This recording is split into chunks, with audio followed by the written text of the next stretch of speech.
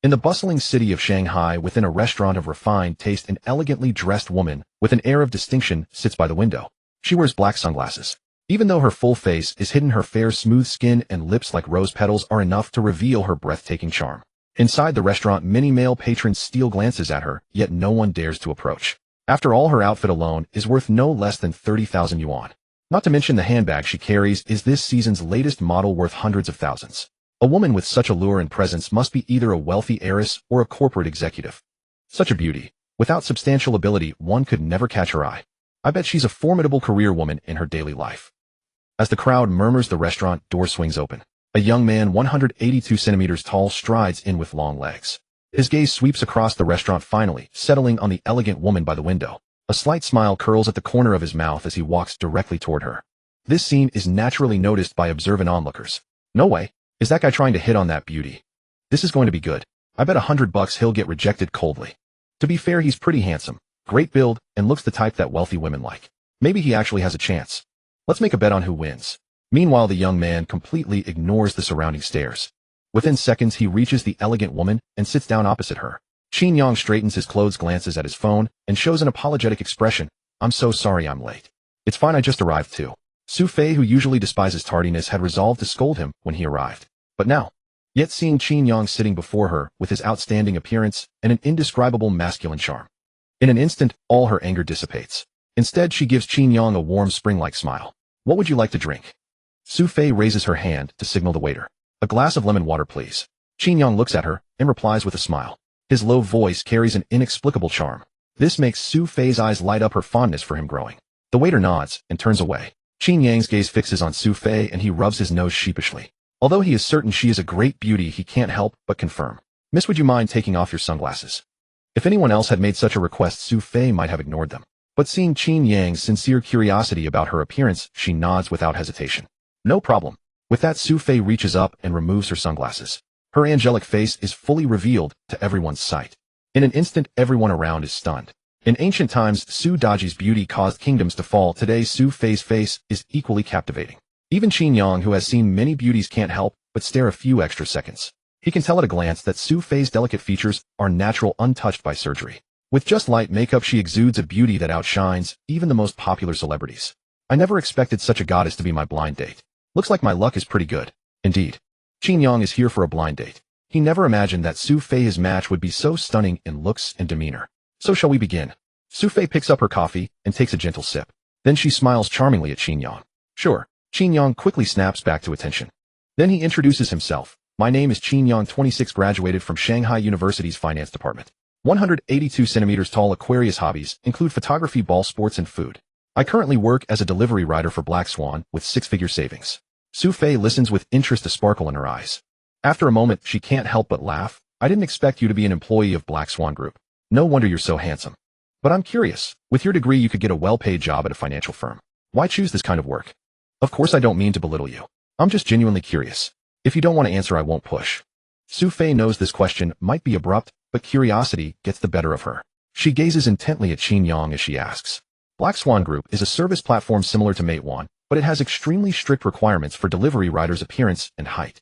Its typical clients are high-end customers, so the income is naturally much higher than ordinary delivery riders. Occasionally, tips from clients start at 4 figures. It's simple. I value freedom. I don't like the scheming and politics in financial companies. Besides, once I've saved enough, I can trade in the stock market on my own. You know, money is just numbers to a qualified investor. Qin Yang shrugs nonchalantly. This strikes Sophie as surprising. It seems you're very confident in your abilities. Sophie is filled with admiration for Qin Yang. She doesn't think he's doing this to deliberately attract her attention. From the moment he entered and sat down to his every move and word, now he is completely at ease. Or rather, this is the real Qin Yang in life. Miss, how should I address you? Qin Yang asks, cheerfully looking at her stunning face. My name is Sophie, 25, currently president of a listed company. I spend most of my time on work and social engagements. I guess you could call me a career woman. As she speaks, Sophie's gaze carefully examines Qin Yang. He shows no surprise. In fact, he had already guessed about 80% of it, even before she revealed it. Their eyes meet, and Qin Yang's heart inexplicably quickens. At that moment, a series of electronic sounds appears in his mind. Ding! Detected host's heart racing for the goddess CEO. Goddess pursuit system activated. Completing random tasks grants rewards and attribute points, increasing success rate in pursuing the goddess. Today's random task activated. 1, play a piece for the goddess. Reward 30 shares of Black Swan Delivery Group. Note: upon accepting the task, you will temporarily possess world-class piano performance skills. What? The Goddess Strategy System. Qin Yang felt a surge of excitement upon hearing the name of this cheat system. The next moment, a virtual window popped up in front of him, clearly displaying various data about Sophie. Goddess CEO Sophie. Age, 25. Height, 1.72 m. Bust, 38D. Appearance, 98 out of 100. IQ, 122. Personality, cold and proud Sundara. Affection towards you, 70. Qin Yang was stunned. He knew Sophie had a great figure, but he didn't expect it to be so stunning, completely beyond his expectations. For a moment, his gaze drifted towards her impressive figure. Sophie noticed Qin Yang's intense gaze fixed on her with no intention of looking away, so she deliberately coughed a few times to remind him. Qin Yang realized his behavior was inappropriate and quickly averted his gaze. He let out an awkward laugh and then said to Sophie, "I'm really sorry." Qin Yang said, "It's rare to meet a beauty with such high appearance as Miss Su, so I couldn't help but take a few more glances." Sophie replied, Qin Yang, I didn't expect you to be so glib." Sophie's cheeks immediately flushed. She had long noticed that this guy's eyes kept wandering to her chest, probably harboring improper thoughts about her figure. Now he was openly making an excuse to exonerate himself. From this, it could be seen that Qin Yang's emotional intelligence and eloquence were quite good. Qin Yang was worried about how to salvage his image in Sophie's eyes. Just then he remembered the random task given by the Goddess Strategy System. He could take this opportunity to test if all this was real. Then Qin Yang curled the corners of his mouth slightly and said with a smile to Sophie, "What, you can play the piano?" Sophie showed a hint of surprise at his words. She didn't expect Qin Yang to have such talent. "Just a little," Qin Yang replied. He had never played the piano before, but with the support of the Goddess Strategy System, he was now full of confidence. "If your performance satisfies me, I can let bygones be bygones." Seeing Qin Yang's serious expression, Sophie's eyes flickered. Almost without hesitation, she agreed to Qin Yang's proposal. Shortly after, Qin Yang stood up and walked straight to the center of the restaurant. There a valuable piano was placed. Qin Yang's action immediately caught the attention of the restaurant guests. "What's that guy trying to do? He wants to show off in front of the goddess. Tisk, with so many people here, if he makes a mistake he'll lose face. He's still young, likes to show off. This young man is so handsome he could rely on his looks, but he insists on talent. So charming." Of course, most people in the audience showed a gloating look, not optimistic about Qin Yang. Qin Yang sat in front of the piano, completely ignoring the gazes of others. He gently caressed the black and white piano keys with both hands. Dong dong dong. Dong dong dong. A string of beautiful notes like joyful sprites sounded in the restaurant. The eyes of the audience towards Qin Yang no longer held the previous contempt. After all, this performance alone was enough to prove his mastery of the piano. A piece for Elise for Miss Su, wishing her a happy life. As soon as he finished speaking, Qin Yang's aura changed and his hands danced on the black and white keys. The melodious piano sound slowly spread, shaking the hearts of everyone present. Under Qin Yang's guidance, many were immersed in the beautiful music. With the world-class piano performance skill attached, Qin Yang displayed even greater charm. The rhythm quickened and his hands on the keys turned into afterimages. Watching this elegant performance, Sophie, sitting not far away, was stunned. This guy, his piano skills are at least at the professional level. No, even higher. In her spare time, Sophie often attended piano concerts by international masters. With her taste, she could sense that Qin Yang's piano skill was extremely high. Of course, the fact that Qin Yang could play a piece like For Elise already proved his considerable skill. Time flew by. Until the last note fell, Qin Yang stood up and bowed to everyone. "My performance is over. I hope everyone enjoys their meal." At this moment, every move Qin Yang made exuded gentlemanly grace. Clap, clap, clap. The next second, thunderous applause erupted, and everyone looked at Qin Yang with admiration. Most of the guests dining here had decent taste. They had a basic appreciation for piano and art. At this moment, everyone was impressed by Qin Yang's piano performance and amazed by his talent. "Handsome, can I add your WeChat?" As Qin Yang was about to return to his seat, he was stopped by a pretty girl. Her figure and appearance were above average, but compared to Sophie, she was far behind. The men around cast envious and jealous glances at Qin Yang, sighing at his good fortune. "Sorry, I'm afraid my future girlfriend would be jealous." Facing such a flirt, Qin Yang refused without hesitation. He had a good impression of Sophie, and now, with the Goddess Strategy System, he had even less reason to be attracted to other women. After a while, Qin Yang returned to his seat and looked at Sophie with a smile. "Miss Su, are you satisfied with my performance?" "Not bad." Sophie nodded. She was very satisfied with Qin Yang's performance on stage and his decisive rejection of the other woman's flirtation. "Ding, congratulations to the host for completing the task. Play a piece for the goddess. Reward 30 shares of Black Swan Takeout Group. Black Technology. All rewards obtained by the host will be legally transferred to the host's name." Qin Yang heard the news immediately in his mind. At this moment, he was in a very pleasant mood. Although the Black Swan Group was not listed, its asset valuation had exceeded 1 billion. The 30 shares in Qin Yang's hands were worth at least over 300 million. He never expected that today's blind date with Sophie would be the turning point to the peak of his life. Do you have any plans next? Qin Yang checked the time, then looked at Sophie and asked. Yes, I have a high-level meeting to preside over at the company later. Sophie thought for a moment and felt a little regret. Initially, she had no expectations for today's blind date, so she had arranged this meeting before Qin Yang arrived. She had planned to use the meeting as an excuse to leave early, but she never expected that now she would actually develop feelings for Qin Yang. As the president of a listed company, Sophie never required her boyfriend to be a business elite or from a wealthy family. On the contrary, she cared more about the feeling between them. Sophie had never been in love before, but she had always longed for it. Now Qin Yang gave her a strange feeling. She seemed to look forward to the process of dating him. Really? That's a pity. Qin Yang's face showed a regretful expression. Then he quickly took out a business card from his pocket and handed it to Sophie. But it's okay. Here's my contact information. Whenever you have time, we can meet up anytime. Author's note: new book launch. Hope everyone gives 5-star reviews. Remove per policy. Style is daily, occasionally showing off. Remove per policy. Sophie took the business card from Qin Yang's hand and glanced at it. Black Swan delivery team leader Qin Yang, contact 132. You're still a team leader? Sophie couldn't help but laugh, a hint of surprise flickering in her eyes. Yes. My performance is relatively high. I was promoted to team leader ahead of schedule, less than 3 months after joining. Qin Yang's appearance and service attitude ranked first on the platform. Most of his clients were wealthy young ladies and internet celebrities. Relying on these clients, his performance soared rapidly in just 3 months. Now Qin Yang had become the #1 delivery rider of Black Swan. Sophie did not doubt Qin Yang's words. If it were her, she would also be willing to let Qin Yang handle her orders. Sophie placed Qin Yang's business card into her designer bag, then took out paper and pen from her bag. Right in front of Qin Yang, she directly wrote down a number. This is my private contact synchronized with WeChat. Remember, absolutely do not share it with anyone else. Sophie had no shortage of admirers. Someone had once offered a high price for her contact information. To avoid bringing trouble to herself, she had to remind Qin Yang in advance. Rest assured, I never leak other people's privacy. Qin Yang could clearly sense how important this matter was to Sophie. Immediately, he took out his phone from his pocket and saved Sophie's number in his contacts. He also added her on WeChat. Afterward, he tore the paper into shreds. Ding dong. Shortly after, Sophie's phone received a message notification. Sophie quickly picked up her phone to check. Black Horse Prince requests to add you as a friend. Seeing this, Sophie couldn't help but become curious.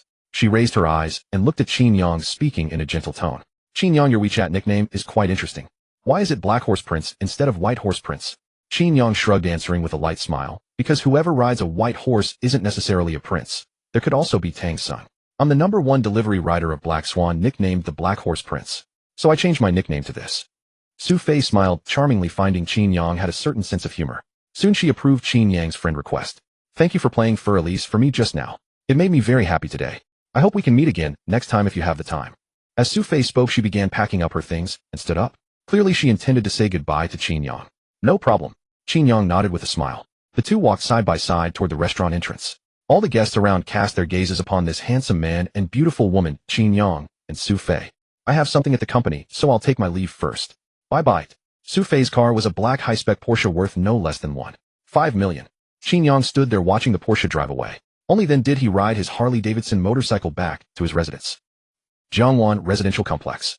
It was considered a relatively upscale residential community in Shanghai. The fact that he could live here was thanks to his good brother Jiang Bei. Jiang Bei was Qin Yang's roommate for 4 years at university. His family was in real estate, though Qin Yang wasn't sure exactly how much assets they had.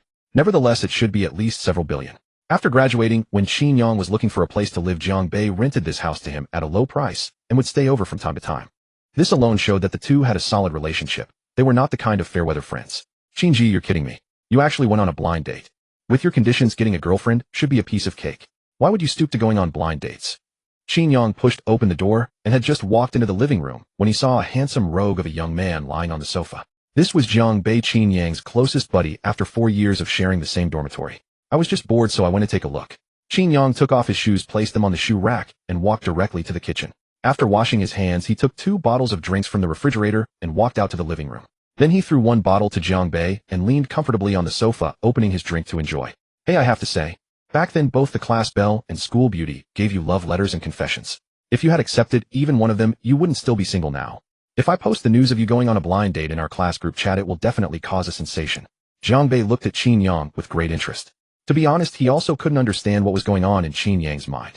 For 4 years of university, bearing the title of school hunk, he stubbornly refused to date anyone. Finance major top student, consistently ranked first. After graduation, instead of entering a finance company, he turned around and delivered food for Black Swan Group. There were quite a few such things. Any single one could be something others could only dream of. You wouldn't dare. Qin Yang immediately put on a stern face and cast a fierce glare at Jiang Bei. Just kidding. Do you have to be so tense? Seeing Qin Yang's serious expression, Jiang Bei quickly laughed apologetically.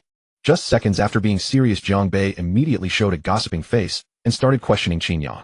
Qin Ji, tell me, which woman actually had such good luck to go on a date with you? What's her background? Is she pretty? Do you have a photo? Is she the type who looks good on photos but dies in person? When Qin Yang thought of Su Fei, the corners of his mouth couldn't help but curl up slightly, showing a hint of a smile. She's a female CEO of a listed company. Beautiful, good figure, and outstanding temperament. After learning about my line of work, she didn't show that kind of snobbish attitude. To be honest, when we met for the first time today, she amazed me. I was even a bit moved. There were many beautiful women around Qin Yang, all kinds and types. Only Su Fei left a deep impression on him, a feeling of being swept off his feet and enchanted. It's over. Qin Ji, you shouldn't have fallen head over heels at first sight, did you? Looking at Qin Yang's dazed expression, Jiang Bei couldn't help but support his forehead and sigh. To be honest, in all the time Jiang Bei had known Qin Yang, this was the first time he saw him so infatuated with a woman. First sight? No, not that extreme. Qin Yang touched his nose, saying somewhat embarrassedly. He was not like Jiang Bei, this player who changed girlfriends every month or two. For 4 years of university, he had been single and never dated anyone. Tell me, what's the identity of that woman? If she could make Qin Ji you so enchanted, she's probably a skilled player in matters of the heart. I must vet her for you, otherwise if you get played, it'll be a laughingstock for everyone in our friend's circle. Jiang Bei quickly jumped up from the sofa and sat directly next to Qin Yang. At this moment, he put away his nonchalant smile and looked at Qin Yang with a serious expression. As Qin Yang's closest friend, Jiang Bei could not stand by and watch him walk into the lion's den. If something goes wrong, you'll only have yourself to blame. I need to be careful and protect you from getting hurt. Jiang Bei, she's not as calculating as you claimed. Qin Yang shook his head, rejecting Jiang Bei's assessment without hesitation.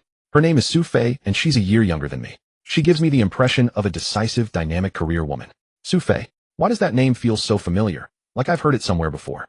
Hearing Qin Yang's words, Jiang Bei subconsciously scratched his head, feeling certain he had heard this name more than once or twice. Yet for the moment, no matter how hard he tried, he simply couldn't recall it. So Jiang Bei immediately pulled out his phone and searched. A moment later, the expression on his face was absolutely priceless. No, it can't be. Could it really be her? Brother Qin, take a look. Isn't this the beauty you had a blind date with? As he spoke, Jiang Bei handed his phone to Qin Yang so he could confirm personally. That's right, it's her. But in person, she has even more poise than in her photos. Qin Yang glanced at it, then immediately nodded to Jiang Bei. Incredible. Brother Qin, you really are the man. You stay single all this time, but the moment you date, you go and drop a bombshell.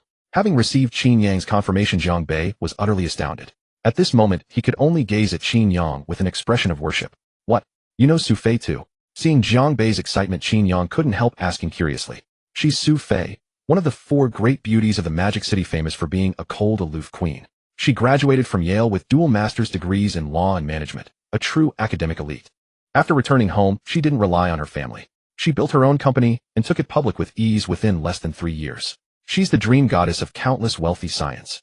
Jiang Bei looked Qin Yang up and down with an incredulous expression. He had never imagined that the woman who went on a blind date with Qin Yang would turn out to be Su Fei. This is simply earth-shattering news. That impressive. After hearing Jiang Bei's words, Qin Yang understood Su Fei more deeply and couldn't help but feel a little surprised. Brother Qin, why would you go on a blind date out of the blue? I never thought the woman you were meeting was a goddess of this level. After all that, Jiang Bei felt like a clown. If I told you that I didn't know who the woman was before I went, would you believe me? Qin Yang shrugged, spread his hands, and put on an expression of complete ignorance. TSK. Do you think Jiang Bei looked that much like a fool? Jiang Bei didn't believe it, not for a second. Brother Qin, what did you talk about after meeting Goddess Su? How was her impression of you? Is there any chance you two will keep seeing each other? Jiang Bei had absolute confidence in Qin Yang's charm. Deep down, he couldn't help wondering whether Goddess Su was truly as unworldly as the rumors said. Jiang Bei, since when did you become such a gossip? Qin Yang shot him an annoyed look, feeling that this guy was especially strange today. But she's Goddess Su, the dream goddess of so many men. How could I not be curious? Besides, you're my best brother. I have to take an interest in your love life. Jiang Bei rubbed his nose and replied with a sheepish smile. We both had a pretty good impression of each other. We exchanged contact information and will probably meet again when we have time. Whether it will go further depends on how we get along from here. Qin Yang didn't try to hide anything and told Jiang Bei honestly. Awesome. Jiang Bei instantly gave Qin Yang a thumbs up. Just as Jiang Bei had expected, even Goddess Su couldn't resist Qin Yang's charm. However, Brother Qin, if you truly intend to date Goddess Su, I advise you to be mentally prepared. The family behind her possesses boundless power. Jiang Bei didn't elaborate, he only gave a subtle reminder. He knew that given Qin Yang's intelligence, he would understand. Don't worry, I know how to handle this matter. Qin Yang smiled and nodded. If it had been before, he might still have had some concerns. But after obtaining the black tech system, he knew his life would climb toward the peak. No matter how powerful the family behind Sophie was, Qin Yang had nothing to fear. The gossip session was over. Afterward, Zhang Bei went to his room, took out a laptop, and handed it to Qin Yang. A knowing smile curled on his face. Brother Qin, for the sake of your future happiness, start working hard now. Seeing Zhang Bei's expression, Qin Yang couldn't help teasing. What? Did you lose money on stocks again? Zhang Bei let out a sigh and said gloomily, I don't know what's gotten into me lately. The stock market is clearly booming, yet whatever I buy loses money. And now I've already lost over 3 million. I can't hold on any longer. Brother Qin, help your little brother out. Same old rules, if we profit, we split 50-50. If we lose, it's all on me. Zhang Bei had already been investing in the stock market since college. Once, quite by chance, Qin Yang offered Zhang Bei a few pointers, and Zhang Bei made a few $100,000. Afterward, whenever Zhang Bei lost money, he would seek Qin Yang to help recover his funds. Over a dozen plus investments, Qin Yang had almost never lost. When he did well, he made 1 or 2 million, or at the very least, he made a few $100,000. Therefore, no one understood better than Zhang Bei how truly exceptional Qin Yang was. 3 million. How did you lose so much this time? Qin Yang's brows slightly knitted. He hadn't expected Zhang Bei to have played so big a game this time. I had no choice. A friend of mine insisted he had inside information and dragged me into investing with him. Who could have expected us to be fleeced like amateurs? Losing the money is a minor matter. What I can't stomach is the humiliation. Zhang Bei's bank deposits amounted to at least 8 figures. Losing a few million did upset him a little, but it was by no means a fatal blow. His greatest guarantee was having Qin Yang as his partner. Let me have a look. Qin Yang sat up, pulled Zhang Bei's laptop over, and set his eyes on the stocks he had invested in. A screen full of red. Judging by the screen, he had indeed lost a fair amount. How much principal do you have left? Qin Yang asked. With Qin Yang on the case, naturally, there's as much as you need. I'll set aside 10 million for you first. If that's not enough, I'll mortgage 2 houses tomorrow. That should raise more than 10 million. Seeing that Qin Yang was ready to help, Zhang Bei immediately broke into a broad, generous smile. No need to worry. This 10 million is more than enough. Qin Yang shook his head and quickly declined Zhang Bei's offer. Ding. Detected that the host has entered the investment domain. The points mall has opened. Points the host earns after completing tasks can be spent freely in the points mall. Current points 500. Just as Qin Yang was about to analyze the market, an electronic voice suddenly rang out in his mind. At once, a virtual screen floated up before Qin Yang's eyes. View the points mall. Qin Yang mentally commanded. The next second, the virtual screen shifted, revealing a multitude of options. Top student Halo 1000 points. Celestial voice 2000 points. Racing god skill 2000 points. Master level sculpting 2000 points. Stock god investment 5000 points. God tier photography 5000 points. A dazzling array of skills that made Qin Yang's heart stir with desire. All the skills are impressive, but with my current points, I can't afford them whatsoever. I guess I'll have to work even harder on completing tasks from now on. Qin Yang thought to himself. Detected that the host's points are currently too low. The host is awarded 1 random draw. Would the host like to activate the random draw now? Just as Qin Yang was gathering his thoughts and preparing to exit the points mall, he received a notification from the black tech system. At once, excitement surged through his heart. Without a moment's hesitation, Qin Yang silently commanded activate the draw. Ding. Congratulations, host. You have been granted the stock god investment. As the voice of the black technology system faded, Qin Yang suddenly felt a flood of unfamiliar memories surging into his mind, leaving his head throbbing. This process lasted only a few seconds. The next moment, Qin Yang's investment mindset underwent an earth-shattering transformation. As expected of the black technology system, truly extraordinary. Qin Yang clenched his fists, his expression brimming with unbridled excitement. His confidence in this stock market venture grew stronger than ever. Brother Qin, which stock do you think we should invest in this time? Seeing the excitement on Qin Yang's face, Zhang Bei assumed he had already found an investment direction. He immediately pressed him for an answer. Don't rush me, let me take another look. Qin Yang deftly opened the stock market app and browsed several stocks that had been performing well recently. But feeling they couldn't yield the returns he had in mind, he shook his head. He then went on to analyze the market further. After about 10 odd minutes, he singled out 3 stocks that suited his taste and marked them as key targets. Setting down his notebook on the table, Qin Yang looked at Zhang Bei with a grave expression and said, Zhang Bei, do you dare to make one big bet with me? Zhang Bei straightened up and slapped his chest. Are you kidding? There's nothing I wouldn't dare. Brother Qin, just say it directly. How are we betting this time? Zhang Bei knew Qin Yang's personality all too well. Seeing how serious he looked, he realized this time was the real deal. Of these 3 stocks, 2 are bound to surge within half a month with increases exceeding 200. The last one will triple within 3 months. This is a rare opportunity. If you trust me, mobilize all available funds to buy them. This won't just help you recover your losses. It'll make you a fortune. With the stock god investment, Halo, Qin Yang was now brimming with confidence in his judgment. So he said directly to Zhang Bei, really? After hearing Qin Yang's words, an expression of astonishment immediately appeared on Zhang Bei's face. Of course it's true. I would never swindle anyone, least of all you. Besides, half of the dividends would be mine. I wouldn't kid around with this. Qin Yang replied with a serious look. All right, I'll go back and raise the money right now. With that, Jiang Bei sprang up from the sofa, grabbed his sports car keys, and strode out the door. Seeing this, Qin Yang couldn't help but smile. He had given Jiang Bei the opportunity to make money. The rest now depended on whether Jiang Bei had the courage to seize it. At 3 o'clock in the afternoon, Qin Yang woke up from bed. After washing his face, he was about to head out when, ring ring. The phone in his pocket started ringing at that very moment. Qin Yang picked up the phone and saw it was an unfamiliar number. Driven by curiosity, he pressed the answer button. Before he could say a word, a gentle melodious voice came through. Hello, may I ask if this is President Qin? Who is this? Qin Yang asked curiously. President Qin, I'm Lu Qi, special assistant to the CEO of Black Swan Group. You've acquired 30 of Black Swan Group's shares, making you our group's second largest shareholder. So our CEO has specifically asked me to invite you to this afternoon's shareholders meeting. May I ask if you'll be available? Lu Qi spoke, cautiously afraid of leaving a bad impression on Qin Yang. No problem, I happen to be free. I'll head over right away. Qin Yang replied with a smile. Had it not been for Lu Qi's call, Qin Yang would almost have forgotten that he now owned 30 of Black Swan Group's shares. Then on behalf of the group, I'll be expecting your arrival, President Qin. Qin Yang hung up the phone, grabbed his keys, and headed out. He soon arrived at the garage. He then started the engine and rode his Harley-Davidson directly to Black Swan Group. About half an hour later, Qin Yang appeared in front of the group's office building. After parking the motorcycle, Qin Yang walked toward the lobby while pulling out his phone to dial Lu Qi's number. Assistant Lu, I've arrived. Meanwhile, inside the CEO's office, Lu Qi excitedly answered Qin Yang's call. Upon hearing that he was already in the lobby, she quickly rushed toward the elevator. President Qin, please wait in the lobby, or I'll come down to greet you right away. A few minutes later, Lu Qi, dressed in a professional business outfit and moving her black stocking-clad legs, quickly appeared in the lobby. Assistant Lu. Qin Yang looked at the beauty before him and couldn't help asking curiously. Why you're President Qin. Lu Qi was stunned.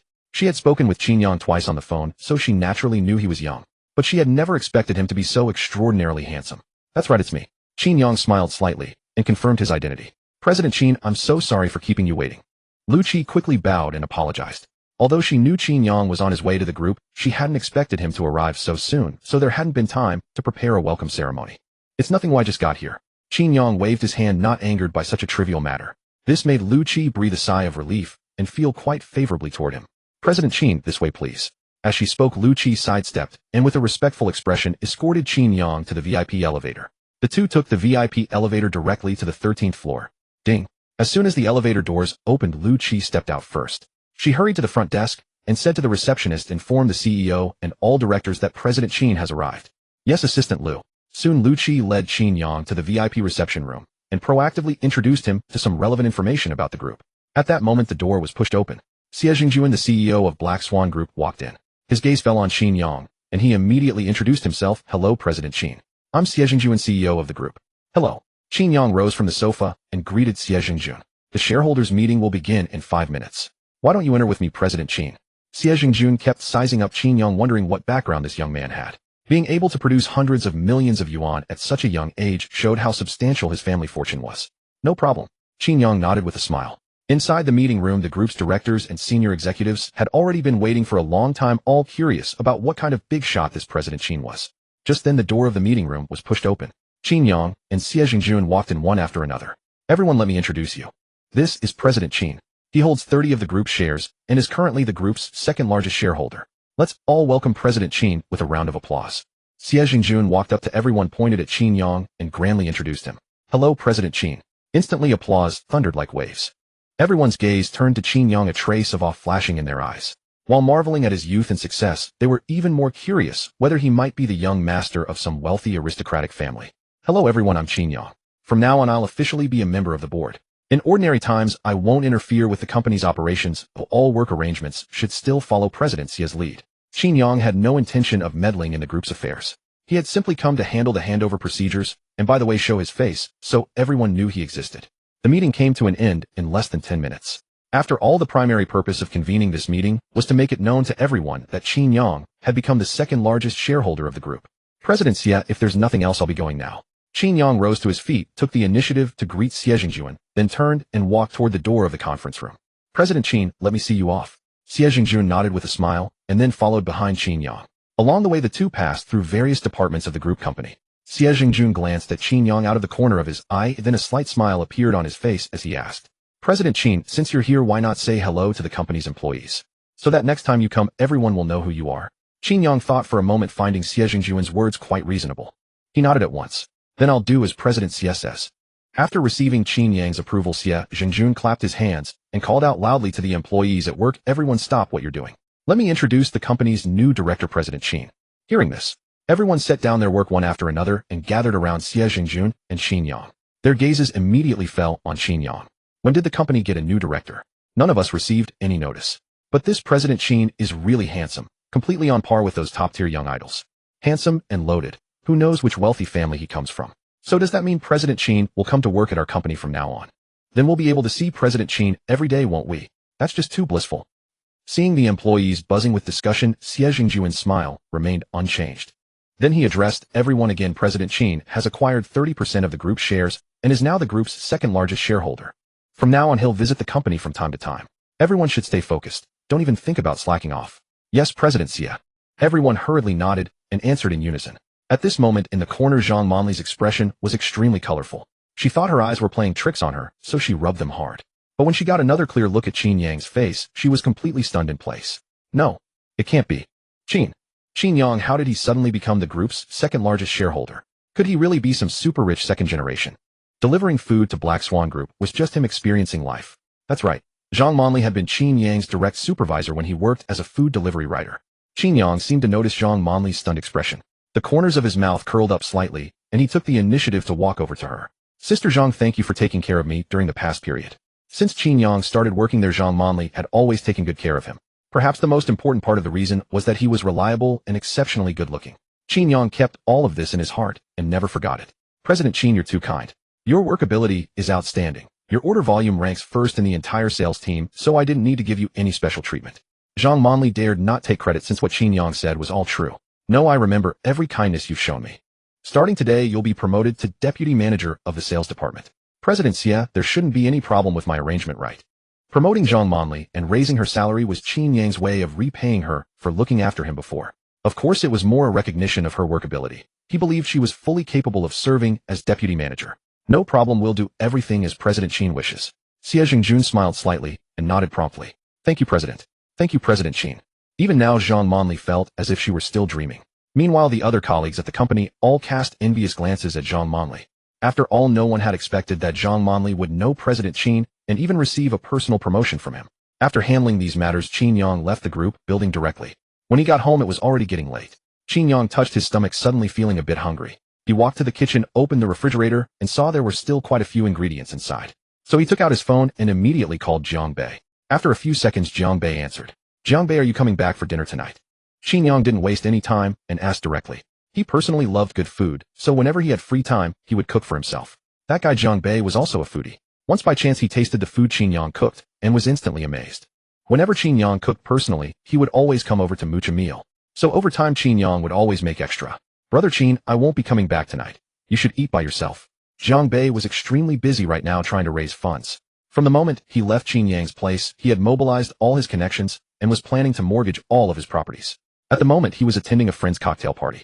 Although he really wanted to eat the food Qin Yang cooked, he couldn't get away, so he had to reluctantly decline. Alright, I'll hang up then. With that, Qin Yang decisively ended the call. He put on an apron and started busying himself in the kitchen alone. Not to brag, but although Qin Yang's cooking skills hadn't reached the level of a 5-star hotel chef, they were far beyond what an ordinary chef could match. Qin Yang took a piece of beef out of the fridge, held a knife in his right hand, and began cutting with practiced skill. Rat-a-tat-tat. Under his superb knife skills, the beef was cut into uniform pieces. Next, Qin Yang took out 2 tomatoes and a few eggs, planning to make scrambled eggs with tomatoes. A few minutes later, all the ingredients and seasonings were prepared. With the fire roaring and oil sizzling, Qin Yang took charge of the wok, immediately showcasing his extraordinary culinary skills. About half an hour later, 3 dishes and a soup were brought to the dining table. Ding dong. Just as Qin Yang was about to eat, he received a message on WeChat. He put down his chopsticks, picked up his phone, and saw that Sophie had taken the initiative to send him a message. President Su, Qin Yang, are there any good restaurants near you? Ding. Mission issued, deliver a love-filled dinner to the goddess. Reward mastery of 8 languages. After hearing the system's mission, Qin Yang suddenly understood. A smile appeared on his face and his hands moved quickly as he replied to Sophie. Dark Horse Prince, what, Miss Su has been busy till now and hasn't eaten yet. President Su, The company received several big orders today and I've been busy until now. I'll probably need to work overtime tonight as well, so I wanted to ask if you have any delicious dishes to recommend. Dark Horse Prince Miss Su, send me your company address, and I'll bring you a delicious meal. President Sua, wouldn't that be too much trouble for you?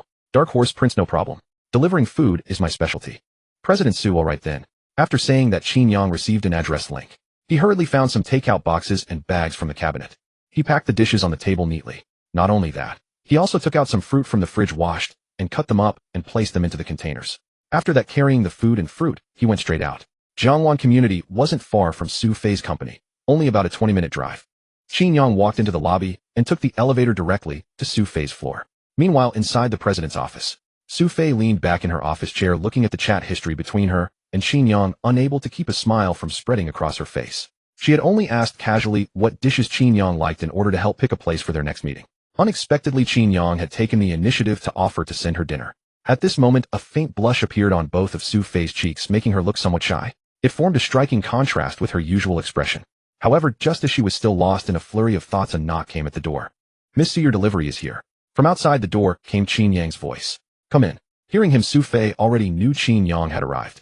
She immediately sat up straight, picked up a document with an earnest expression, and pretended to be busy. Click. The door of the CEO's office was pushed open. Qin Yang walked straight in, carrying the food. His gaze quickly fell on Su Fei, and he smiled slightly. Miss Su, we meet again. Qin Yang, I'm really sorry for troubling you. Su Fei immediately put down the document, rose, and walked over to Qin Yang. When you messaged me, I was just about to have dinner at home. These dishes were freshly made by me. If you don't mind, how about we eat together? Qin Yang set the food on the table, and then said frankly to Su Fei, what? You cooked all these dishes yourself? Su Fei was stunned by his words, and the look in her eyes was full of astonishment. She had thought the dishes were cooked by some restaurant chef, and that Qin Yang had simply brought them along on his way. Never in her wildest dreams did she imagine that these dishes had been personally cooked by Qin Yang. That's right. Restaurant and hotel food might be tasty, but I still prefer cooking on my own. They're just simple homestyle dishes. If you don't like them, Miss Su, tell me what you'd like, and I'll order it for you right now. After saying this, Qin Yang kept his eyes on Su Fei. No need. I'm not that picky. Su Fei shook her head and quickly turned down his offer. She was just thinking she should take this chance to properly taste Qin Yang's cooking. While talking, she opened the bag herself and took out the packed dishes one by one, setting them on the table. So fragrant.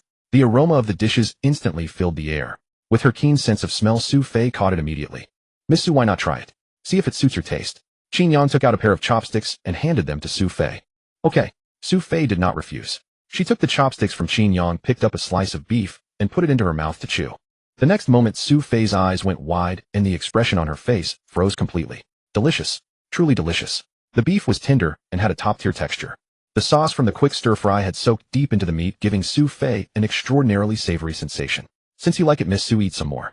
Pleased by Su Fei's praise, Qin Yang smiled slightly and urged her to have more. He even picked up his chopsticks and placed food into Su Fei's lunchbox. Qin Yang, thank you. Su Fei's eyes shimmered, and a touch of shyness appeared on her face. Her fondness for Qin Yang had risen another notch. Ding. Congratulations, host. Mission complete. Reward proficiency in 8 languages. At the same time, Qin Yang found that his points had reached 1000. Ever since obtaining the Black Tech system, he had completed a total of 2 missions. Based on his own analysis, he estimated that completing each mission would automatically earn him 500 points. Nice. As long as I keep working hard on missions, spending points at the points mall will only be a matter of time. A dozen or so minutes later, all the food on the table was completely eaten up. Qin Yang had not eaten much, of most of it had gone into Su Fei's stomach. Su Fei lay back on the luxurious sofa and let out an involuntary belch, feeling as if she had overeaten. From the corner of her eye, she secretly stole a glance at Qin Yang. Seeing that he remained completely unruffled and wasn't put off by her astonishing appetite, she couldn't help breathing a sigh of relief. Su Fei, you're a dignified CEO after all. What delicacies have you never tasted? How can you gorge and guzzle like this in front of an outsider? Su Fei was a little annoyed with herself. She had never been like this before. If she left Qin Yang with a bad impression tonight, she would be the one losing out. Miss Su, I still have some fruit here. Qin Yang quickly brought the box of fruit to Su Fei and stuck a fork into it. And no need. I really can't eat anymore. Su Fei quickly waved her hand, declining Qin Yang's good intentions. Then, Qin Yang packed up the meal containers, carried them outside, and threw them into the trash bin. Afterward, he returned to the CEO's office. Qin Yang, I still have some work to wrap up. If you feel bored, you can head back first. Let me treat you to dinner tomorrow when I have time. Having eaten a meal personally cooked by Qin Yang tonight, Su Fei naturally had to show some appreciation. She checked her schedule and saw that tomorrow evening happened to be open. Therefore, Su Fei wanted to express her gratitude to Qin Yang. It's all right. I live alone anyway, so going back would be pretty boring. Why don't I stay and see if I can help? Qin Yang shrugged and quickly shared his thoughts. Is that so? Su Fei felt a secret joy at Qin Yang's proposal. She knew perfectly well that this was just an excuse on Qin Yang's part. His real intention was probably to spend a little more time with her. Sophie understood this clearly, but she was too embarrassed to point it out. She felt that Qin Yang was not a bad person, so even being alone with him in the office, she was not at all afraid. Qin Yang, you graduated from Modi University, so I'm sure you have real skills. It just so happens that I have a document here that needs translating. Could you help me with it? With that, Sophie picked up a document from her desk and handed it to Qin Yang. There were two reasons she did this. One, the document really did need translating, and calling an employee back to the office for overtime at this hour was obviously not practical. Two, she wanted to see whether Qin Yang had any other talents.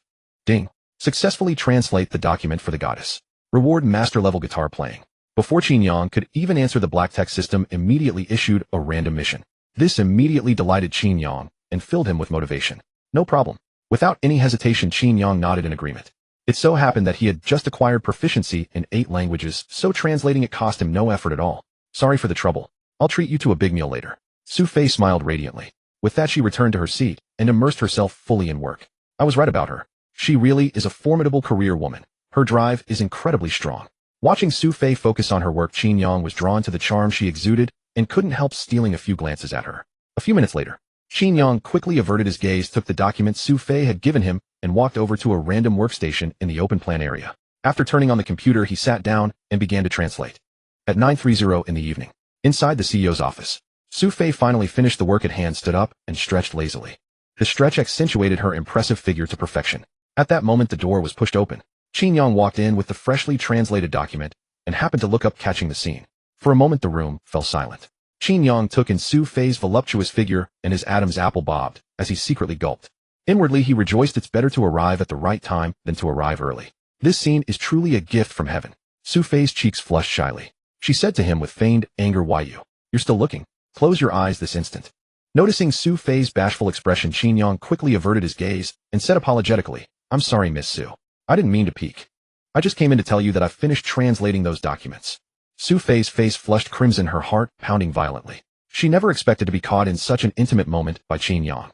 As she composed herself, her expression turned to astonishment upon looking at Qin Yang. Then with disbelief, she asked, "Qin Yang, you're not joking with me, are you? You actually managed to translate that entire stack of documents?" Sophie handed the files to Qin Yang, and barely half an hour had passed since then. Within such a brief span, Qin Yang had somehow completed hours of work. No wonder Sophie was so overwhelmed upon hearing what he claimed. If you don't believe me, you can verify it yourself. Armed with the black text system's mastery of 8 languages, translating those documents was merely child's play for Qin Yang. In truth, Qin Yang had only spent less than 20 minutes on the translation. He had deliberately dilly-dallied outside, otherwise Sophie's expression would have been even more stunned than it was now. Unable to believe it, Sophie quickly walked up to Qin Yang and began cross-referencing the translated documents in his hands. Her English was quite good, and she quickly realized that Qin Yang's translation ability was truly outstanding, not some careless fabrication meant to deceive her. Truly remarkable. Sophie couldn't help but sigh in admiration. Looking up at Qin Yang, her eyes were filled with appreciation. After a moment, she said to him, "Qin Yang, with your talent and ability delivering food is far too much of a waste. If you're interested in joining my company, I'd offer you a generous salary, without a doubt better than any other company. Would you consider it?" Qin Yang smiled gently and shook his head. "I'm afraid not. I don't like being constrained. Freelance work suits me better." "Very well, I respect your decision." At this moment, a flicker of thought passed through Sophie's eyes. She realized that the man before her was unlike any she had ever encountered. He seemed to exude an extraordinarily unique charm that made one irresistible to want to know him better. The deeper she explored, the more surprises she discovered. Truly a boy full of hidden treasures. Stunning looks, refined and elegant demeanor, exceptional culinary skills, and now an impressive translation ability on top of everything else. Sophie had already realized that her impression of Qin Yang was growing better by the moment. Her fondness for him had reached an unprecedented peak. "Miss Su, it's getting late. Let me give you a ride home." Qin Yang pulled out his phone and checked the time. He then turned to Sophie and spoke. "Okay." Sophie had intended to decline. After all, they had only known each other for a single day. Although she had a favorable impression of Qin Yang, she did not think things should progress so quickly. But when she saw the eager look in Qin Yang's eyes, the words stuck in her throat, and she swallowed them back. She could not bear to disappoint him. Thus, Sophie hastily tidied up her office desk, grabbed her bag, and stepped out of the office door. Qin Yang naturally fell into step behind her. Soon the two of them exited the building. "Qin Yang, did you drive here?" Sophie looked at Qin Yang curiously, wondering what kind of car he drove. "Over there." A slight smile played on Qin Yang's lips as he pointed toward the Harley-Davidson parked nearby. "You wouldn't be planning to give me a ride on that, would you?"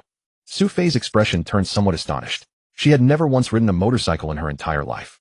Although Qin Yang's bike looked rather cool, and likely not inexpensive, she was still hesitant inside. "I understand, Miss Su. With your status, you're accustomed to being chauffeured in luxury cars and have never ridden a motorcycle before. But from my perspective, you ought to try some new experiences. After all, a ride on a motorcycle is far more thrilling than sitting motionless in the back seat of a luxury car. Miss Su, may I have the honor of giving you a ride? Qin Yang's face broke into a warm smile. His intention behind the invitation was also to see whether Su Fei would change for him. A cold, aloof CEO, paired with a Black Swan delivery rider. Such a combination seemed utterly unbelievable to outsiders. But Su Fei did not mind in the slightest. Therefore, in Qin Yang's eyes, Su Fei would most likely not refuse his request. This approach would create more physical contact between them. It would stimulate dopamine secretion, and given their mutual goodwill, it would cultivate a romantic feeling. That was precisely the outcome Qin Yang truly desired. Qin Yang, are you serious? Su Fei locked her gaze onto Qin Yang as if determined to confirm whether he was merely joking with her. Of course. Qin Yang nodded without hesitation, then bowed slightly, and gestured toward her in an inviting posture. Very well, then I accept. Su Fei's lips curved upward. She found herself genuinely interested in Qin Yang's proposal. Without much deliberation, she nodded and agreed outright. Upon seeing this, Qin Yang picked up a helmet and helpfully placed it on Su Fei's head. This will be safer. This was the first close physical contact between the two since they met. Qin Yang did not overthink it. His movements were gentle, his expression full of tenderness. As for Su Fei, she simply stood frozen in place, her eyes fixed on Qin Yang's handsome face, utterly entranced. Thump thump. Her heart raced wildly. A flush of crimson bloomed across her cheeks in an instant. Qin Yang, however, had not noticed Su Fei's unusual state. After helping her with the helmet, he put on his own and prepared to leave. All set. Hop on. Su Fei nodded and carefully sat down behind Qin Yang. He then retrieved the keys and started the motorcycle engine. Vroom vroom. The Harley-Davidson rumbled like a beast stirring from a long slumber, its deep guttural roar exuding raw power and explosive force. Merely hearing the engine's thunderous howl made Su Fei's blood thrill and boil within her. She experienced an entirely different sensation. Miss Su, if you feel nervous, you can hold on to my clothes. Before departing, Qin Yang kindly gave her a reminder. Su Fei, puzzled, was about to ask why, when suddenly Qin Yang twisted the throttle. The motorcycle shot forward like an arrow released from a bow. Ah! Su Fei instinctively screamed, her hands subconsciously wrapping around Qin Yang's waist. Clearly she had been frightened half to death. Qin Yang, were you doing that on purpose?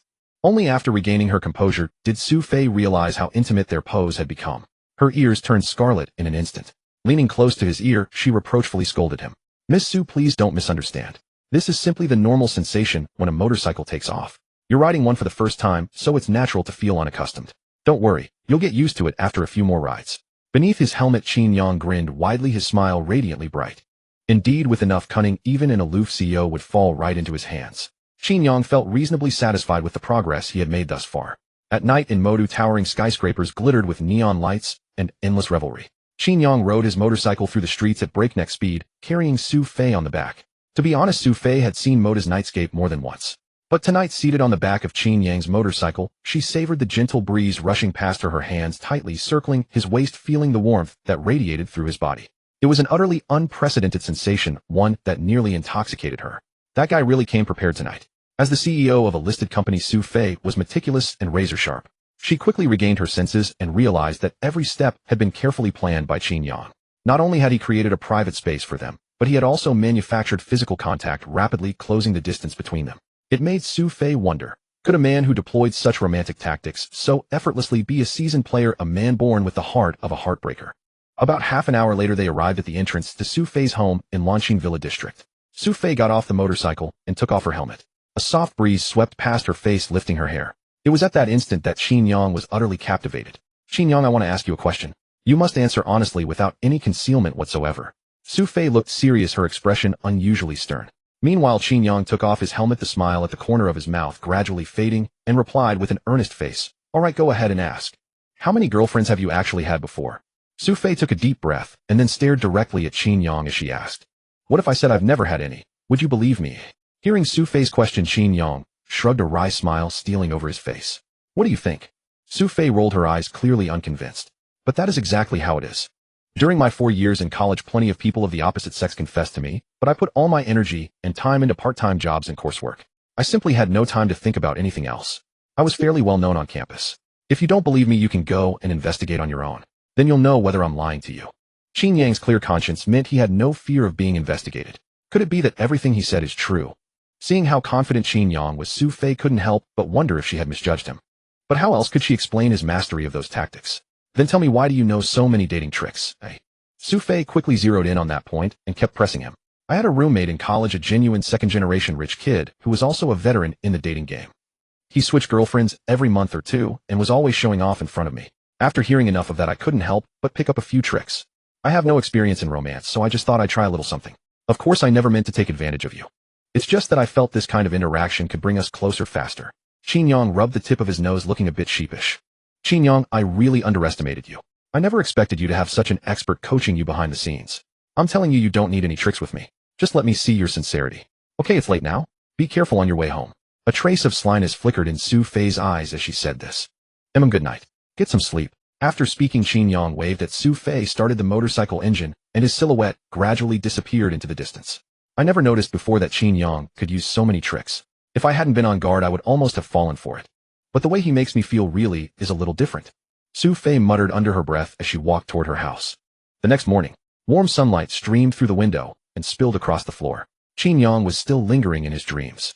Just then the door was pushed open and a figure burst in, tearing the quilt off him. Qin Yang's arm was yanked up in an instant, and the shock snapped him wide awake. Zhang Bei, what the hell are you doing this early in the morning? Do you want me to get any sleep, or not? Qin Yang's eyes were still heavy, and he couldn't help yawning. When he saw that the one disturbing his slumber was Zhang Bei, he immediately complained. Brother Qin, the sun is already high in the sky, and you're still sleeping. Get up and wash up right now. I brought you breakfast, buddy. Zhang Bei said excitedly, urging him along. It's just breakfast. Do you really need to make such a fuss? Can you at least let me sleep a little longer? Qin Yang rubbed his eyes and turned back to the bed. Brother Qin, please get up right now. After listening to you yesterday, I spent the whole day scrambling to raise the money without getting any proper rest. If you don't give me a definite answer, I won't be able to eat or sleep. When Zhang Bei saw how calm Qin Yang was, he grew anxious. So saying, he yanked Qin Yang up bodily and shoved him into the bathroom to wash up. So you've already prepared the money. By now Qin Yang had gradually woken up. He squeezed toothpaste onto his brush and filled the cup with water. Yes. Zhang Bei nodded with certainty. He never doubted Qin Yang's investment decisions, and Qin Yang had never let him down. To seize this chance to make money, Zhang Bei had gone to great lengths, even mortgaging all the real estate in his name. In addition, he borrowed money from friends in his circle, raising a total of 80 million yuan. How much? Qin Yang asked nonchalantly while brushing his teeth. 80 million, Zhang Bei said excitedly, announcing the astronomical number. Not bad. You've got some real nerve. Hearing this, Qin Yang nodded lightly and praised Zhang Bei on the spot. Brother Qin, aren't you being a little too calm? This is 80 million. Add the more than 10 million already in my account, and it comes to nearly 100 million. You're taking such a huge chunk of money to invest. Are you really not afraid? Not worried about losing it all? Zhang Bei had known Qin Yang for 4 full years. He knew that Brother Qin was steady and possessed a mind far beyond ordinary people, and he had previously directed several million yuan in the stock market. But times were different now. This was 100 million, an astronomical figure that ordinary people could hardly earn in a lifetime. Zhang Bei had thought Qin Yang would be greatly shocked upon hearing how much money he had raised. But Qin Yang's reaction left him utterly astounded. Afraid? Why would I be afraid? With an opportunity to make money right in front of me, I'm only excited. Don't worry. When have I ever disappointed you? This time I'm going to let you make a killing.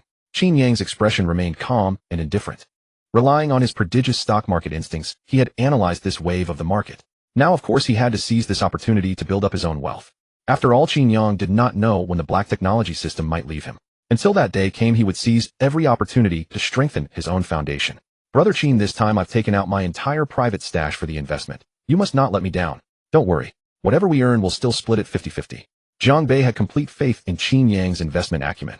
Although he knew that withdrawing such a large sum of funds meant confronting enormous risk, he still firmly believed Qin Yang would bring him a surprise. I won't say anything superfluous. Once I've sorted out the account transactions, all you need to do is watch the market. Within 2 days, these stocks will start to climb, and then you can be completely at ease. Qin Yang knew that Zhang Bei must have taken a huge risk to raise such a massive amount of capital.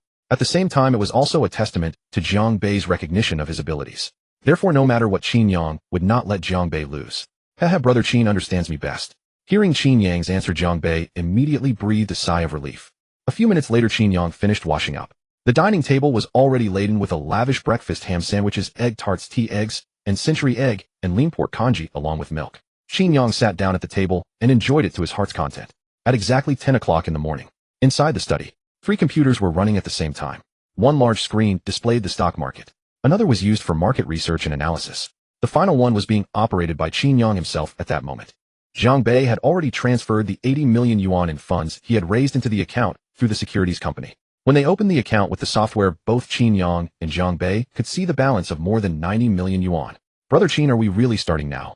At that moment Jiang Bei inexplicably felt a bit nervous. We can't wait any longer. We have to enter the market as soon as possible. Buying heavily at the bottom right now is the best chance. If we delay any further, once the market makers discover what we're doing, we'll be in trouble.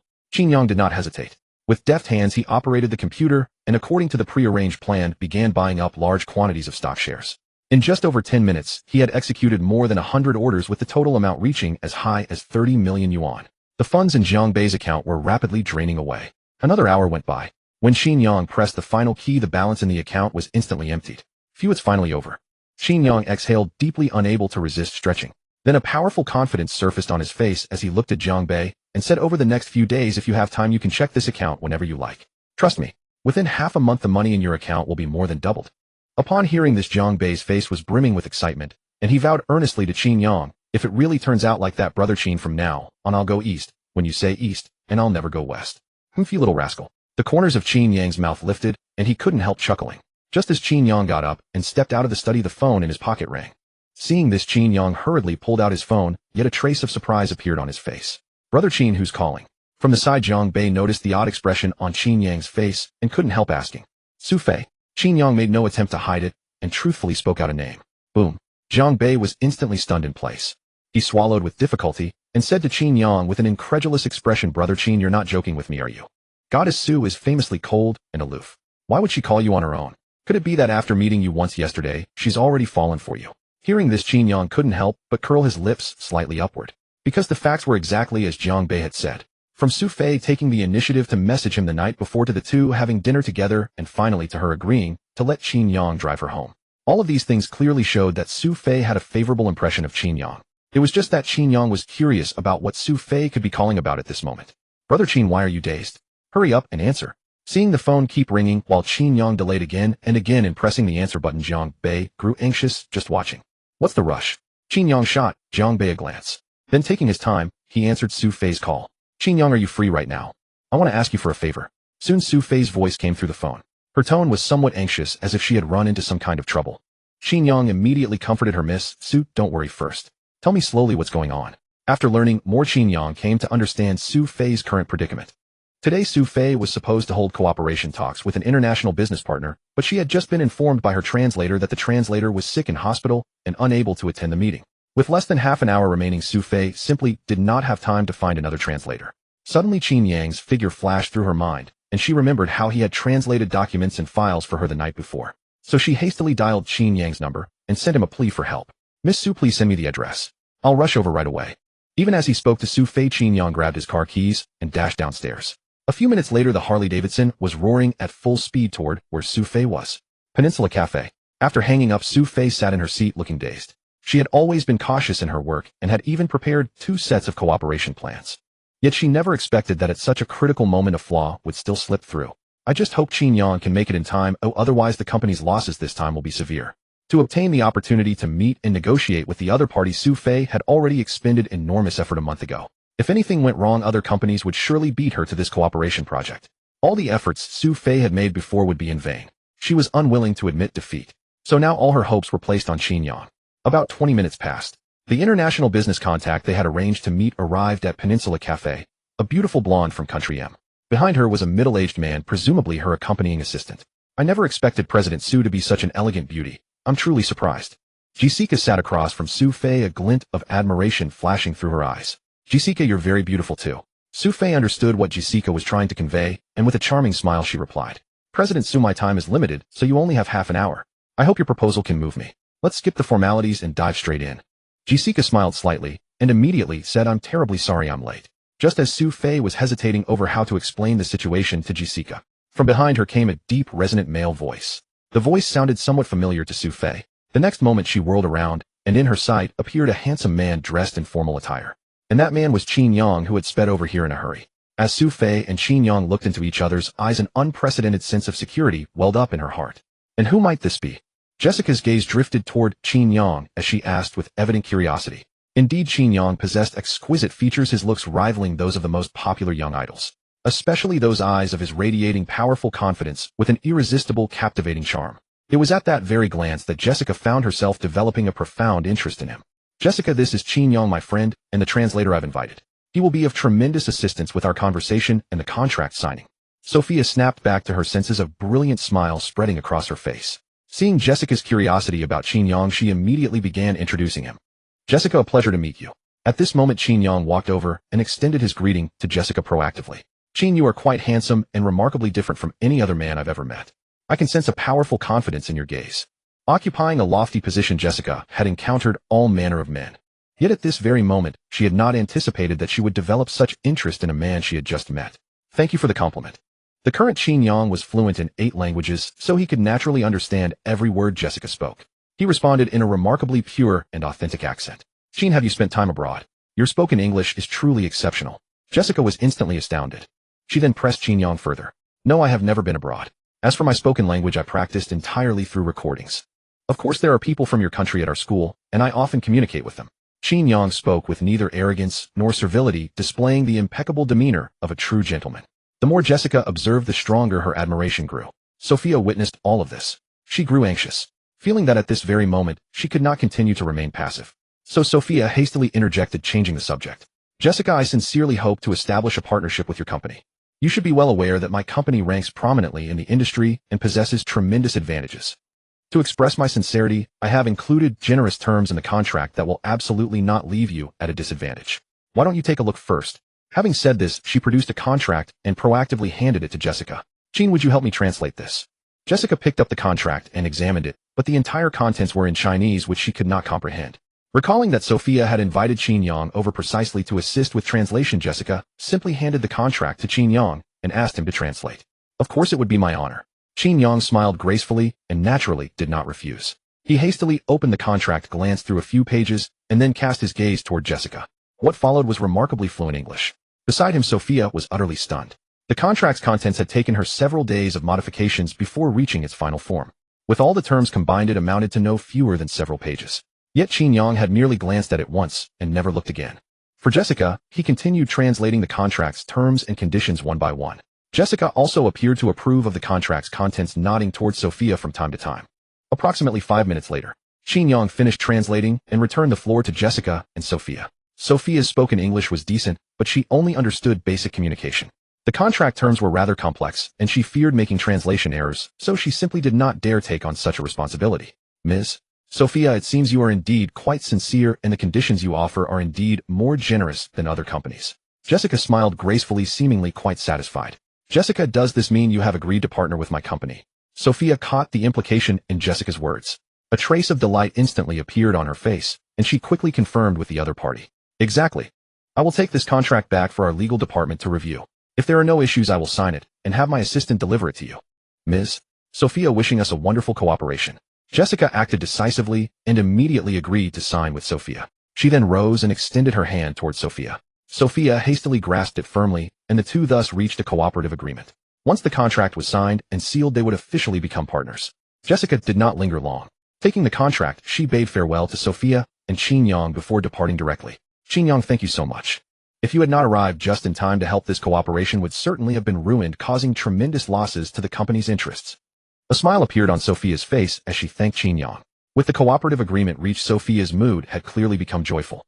Her gaze fell upon Qin Yang, and only then did she notice he was dressed quite formally today. Compared to yesterday's casual attire, Qin Yang exuded a unique charm of a successful man. There's nothing to thank me for. It was merely a small favor. Qin Yang waved his hand, making no mention whatsoever of the credit he had earned. With the bearing of one who quietly conceals merit and fame, then turns away without seeking recognition. When Sophia saw that Qin Yang had not demanded any reward or raised any excessive conditions with her, her favor toward him instantly soared.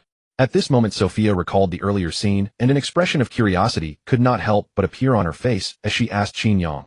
Qin Yang, I noticed that when you looked through the contract just now, you only flipped through it a few times, yet afterward you translated everything for Jessica from memory. Is your memory always this exceptional? Qin Yang nodded without hesitation and then explained with a smile, indeed. When I was in elementary school, I already discovered that I possessed the ability of photographic memory. So even though I hardly spent any time studying, I was always ranked first. This situation continued all the way until university. After hearing Qin Yang's explanation, Sophia immediately expressed her understanding. After all, some talents are innate. Just like herself. High intelligence, high efficiency. Work that took others 10 hours to complete, she might accomplish in less than half the time, or even shorter. As a token of appreciation, let me treat you to a meal. Sophia checked the time, it was almost lunch. To thank Qin Yang for helping her with this major favor, she felt she simply had to make some gesture today. No problem. Qin Yang did not refuse and readily agreed. Lu. This was an extremely high-end specialty hotel in the Magic City. The people who could dine here were mostly successful individuals. Anyone you might randomly pick out was either a corporate executive or a scion of a prestigious family. Before coming, Sophia had already called ahead to reserve a private room. So upon arriving at the entrance after Sophia spoke with the front desk, a staff member led Sophia and Qin Yang to the private room. Qin Yang, this should be your first time here, right? After the two took their seats, Sophia looked at Qin Yang and proactively initiated a topic to begin their conversation. Yes. Sometimes my friends would invite me to attend gatherings and frequent some upscale hotels. But this place I truly have never been to. But looking at this hotel's decor, it is indeed quite distinctive. Qin Yang nodded. Without feeling the slightest bit embarrassed, he directly replied to Sophia. Inside the private room, the two quickly fell into easy conversation. Sir, miss, this is our hotel's menu. A few minutes later, a waiter pushed open the door, walked up to Qin Yang and Sophie, and handed each of them a menu. Qin Yang picked up the menu and flipped through it. Almost every dish cost several hundred, or even 1,000 yuan. Indeed, far from inexpensive. Still, he said nothing more. After all, the hotel was positioned as a high-end establishment. Customers who came to dine here didn't lack money. Qin Yang, order whatever you'd like. Don't stand on ceremony with me, Sophie said with a smile, hoping he wouldn't feel uneasy and would simply relax. Miss Su, perhaps you should order. After all, this is my first time here. I don't know which dishes are signature. Qin Yang quietly closed the menu. Then his gaze settled on Sophie, and he spoke in a gentle tone. Very well. Seeing that Qin Yang had put it that way, Sophie could find no other reason to decline. So she promptly ordered 7 or 8 signature dishes balanced between meat and vegetables. Just as the order came to an end, Sophie glanced at Qin Yang again and asked curiously, Qin Yang, would you like some red wine? Better not. Qin Yang shook his head. He wasn't a good drinker and dreaded getting drunk and making a fool of himself in front of Sophie. Hearing this, Sophie didn't order red wine either. The hotel was efficient. In less than 10 minutes, dishes began arriving in succession. Qin Yang and Sophie chatted as they ate, and soon the table was filled with an array of dishes. Qin Yang, have a taste, and see if these dishes suit you. Sophie looked at Qin Yang with a hint of anticipation, and then spoke. All right. Qin Yang picked up his chopsticks and proactively took a portion from the dish in front of him.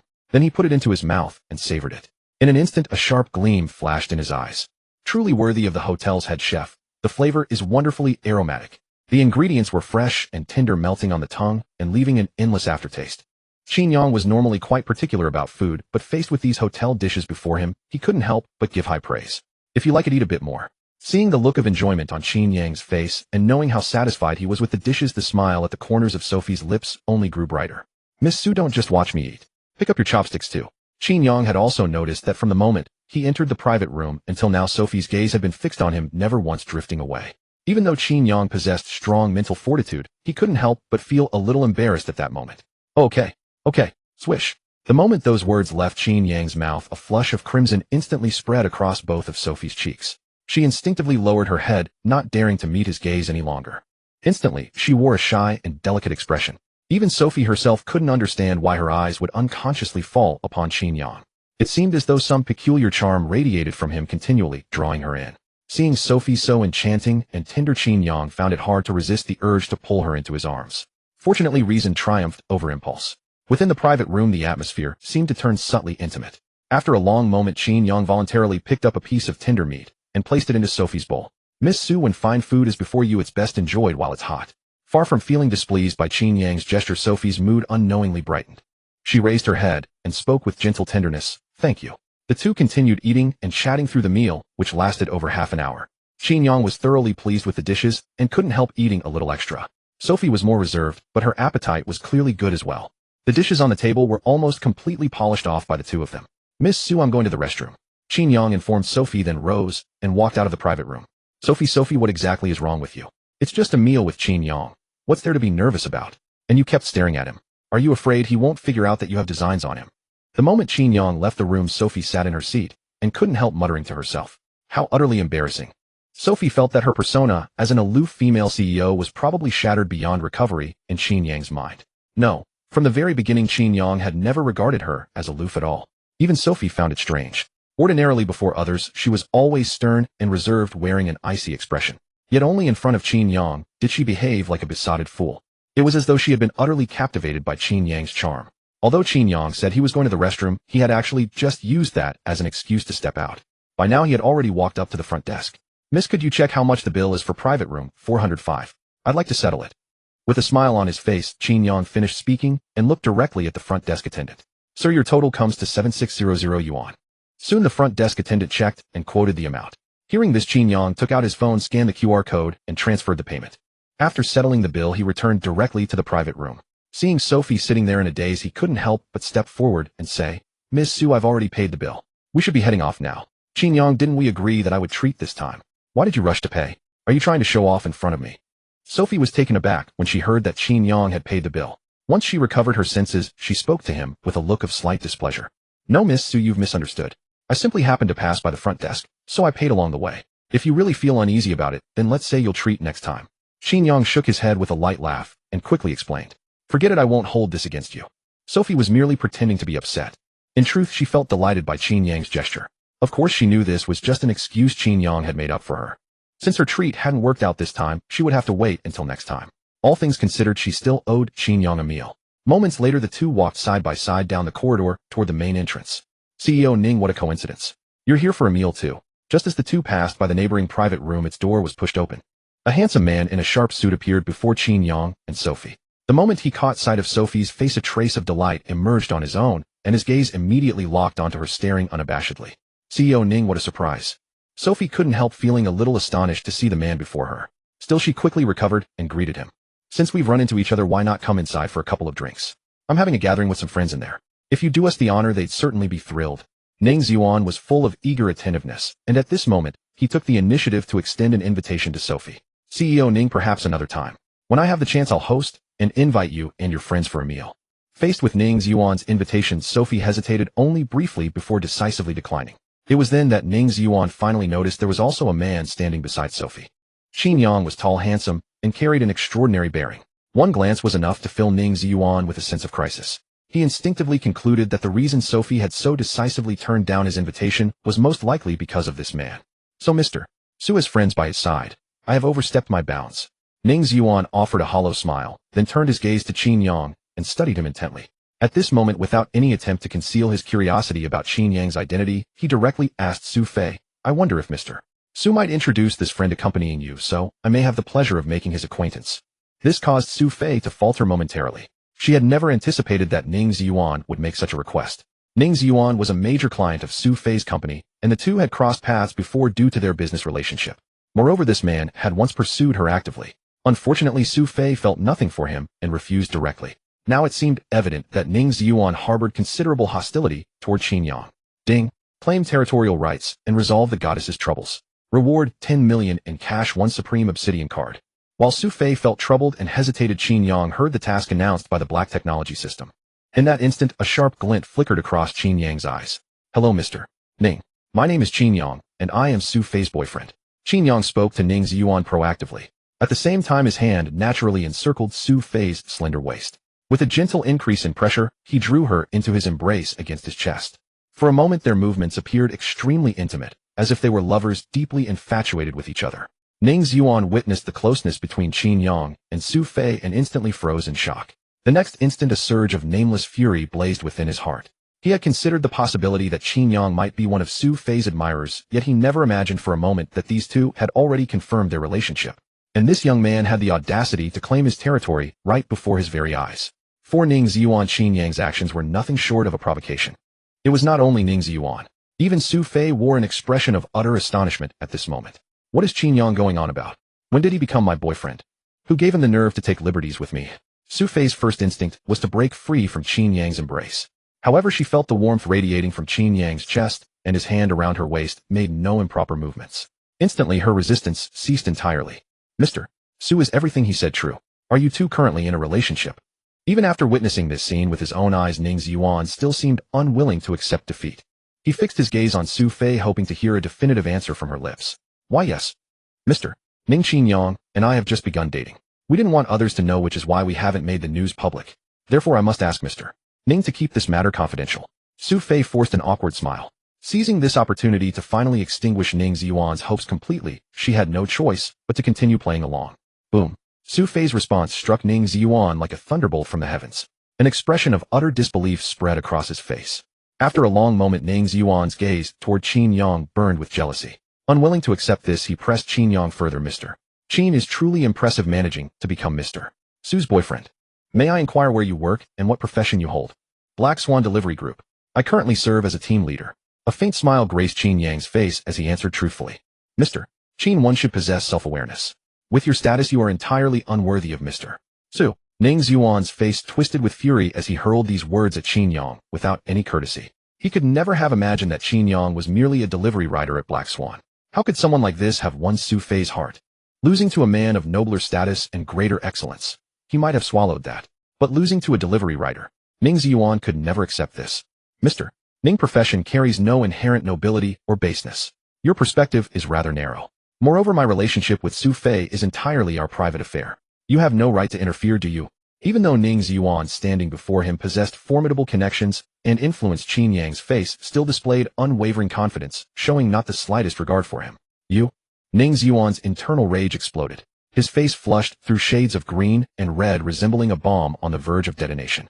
Su Fei, let's go. With those words, Qin Yang wrapped his arm around Su Fei's slender waist and walked directly toward the entrance, leaving only Ning Xuan standing rooted in place, watching their figures recede into the distance. Ding. Random quest completed. Congratulations to the host for receiving 10 million in cash and 1 Supreme Obsidian card. The reward has been credited. Please check your inventory. At this moment, Qin Yang sensed the distinct presence of an additional bank card in his pocket. After the two exited the hotel and walked another dozen meters outside, Su Fei could finally contain herself no longer. Just as her emotions threatened to erupt, Qin Yang appeared to have anticipated this. He proactively released his hand from Su Fei's waist, gazing at her with an expression of complete innocence. Miss Su, I truly apologize. The circumstances were quite exceptional. That is why I presumptuously assumed your boyfriend's identity to help you out of that predicament. If you find my actions too abrupt, I am willing to accept whatever punishment you deem appropriate. It must be said, Qin Yang's strategy was extraordinarily clever. This tactic of retreating to advance caused Su Fei's anger toward Qin Yang to diminish significantly in an instant. After calming herself, she felt that what Qin Yang said was not entirely without merit. I understand. However, the next time something like this happens, do give me advance notice. Your actions just now were too sudden and startled me. Recalling the events that had just transpired, Su Fei's heart was filled with both surprise and joy. It was only because she harbored feelings for Qin Yang. Had it been anyone else, this matter would never have been resolved so easily. I promise next time I will definitely signal you in advance. Seeing that Su Fei was not genuinely angry, Qin Yang could not help but breathe a sigh of relief within. He was afraid that his earlier actions would affect his impression in Su Fei's heart. However, you should be cautious for the next little while. That Mr. Ning is arrogant and overbearing with powerful connections. I doubt he will let this matter rest so easily. He might actively seek trouble with you later. If you encounter any difficulties, remember to call me immediately. I will do everything in my power to help you. Su Fei thought of Ning Xuan's usual conduct. Immediately she hastened to remind Qin Yang. Rest assured, I will be careful myself. Witnessing Su Fei's concern for him and warmth surged within Qin Yang's heart. Thus he nodded decisively. After escorting Su Fei back to her company, Qin Yang rode his motorcycle home. In the living room, Zhang Bei sat on the sofa, munching on sunflower seeds while watching television. Upon seeing Qin Yang's returning figure, he immediately leapt up from the sofa and rushed over to him, asking with eager curiosity, Brother Qin, tell me honestly, did you spend the entire morning on a date with Goddess Su?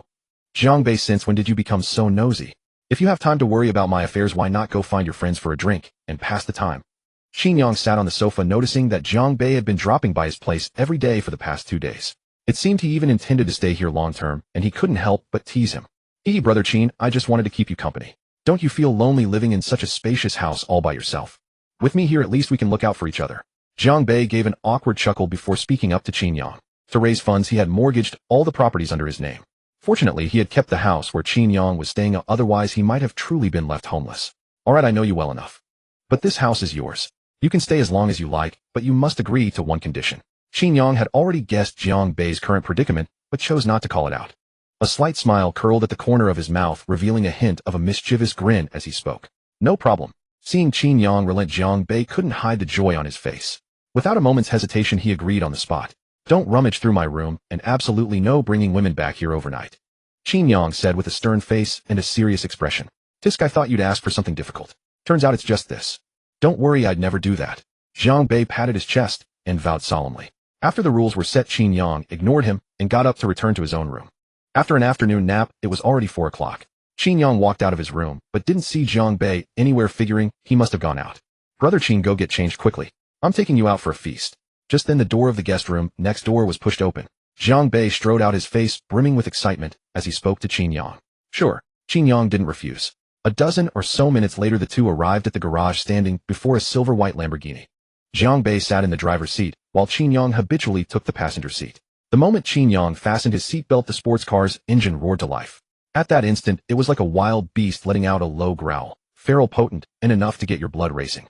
Qin Yang's eyes sparkled as he inwardly thought, when I have the time, I'll buy a supercar for myself too. He had obtained a Supreme Black Gold card and 10 million in savings, so buying a supercar worth several million was well within his means. Dihao Private Club. This was an upscale private club open exclusively to honored guests. A regular VIP card alone cost 500,000 a year in membership fees. Above that there were platinum and diamond cards. It was said that the highest tier, the diamond card, required an annual fee as steep as 5 million. Holding a diamond card was undoubtedly a symbol of status and prestige. Here one could spot signs of Magic City's elite families and top entertainment celebrities almost every day, a clear testament to how astronomically high the bar was. And in Jiang Bei's hand was precisely a diamond card. When he presented it to the security guards at the entrance, their faces were all filled with shock, and their attitude toward Jiang Bei and Qin Yang grew even more deferential. The two made their way up to the 8th floor. Inside a spacious private room, several people had already been waiting for quite a while. Jiang Bei, you're finally here. Lu Feng's expression immediately lit up with an excited smile as he watched Jiang Bei push the door open and walk in with Qin Yang. Young Master Lu, young Master Chen's sister, by my apologies for keeping you waiting. Jiang Bei smiled broadly and turned his gaze toward them. There in their seats, two handsome young men and a strikingly beautiful woman with exceptional poise were all looking at Qin Yang and Jiang Bei. No worries, we only just arrived ourselves. Bai Yaxin smiled gracefully, her beautiful eyes sparkling softly. Brother Qin, let's sit down and chat. Jiang Bei didn't dare leave Qin Yang hanging, so he quickly urged him to take a seat. Seeing how respectfully Jiang Bei treated Qin Yang, Chen Jiahao found himself growing curious about Qin Yang's identity. Without beating around the bush, he directly asked Jiang Bei, why don't you introduce this friend of yours to us? For a moment, Bai Yaxin, Lu Feng, and Chen Jiahao all fixed their eyes on Qin Yang. His name is Qin Yang. He's a top finance student at Magic City University, my roommate for all 4 years, and my best brother. Didn't I mortgage all my properties to you yesterday? I wanted to pool the money together and have him help with investments. Today Jiang Bei had invited Qin Yang to this dinner precisely to introduce his good brother to everyone. The friends in Jiang Bei's circle were all people of wealth and standing. Among them, Chen Jiahao, Bai Yaxin, and Lu Feng were the closest to him and shared the strongest bond. So Jiang Bei didn't hold anything back and honestly revealed Qin Yang's identity. Jiang Bei, are you sure you're not joking with us? You should know this time you've gathered nearly 100 million in funds. A fortune that massive, and you're just going to hand it over to him for investment. Aren't you afraid it'll all go down the drain? Bai Yaxin's face instantly filled with astonishment. She simply couldn't imagine how reckless a decision Jiang Bei had made. Even for a legitimate investment firm, this amount was far from trivial. Not to mention, they couldn't guarantee any returns would be generated, let alone entrusting it to a fresh college graduate. Exactly. Jiang Bei, don't you think you should reconsider? Even though your family is wealthy, and losing this money won't break you. If your parents ever found out, you'd definitely be in for a serious scolding. Chen Jiahao frowned deeply, as well clearly unimpressed by Qin Yang's abilities. In his view, Jiang Bei's move was far too rash. Jiang Bei, I think Sister Bai and Brother Chen both make excellent points. You can't let your emotions cloud your judgment. Lu Feng nodded quickly, as well aligning himself with Chen Jiahao and Bai Yaxin. Clearly tonight's dinner carried a deeper purpose. The three of them wanted to see what kind of extraordinary figure this Qin Yang was. Someone Jiang Bei revered so deeply that he'd lost all reason and handed over such a massive sum for investment. Of course, they were even more afraid that Jiang Bei might have been deceived. Young Master Lu, young Master Chen's sister, Bai, where has your imagination wandered off to? You've just never witnessed how formidable Qin Yang is at investing, which is why you misunderstand him. He's no bookworm. He's already helped me invest and made a substantial profit before. Besides, this opportunity is rare, and I'm definitely not going to let it slip by. Seeing the three of them trying so earnestly to dissuade him, Jiang Bei couldn't help but force a wry smile. At that moment it finally dawned on him. So the reason they insisted on having dinner with him and Qin Yang was precisely for this purpose. Jiang Bei, you need to understand this clearly. This investment is an enormous sum, no small matter. If all the money is lost, can you bear the consequences? Seeing Jiang Bei defend Qin Yang with such vehemence, as if he had been completely brainwashed by Yaxin, could no longer keep quiet, and once again tried to reason with him. Sister Bai, I truly appreciate your kindness. But things are really not what you all imagine. Qin Yang is truly outstanding when it comes to investing, and I believe he will never let me down. Jiang Bei shook his head, seemingly not having taken any of their advice to heart. For a moment the atmosphere in the private room was extremely awkward. Just then Lu Feng turned his gaze directly to Qin Yang and asked him proactively, Qin Yang, do you have nothing you want to say? As soon as the words were spoken, everyone's attention turned to Qin Yang. He shrugged, wearing a relaxed expression. Then he slowly began to speak as Jiang Bei's friend. I would never harm him. Since he chose to trust me and entrust such a large sum of money to my investment, I certainly won't disappoint him. As for how the rest of you perceive me, I don't mind. Besides, I don't have much interest in any of you. Chen Jiahao's expression changed drastically, and the look he cast at Qin Yang was filled with hostility. He was, after all, the young master of the Qin family, a powerful clan in the Magic City, exalted in status and wielding immense power. When had he ever been insulted with such contempt by an unknown nobody? If not for the deep bond between Jiang Bei and Qin Yang, Chen Jiahao would have turned hostile long ago. Even so, Chen Jiahao still couldn't help but bellow at Qin Yang with a face full of wrath. Kid, you've got a lot of nerve. Young Master Chen, calm down. For my sake, don't find fault with Qin Yang. At the critical moment, Jiang Bei stepped forward and said every good word he could for Qin Yang. He also knew in his heart that Chen Jiahao's agitation was entirely for his own sake, without any malicious intent. After that, Jiang Bei moved over to Qin Yang and hastily explained, Qin Yang, you should say a little less. Chen Jiahao is my friend, and I don't want the two of you to damage your relationship. The scene left Lu Feng and Bai Yaxin with odd expressions. Jiang Bei's father Jiang Hai was a real estate tycoon in the Magic City, and the companies under his name also held controlling stakes in multiple five-star hotels and commercial plazas. His assets were at least several billion, perhaps even more than 10 billion. That Jiang Bei was the sole heir to the Jiang family was no secret in their circle. By all rights, Jiang Bei's status was hardly inferior to any of theirs. Yet why then would he show such deference to Qin Yang? It was truly bewildering. Could this young man really have some extraordinary ability? Fine for your sake, I won't quibble with him either. Didn't you say you were treating me to a big meal? I happen to be hungry, so why not have the waiter serve the dishes directly? Qin Yang, however, had no intention of getting involved with this group of noble heirs. If he had known that Jiang Bei was dragging him to such a dinner party, he would not have come no matter what. No problem. I'll do everything according to Brother Qin's wishes. I'll have the waiter serve the food now. Having known Qin Yang for so many years, Jiang Bei was naturally well acquainted with his temperament. He understood that Qin Yang was giving him away to save face, so his face promptly broke into a smile as he called the waiter over to order dishes. All told, he ordered 12 dishes, including Australian lobster, Kobe beef, and caviar. Every ingredient was exceedingly expensive. At the end, Jiang Bei deliberately ordered 2 bottles of 1995 Lafite. After a brief pause, Jiang Bei turned to the furious Chen Jiahao, poured a cup of tea, and handed it to him with a placating smile. Young Master Qin Yang isn't from our circle, so naturally, he doesn't understand our rules.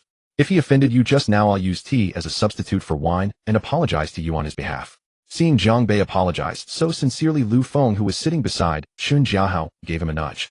Only then did Chen Jiahao's expression ease a little. He picked up his cup and clinked it with Jiang Bei's. For your sake, I won't pursue this matter any further. With that, he drained the cup of tea in one go. Jiang Bei saw that everyone harbored a misunderstanding about Qin Yang and knew he had to step forward to explain. So he stood up and said with a solemn expression to Chen Jiahao and the others, I know you're all worried about me, afraid that after I hand this money to Brother Qin for investment, I'll lose everything. But the truth is exactly the opposite. Brother Qin put all the money I raised into the stock market, and in just 5 or 6 short hours it has already earned over $1 million in profit. I'm fully confident in his abilities, and I hope you won't have too many misunderstandings about Brother Qin either. Before leaving, Jiang Bei had already checked the funds in his account. He discovered that in just a few short hours his stock holdings had already yielded over $1 million in profit. That was precisely why Jiang Bei was filled with confidence in Qin Yang's investment skills. What?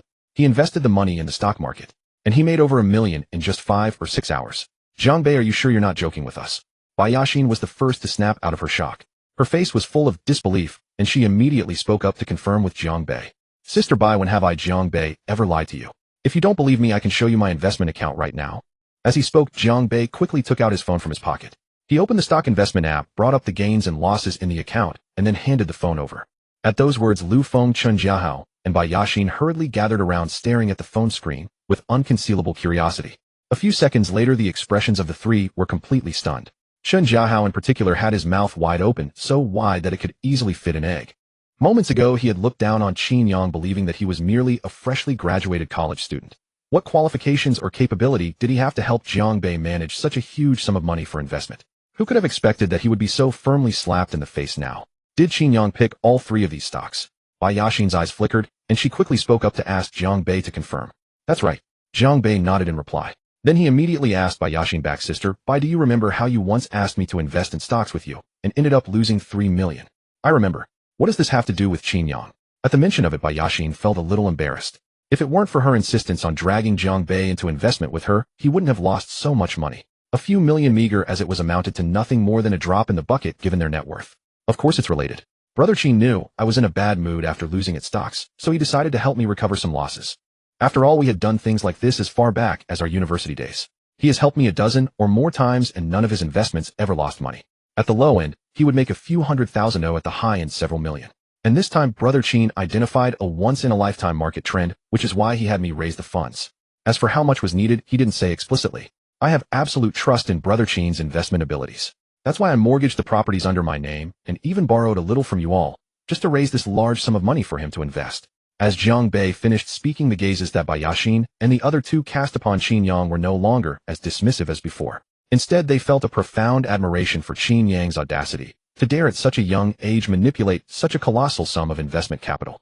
After all, even if any one of them had stood in his position, none would have dared to act so nonchalantly. Most critically, Qin Yang seemed entirely unconcerned about potential financial losses. Could he truly possess such unwavering confidence in his investments? Or perhaps does he harbor extraordinary abilities in this domain beyond the reach of ordinary people? These questions ignited an intense curiosity within the three of them. Brother Qin, why don't you share a few words? Seeing everyone gazing at Qin Yang with curious eyes, Jiang Bei offered an awkward smile and stepped forward boldly. He sought to seize this opportunity to draw Qin Yang closer to Bai Jie and the others. No way, I have no idea what to say. Qin Yang hastily waved his hand, declining Jiang Bei's proposal. Brother Qin, just explain why you chose to invest in these three stocks, and let Sister Bai and the others witness your true prowess. That way they won't misunderstand you anymore.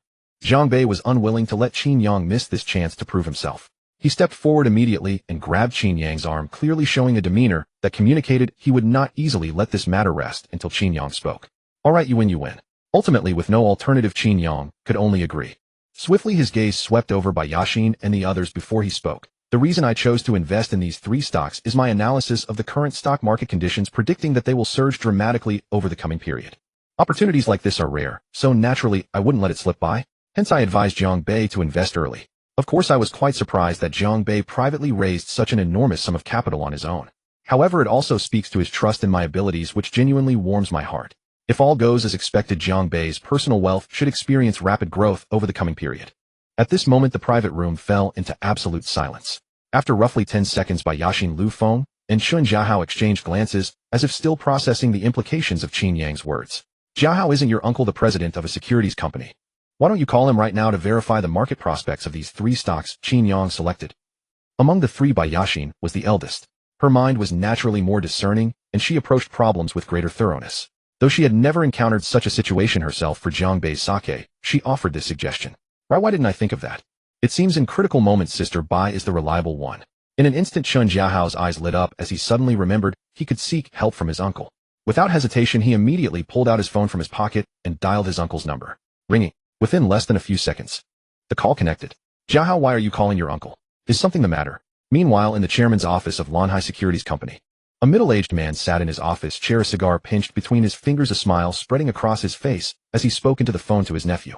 This was Chun Jiahao's uncle, Qin Tianjin. Uncle, I have a question I'd like to consult you on, and I need you to answer me honestly. Because this involves an investment of nearly 100 million yuan from my friend. Shun Jiahao held nothing back, getting straight to the point. Oh, 100 million yuan investment. It seems your friend operates on quite a grand scale. Go ahead, ask whatever you wish. Your uncle will spare no detail in his answer. When Qin Tianjin heard how grave his nephew described this matter, he became deeply intrigued, and thus addressed Qin Jiahao. I have three stocks here. I want you to evaluate them from a professional perspective. Are they full of potential? Is this an appropriate time for a large position? Qin Jiahao did not hesitate, and immediately reported the names of the three stocks Jiang Bei held. They were Jiaxing New Energy Company, Haiqiong Biotech Company, and Kongmei Biopharmaceutical Company. Qin Tianjin promptly opened the computer on his desk, quickly locating these three stocks, and proceeded to analyze them from his most professional standpoint. 5 minutes passed, then 10. The more Qin Tian looked, the more his expression betrayed utter disbelief. Uncle, are you still there? Shun Jiahao noticed his uncle had remained silent for quite some time, causing him to grow increasingly anxious. Jiahao, tell me honestly, who is this friend of yours who invested in these three stocks? His investment foresight is extraordinarily sharp. Had you not reminded me, your uncle would never have discovered that the potential of these stocks is truly astonishing. Qin Tianjin was utterly stunned. At this moment, he found himself even more curious about what kind of master could have selected these three stocks. If possible, he would very much like to meet and befriend such a person. What? Uncle, are you saying these three stocks will surge dramatically over the coming period? Shun Jiahao stared in astonishment, for he had never expected that even an industry professional like his uncle would arrive at the same conclusion as Qin Yang. In this way, the authenticity of Qin Yang's earlier words was completely verified. Correct. If all goes smoothly, the gains should be substantial. If your friend invested 100 million yuan, this investment will undoubtedly yield a windfall. Jiahao, you still haven't answered your uncle. Who is that friend? How come I wasn't aware you had such a formidable investment expert among your acquaintances? Chen Tianzheng was deeply curious about this person and urgently wished to learn his identity. That person is someone you also know, uncle. It's Jiang Bei. But the one who actually helped him invest in these 3 stocks is someone else. His name is Qin Yang, Jiang Bei's university roommate. I hear he's a straight-A student in the finance department. I didn't believe it at first, thinking he was bragging to me. Now I see I utterly underestimated him. At this moment, an involuntary bitter smile tugged at the corner of Chen Jiahao's lips. After all this fuss, it turned out the fool was none other than himself. No wonder. Qin Yang had remained confident from start to finish. It was clear the man was indeed an investment virtuoso. Jiang Bei's earlier words had not been a joke after all. Jiahao, you come from a privileged background and have always been disdainful of others. It's not surprising that you occasionally misjudge someone. Your uncle advises you before these true prodigies never put on airs. If you wish to associate with them, you must cater to their interests. From this perspective, Jiang Bei is clearly your superior. When the opportunity arises, you should seek more guidance from him. Chen Tianzheng was acquainted with Jiang Bei. Chen Jiahao had previously brought him home as a guest. Uncle, I understand. Chen Jiahao fell silent for a moment before responding. All right, then I'm hanging up. Immediately a dial tone sounded from the phone. At this moment, both Bai Yaxin and Lu Feng stared at Chen Jiahao with eager anticipation. However, judging from the expression on his face, the answer was already abundantly clear. My uncle's analysis differs very little from Qin Yang's. In other words, this investment will not only avoid losses, but will most likely generate substantial profits. Chen Jiahao's gaze shifted to Bai Yaxin and Lu Feng as he spoke these words. Boom. The moment Chen Jiahao spoke those words, Bai Yaxin and Lu Feng beside him stood frozen in shock. They never expected that even Chen Jiahao's second uncle had personally confirmed Qin Yang's insight. If that's the case, Qin Yang truly has real skill.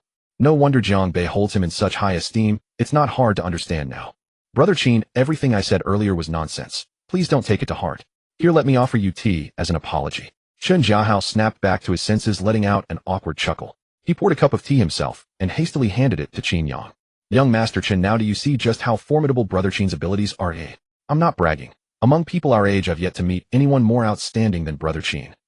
Although he doesn't come from a wealthy family like us, when it comes to making money, he's the only one I truly admire. Standing beside Qin Yang, Jiang Bei immediately launched into exaggerated praise.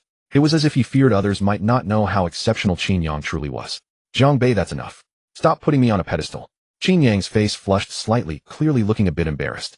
Though he naturally became the center of attention wherever he appeared, he personally preferred to keep a low profile. At this moment, with Jiang Bei praising him so lavishly, even Qin Yang himself could hardly bear to watch. Brother Qin, I'm just stating the facts. Why are you blushing? Besides, they're my best friends, not strangers. There's no need for you to stay so low-key. It was obvious that Jiang Bei deliberately wanted Qin Yang to integrate into his circle. Seizing this opportunity, he also intended to help Qin Yang expand his network. He knew well that Qin Yang possessed extraordinary talent, but sometimes talent alone wasn't everything.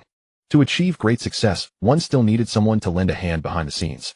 Jiang Bei was more than willing to be that guide, even using his own connections and resources to help Qin Yang reach even greater heights. Yeah, Jiang Bei is right. Qin Yang were friends now after that little clash, so let's just forget what happened earlier. Clearly Chen Jiahao genuinely wished to befriend Qin Yang. Brother Qin, they're all my friends. Why let such a trivial matter spoil the mood? How about we all have a drink together later, consider it making friends? Jiang Bei's suggestion received unanimous approval from Chen Jiahao and the other two. They all cast grateful glances toward Jiang Bei. Well, then I'll follow your lead. Seeing that Jiang Bei had already gone this far, Qin Yang wasn't one to be unreasonable. He also understood that since these 3 people could move within the same circle as Jiang Bei and become his friends, their backgrounds and identities were likely far from ordinary. Of course, Qin Yang had no particular thoughts about that. He agreed mostly out of respect for Jiang Bei, not wanting to embarrass him. After a while, the waitress finally brought up the dishes one by one along with a bottle of Lafite. Jiang Bei proactively stood up and filled everyone's glasses. Then smiling at the group, he said, "Come on, let's all have a toast and forget the unpleasantness from before. Also, let's celebrate my little windfall in the stock market. Cheers. Cheers." Qin Yang, Lu Feng, Chen Jiahao, and Bai Yaxin all felt genuine happiness for Jiang Bei from the bottom of their hearts. Soon the atmosphere at the dinner table grew lively.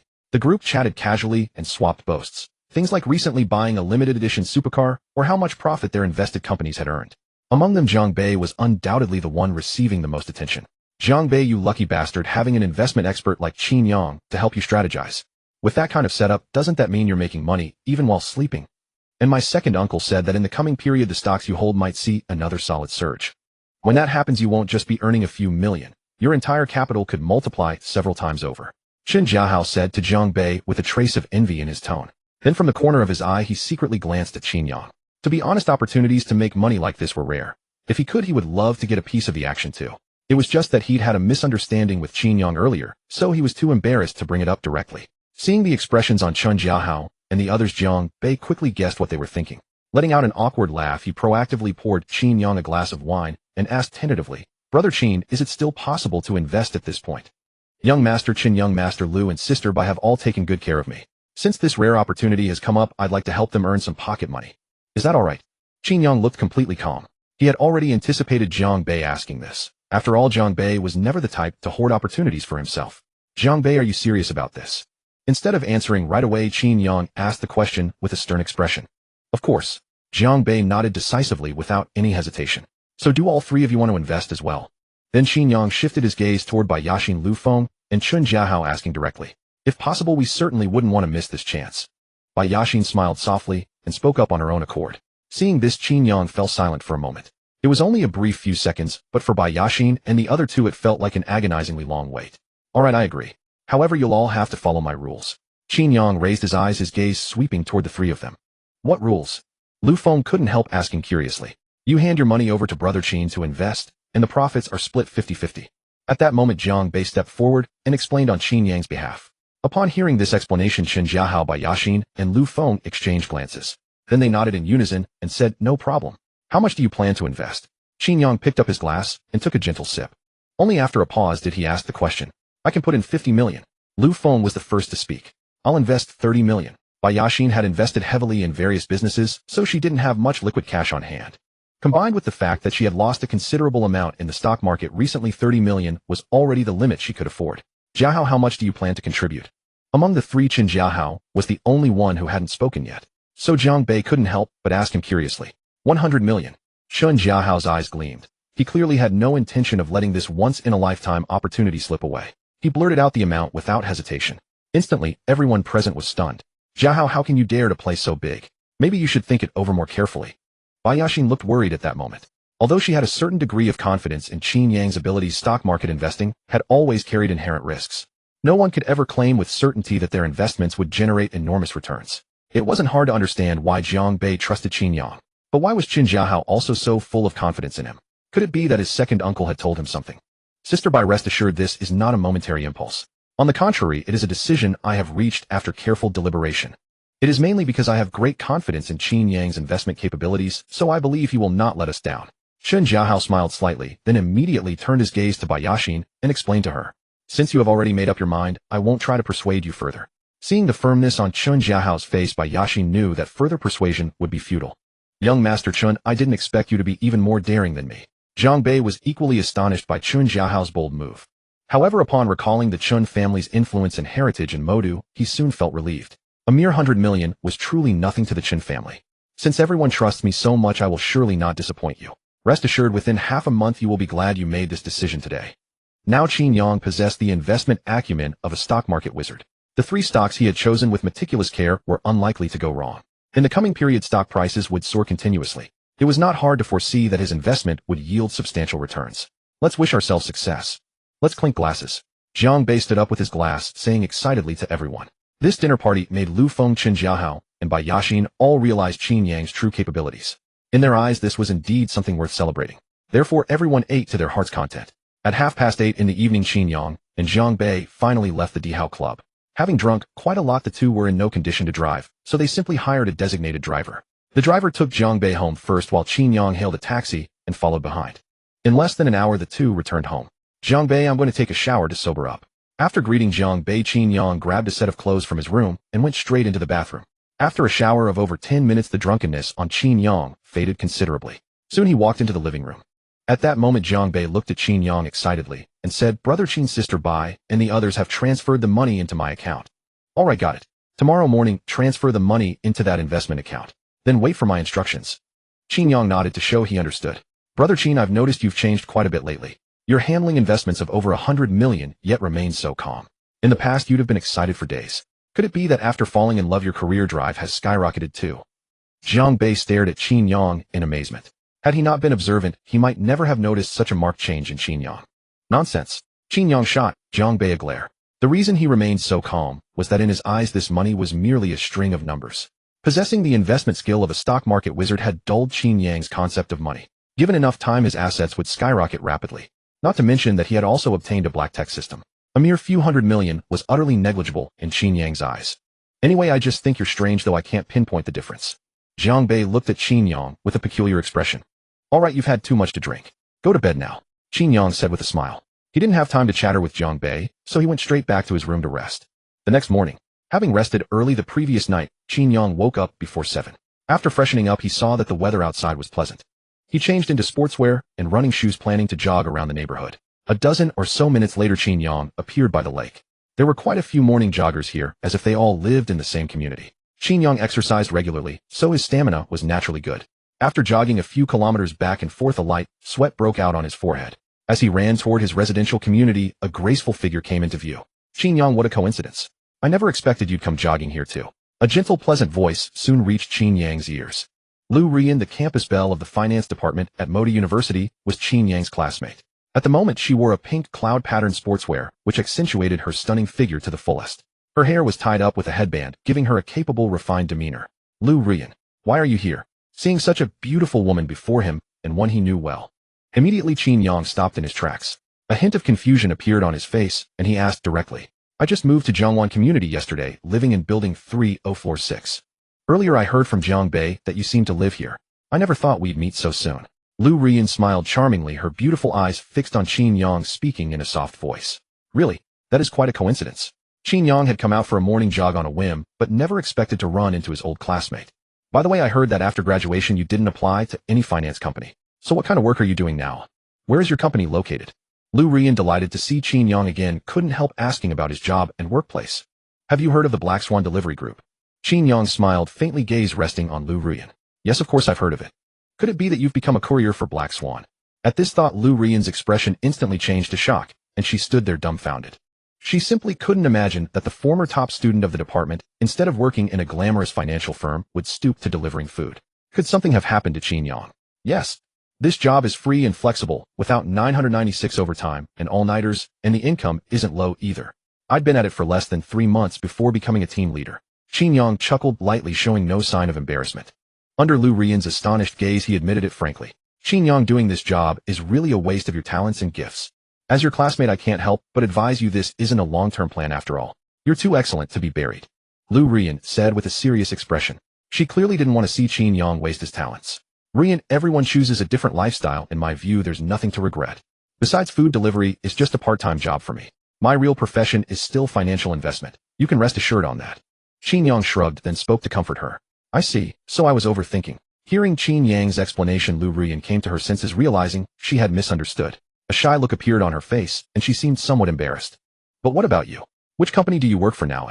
Qin Yang couldn't help but feel curious, so he asked Lu Rian. Yuandan Financial. My cousin is a senior executive at this company. She submitted my resume, and when I received the interview notification, I hadn't had time to prepare at all.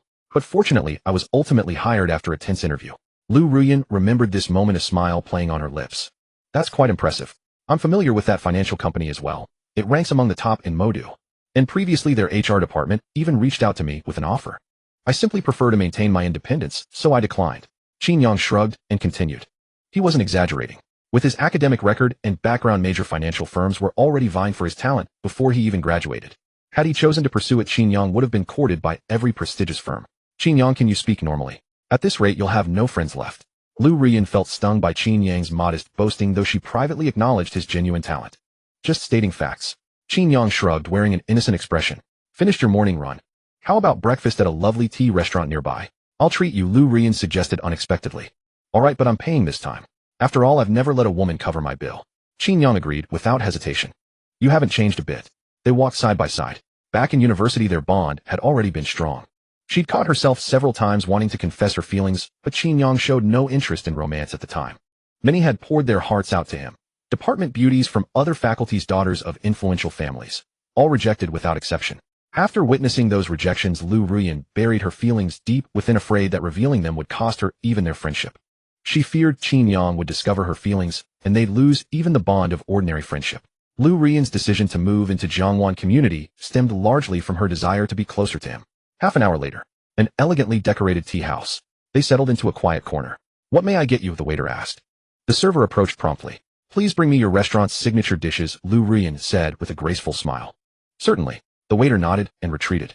Within 5 minutes he returned with several dishes of dim sum, setting them on the table. "Enjoy your meal." Qin Yang examined the beautifully presented food, his appetite already awakened. "Qin Yang, try this first." Lu Rian immediately picked up her chopsticks and placed a steamed bun into his bowl. "Thank you." Qin Yang quickly thanked Lu Rian. After running several kilometers that morning, his energy was depleted and his stomach growled. With delicious food before him, Qin Yang wasted no time. Curious about the taste, he took a bite of the steamed bun. The meat filling proved incredibly flavorful, with juices bursting in his mouth. "This is genuinely delicious. Rian, you should try one too."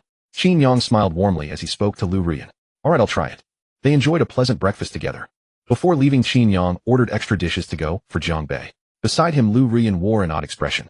"Zhang Bei has been staying with me recently. I'm packing these to take back to him." Qin Yang quickly explained, worried she might misunderstand. "Is that so? I really envy how close you two are," Lu Rian said with a warm, envious smile. Qin Yang felt somewhat awkward. He sensed an undertone in Lu Rian's words, though it might simply be his own overthinking. "Let me walk you home." A few minutes later, the waiter finished packing his order. Qin Yang paid and prepared to see Lu Rian back. Back at home, noticing Zhang Bei was still asleep, Qin Yang went to the guest room. He turned the doorknob and pushed the door open. He saw Zhang Bei lying dead to the world in bed. "Zhang Bei, get up already. I brought breakfast." Qin Yang grabbed Zhang Bei's arm and hoisted him halfway up. "Brother Qin, please let me sleep just a bit longer. I'm exhausted." Zhang Bei didn't even open his eyes. He turned over to continue sleeping. "I'll give you 10 seconds. If you're not up by then, I'm canceling today's investment plans." After knowing Zhang Bei for so long, Qin Yang understood this was someone who couldn't wake easily. Without some real motivation, he'd never comply. In a flash, just 1 second, Zhang Bei's eyes snapped open and he hurriedly jumped out of bed. His face contorted in a bitter expression. "Brother Qin, you can't play like this. I just want to sleep in. Is that too much to ask?" Unfortunately, Qin Yang remained unfazed. "Enough. Get up and wash, then eat the breakfast on the table outside. Around 10 the investment plan officially begins. Until then you must prepare the funds in your account." After saying this, Qin Yang didn't linger in Zhang Bei's room, turning back to his own room to change clothes. "I understand." Zhang Bei, now completely awake, walked to the bathroom to wash up. Stepping into the living room, he indeed found breakfast on the table. As he sat eating, Qin Yang emerged from his room and casually sat on the sofa. "Zhang Bei, did you let slip to Lu Rian that I live here?" Qin Yang asked directly. Brother Qin, how did you know about that?" The steamed bun in Zhang Bei's hand suddenly lost its appeal. His expression showed pure shock. He hadn't expected Qin Yang to bring this up. "I ran into her this morning. She told me she'd just moved to Zhangwan community and she casually revealed that you'd mentioned I live here too. I think you owe me a reasonable explanation." Qin Yang stared at Zhang Bei with a knowing look. A sense of foreboding struck Zhang Bei. Immediately he hurriedly said to Qin Yang, "Brother Qin, let me explain. Miss Lu had been asking about you repeatedly. One night when I was drunk she happened to call, and I accidentally let it slip. Brother Qin, I truly didn't mean to. I swear." 10 in the morning. Qin Yang manipulated an account holding 180 million, investing the entire sum into the stock market. Zhang Bei watched with bated breath, his heart leaping with each transaction. Combined with the previous 90 million, Qin Yang alone had invested 270 million. Even with Zhang Bei's formidable background, an uneasy worry crept into his heart. Yet Qin Yang wore a serene expression, as if he hadn't a care in the world about potential losses. Over the next few days, keep an eye on the account situation. Before stepping out of the study, Qin Yang proactively instructed Zhang Bei. After all this money had been invested through his hands, he must take responsibility for it. Although Qin Yang believed profits were merely a matter of time to guard against any unexpected developments, he decided to have Zhang Bei keep a closer watch. Besides, Zhang Bei had nothing better to do anyway. It would serve as good practice. "No problem." Zhang Bei agreed, without hesitation upon hearing this. Inside the CEO's office, Sophie had officially signed the contract with Jessica Corporation, finally finishing her work. She then proactively dialed Qin Yang's number. "Qin Yang, are you free today?" The moment the call connected, Su Fei's gentle, pleasant voice reached his ears. Instantly his spirits lifted. "Since Miss Su extends the invitation, I naturally have time." An irrepressible smile tugged at Qin Yang's lips as he responded into the phone. Seeing Qin Yang answer so promptly, the corners of Su Fei's lips curved upward. "Jessica has officially signed a contract with my company. To express my gratitude, I'd like to treat you to lunch. I'll send you the address on WeChat shortly." Hearing Su Fei mention this, Qin Yang felt genuinely delighted for her. "Congratulations, President Su. Your company has reached new heights. Alright, don't be late. And I absolutely mean it." Su Fei harbored lingering resentment about Qin Yang's tardiness during their previous blind date. It had been the first time she ever waited for a man. "Rest assured, Miss Su, I guarantee I'll arrive early this time. This time I'll be the one waiting for you." Qin Yang couldn't help but chuckle as he replied. He hung up the phone. Su Fei sat in her executive chair, eyes gleaming, an involuntary smile spreading across her face. She didn't even hear Secretary Shu Ya's knocking at the door. The next moment, Shu Ya caught sight of the scene before her. Good heavens! Why would President Su have such a lovesick expression? Am I seeing things? After several seconds of stunned silence, Su Fei finally came back to her senses. Seeing her secretary Shu Ya staring at her in astonishment, she hastily composed her expression and said with displeasure, Shu Ya, don't you know how to knock before entering? President Su, I did knock. Perhaps you were too lost in your delightful thoughts to hear. President Su, I'm sorry. Please forgive me. Shu Ya immediately adopted an innocent expression, pleading for mercy from Su Fei. Very well, but this better not happen again. Check if I have any appointments this afternoon. Su Fei's expression turned serious as she questioned Shu Ya. At 2 in the afternoon, there's a quarterly summary report meeting. At 3:30, Mr. Shang Shida has scheduled a meeting with you to discuss potential cooperation. Shu Ya quickly consulted her schedule, then looked up to report to Su Fei. Cancel my afternoon meetings and reschedule the appointment with Mr. Shang Shida. I don't want any interruptions this entire afternoon. Soon. Su Fei issued the command to Shu Ya.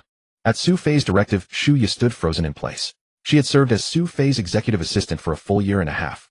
In her memory, Su Fei was an unequivocal career woman through and through. Cold, commanding, with an intimidating presence. Her attitude toward work was exceptionally meticulous. In the past, Su Fei would never let personal matters affect her work arrangements. Even when genuine matters conflicted with work, she always prioritized company affairs, never once delaying or missing anything. Yet now Su Fei had changed her usual ways. Remembering how she had just seen Su Fei wearing that lovesick, dreamy smile, Shu Ya suddenly understood. She realized it, instantly conjuring countless romantic drama scenarios in her mind. President Su, you must be meeting someone very important this afternoon, right? It must be so. Otherwise President Su would never make such a major decision. Could the cold, icy female CEO actually be falling in love? If news of this spreads, countless admirers vying for President Su's attention will be heartbroken. Little did Su Fei know what wild imaginings were running through Shu Ya's mind at that moment. She gathered her belongings, picked up the designer bag on her desk, and walked straight out of the CEO's office. Meanwhile, on Qin Yang's WeChat, the restaurant address from Su Fei arrived. He grabbed his keys and headed straight out without delay. Sophia Restaurant. This was an elegantly decorated establishment exuding refined taste. Most patrons here were couples dressed splendidly and speaking with cultured eloquence. The restaurant's ambience felt remarkably comfortable. Su Fei's friend had spoken highly of this restaurant. She had simply never found the opportunity to visit. After some contemplation, she decided to treat Qin Yang here.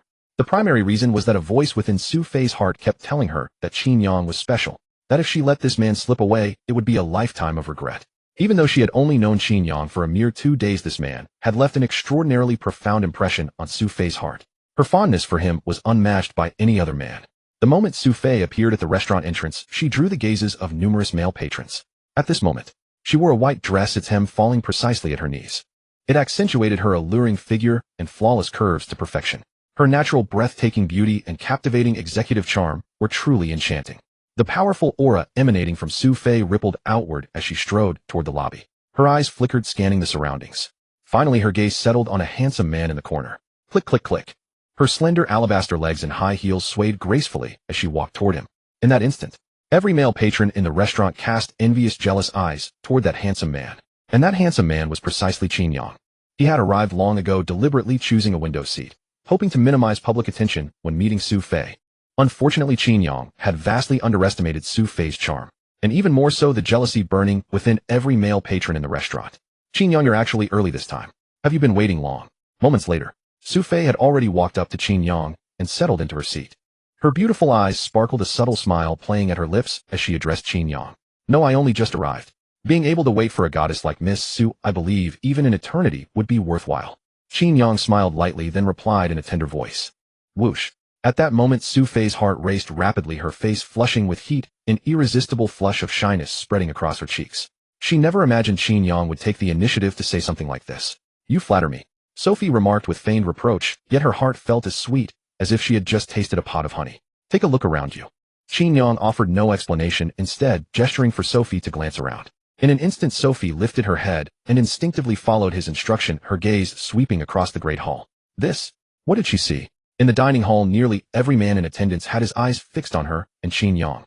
They had in that very moment become the center of attention for the entire room. Now you must believe that I was merely stating the truth, Qin Yang replied with an amused smile. Even he had not fully anticipated the scene unfolding before him. After all, he had never imagined that Sophie would dress so exquisitely for their meeting today. The moment she appeared, she captured the gaze of every man present. Let's order. This meal is on me as thanks for the great favor you did me last time. Soon after, Sophie averted her gaze and spoke to Qin Yang. She had long grown accustomed to such attention, so she felt not the slightest discomfort, her expression utterly composed. Then I won't stand on ceremony. Qin Yang nodded. He picked up the menu, glanced through it, and ordered a Fiore steak, a bowl of hot soup, and a dessert from the waiter. Afterward, he turned his eyes to Sophie and asked what she would like. Sophie graced him with a radiant smile and said, "I'll have the same as you." The waiter had just turned to leave when the two began to chat casually. "Miss Su, I've always been curious. Given how stunning you are with such remarkable poise, and as the female CEO of a listed company, you can't possibly lack suitors. So why would you ever consider going on a blind date?" Qin Yang could never quite understand this choice of hers. Seizing the perfect opportunity, he gathered his courage and asked Sophie directly, "Aren't you the same? From what I've gathered, you're a prominent figure at Modi University with countless admirers. Even the campus beauty and heiresses are no exception. If you wanted a relationship, it would hardly be difficult for you. So how is it that you've remained single all this time? And even ended up on a blind date with me?" Driven by curiosity, Sophie had been unable to resist investigating Qin Yang's background after their blind date concluded. Once she fully understood his circumstances, her impression of him changed dramatically. "Miss Su, I asked my question first, so you must answer mine." Qin Yang refused to let Sophie change the subject so easily. After flashing a faint smile, he posed the question to her once more.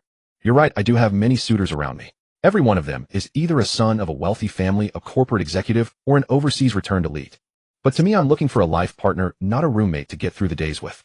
That's why when it comes to finding a boyfriend, what matters to me most is the chemistry between us, not his social status or wealth." Seeing that Qin Yang refused to let the matter go and insisted on pressing for an answer, Sophie fell silent for a moment before finally choosing to reply directly. It was only after hearing her explanation that Qin Yang understood. So that was the reason. Indeed, a beautiful female CEO like Sophie was undoubtedly the dream goddess of countless men. They either coveted her beauty and figure or lusted after her wealth and status. How many of them truly loved her from the bottom of their hearts? "I've answered your question. Now it's your turn. Qin Yang, why did you come to the blind date with me?" Sophie herself was extremely curious about this as well. Unwilling to let the opportunity slip by, she immediately pressed Qin Yang for an answer. "If I said I simply happened to be free that day and thought I'd check it out, would you hit me, eh?" Qin Yang let out a soft chuckle before speaking. "Don't you think that explanation is a bit too perfunctory?" Clearly, Sophie was far from satisfied with Qin Yang's answer. Instantly, her eyes locked firmly onto him, demanding that he give her a proper answer. "But the truth is exactly that. Although I do long for love deep down, I won't casually enter a relationship unless I meet a woman who truly makes my heart race." Qin Yang knew precisely what type of woman he was drawn to. Therefore, he would never entertain improper thoughts merely because a beautiful woman possessed stunning looks. "So what kind of woman are you actually interested in?" At that moment, Sophie boldly asked Qin Yang directly. A playful smile curled upon her lips, her beautiful eyes sparkling as they remained fixed intensely on him. "Someone gentle in nature, kind-hearted, discerning between right and wrong, and not one to covet vanity. Above all, she must make my heart race." Qin Yang thought for a moment, and then answered truthfully. "Your standards aren't high, so how is it that you still haven't found her?" Sophie felt puzzled. In her view, if Qin Yang genuinely wanted to find such a girlfriend, given how popular he was, it shouldn't be too difficult.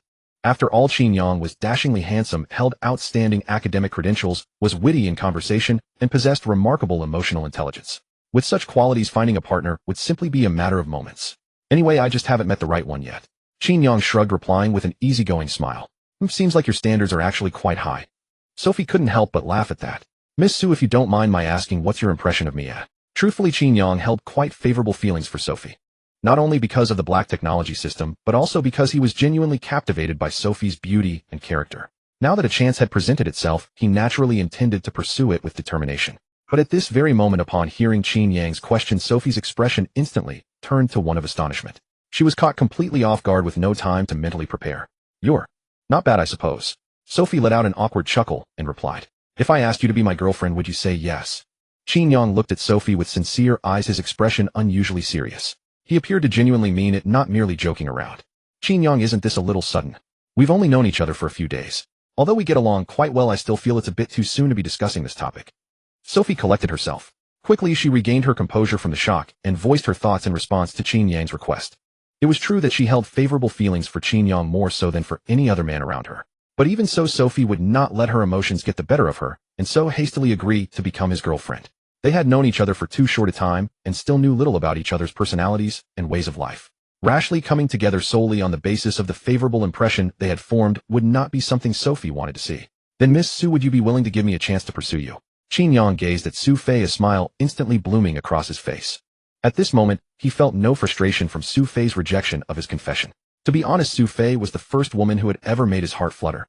So Qin Yang abandoned all concern for dignity, prepared to boldly lay bare his heart to Su Fei, and in doing so carve out for himself a legitimate chance to court her. That depends on how you perform. Su Fei's cheeks flushed a delicate pink, radiating an almost overwhelming shyness. She offered no acceptance, yet neither did she outright refuse. Hearing these words, a surge of elation coursed through Qin Yang. Internally, he mused, since Su Fei hasn't rejected me outright, it appears I still have a chance. At this moment, Qin Yang also discovered a crucial piece of information. Su Fei's affection toward him had already climbed above 80. According to the Black Tech System reminder, once the affection value reaches above 95, Qin Yang's chances of a successful confession would dramatically increase. In that case, if I want to successfully pursue Su Fei, I must increase her affection toward me. Those fleeting seconds clarified Qin Yang's goal. Rest assured, Miss Su, I will surely perform to your satisfaction. With a faint smile, Qin Yang addressed Su Fei. Shortly thereafter, the waiter began serving dish after dish. Qin Yang picked up his knife and fork, meticulously cutting his steak into bite-sized pieces.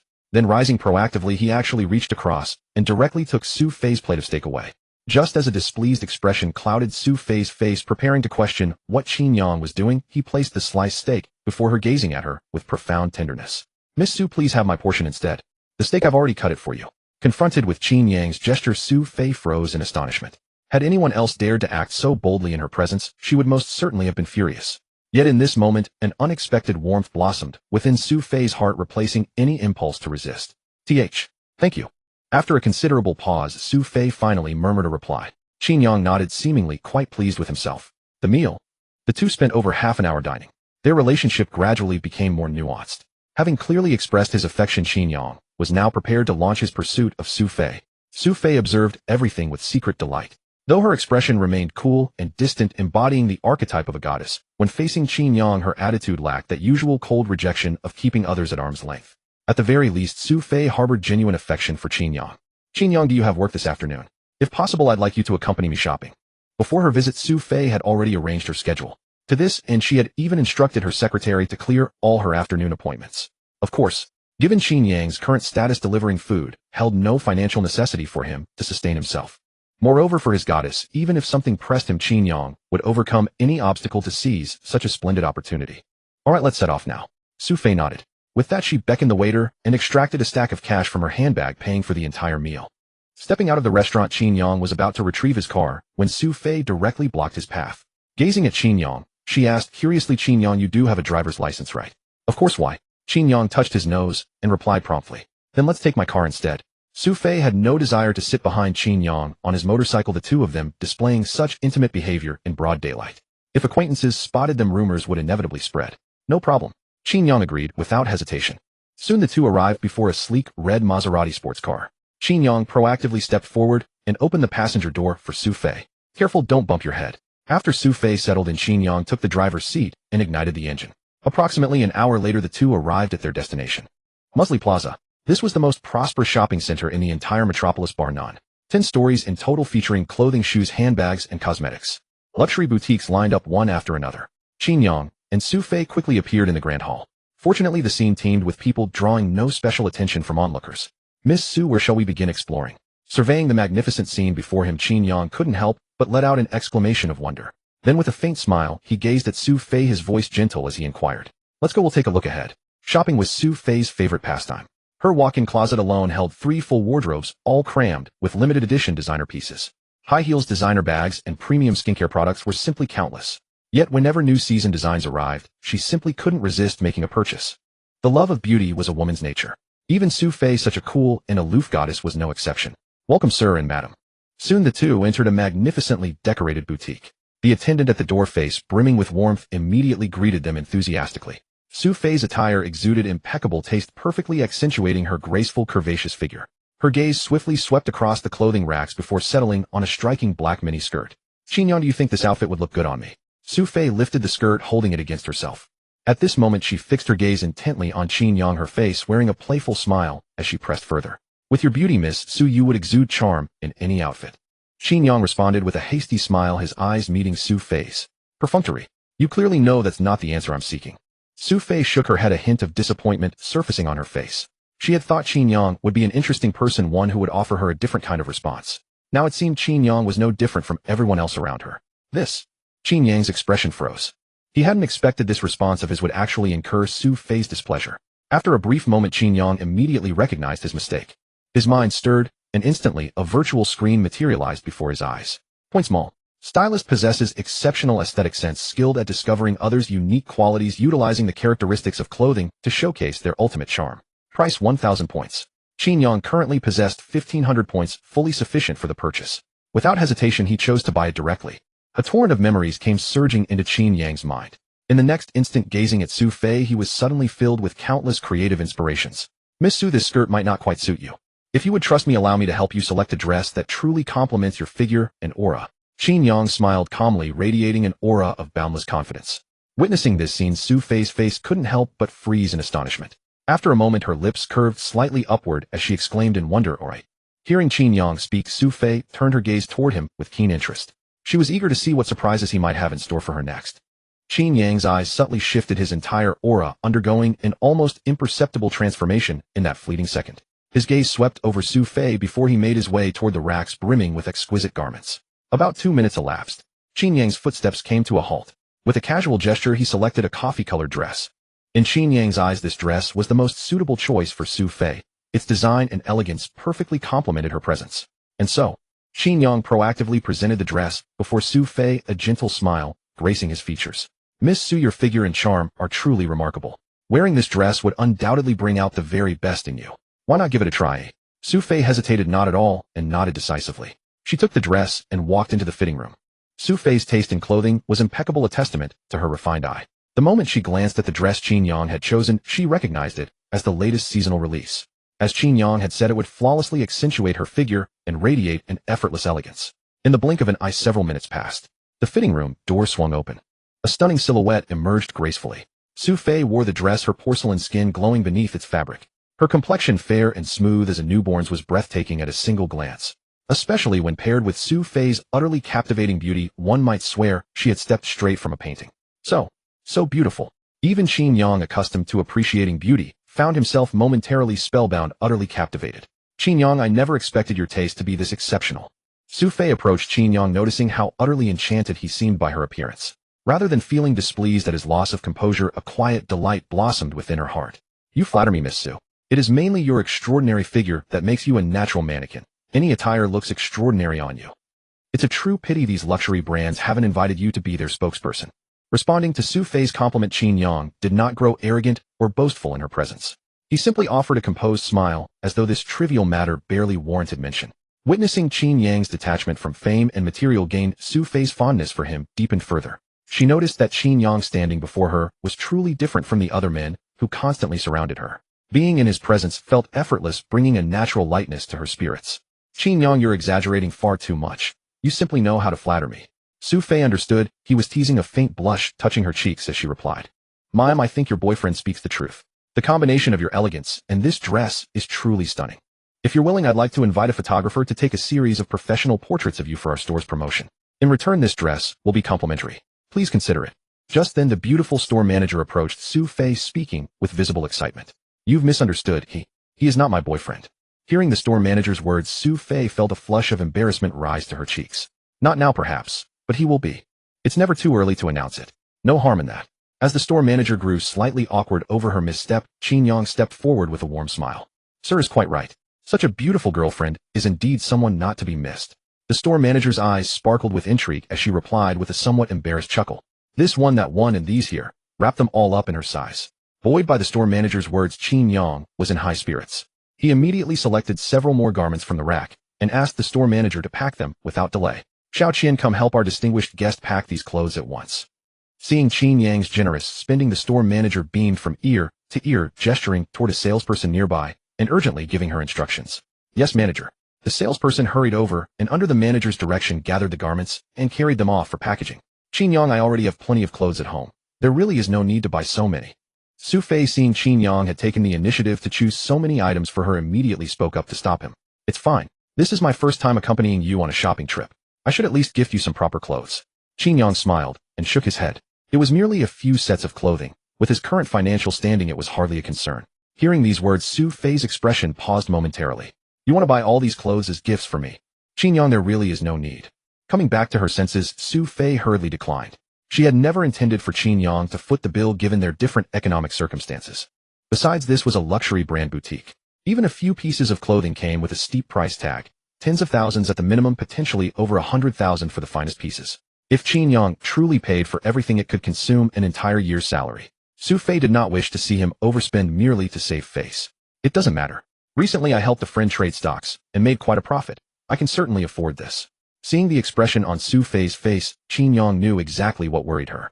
A faint smile of satisfaction appeared on his lips as he said, "Really?" Sophie's eyes flickered with uncertainty, still half convinced by what Qin Yang had said. "Of course it's true. I am not the type to pretend beyond my means. If I truly couldn't afford this, I wouldn't have said such things in the first place." Qin Yang spoke with earnest sincerity, emphasizing his point. "Let's not do this then. I don't want you to spend so much on me." After a moment's thought, Sophie ultimately shook her head and refused. However, Qin Yang gave her no opportunity to reconsider. He walked directly to the counter and settled the payment. 6 or 7 luxury brand items, totaling 120,000 yuan. Qin Yang paid without a single hesitation. Such boldness left even Sophie marveling. "Since you've given me a gift, I can't simply offer nothing in return. Come, I'll take you to pick out some clothes as well." The moment they stepped outside the boutique, Sophie turned around, her gaze falling upon Qin Yang. She then smiled warmly and said, "No problem. I'm entirely at your discretion." Qin Yang nodded decisively and agreed. Then, carrying the shopping bags, he followed behind Sophie. After walking for approximately 7 or 8 minutes, a men's clothing store finally came into view. Sophie entered first while Qin Yang deposited his bags at the counter before following her inside. The racks were filled with a wide variety of styles, though the prices were equally formidable. "Qin Yang, over here." Sophie spotted Qin Yang's figure and immediately waved him over. And at that moment, she already held 2 complete outfits in her hands. Qin Yang offered a faint smile, then quickly stepped up to Sophie's side. "What, have you already made your choice?" Sophie nodded with a smile. She picked up the garment and held it up against Qin Yang to measure the fit. A moment later she urged, "Hurry, go try it on." Qin Yang did not refuse. He took the clothes from Sophie and headed toward the fitting room. Not much time had passed. The fitting room door opened, and Qin Yang stepped out slowly. At that moment his appearance had undergone a dramatic transformation. It was undeniable that Qin Yang possessed striking good looks. After all, he was widely recognized as the most handsome man at Modern Magic University, a dream boy for countless young women. He usually dressed in casual attire, exuding an aura of warmth and approachability. But now, he wore a white dress shirt paired with a black jacket, and on his lower half a pair of tailored trousers. The combination accentuated Qin Yang's dominant, commanding presence to perfection. "Qin Yang, you're incredibly handsome. With a little grooming, you look the part. If you walk down the street like that, strangers would think you were the young master of some wealthy family." Sophie was extremely satisfied with Qin Yang's appearance, even exceeding her expectations. "Haha, you make a fair point. However, these outfits are better suited for formal occasions. I don't usually dress like this." Qin Yang gazed at his reflection in the mirror, nodding repeatedly. At the very least, he was quite pleased with his image and demeanor. "In that case, let me pick out some casual wear for you." Hearing Qin Yang's reminder, Sophie's attention immediately shifted to the clothing rack. After careful selection, Qin Yang tried on several more outfits at Sophie's suggestion, each time producing unexpectedly impressive results.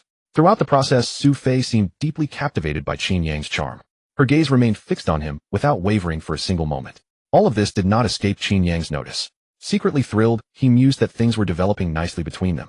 With a bit more effort, he was confident he would soon have the beauty in his arms. "Wrap up all these outfits he's tried on." Sophie looked at the salesperson and stated directly, "No problem, I'll take care of it right away." The salesperson nodded excitedly. She never imagined her luck would be so extraordinary, encountering such a wealthy and generous customer. Just then a burst of camera flashes erupted. Sophie and Qin Yang's intimate moment was secretly captured by someone nearby. The man wore a baseball cap and dark sunglasses, holding a professional camera as he closely monitored every move Sophie and Qin Yang made. "President Ning, your guess was correct. Miss Su is indeed with that young man surnamed Qin. They're at Musée Plaza shopping inside a boutique store." The man pulled out his phone from his pocket and dialed a number, then reported faithfully to the other end. "Good. Keep a close watch. I'll send people over immediately." After finishing his sentence, Ning Ziyuan hung up the phone. Since that incident when Qin Yang publicly took Sophie away from him, resentment had festered in his heart toward Qin Yang. He had spent a considerable sum hiring a private investigator to track Qin Yang's every move. Learning that Qin Yang and Sophie were out together again filled Ning Ziyuan's heart with unbearable jealousy. None of this was known to Qin Yang and Sophie, who were still happily shopping at the boutique. In total, Sophie had selected 4 outfits for Qin Yang. 1 formal suit and 3 casual sets costing over 80,000 yuan. Sophie had wanted to buy more, but Qin Yang declined. "Miss Su, these outfits are more than enough for me. There's no need for you to spend any more." Seeing Qin Yang speak so firmly, Sophie did not press the matter further. She simply nodded and agreed. "All right then, let's go. Since we bought clothes, let's check out the shoe stores next." Sophie was in high spirits for shopping. To her, this was only just the beginning. Qin Yang did not object and went along with Su Fei's wishes. They shopped for a full 3 hours. As they approached the grand entrance of Musée Mall, Qin Yang's hands were already full of shopping bags. Behind them trailed several store sales associates carrying additional packages. They arrived at the parking garage and placed everything in the front trunk. Just as they were about to leave, more than a dozen burly men in black clothing suddenly appeared, blocking Qin Yang and Su Fei's path within moments. "Who are you? Why are you blocking our way?" Witnessing this scene, Qin Yang instinctively pulled Su Fei behind him, his expression growing cold and stern. He had never expected to encounter such trouble. "Boy, if you know what's good for you, you'll immediately kneel down, slap yourself 10 times, and cripple both arms. Should you please me, I might consider letting you walk away with your life." The leader, a portly man, wore an arrogantly mocking expression. Pointing directly at Qin Yang's nose, he began threatening him without hesitation. "Insufferable. Speak. Who hired you?" Qin Yang's eyes blazed with fury. He could clearly tell these people had come specifically to cause him trouble. Yet he had never offended anyone in such a way. How could this be happening to him? "So now you're afraid." The fat man's lips curled into a cold sneer.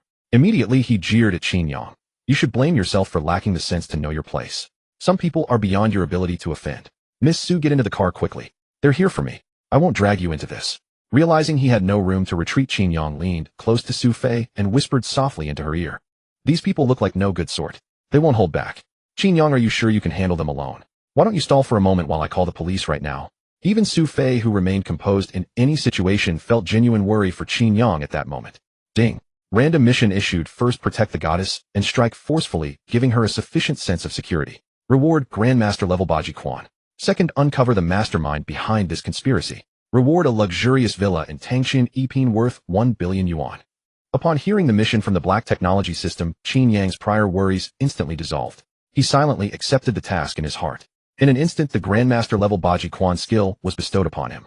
Qin Yang felt a surge of immense power coursing through his entire body. With a single punch, he could send a 1,000-gene elephant flying. "I'll give you 3 seconds to consider. Either obey my orders or taste the consequences of refusing a toast only to drink a forfeit." The fat man sneered coldly, his patience clearly exhausted.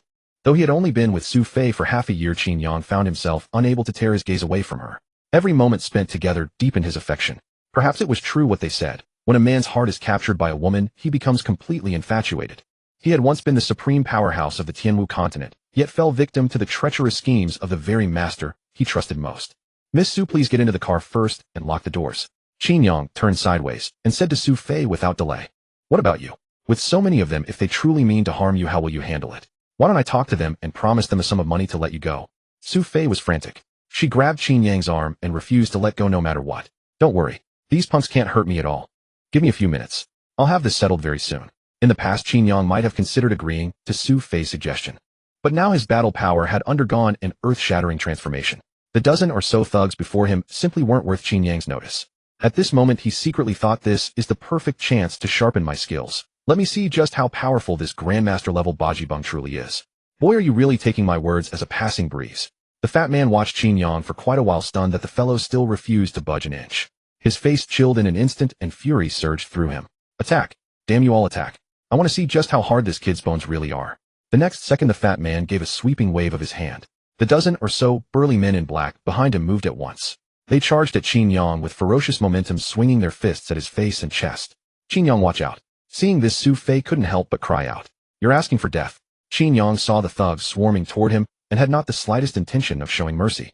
Fearing that the fight would endanger Su Fei behind him, he stomped the ground with both feet. His whole body shot outward like a cannonball. Boom. His fist, like a fierce dragon crossing the river, slammed directly into the thug before him. The man, weighing over 130 gene, was lifted off his feet, sent flying 7 or 8 meters away, and crashed heavily to the ground. Not only that, the man rolled across the ground several times. If not for a pillar blocking him from behind, who knows how much farther he might have rolled. The scene fell into a deathly silence instantly. The fat man and all of his men stared at Qin Yang, utterly dumbfounded.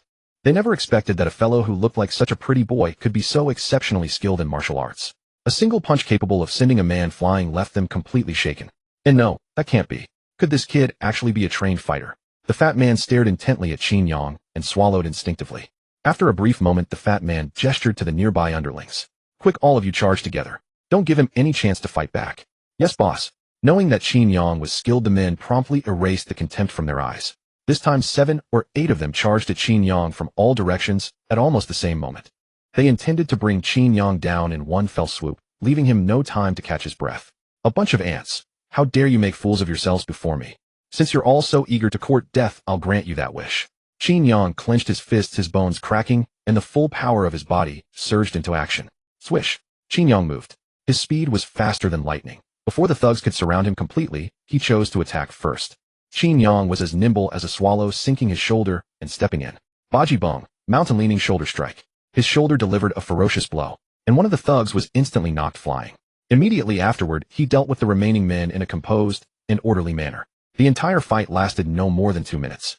Of the dozen or so black-clad men who had surrounded Qin Yang, only 3 or 4 were left in the blink of an eye. They all lay on the ground, clutching their injuries and howling in pain.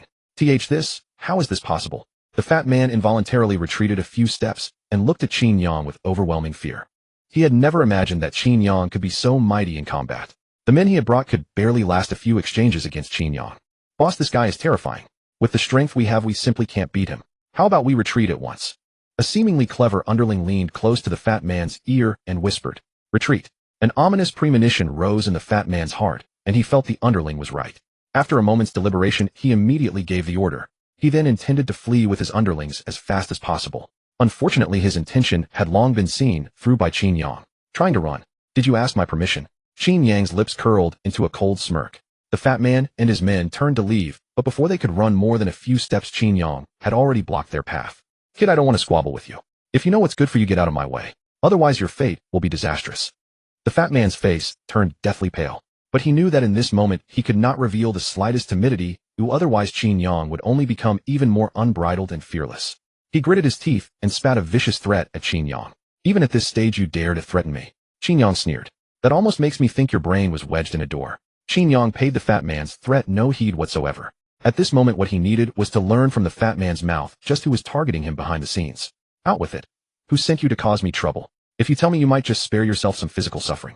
The fat man realized that Qin Yang had blocked him precisely to find out the background of the big shot behind the scenes. His expression changed instantly, and he shook his head in a panic. I don't know what you're talking about. So you're going to play dumb in front of me? Fine. Since you refuse to cooperate, I'll have to use other ways to make you speak up on your own. Even as he spoke, Qin Yang paced forward, relentlessly shortening the distance between him and the fat man. What are you trying to do? Stay away from me.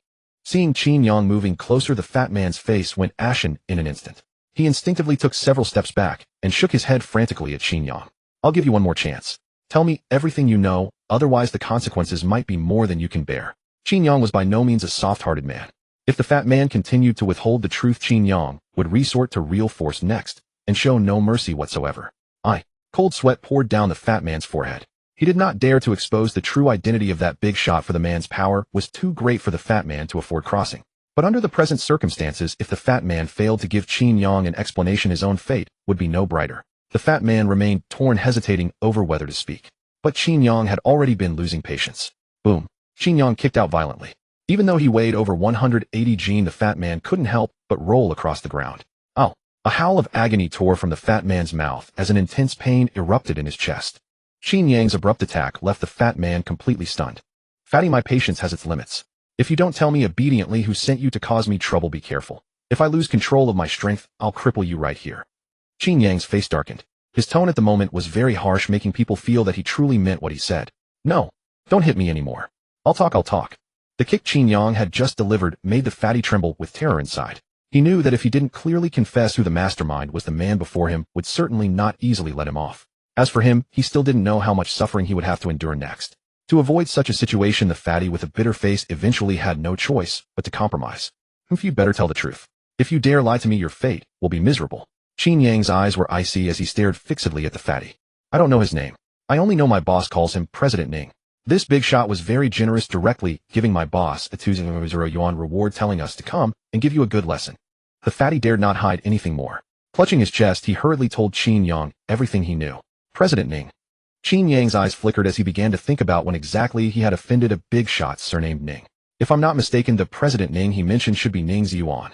Just as Qin Yang was pondering who this President Ning could be, Sophie somehow had already walked up to his side and said with a serious expression, "What? It's actually him." With Sophie's reminder, Qin Yang immediately came back to his senses, thinking it was very likely. Yes. When we had dinner last time, although it was your first meeting with him, your attitude back then might have offended him. From my understanding of Ning Ziyuan, he absolutely won't let you off easily. I just didn't expect that he would use such despicable methods to make trouble for you. Su Fei couldn't help feeling helpless.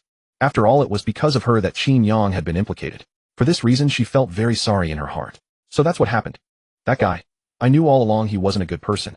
But since he chose to use such means to deal with me, I'll remember this debt. In the future, when there's an opportunity, I'll make him pay a heavy price for today's matter. Qin Yang was not a soft persimmon that anyone could squeeze at will. Since Ning Xuan had the audacity to do such a thing, he would inevitably have to bear Qin Yang's wrath for his own actions. Qin Yang, you must not act impulsively.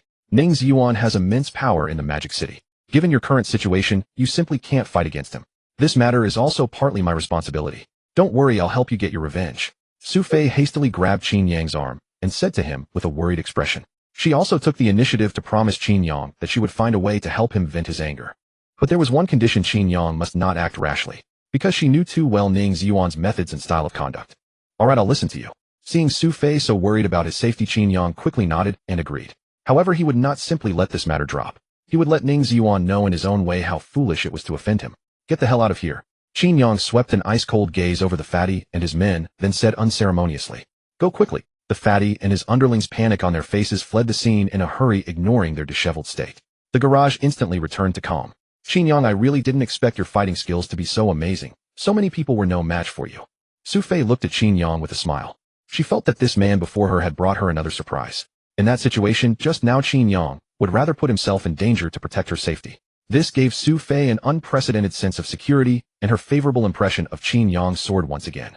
I exercise regularly, so my physical fitness is naturally good. These hooligans have no real skills, they just rely on their numbers. Dealing with them is a piece of cake. Sorry, I almost got you involved.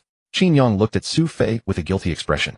These people had come for him. Su Fei had been frightened and nearly caught up in it. This made Qin Yang feel guilty. This matter is completely not your fault. Why apologize to me? On the contrary, I should be the one thanking you. If it weren't for you stepping in to drive those people away, the consequences would have been disastrous. Qin Yang, I owe you a favor. Seeing Qin Yang apologize to her, Su Fei couldn't help but laugh. She knew very well that Qin Yang had done her a great favor, and she had no reason to blame him at all. Miss Su, you're too polite. We've been shopping all afternoon. You must have enjoyed yourself, right? Come, I'll take you back. After saying that, Qin Yang took the initiative to open the car door and made an inviting gesture to Su Fei. Su Fei gave a charming smile and quickly got into the passenger seat. Before long, Qin Yang started the sports car engine. Stepping on the accelerator with a roar, the car gradually drove away. Ding! Congratulations, host, on completing the mission. Reward: a luxury villa at Thompson, one worth 1 billion yuan. The property certificate and keys are all in the study drawer, and all the formalities have been completed. Su Fei, seeing the smile on Qin Yang's face, mistakenly thought that Qin Yang had spent a pleasant afternoon with her. During this time, she couldn't help stealing glances at him. And indeed, looking at Qin Yang's chiseled side profile from this angle, there was an indescribable beauty. Su Fei had never had such close contact with any member of the opposite sex in her daily life. In the company, she was a lofty, cold, and aloof CEO with a powerful aura. Everyone kept their distance from her out of reverence. Moreover, because Su Fei herself was always serious and seldom smiled, rumors about her grew more and more. Almost no one dared to casually joke in front of her. She had also rejected countless suitors among the rich second generation and outstanding young talents, so people naturally regarded Su Fei as a goddess CEO, who could only be admired from afar, never to be profaned. Naturally, the number of men close to her diminished considerably. If not for Qin Yang's appearance, who knew how much longer this situation would have persisted. Why do you keep looking at me? Is there a flower on my face? Qin Yang snapped back to his senses only, then noticing that Su Fei's gaze kept darting toward him. A gentle smile spread across his face, and he couldn't help asking Su Fei, Was I? It's just your imagination. I was only looking at the scenery outside the window. Seeing that she had been caught red-handed, Su Fei's pretty face instantly flushed. But she didn't intend to admit it, so she quickly found an excuse to force herself to cover it up. Seeing such a shy goddess CEO, Qin Yang couldn't help but stare in a daze at that moment. To be fair, there were no shortage of beautiful women surrounding Qin Yang. Yet for some reason, ever since he met Su Fei, all other members of the opposite sex had completely lost their allure to him. In terms of appearance, temperament, and personality, after several days of getting to know her, Su Fei perfectly matched the standard Qin Yang had always envisioned for his ideal girlfriend. The most important thing was that although they had only known each other for a few days, they got along incredibly comfortably. Their personalities complemented each other perfectly, and they appreciated one another deeply. The fact that Su Fei did not look down upon Qin Yang for his aimless lifestyle was all by itself enough to elevate his fondness for her to an unprecedented height. Miss Su, do you have any plans for this weekend? Qin Yang withdrew his gaze, yet the smile on his lips never faded. After a long moment, he asked in a gentle voice. No. Su Fei thought for a moment before hesitantly replying. At this very moment, inexplicably, her heart began to race with nervousness. Could it be that he wants to ask me out? Her suspicions were confirmed. Before she could finish her thought, Qin Yang extended his invitation. If you don't mind, could you let me arrange our time together? I promise you'll have a wonderful weekend. Qin Yang fixed his gaze upon Sophie, eagerly anticipating her reply.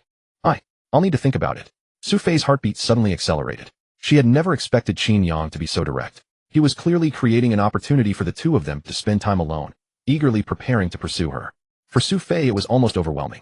No problem at all. There are still 2 days until the weekend, so you can take your time considering it. I don't wish to pressure you, I simply want to express my true feelings. I am truly looking forward to seeing what choice you will make, Miss Su. Qin Yang offered a calm smile. At this moment, he radiated an aura of confidence. Sophie discovered that she was beginning little by little to fall under his charm. The man before her lived with remarkable clarity and self-awareness. He had never been tainted by the vulgarity of worldly conventions. In front of her, Qin Yang had never once brought up money or grand ambitions. On the surface, he appeared to be a dreamer with no aspirations for advancement. Yet ironically, he himself possessed considerable talent. He was gentle and refined, capable of performing pieces on the piano for Sophie. He had graduated from the finance department of Shanghai University, making him a coveted talent among countless financial firms. Yet he cherished freedom above all else, and ultimately chose to work as a delivery driver. He was unrestrained, completely indifferent to others' opinions. He possessed tremendous strength, yet carried himself with such humility and restraint that no one could discern his true abilities. Qin Yang was every woman's dream come true, a hidden treasure of a man. Even if Sophie's standards were extraordinarily demanding, encountering a man like him was simply irresistible. Outside Sophie's villa, the sports car gradually came to a stop. Miss Su, we've arrived. Upon hearing Qin Yang's reminder, Sophie slowly returned to her senses. She stepped out of the car and, noticing how late it had become, turned to Qin Yang and said, Qin Yang, thank you for accompanying me all afternoon and personally driving me back. This area is remote and hard to find a taxi. Why don't you just drive my car back? Qin Yang looked utterly astonished. He had not expected Sophie to say something like that. However, he did not refuse. Instead, he graciously accepted and then looked at Sophie, saying, all right, then I'll come pick you up for work tomorrow morning. No need. I have several other cars in my garage. There's really no trouble at all. A flush of crimson instantly appeared on Sophie's cheeks. She had merely been acting in good faith, never expecting Qin Yang to take it as an opportunity and actually planned to drive her to work the next day. If the employees at her company saw it, who knew what kind of commotion it would cause? Sophie certainly did not wish to attract unnecessary attention. It's all right, I don't mind the trouble at all. Miss Su, then it's settled. See you tomorrow. Qin Yang did not give Sophie a single chance to refuse him. With that, he turned and walked into his car, driving away without delay. Darn it. I clearly told him no, and yet this fellow still dares to make decisions on his own. Watching the direction where Qin Yang had disappeared, Sophie stamped her foot in feigned exasperation. Yet a short while later, she felt a secret sense of delight over the assertiveness he had just shown. She was accustomed to the men around her being completely submissive to her whims. That Qin Yang had utterly disregarded her objections and firmly resolved to pick her up the next day was unexpected and rather thrilling. Admittedly, Sophie did harbor fondness for Qin Yang. Otherwise, she would never have declined her afternoon work arrangements just to spend the entire day shopping with him. Jiangwan Residential Community. Qin Yang drove Sophie's sports car home, but was unexpectedly stopped by the security guard at the entrance. The reason was that Sophie's license plate had not been registered at the community gate. Fortunately, the guard recognized Qin Yang personally. Upon seeing him, he opened the gate and let him pass. This minor incident did nothing to dampen Qin Yang's spirits. Back at home, Qin Yang walked into the kitchen, grabbed a cold drink from the refrigerator, took a hearty gulp, and then plopped down onto the living room sofa with a tired sigh. Accompanying Sophie on a shopping spree all afternoon, hauling bag after bag had taken its toll, even on someone with his sturdy constitution. Brother Qin, you're back. Just then the door to Jiang Bei's room swung open. With a grin on his face, Jiang Bei strolled over. Jiang Bei, you've been holed up at home all day. Why didn't you go out? Qin Yang asked curiously. Brother Qin, it's not that I don't trust you. I just invested all my money into the stock market. At this critical moment, I simply didn't have the heart to go out and play. From 10 in the morning until 6 in the evening, Jiang Bei's entire energy had been devoted to monitoring stock market fluctuations. He had stayed cooped up at home the whole day, daring not even to step outside. Then tell me, how much did you earn today? Seeing Jiang Bei's cheerful mood, Qin Yang could easily guess that the fellow's account must have profited handsomely. Not too much, just around 5 million. At the mention of this, Jiang Bei's admiration for Qin Yang grew even deeper. The 3 stocks he held in his account had all surged dramatically that day. If it hadn't been for Qin Yang's prior warning that there would be a significant surge in the coming days, Jiang Bei would have called him in sheer excitement right then and there. Not bad at all. In just 2 days, you've already recovered all the money you lost in the stock market. Since that's the case, shouldn't we two brothers go out and celebrate properly? Qin Yang glanced at Jiang Bei, a smile curling the corners of his lips.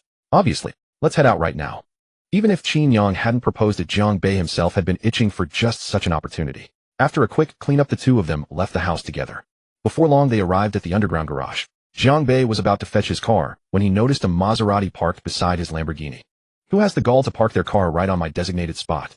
When Jiang Bei had purchased this property, he had also conveniently bought several parking spaces. They had mostly been lying idle, so the sudden appearance of a Maserati in one of them immediately caught his eye. His expression darkened slightly, a hint of displeasure flashing across his face. I drove this car back. It's parked on your spot for a moment. Is that supposed to be a problem? Hearing Jiang Bei's complaint, Qin Yang promptly explained. What? Brother Qin, did you buy a new car? Jiang Bei's face instantly froze in astonishment, his mouth hanging wide open.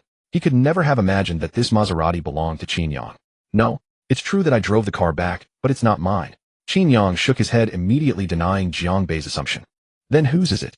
Jiang Bei couldn't contain his curiosity and pressed further. It's Sophie's sports car. Didn't I accompany her shopping this afternoon? After that I drove her home. She lives quite far, and it's not easy to catch a cab from that area, so she let me take the car back. Qin Yang smiled and explained proactively. What? Qinji, did I hear that correctly? You actually went on a date with Sophie this afternoon.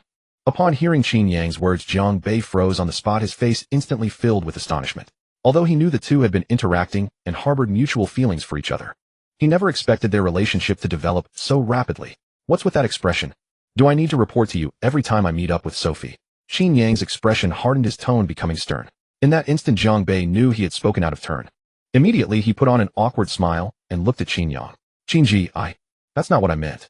I just didn't expect you to be so capable. The rapid progress between you and Sophie completely exceeded my expectations. At this rate of development, she'll probably become your girlfriend before long. Qin Yang nodded, a smile curling at the corner of his lips. That goes without saying. In the end, Qin Yang got into Jiang Bei's Lamborghini. Jiang Bei manipulated the steering wheel with one hand, while simultaneously pulling out his phone from his pocket, preparing to make a reservation for a private dining room in advance. He didn't decide immediately. Instead, he turned his head, his gaze falling directly on Qin Yang as he inquired, Qinji, should we go to the same hotel as last time? Either way is fine. You're treating today, so you decide. Qin Yang shrugged, indicating he didn't mind. All right, then I'll just make the reservation. With Qin Yang's response, Jiang Bei quickly made up his mind. Approximately half an hour later, the Lamborghini sports car pulled up at the entrance of a five-star hotel. The car door opened, and Qin Yang and Jiang Bei stepped out of the sports car. The moment they entered the lobby, the hotel manager immediately approached with a respectful bow. Young Master Jiang, this way please. Shortly after, the hotel manager led the way, bringing Qin Yang and Jiang Bei to a quiet private room. Inside, two stunning beauties with fair skin and exquisite features were already seated. Mingyan, you arrived so quickly. I thought you might be a little late. Seeing the two beautiful women, Jiang Bei greeted them warmly. When you called me, Xian and I were shopping nearby. We rushed over immediately, so we arrived quite early. Zhang Mingyan smiled gracefully, her gaze fixed on Jiang Bei as she explained. These two are... At this moment, Qin Yang couldn't help but curiously ask Jiang Bei. He truly hadn't expected Jiang Bei to have invited others to dinner. Qinji, let me introduce you. This is my girlfriend Zhang Mingyan. And the other one is her best friend, Li Xian. I've been wanting to find an opportunity for you all to meet. Since this was a suitable occasion, I took the liberty of arranging it. Qinji, you're not upset, are you? Jiang Bei's gaze remained fixed on Qin Yang, worried that his arrangement might displease him. Fortunately, after a long while, no dissatisfaction appeared on Qin Yang's face. It's fine, it's just a meal anyway. Besides, more people make it livelier. Things had already come to this. Even if Qin Yang felt somewhat uncomfortable, he couldn't let Jiang Bei lose face. It was just that at this moment a hint of curiosity flickered across his eyes. When did Jiang Bei acquire a new girlfriend? Judging by her looks and temperament, she seemed vastly different from the ones before. Qinji, my family arranged a blind date for me recently, and that's when I met Mingyan. This time I'm being completely sincere. Don't go teasing me too much later. Jiang Bei was afraid that Qin Yang's teasing might upset Zhang Mingyan, so he warned him in advance. Haha, has the playboy actually reformed? The legendary love expert has finally fallen for someone. Hearing this, a broad smile spread across Qin Yang's face. Zhang Mingyan was the young lady of the prestigious Zhang family of Modu. Compared to Jiang Bei's family background, they were evenly matched. The two met through the arrangement of their family elders. When Jiang Bei first saw Zhang Mingyan, he was captivated by the noble aura she exuded. It was truly love at first sight. Over the following 2 months, Jiang Bei exhausted every effort, racking his brains to pursue Zhang Mingyan. Finally, half a month ago, the two officially entered into a romantic relationship. This news was known only to Jiang Bei's closest friends. Tonight's dinner gathering was primarily because Jiang Bei intended to formally introduce Zhang Mingyan to Qin Yang. As for Li Xuanxuan, Jiang Bei had met her several times before and was no stranger to her. If it weren't for Qin Yang's deep affection for goddess Sophie, Jiang Bei had intended to introduce him to Li Xuanxuan, hoping to matchmake this handsome man and beautiful woman. Qinji, I'm begging you this time, the brother is truly sincere. I don't want the girlfriend I worked so hard to win to be ruined by a few words from you. Jiang Bei gazed at Qin Yang with a pleading expression. Alright, I was just joking with you. Why are you so frightened? Qin Yang spread his hands, a faint smile appearing on his face. Only then did his gaze turn toward Zhang Mengyan and Li Xianxian. The two women were elegantly dressed and impeccably groomed. A noble aura naturally emanated from them, clearly indicating their prestigious family origins. Both possessed stunning looks that could easily outshine those trending celebrities in the entertainment industry. Fair skin, beautiful features, long legs. Undoubtedly the hallmarks of a goddess.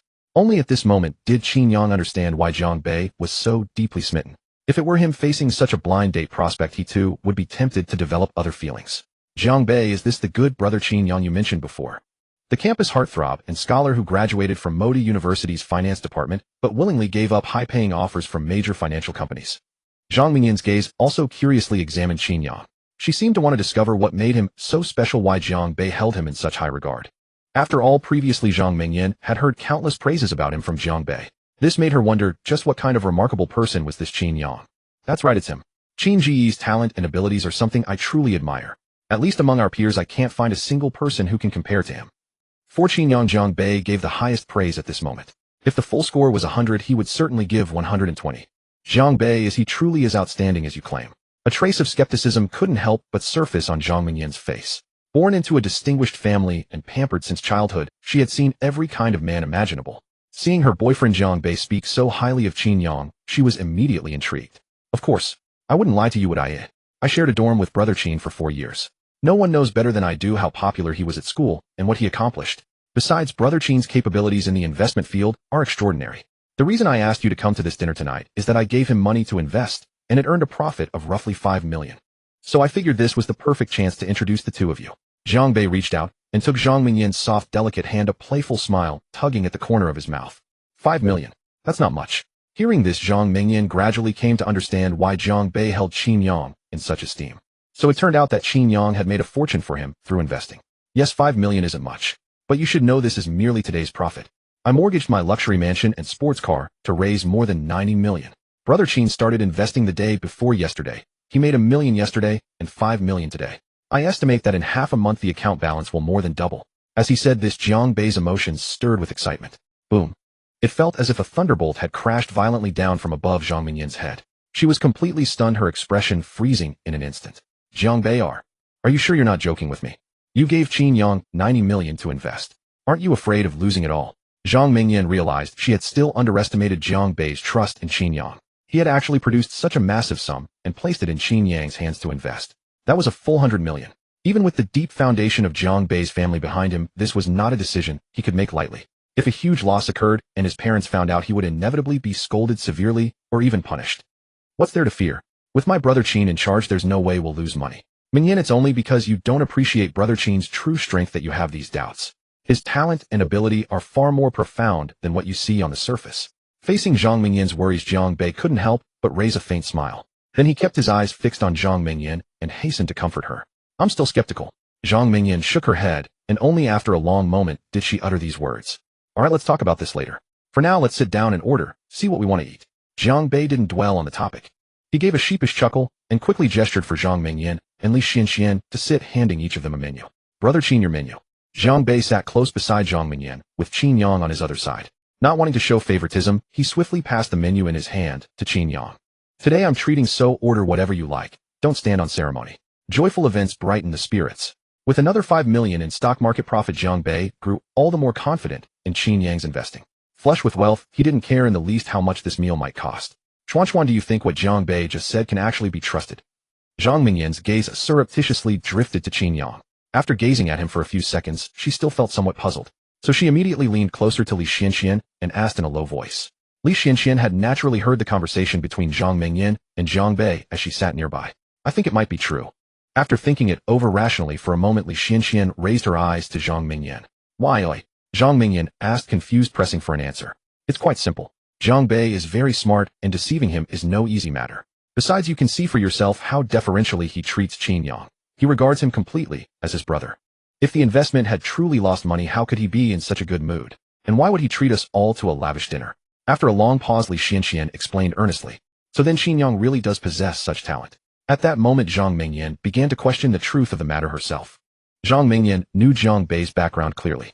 Although he was a bit of a slacker and didn't seem particularly serious compared to those spoiled heirs of wealthy families, he was 1,000 times better. It was precisely for this reason that she gave Zhang Bei a chance and agreed to date for a while. And so far he had performed admirably in front of her, satisfying her in every way. The guy had no reason to deliberately lie to her over Qin Yang's matter, since it would bring him no benefit after all. That's right. Minion, why don't you ask Zhang Bei for me whether Qin Yang has a girlfriend? Li Xianxian hesitated for a moment, then finally gathered her courage and said to Zhang Mingyan. Huh, Xuan you don't actually have feelings for Qin Yang, do you? Hearing her best friend say such a thing, Zhang Mingyan's expression instantly turned one of utter shock. She could never have imagined that Xuan, having met Qin Yang only once, would take a liking to him. After all, Xianxian was not short of suitors who had confessed their love to her. Yet despite that, she had taken a liking to none of them, remaining single all the way until now. And now, after a single meeting with Qin Yang, she had actually fallen for him. This made Zhang Mingyan feel as if she were dreaming. Qin Yang is handsome, and as a top student in the finance department of Moda University, he possesses remarkable talent and skill. If everything Zhang Bei said just now is true, then he's indeed a man of great potential. Isn't it only natural that I fancy him? A hint of bashfulness quickly spread across Li Xuan's cheeks. She had already resolved to make sure Zhang Mingyan extracted more news about Qin Yang from Zhang Bei. Mingyan, you're my dearest friend. You simply must help me. Li Xianxian wheedled and coaxed. Fine. Since you're my best friend, how could I refuse? Don't worry, I'll take care of it. Confronted with her best friend's request, Zhang Mingyan's heart softened, and she nodded in assent. A moment later, Zhang Mingyan sidled up to Zhang Bei and shot him a meaningful glance. Zhang Bei, I have something to ask you, and you must answer truthfully. No problem. Go ahead. Seeing Zhang Mingyan's serious expression, Zhang Bei quickly straightened up. Qin Yang, does he have a girlfriend now? The question was one Zhang Mingyan had hesitated over before she finally asked it. Mingyan, you don't happen to have taken a shine to my brother Qin, do you? You're my girlfriend, Zhang Bei's girlfriend. How can you ask about another man's relationship status right in front of me? This is a fatal blow to my heart. Zhang Bei was taken aback. In an instant, he was enveloped by a wave of grief. He realized he had done something extremely foolish. Namely, knowing full well Qin Yang's overwhelming charm with the opposite sex, he had gone and courted disaster by arranging this dinner party. And now look, his girlfriend had taken a shine to his best buddy Qin Yang. Zhang Bei felt his head instantly turn a glossy green. He regretted it. He hated it. Yet he was powerless to change this cruel reality. You bastard, what nonsense are you talking? When did I ever say I liked Qin Yang? Zhang Bei, what filthy things are you thinking about all day? Seeing the sorrowful expression on Zhang Bei's face, Zhang Mingyan immediately realized he had misunderstood. Her expression turned cold as she snapped at him in displeasure. Is that not the case? If not, why would you ask me such a question? Zhang Bei was taken aback. Could it be that he had misunderstood? But just now Zhang Mingyan had clearly been asking him about Qin Yang's relationship status. Wasn't that an obvious sign that she was interested in Qin Yang? You? How can you be so stupid? Isn't Xianxian still single? I'm asking for my best friend. Can't I do that? Zhang Mingyan looked furious, glaring at Zhang Bei with a displeased stare as she questioned him. So that's how it is. Mingyan, I'm sorry. I misunderstood you. As long as it's not you who's fallen for brother Qin, we're fine. Once he had figured out what was really going on, Zhang Bei's mood instantly brightened, and he couldn't help but break into a smile. Stop laughing. Answer my question now. Does Qin Yang have a girlfriend or not? Zhang Mingyan grabbed Zhang Bei's arm and suddenly squeezed hard with her fingers. Hiss. Zhang Bei drew in a sharp breath. But under Zhang Mingyan's fierce gaze, he gritted his teeth and refused to let out a painful cry. Mingyan, don't be like this. Let's talk things through. Zhang Bei immediately begged for mercy. If you don't want to suffer, stop wasting your breath. Then tell me quickly. Zhang Mingyan gave Zhang Bei a disdainful glance and quickly let go. Unfortunately, if you had asked me a few days ago, I could have told you with certainty he didn't. But now it's hard to say. Zhang Bei thought for a moment before replying. Zhang Bei, what exactly do you mean by that? Zhang Mingyan frowned and immediately pressed on. Brother Qin got to know the CEO of a listed company a couple of days ago, and he's quite taken with her. Right now he's in the middle of pursuing her. Without hiding anything, Zhang Bei truthfully told Zhang Mingyan what he knew. Alright, got it. As soon as she said that, Zhang Mingyan leaned over to Li Xianxian. Mingyan, does Qin Yang actually have a girlfriend? Li Xianxian looked nervous, gazing at her best friend with anticipation. No, he doesn't. I just heard that Qin Yang recently met a beautiful CEO, and he seems very interested in her. He's at the pursuit stage. Zhang Mingyan said with a smile. After hearing this, Li Xianxian felt a secret thrill. This meant she definitely had a chance. Good, as long as he doesn't. I refuse to believe that with my charm I'd lose to anyone else. With that thought, Li Xianxian instinctively turned her gaze to Qin Yang. The more she looked, the more her heart fluttered, and a playful smile appeared on her face. Exactly. Who could possibly resist my Xuan's charm? Zhang Mingyan expressed complete agreement with Li Xuan's words, whether it was figure, temperament, or family background. Li Xianxian was a goddess any man would dream of. Even if Qin Yang were truly as outstanding as Zhang Bei had said she believed, he simply couldn't resist her charm. In less than 20 minutes, the waiters began serving the dishes. The table was fully covered with more than a dozen dishes. Jiang Bei even opened an expensive bottle of red wine and filled everyone's glasses, and the atmosphere in the private room gradually grew lively. Brother Qin, I raise this glass to you. If it hadn't been for you, I would never have earned such a huge sum of money. Jiang Bei picked up his glass and looking at Qin Yang first said with great excitement, Don't say that. Between us brothers there's no need for formalities. Though he said this, Qin Yang didn't refuse. He raised his glass and clinked it with Jiang Bei's. If there's ever anything you need me for, Brother Qin, just say the word. I'd go through fire and water without the slightest hesitation. In his heart, Jiang Bei had long regarded Qin Yang as his closest brother. With Qin Yang's help this time, he had won back all the money he had lost in the stock market earlier. This couldn't help but make Jiang Bei feel immensely delighted. It's enough that you have such a loyal heart. Qin Yang smiled and said no more. Though he and Jiang Bei were not blood brothers, they were closer than real brothers. That was exactly why the two of them had stayed so close after graduation. They even still lived together. Qin Yang, your investing skills are so impressive. Doesn't that mean you've made a lot of money yourself? Li Xianxian seized the perfect moment, a smile spreading across her face, and took the initiative to speak to Qin Yang. Not at all. Qin Yang shook his head with a slight smile and said, I only invest for Jiang Bei. I don't believe that. Li Xianxian was skeptical of that answer. Brother Qin is right. We were just dabbling before, so after a full round of investments we actually didn't make much money. But $1 million or so, that's for sure. Seeing this, Jiang Bei immediately stepped in to speak up for Qin Yang. That's still quite impressive. Li Xianxian came from an extraordinary background and had always used her family's money. For someone like Qin Yang who could earn several million just a few years after graduation, she naturally felt admiration. For a moment the look she gave Qin Yang was filled with fondness. If you don't mind, you can count me in as well. I happen to have quite a bit of spare cash on hand. This? A trace of hesitation flickered across Qin Yang's face. Originally, he had only been investing for Jiang Bei. Later, only for Jiang Bei's sake had he agreed to let Chun Jiahao and the other two take part. And now Li Xianxian was being added to the mix. He couldn't help but feel a headache coming on. Jiang Bei saw through Qin Yang's awkward situation at once and knew he was at a loss for how to refuse. So he quickly tugged at Zhang Minyan's arm. The latter instantly understood, leaned close to Li Xuan and whispered, Xuan, this is only your first time meeting Qin Yang. If you're too forward, you'll scare him off. Besides, investment is such a delicate matter. How can you easily hand over your money to him? And what if the money is lost? Wouldn't he have no face to see you anymore? Zhang Mingyan thought this would persuade her best friend, but to her surprise, Li Xianxian said with a smile, It's fine. It's only a few $100,000 anyway. Even if it's lost, it's lost. And this way I can use that as an excuse to meet Qin Yang openly. It was then that Zhang Mingyan realized her best friend was already in far too deep. All her earnest advice was completely useless. Still out of good intentions, she patiently urged her, Stop messing around. This matter can't be rushed. It's better to take things slowly. Meanwhile, Qin Yang's gaze turned to Jiang Bei, and he whispered, What on earth is going on here? Why do I keep feeling that the two of them are looking at me with such strange eyes, eh? Jiang Bei laughed. Brother Qin, I have to say your charm is truly impressive.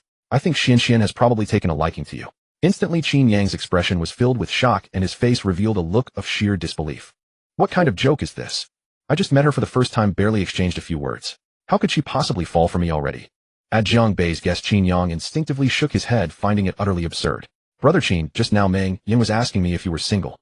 I'd say there's an 8 in 10 chance it's true. You'd better figure out how to resist such overwhelming romantic fortune yourself. Jiang Bei immediately burst into delighted laughter at Qin Yang's expense. What?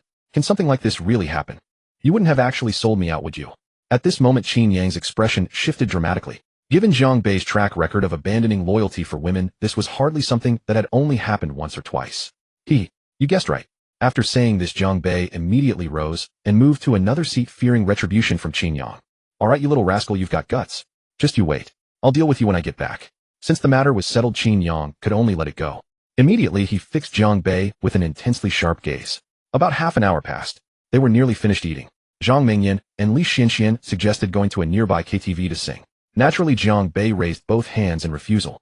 But Qin Yang made up an excuse, saying he was tired and wanted to go home early to rest, thus declining on his behalf. In the end, he took a taxi home alone. The next morning, Qin Yang rose with the dawn. After washing up, he made his way to the kitchen to prepare breakfast. Considering that Sophie probably wouldn't wake up too early, he thought he might as well bring her some breakfast as well. Around 7 o'clock, Qin Yang took the car keys and headed to the garage. Driving Sophie's Maserati, he set off directly to pick her up for work. The journey would take roughly half an hour or so. Arriving at this time, he'd make it just in time. Black Horse Prince, Miss Su, are you up yet? I've prepared breakfast for you, and I'm on my way to your place now. President Su just got up getting ready to wash. You prepared breakfast for me. That's so kind of you. Black Horse Prince, I'll be there in about half an hour. President Su, no problem. Inside the villa, Sophie had just risen not long ago. She stood in the bathroom, wearing sensual sleepwear, washing up. Gazing at the messages from Qin Yang on her phone, the corners of her mouth couldn't help but turn upward, a soft smile gracing her face. Knowing Qin Yang would arrive momentarily, she naturally quickened her pace. Then she swiftly made her way to the walk-in closet, intending to select an outfit that would best complement her temperament. Before she knew it, over 20 minutes had slipped away. Ding dong. The doorbell rang. Sophie checked the surveillance monitor and saw Qin Yang's figure standing right outside the gate. Qin Yang, I never expected you to rise so early. I usually don't head to work until 9:30. Sophie smiled, radiant, her gaze falling directly upon Qin Yang. Really? Then have I disturbed your rest? Hearing this, a trace of apology appeared on Qin Yang's face. It's alright, I'm accustomed to rising early anyway. Make yourself comfortable, I'll fetch you a bottle of water. Turning away, Sophie headed toward the kitchen, leaving Qin Yang with a breathtaking view of her elegant figure. At that moment, she was dressed in a professional OL ensemble, quite formal in appearance. Precisely because of this, Sophie's voluptuous figure was accentuated to perfection.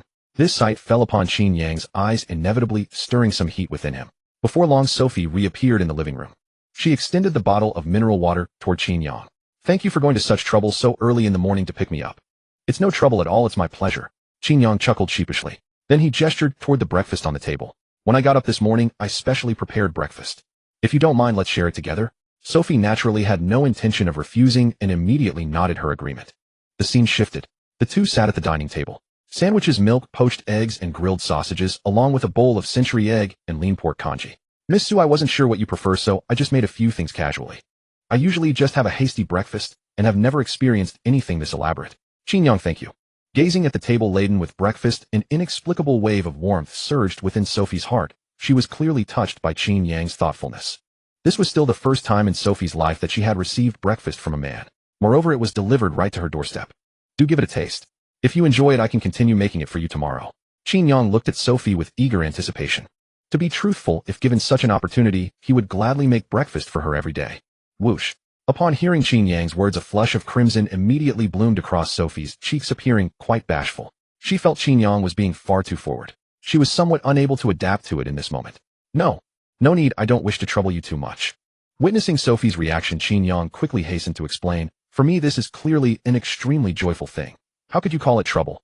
Hearing this, Sophie buried her head, even lower her gaze, daring not to meet Qin Yang's. After finishing breakfast, Qin Yang intended to drive Sophie to the company. The two stepped out of the gate and settled into the Maserati. Let me help you. Sophie was about to fasten her seatbelt when she didn't anticipate Qin Yang moving even faster. He drew close to her body, one hand grasping the seatbelt as he carefully fastened it for her. The distance between them was less than 10 centimeters. Sophie's heartbeat suddenly accelerated. She could even feel the intensity of Qin Yang's breathing. She suppressed the excitement welling within her, maintaining a composed expression on her face. Thank you. Sophie cast a sidelong glance at Qin Yang and murmured her thanks softly. Vroom. The sports car engine roared to life. Qin Yang gripped the steering wheel, pressed the accelerator, and the car's speed instantly surged forward, heading straight towards Sophie's company. Meanwhile, seated in the passenger seat, a tempest raged within Sophie's heart. Sophie, oh Sophie, you're after all a distinguished company president. What storms haven't you weathered before? Why has a mere flirtation from someone stirred your heart? Hold steady. Whatever you do, don't embarrass yourself in front of him. From the corner of his eye, Qin Yang occasionally stole glances at Sophie beside him. Today, Sophie had donned a professional OL ensemble, her aura as a mature female executive pushed to its zenith. All right. After hesitating for a long time, Su Fei finally decided to accept Qin Yang's invitation. It was for no special reason. Simply that so far Qin Yang was the one man toward whom she could feel not the least bit of annoyance. Of course, there was another major reason. She was no longer young, and her family had been pressuring her relentlessly. Even if she did not choose Qin Yang, she would still inevitably have to go on blind dates with other men. In comparison, Su Fei would rather try dating Qin Yang. Perhaps this was the best solution for now. Then it's settled. Send me a message when you get off work tonight, and I'll come pick you up. Qin Yang had no idea what was running through Su Fei's mind. Seeing that she had accepted his invitation, he was rather excited at this moment. After all, for Qin Yang this was a good start. Although he had no experience in romance, that did not mean his emotional intelligence was low. On the contrary, having long been influenced by Jiang Bei, Qin Yang knew a thing or two. Since Su Fei had chosen to agree, it proved that she still held some favorable feelings toward him. Striking while the iron was hot might help build their relationship quickly. At the company building, a Maserati sports car was parked at the main entrance. Every employee working in the company knew that this was President Su's car. At that moment, the car door opened, and a dashingly handsome man stepped out.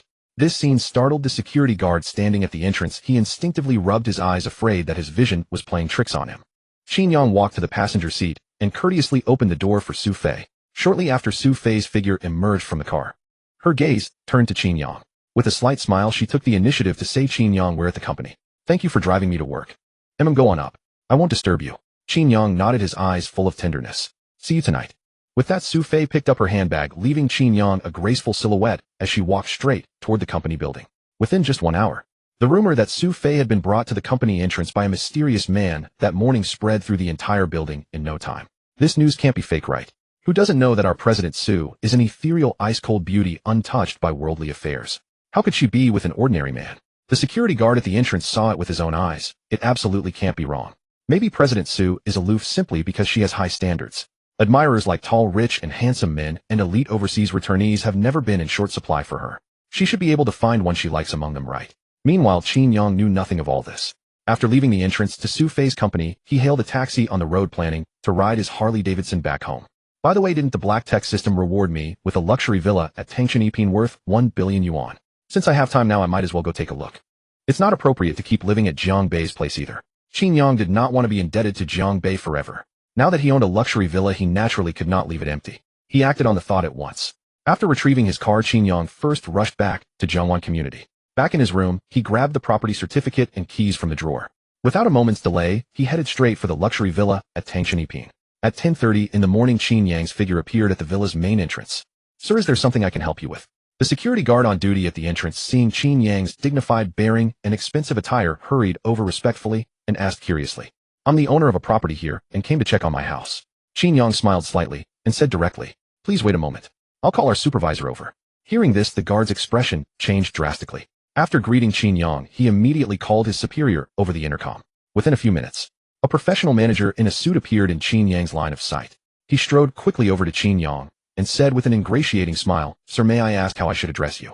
Qin Yang. He stated his name. Mr. Qin, would you mind showing me your property certificate? The impeccably suited manager bowed deeply with utmost respect. Very well, I happen to have brought it with me, Qin Yang said. With that, Qin Yang handed the property certificate to the manager. The manager accepted the property certificate with both hands and examined it meticulously with great reverence. After a moment, he quickly looked up at Qin Yang and said, Mr. Qin, this way please. I'll take you to your villa now. He then returned the property certificate to Qin Yang. About 10 minutes later, the two figures appeared at the front gate of a detached villa. Mr. Qin, we're here. This is it. The manager smiled slightly and gestured to Qin Yang. Thank you for the trouble. Qin Yang took out the key to the villa's front door and began to unlock it. Click. The door swung open and Qin Yang strode inside. The interior of the luxury villa was exceedingly ornate, adopting a Nordic architectural style that made Qin Yang's eyes light up at once. The main hall was very spacious with a huge crystal chandelier hanging overhead. The sofa, tea table, and various ornaments all looked extremely comfortable and tasteful. The kitchen appliances were all top-end imported products, elegantly installed and finished. The separate dining room was very spacious, easily large enough to accommodate a gathering of a dozen people. A private cinema, a gym, and a karaoke room were all available. The backyard was pleasant, planted with various greenery. Looking out, one saw an expanse of lush green lawn. There was also a private swimming pool covering a fairly large area. After touring the entire luxury villa, Qin Yang felt extremely satisfied with every furnishing and detail in the place.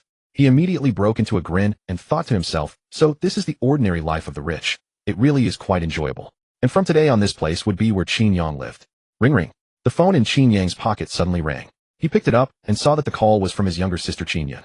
Qin Yun, the campus belle of Modu Conservatory of Music, was currently a sophomore. Yun, what's up? Do you need your big brother for something? Qin Yang pressed the answer button, his tone full of doting affection. He had always been extremely protective of his younger sister, terrified that she would suffer the slightest grievance. He even transferred a sum of money to Qin Yun every month for her living expenses. If it were not for doting on Qin Yun so much, his bank balance would have surpassed 7 figures long ago. Bro, school's out today. I'm shopping with my roommate. Come keep us company, okay?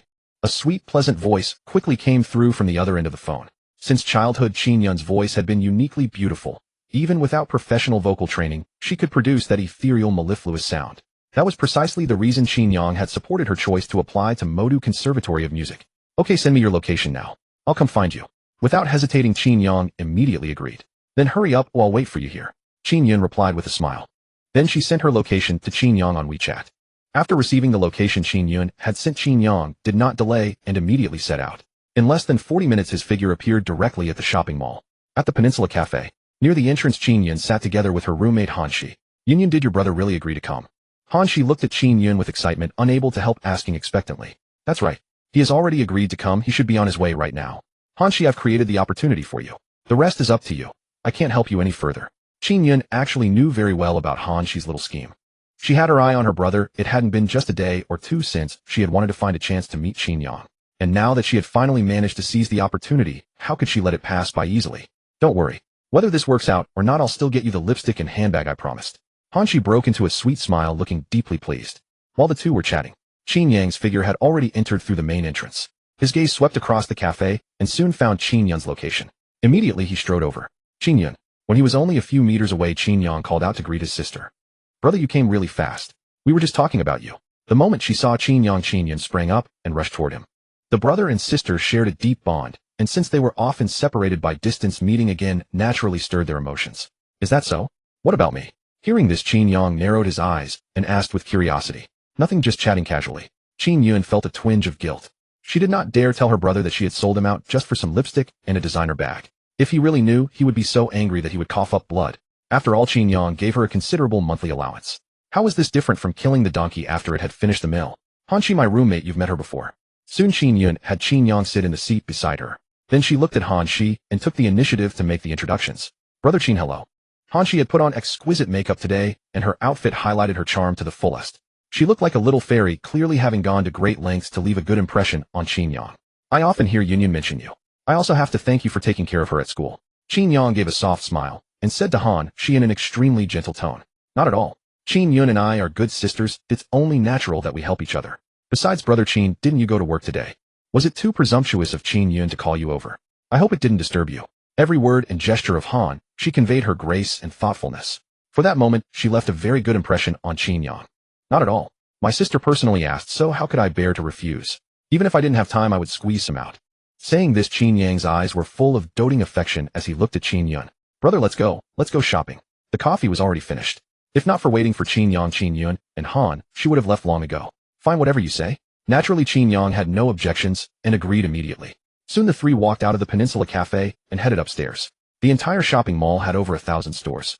There were countless varieties of clothing, handbags, shoes, and skincare products. A few minutes later, Qin Yun and Han Shi took the lead into a clothing store. At the dazzling array of new clothes on the racks, their eyes lit up, and they were instantly unable to take another step. Brother, do you think this dress looks good on me? Qin Yun picked up a dress, held it in front of herself, and then looked at Qin Yang with eager anticipation. With your striking beauty and great figure, of course you look good in anything. However, I think this one suits you even better. Seeing how eagerly Qin Yun awaited his opinion, Qin Yang naturally replied with a smile. He was telling the truth.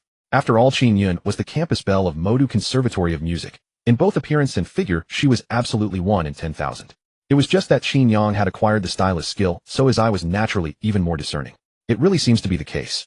Qin Yun unconsciously took the outfit from Qin Yang's hand, walked to the mirror, and carefully appraised herself. She was surprised to find that the same thought had arisen in her own mind.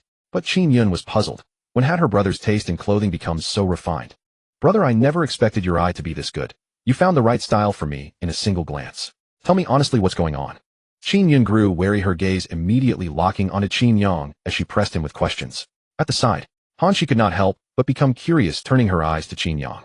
She also seemed extremely curious to hear what sort of answer he would give. What do you mean, what's going on? I just think this outfit suits you. Oh, I was only saying it offhandedly. The way you're interrogating me makes it seem like I'm the crazy one. In the face of Qin Yun's questioning, Qin Yang remained perfectly composed, not flustered in the slightest. He simply found an excuse and brushed it aside. Brother, are you hiding something? It was at that moment Qin Yun noticed. The Qin Yang in front of her seemed to have undergone a tremendous change in his aura. Compared to not long ago, there was a transformation that was hard to put into words. You're just a kid, so stop guessing wildly. Focus on choosing your clothes. To be honest, I've made a lot of money from stocks recently. If there's anything you want, just buy it. Don't stand on ceremony with your brother. Qin Yang laughed and said to Qin Yun in the manner of a rich man. You earn more again. How much? By now Qin Yun had long grown used to this. After all, this kind of thing had happened more than once or twice. Not much, just 7 or 8 million. Qin Yang shrugged and said with a light smile. Boom. Qin Yun and Han Shi were instantly shocked, frozen in place. Not much. Just 7 or 8 million. How could a human being say such a thing? The scene fell into utter silence. After a full 10 seconds or more, Qin Yun lunged into Qin Yang's arms, unable to contain her excitement. Clutching him tightly with both arms, she said with unbridled excitement, Brother, are you sure everything you just said is true? You're not joking with me. Qin Yun had always known that her brother was a financial genius. Back in college, he had already earned over $1 million in the stock market. But now his wealth was skyrocketing. This was completely beyond Qin Yun's expectations. Just this little money, and you're already this thrilled. Then when I become a billionaire with tens of billions of assets, won't you go crazy with joy? Seeing his sister Qin Yun so thrilled, he could not help but exclaim excitedly. The smile on Qin Yang's face grew even stronger. If such a day ever truly comes, then I'd be willing. Brother, you're incredible. Only 2 years out of college, and you've already made so much money. If I can't find a job in the future, you'll have to keep taking care of me. Hearing this, Qin Yun was genuinely happy for her brother from the bottom of her heart. In the first 2 years after graduation, Qin Yang had turned down the olive branches extended by all the major financial firms in Magic City, insisting instead on becoming a freelancer. In the end, he had gone so far as to become a delivery rider for Haishianch. Because of this, Qin Yun had more than a few grievances regarding her brother. Now it seemed she had been overthinking things. With a brother this outstanding, how could he possibly fail to make money? In such a short span of time, his wealth had already surged to nearly 10 million in assets. If he had settled for an uneventful job at a company, he might not have achieved such success today. No problem. After all, you're the little sister I love the most. If you really don't want to work, just stick with your brother after graduation. I'll give you a monthly salary of 100,000 yuan, more than enough for you to splurge. If that's not enough, I'll raise your salary. Qin Yang looked at Qin Yun with a beaming smile, his eyes filled with doting affection. Brother, you're so good to me. It's a pity we're brother and sister. If you were my boyfriend, I'd wake up laughing in my dreams. With that, Qin Yun couldn't help feeling a pang of regret. Her brother was so warm and considerate, gifted in both talent and looks. Who knew which woman would end up being blessed with him in the future? You silly girl, what nonsense are you talking? As the campus belle of Magic City Conservatory of Music, you must have no shortage of men pursuing you. Finding a boyfriend should be a piece of cake, isn't it? Of course, if your standards are as high as finding someone as outstanding as your big brother, it's naturally not going to be easy. It wasn't that Qin Yang was full of himself, the facts were right there. The rich aren't necessarily handsome, and the handsome aren't necessarily talented. Even if a man had all of the above, he still might not be as gentle and considerate as Qin Yang. And because Qin Yun had been spoiled by Qin Yang's affection, her standards for a boyfriend had naturally risen quite high. Otherwise, she wouldn't have remained single for so long. Narcissist. At Qin Yang's self-praise, Qin Yun couldn't help rolling her eyes. Yin, I truly envy you for having such a doting brother. Han, she stepped forward, her eyes filled with envy as she looked at Qin Yun. Of course, she would also occasionally steal a glance at Qin Yang. To her, Qin Yang was the real target. Qin Yun, Han, she, what a coincidence to run into you both here shopping. At that very moment, a voice shattered the peace. Hearing it, Qin Yun, Han, she, and Qin Yang all turned to look at the newcomer. Song Daming, why are you here? Don't tell me you actually dared to follow us. At that moment, Qin Yun's face darkened, and she addressed him in an icy tone. How could that be? In a few days, it's my younger sister's birthday. I just came to buy her a few new outfits as birthday gifts. I just didn't expect to run into you here. Tell me, isn't that what they call fate? Song Daming didn't care in the least about Qin Yun's attitude toward him. He gave an awkward chuckle, stepped up to Qin Yun, and hurriedly began to explain. Naturally, neither Qin Yun nor Han, she believed a word of it. After all, earlier at the school gate, this fellow had already stopped the two of them, showered them with feigned concern, and even offered to drive them somewhere. Only a short while had passed, and yet they were meeting again. As for it being a coincidence, they would sooner die than believe it. Do you take us for fools willing to believe such a flimsy excuse? Seeing that Song Daming was still trying to brazen it out in front of her, Qin Yun couldn't help snorting coldly, her expression furious. That's not what matters. I can see you two really like the clothes in this boutique. How about I buy a few pieces for you as a way of apologizing? What do you say? An overwhelming sense of superiority immediately appeared on Song Daming's face. He was a well-known man about campus with family assets in the tens of millions, a thoroughbred rich second-generation heir. With such tactics, he had long since captured the hearts of countless beauties. Even department belles and campus belles were well within his reach. If he weren't interested in Qin Yun, why would he go to such lengths to put on a show for her? Humph, don't think having a little money means you can act smug in front of me. I'm telling you, you'd better give up on that idea right away. There's no way I'd ever take a liking to a scumbag like you, and I'm certainly not becoming your girlfriend. Qin Yun knew perfectly well what Song Daming was scheming. What she hated most were people who, relying on their filthy money, constantly flaunted a sense of superiority in front of her.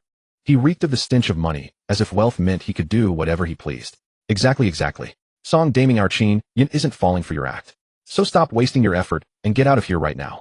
Han Shi's gaze as she looked at Song Daming was also tinged with disgust. She had long found the sight of this man unbearable, who she simply hadn't been willing to sever their acquaintance. Unexpectedly, the fellow had only grown bolder, pestering Qin Yun time and again. Finally, her patience snapped, and she exploded at that moment.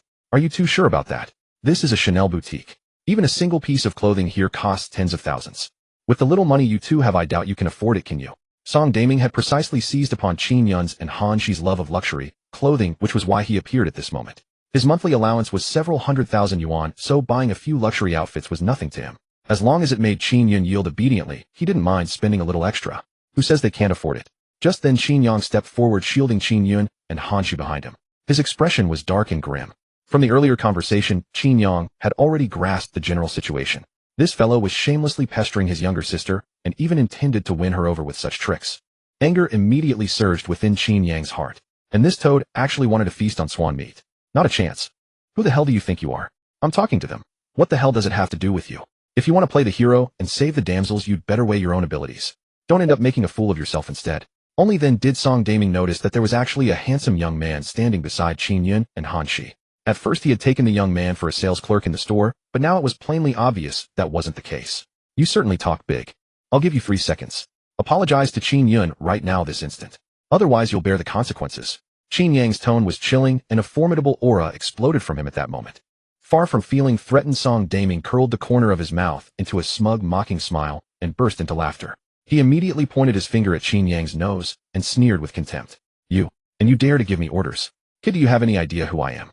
Have you finished? Qin Yang saw Song Daming's arrogant attitude and knew that without teaching this guy a lesson, he would never understand his strength. His eyes turned icy as he glared at him. What are you afraid? While I'm still not inclined to make an issue of this, get lost. Otherwise, with one phone call, I can have dozens of men here in minutes. Who knows if you'll even be standing there intact enough to speak to me by then. Song Daming caught the smug look on Qin Yang's face and felt thoroughly irritated.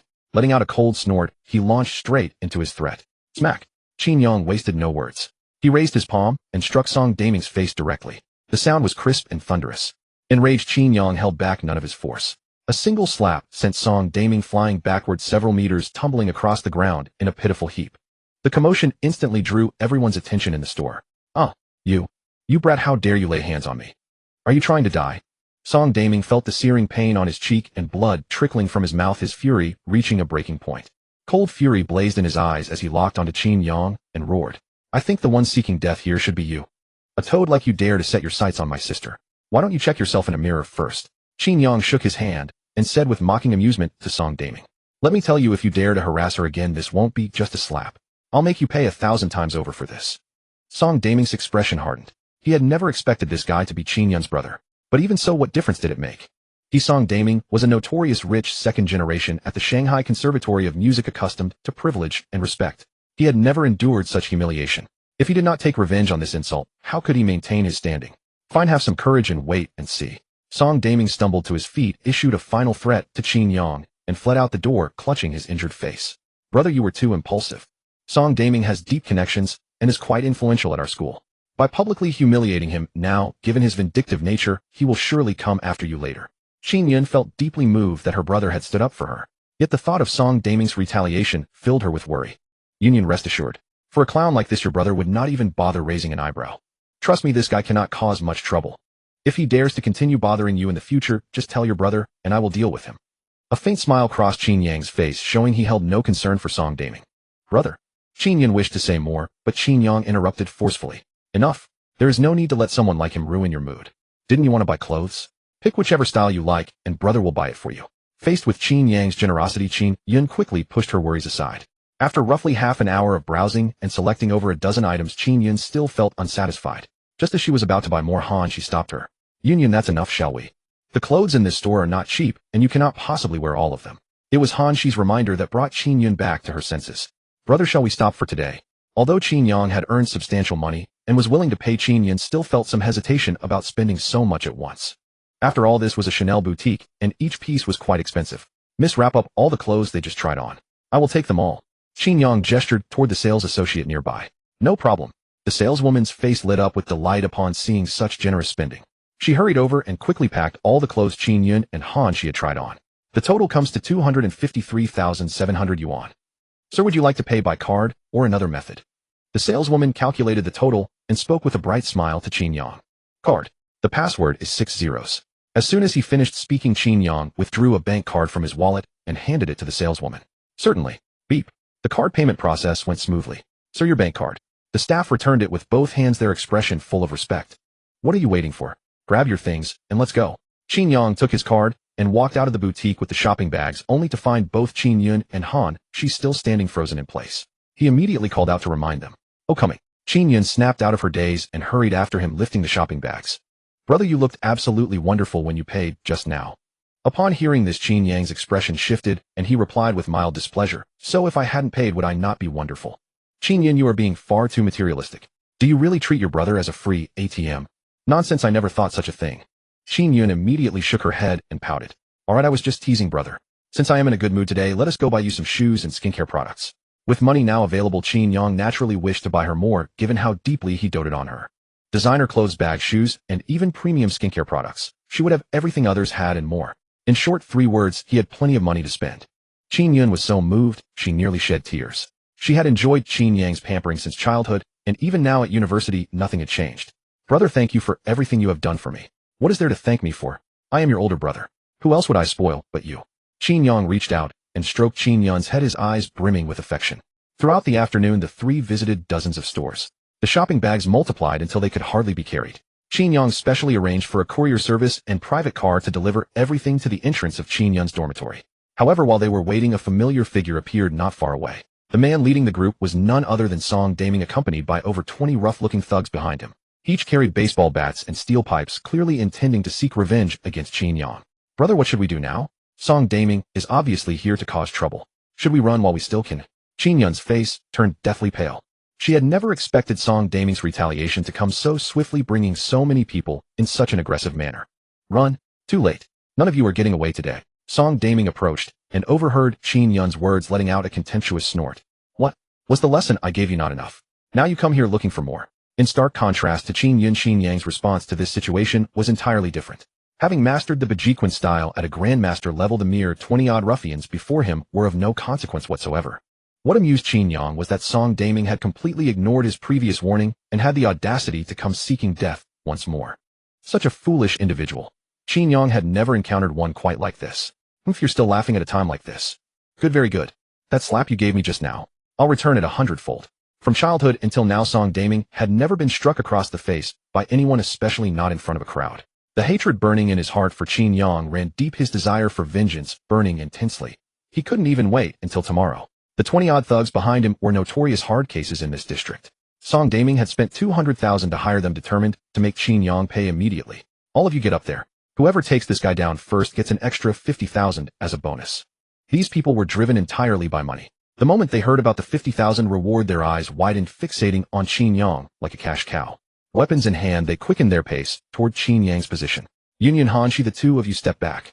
I'll handle these people myself. Make sure you protect yourselves. At this moment, Qin Yang was more concerned about the fight affecting Qin Yun and Han Shi. He turned around quickly, telling them to keep their distance. Brother, please be careful. To avoid distracting her brother, Qin Yun immediately retreated 7 or 8 meters with Han Shi. Yet she still couldn't rest easy about Qin Yang's safety, worry etched across her face. Yun, you need to trust your brother. If he says he can handle it, then it should be fine. Seeing Qin Yang's calm demeanor and his lack of fear towards Song Daming and the others, Han Shi deduced that he must possess sufficient strength to handle such a situation. Why are you standing there? All of you get moving and take this kid down. Song Daming's eyes radiated cold malice. He desperately wished to crush Qin Yang beneath his foot, then look down at this fellow and see what right he had to act so arrogantly. The thugs rolled up their sleeves and began to mobilize. Die! The bleach-blonde leader gripped a baseball bat and sprinted toward Qin Yang, swinging it violently toward his chest. Thwack! Qin Yang raised his hand and threw a single punch. The baseball bat snapped instantly. The next moment, he launched himself into the air and delivered a vicious side kick. The bleach-blonde's feet left the ground as he was sent flying backward 7 or 8 meters, tumbling across the concrete several times. Splat! Blood sprayed from his mouth as he clutched his chest, feeling like every part of his body was about to shatter. The scene fell into deathly silence. The gangsters froze in shock, eyes wide with disbelief. Never in their wildest dreams did they expect such a seemingly frail figure to unleash such overwhelming power. His attacks were swift, ruthless, and merciless. In mere seconds, he had floored one of them, completely intimidating the rest. How is this possible? Is his strength truly that formidable? Could one person alone intimidate these seasoned gang members? No one was more shocked than Song Daming.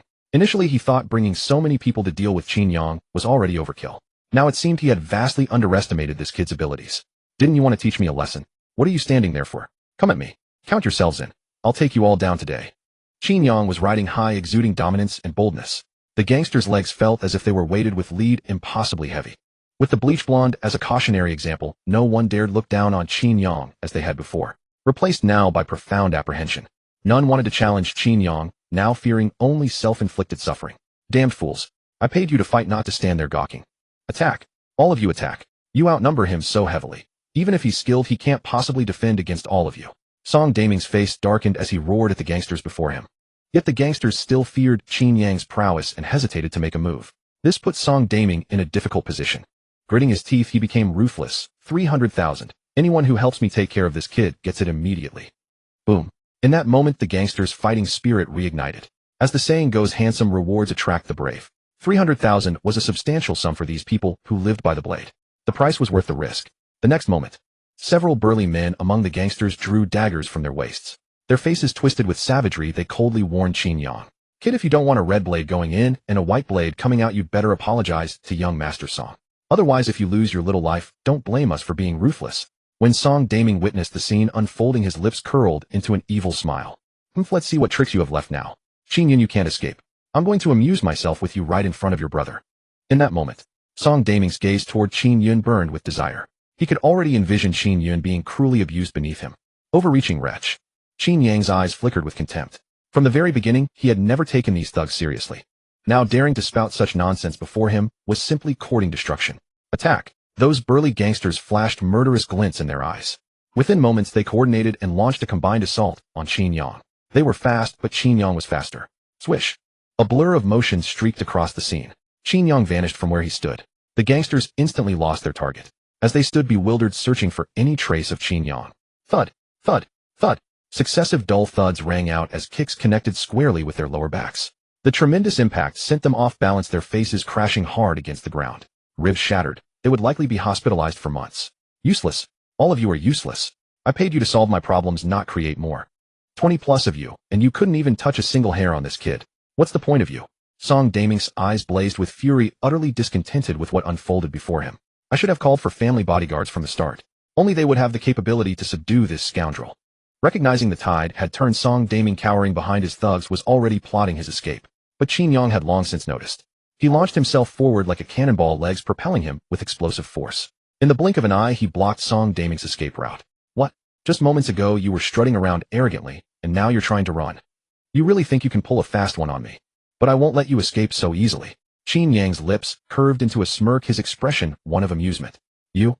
Don't you dare act rashly. If you so much as touch a single hair on me, I will never let you off. Song Daming's face turned deathly pale. Yet even so, he stubbornly refused to back down, insisting on putting up a fight before Qin Yang. Smack! Qin Yang raised his arm and slapped him across the face. With someone who lacks even the basic faculty of reason, there was no point in offering explanations. Moreover, he had stated clearly before, if they dared cause trouble again, the consequences would be far worse. Since Qin Yang had spoken such words, he would certainly follow through. You bastard! Song Daming stumbled and collapsed to the ground. Both his left and right cheeks now bore vivid red slap marks, rather symmetrically arranged. He gritted his teeth, his eyes blazing with fury. Before Qin Yang's overwhelming strength, he was utterly powerless to resist. Kneel down and apologize, then slap yourself 100 times. Once you've finished, I will let you go. A moment later, Qin Yang walked up to Song Daming and spoke down to him from above. TCH, you can dream on. How could Song Daming possibly submit to such humiliation? Without a moment's hesitation, he flatly refused Qin Yang's demand. Thud! Qin Yang raised his foot and kicked Song Daming square in the chest. The blow nearly shifted all his internal organs out of place. A spray of blood instantly erupted from his mouth, his features contorting in evident agony. He was clearly enduring pain beyond what an ordinary person could withstand. I'm giving you one more chance. I suggest you choose your words carefully. Qin Yang smiled, his gaze fixed intently on Song Daming. It was as if Song Daming's answer failed to satisfy him, he would continue to mete out further physical punishment. I admit my mistake, please don't hit me anymore. Song Daming stared at Qin Yang, his eyes now filled with nothing but dread. This fellow was absolutely deranged. At the slightest provocation, he'd resort to violence. If this continued, Song Daming genuinely feared Qin Yang might beat him to death. Slap, slap, slap. Under Qin Yang's coercion, Song Daming had no choice but to climb to his feet and kneel, striking his own face. A full 100 slaps, taking him 4 or 5 minutes to complete. When he finally finished, his face had swollen to the size of a pig's head, utterly unrecognizable from his former appearance. Get lost. From now on you are forbidden from harassing my sister. Otherwise your fate this time will seem like paradise by comparison. Don't think I'm joking with you. When Qin Yang makes a promise, he keeps it. Qin Yang's expression was wild as he hurled the threat at Song Daming. And all of you, 10 seconds. Disappear from my sight. In the next instant, Qin Yang cast a razor-sharp glare at the gang of thugs. The crowd felt an immense weight lift from their shoulders. Learning they were free to leave, they bolted away faster than startled rabbits. Brother, when did you become so formidable? How could all these people fail to even scratch you? Qin Yan drew a sharp breath, her eyes wide with disbelief as she stared at Qin Yang. Just today alone her brother had bestowed upon her countless shocks. You know how I always loved working out. A while back I specifically enrolled in a boxing training class. That's where I learned all this skill. I just never expected that with a bit of casual practice I'd become this capable. A bunch of ordinary thugs like these. They don't stand a chance against me. Qin Yang chuckled and proceeded to explain to Qin Yang. Really? Qin Yang's expression was skeptical. Her instincts told her this was surely a fabricated excuse from her brother. However, seeing that he clearly had no intention of telling the truth, Qin Yang refrained from pressing the matter further. Of course, when has your big brother ever lied to you? Qin Yang rubbed his nose. Though he knew this explanation was rather weak at the moment, he couldn't conjure a more plausible excuse. It's getting late. You should hurry back to school. I'll call you a private car. Once you reach the dormitory, send me a message. Qin Yang didn't give Qin Yang any chance to refuse. He promptly pulled out his phone and made the arrangements. Before parting, Qin Yang also transferred 500,000 yuan into Qin Yang's bank account. Take this money and spend it freely. If it's not enough, just ask your brother for more. There's no need to stint yourself in life. Naturally, Qin Yang was deeply moved by Qin Yang's extravagant generosity. She immediately thanked Qin Yang with evident excitement. After Qin Yang and Han, she departed Qin Yang, mounted his motorcycle, and rode directly towards Sophie's company. At this hour, she should be getting off work soon. Qin Yang hadn't forgotten. He had a dinner and movie date with Sophie planned for tonight. And at that moment, at the entrance of Sophie's company, a black Porsche 911 worth over 2 million was parked not far away. The trunk was open, packed with roses and balloons. Such an elaborate setup clearly indicated someone was preparing to confess their love. Qin Yang, waiting idly, grew curious and walked over to investigate. The Porsche's owner was a rich second-generation heir about her age. Dressed in a crisp tailored suit, wearing a pair of sunglasses, his hair meticulously styled with pomade, he appeared exceedingly suave. Hey buddy, blocking the company entrance like this. Who are you planning to confess to? What's it to you? Gao Jun glanced at Qin Yang, and upon seeing that this fellow's looks posed a threat to his own, felt an instant surge of displeasure. Naturally, he didn't give Qin Yang a pleasant expression. Sensing the inexplicable hostility from the stranger, Qin Yang decided not to pursue the conversation. He returned to sit on his motorcycle, and on impulse pulled out his phone from his pocket, intending to message Sophie and ask when she would be off work. Black Stallion, Sophie, my goddess, how much longer until you're off? I'm already waiting at your company entrance. Unfortunately, several minutes passed after Qin Yang sent the message, yet no reply came from Sophie. Bored, he could only scroll through some videos. Roughly 10 more minutes elapsed. Ding. Sophie the goddess finally replied. Sophie the CEO, sorry, I was in a conference room just now and didn't see your message. My work here is done. Let me tidy up and I'll come down right away. Black Stallion, no worries, there's no rush. Take care of your work first, then we can enjoy ourselves properly tonight. Qin Yang was remarkably considerate, with no intention of pressuring Sophie. Inside the CEO's office, Sophie leaned back against the sofa, gazing at the message Qin Yang had just sent, and an inexplicable smile crept across her lips. This guy is quite thoughtful, isn't he? If it were someone else who had waited this long, they'd probably have started resenting me by now. But he's actually being understanding toward me. With that, Sophie grabbed her handbag and immediately rose to make her way down to the company lobby. 5 or 6 minutes later, the moment Sophie stepped out of the company entrance, her gaze swept the surroundings, searching for Qin Yang's figure, only to have her eyes land on another man instead. There stood Gao Jun, clutching a bouquet of roses, his expression deeply affectionate as he confessed to Sophie. Miss Su, the moment I first set eyes on you, I was completely smitten. Every single night your silhouette appears in my dreams, and this has only made me realize that I cannot live without you. I love you. Will you please be my girlfriend? Faced with this sudden declaration, Sophie's expression flickered with astonishment, clearly caught entirely off guard. Within moments, Sophie directly declined. I'm sorry, but I cannot accept your confession. You simply aren't the type of person I like. Then what kind of man do you prefer? I can change myself for you. Gao Jun refused to accept defeat and immediately pressed Sophie for an answer. No need to guess. The person she likes is me. You don't have a chance. A voice rang out from behind, instantly shattering this awkward standoff. Ding. A random quest has been issued. Host, defend your goddess and humble that sycophantic rich young master. Reward 30% shareholding in the China Resources Group, valued at tens of billions. Qin Yang's heart swelled with delight. Another plot mission had been triggered, and this time the reward far exceeded anything he had received before. The China Resources Group held vast interests primarily in dining five-star hotels, real estate, and fashion. In Shanghai, it was nothing short of a colossus. Those shares were worth billions, and in the foreseeable future their value would only continue to surge. Qin Yang had never imagined his luck could be so extraordinarily generous. In an instant, his gaze toward Gao Jun became alight with sharp excitement. You. At that moment, Gao Jun whirled around, and there stood Qin Yang. Wasn't this the man who had approached him just now? Yes, it is indeed me. Qin Yang shrugged, a confident smile playing on his lips. If you ride a beat-up motorcycle, what could you possibly be worth? How dare you compare yourself to me? With Miss Su's famously discerning taste, how could she ever take a liking to someone like you? You fool, don't you realize you're nothing but a toad dreaming of swan's flesh? Wake up. Naturally, Gao Jun refused to believe Qin Yang's claims. A look of utter disdain spread across his face as he sneered at him. Whether you believe it or not is none of my concern. Miss Su, let us go. Qin Yang tore his gaze away from Gao Jun, a gentle smile gracing his lips as he turned to Su Fei. All right. Su Fei completely ignored Gao Jun and gave Qin Yang a nod. Watching them about to depart together, Gao Jun finally snapped out of his daze. He shook his head vigorously, utterly unable to believe his own eyes. No. This is impossible. Miss Su's taste is famously impeccable. How could she possibly choose a nobody like you? Confess. What means did you use to force her into submission? Gao Jun's heart churned with unbearable frustration. He simply could not bear to watch Su Fei being led away by Qin Yang. Within moments, Gao Jun rushed forward and blocked their path. Moved. A flash of coldness appeared in Qin Yang's eyes. Before Su Fei, he did not wish to resort to violence, so he unleashed an overwhelming aura attempting to intimidate Gao Jun. Unfortunately, Gao Jun remained unmoved. I'm asking you a question. Why won't you answer? You brat, do you truly think Gao Jun is someone you can simply provoke? Gao Jun's gaze turned icy, eager to beat Qin Yang into submission right then and there. It was this wretched fellow who had ruined everything for him. Unless he exacted a heavy price, the bitterness within him would never dissipate. Miss Su made herself perfectly clear earlier. She has no interest in you and certainly does not wish to be your girlfriend. Are you deaf? Or simply incapable of understanding human speech? I have no time to waste on you. I'll count to 3. If you haven't moved by then, don't blame me for being uncouth. Qin Yang's patience was wearing thin, especially after the man had blatantly declared his affection for Su Fei right before him, causing deep discomfort. Had he not wished to maintain a composed image before Su Fei, Qin Yang would have already slapped him senseless instead of standing here engaging in pointless conversation. If you have the courage, then go ahead and try. I'd like to see what sort of spine you have to act so brazenly in front of me, Gao Jun.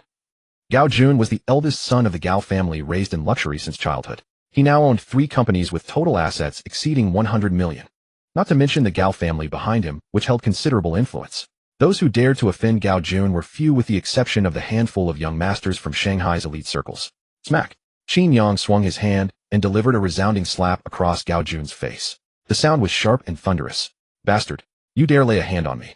A vivid red palm mark appeared on Gao Jun's cheek, the burning pain even more agonizing. Blood trickled from the corner of his mouth. He instinctively clutched his jaw, his gaze turning deathly cold as he stared at Qin Yang, wishing nothing more than to kill him on the spot. To be utterly humiliated in front of the woman he cherished. Wasn't this exactly what you wanted? I merely gave you what you deserved.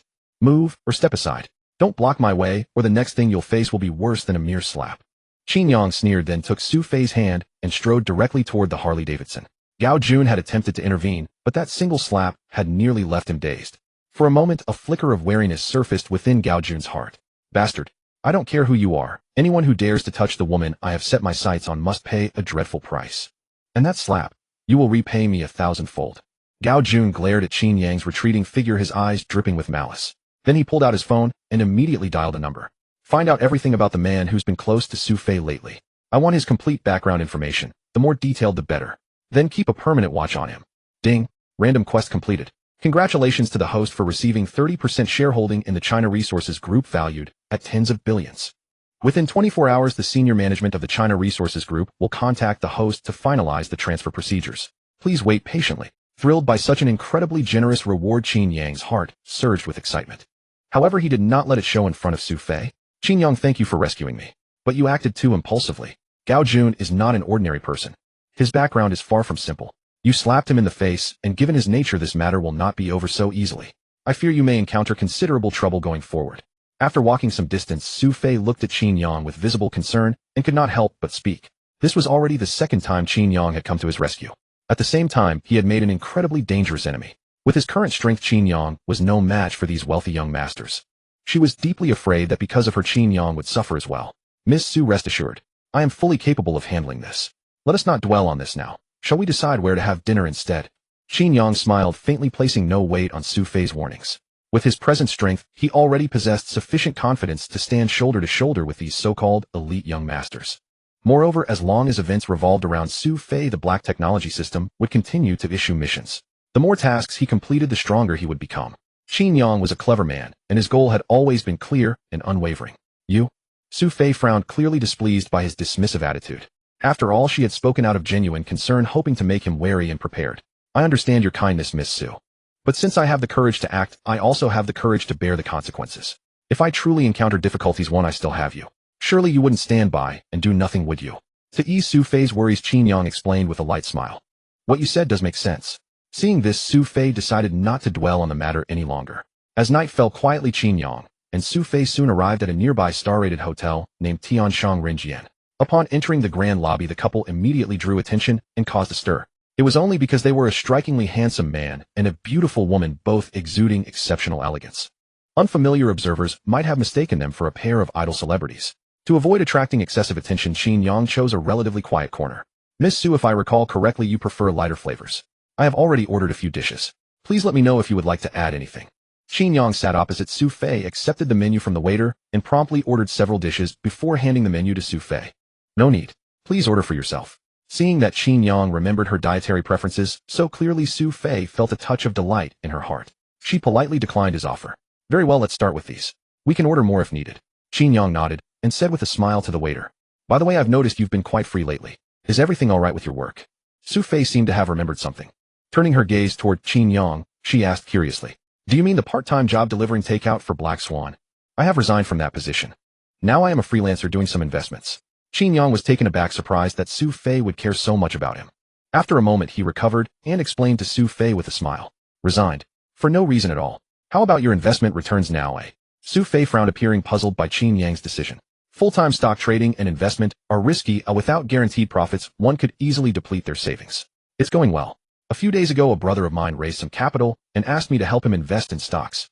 Currently, we have made a profit of 7 to 8 million yuan with returns split equally. So I am not short of money for the time being." Qin Yang thought for a while and ultimately decided to reveal his financial strength to Su Fei. Although he knew this amount might not seem substantial in Su Fei's eyes, at least it could prove that Qin Yang was fully capable of sustaining himself through his own abilities. Meanwhile, it also highlighted his talent and skills. So much. Hearing this amount, Su Fei was also startled. In just a few days, Qin Yang had earned so much money, demonstrating his exceptional talent in stock market investment. Even though the amount was but a drop in the ocean for her, the fact that Qin Yang could earn it in such a short time was enough to prove his talent and ability. Such a promising potential stock had been chosen by herself. At this moment, Su Fei couldn't help but sigh at her own keen eye for men, which was indeed equally outstanding. "Not much. In half a month, my net worth is expected to multiply several times over. By then, I truly won't have to worry about money. If your company needs capital for financing, you can come to me anytime." Although Qin Yang's words sounded boastful, every statement he made was true.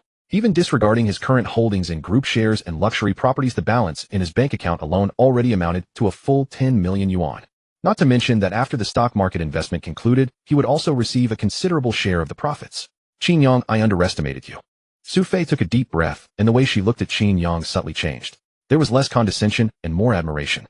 This guy in front of her was simply a treasure. Handsome, gentle in temperament, upright in relationships, with no bad habits, possessing numerous talents and abilities. Now even his money-making ability far exceeded Su Fei's expectations. He was completely flawless from every angle. He was the kind of ideal man that countless women dreamed of, and yet he was exclusively devoted to her. Su Fei felt an unprecedented joy in her heart. This was several times happier than closing several major deals. Perhaps I should give him a chance and try dating for a while. At this moment, the idea suddenly popped into Su Fei's mind. If she missed this man, she might never encounter someone like him again. "Miss Su, you flatter me. I'm merely scraped by, completely unable to compare with you." Qin Yang appeared humble, greatly praising Su Fei. "Qin Yang, may I ask you a question?" Su Fei's eyes sparkled.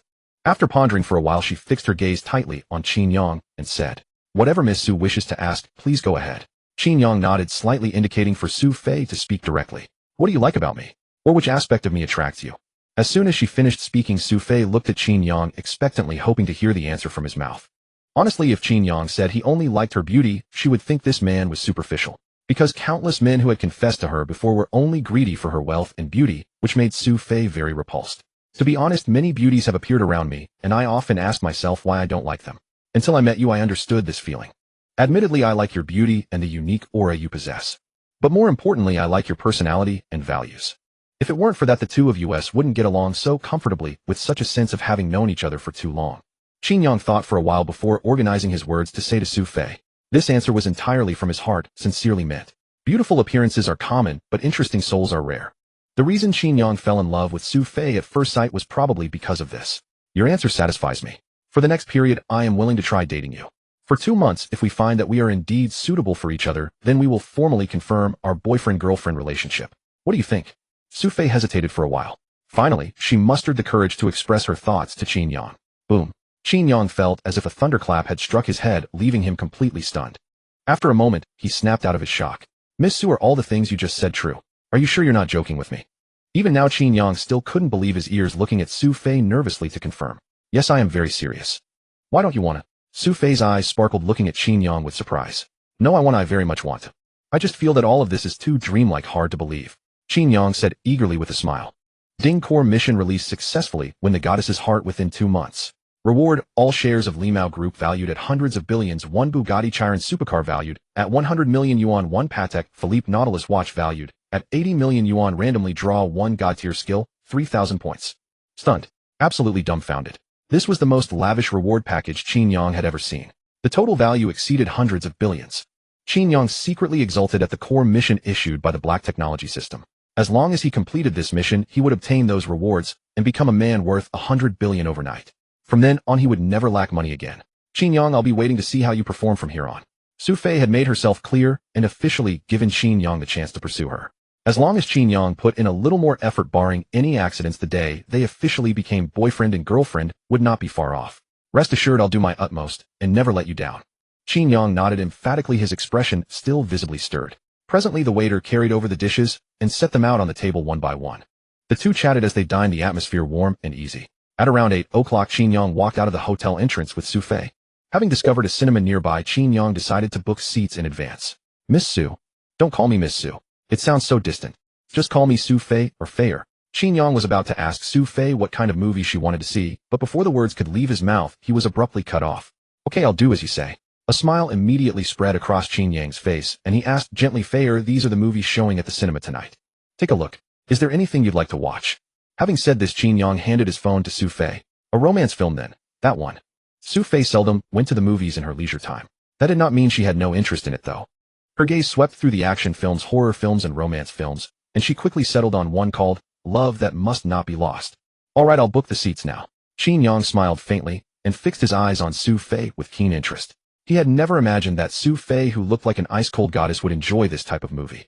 However, Qin Yang did not dare to ask any more. Fine. Soon after, the two headed straight for the cinema. About 20 minutes later, Qin Yang and Su Fei appeared at the entrance of the cinema. Go sit over there on the sofa. I'll collect the tickets and get you something to eat along the way. Qin Yang was worried that Su Fei would feel uncomfortable standing around in high heels, so he did not want her to wait in line with him. Okay. A surge of warmth rose in Su Fei's heart, and she naturally did not refuse. She walked over and sat down on the sofa, yet her gaze stayed fixed on Qin Yang, never once looking away. This Qin Yang is rather thoughtful. At work, Su Fei usually wore business attire and high heels, and after standing for long periods, the soles of her feet often ached. Qin Yang must have noticed this, which was why, concerned for her, he told her to sit down and rest while he queued up himself. Though it was a very small gesture, Su Fei took it to heart and was deeply moved. Fortunately, Qin Yang did not have to wait long. A few minutes later, he bought some milk tea and snacks, picked up the tickets as well, and then walked towards Su Fei. Sorry to have kept you waiting. There really are quite a lot of people here today. Even picking up tickets meant waiting in line. Here, I got you some milk tea and snacks. You can enjoy them while watching the movie. Qin Yang sat down beside Su Fei. It was the first time the two of them had been so close. He could clearly detect a lavender-scented perfume on her. Delicate, not sharp, and exceedingly pleasant. Actually, you didn't have to buy these. I don't normally drink milk tea or eat snacks. I pay more attention to maintaining my figure. Su Fei smiled sweetly, her eyes meeting Qin Yang's. It was then that Qin Yang said slowly, I see. It's my fault for not asking you beforehand. In that case, I'll give these to someone else. It would be a pity to throw them away. Qin Yang rubbed his nose, never expecting that his efforts had been in vain. His expression unconsciously turned somewhat dejected, and he planned to give the milk tea and snacks he had worked so hard to buy to someone else. After all, he could not possibly eat so much by himself. But just as Qin Yang stood up and was about to speak to a nearby couple, of hands suddenly grabbed his arm. Stunned, he turned his head and looked at Su Fei. After all, you bought this for me after waiting in line. If I refused, that would be far too ungracious. Give it to me. Let me have a taste. A blush crept onto Su Fei's cheeks, and her expression was somewhat shy. She simply felt that she could not let down Qin Yang's kindness. How could she let him give away to strangers what he had waited in line to buy for her for no reason at all? You? Weren't you the one who said you didn't want it? Qin Yang said reflexively. Then with a coquettish pout, Su Fei said, I've changed my mind. Handed over, and reached out her hand to take it. Seeing this, a smile tugged at the corner of Qin Yang's mouth. He knew that the reason Su Fei had changed her mind was most likely that she did not want to waste his goodwill. Fine, they're all yours. This little episode undoubtedly brought the two of them much closer. At last the movie was about to begin. Qin Yang and Su Fei rose and walked into the screening hall. Since they had bought seats near the back, no one could disturb them. The view was wide and unobstructed, providing a truly immersive movie-going experience. In front of them sat many couples, as well, holding each other affectionately and leaning close. Qin Yang felt a little awkward at the sight. He stole a glance at Sophie only to find that she had also been secretly watching him. For a moment their eyes met. The air was silent, neither of them spoke. In the end it was Qin Yang who, feeling guilty, let out a dry laugh, and was the first to look away. The movie began. Sophie's attention quickly became riveted on the screen. She had almost forgotten when she had last set foot in a cinema. Now that she was in a theater once more, she was immediately captivated. Sipping her milk tea and snacking on her treats, she felt perfectly at ease, completely forgetting that Qin Yang was beside her. This is the more genuine version of Goddess Su, isn't it? Watching this, a faint smile curled at the corner of Qin Yang's mouth. He felt that Sophie was especially real. Sophie was entirely absorbed in the movie's plot, but Qin Yang's gaze was carefully studying her. Every inch of skin on her face, her makeup. It seemed he was thoroughly captivated by Sophie's beauty. You? Aren't you going to watch the movie? Why do you keep staring at me? Finally, after who knows how long, Sophie at last became aware that Qin Yang had not been watching the movie at all. His attention had been on her the entire time. She had no idea when it had begun. I just think you're more beautiful than the movie. So I can't help stealing a few extra glances. Qin Yang did not feel the least bit embarrassed. He admitted it openly in front of Sophie. Those words instantly made Sophie's heart race. You? What nonsense are you talking about? Sophie was so shy that she could not withstand Qin Yang's intense gaze. She immediately turned her face away, trying to calm the excitement churning within her. Haven't you heard the saying, beauty is in the eye of the beholder? In my eyes you are one of a kind. No movie or scenery can compare to your every smile and frown. Qin Yang, completely disregarding Sophie's shyness, spoke directly from his heart. Qin Yang, be honest with me. Are you sure you've never been in a relationship before? After a few moments of deliberation, Sophie finally turned her head back. At this moment, she looked at Qin Yang with a grave expression, questioning him. No. Qin Yang shook his head. Then where did you learn all these sweet nothings? With that look, it's clearly a practiced routine. You spout them effortlessly. If you say you've never been in a relationship, I'm the last one to believe it. A trace of doubt flickered in Sophie's eyes. It wasn't that she didn't trust Qin Yang, she just thought this guy had a silver tongue. His words just now had left her utterly defenseless. If it had been some other rich playboy, she might have let it slide, but these words came precisely from Qin Yang's mouth. For a moment it inevitably made Sophie overthink. Hey, is that all? These lines are all learned on the spot. If you don't like me saying them, I can change. Why do you keep doubting that I've been in a relationship before?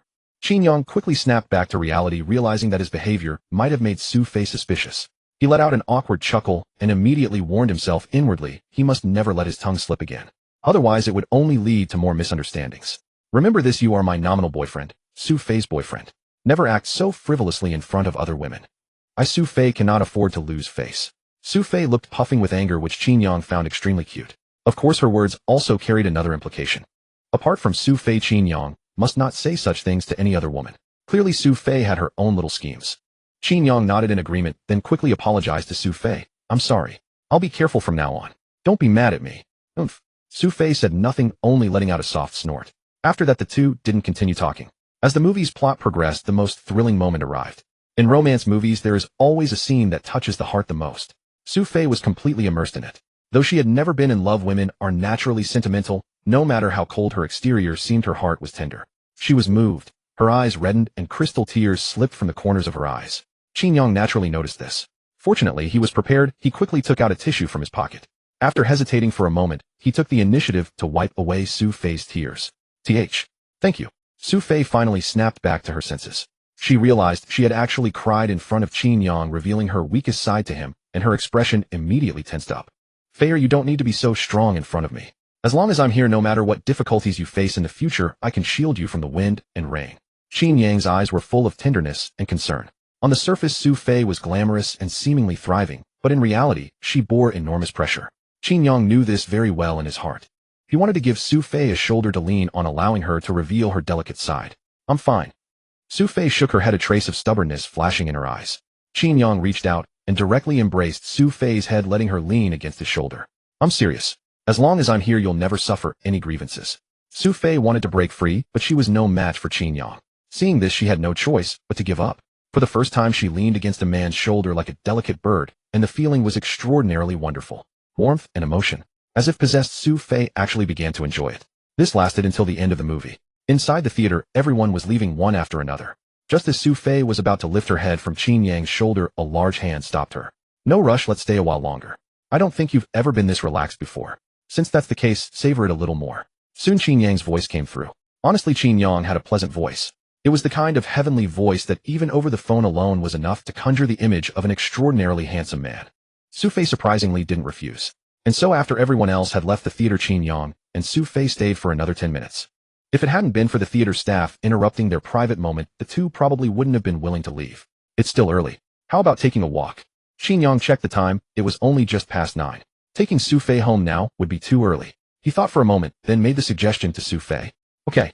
Without hesitation, Sophie readily agreed. Night had fallen, a gentle breeze blowing brushing against their faces with a refreshing coolness. Seeing that Sophie was dressed so lightly, Qin Yang immediately took off his jacket and draped it over her shoulders. Thank you. Sophie was warmed by Qin Yang's gesture. After being shy for a moment, she expressed her thanks to Qin Yang. Come on, let's go check over there. By the river. They walked side by side, the dim yellow streetlights stretching their shadows long. At this moment, the two of them looked like a couple deeply in love, envied by others. Qin Yang, do you have any plans for the future? Sophie thought for a moment, then took the initiative to break the silence. Not for now. Qin Yang shook his head, then explained, compared to the future, I care more about the present. There's a saying, we never know whether tomorrow or the unexpected will come first, so we should seize the day. Just live every day well and have no regrets. As soon as he finished speaking, Qin Yang looked at Sophie curiously and asked, Faye, what about your goals? I've always wanted to be a career woman, to grow the company bigger and stronger. But after meeting you, I suddenly realized there's another way to live. Maybe I can give it a try. Sophie smiled radiantly, then spoke. Whatever decision you make, I'll support you. After all, doing what you want to do is in itself a joyful thing. Qin Yang's eyes revealed his affection for Sophie. He found that the woman before him bore a unique charm that captivated him. No wonder it was only after meeting Sophie that he was able to bind the goddess strategy system. I'm really happy today. Thank you for everything you've done for me.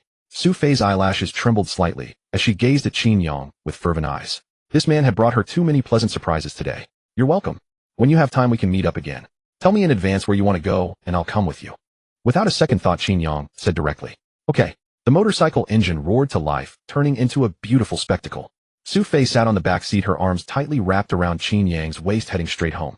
An hour later, at the villa gate, Qin Yang stopped the motorcycle, one foot on the ground, and turned to Sophie. Fair, we're here. Get off. Qin Yang, do you want to come in for a bit?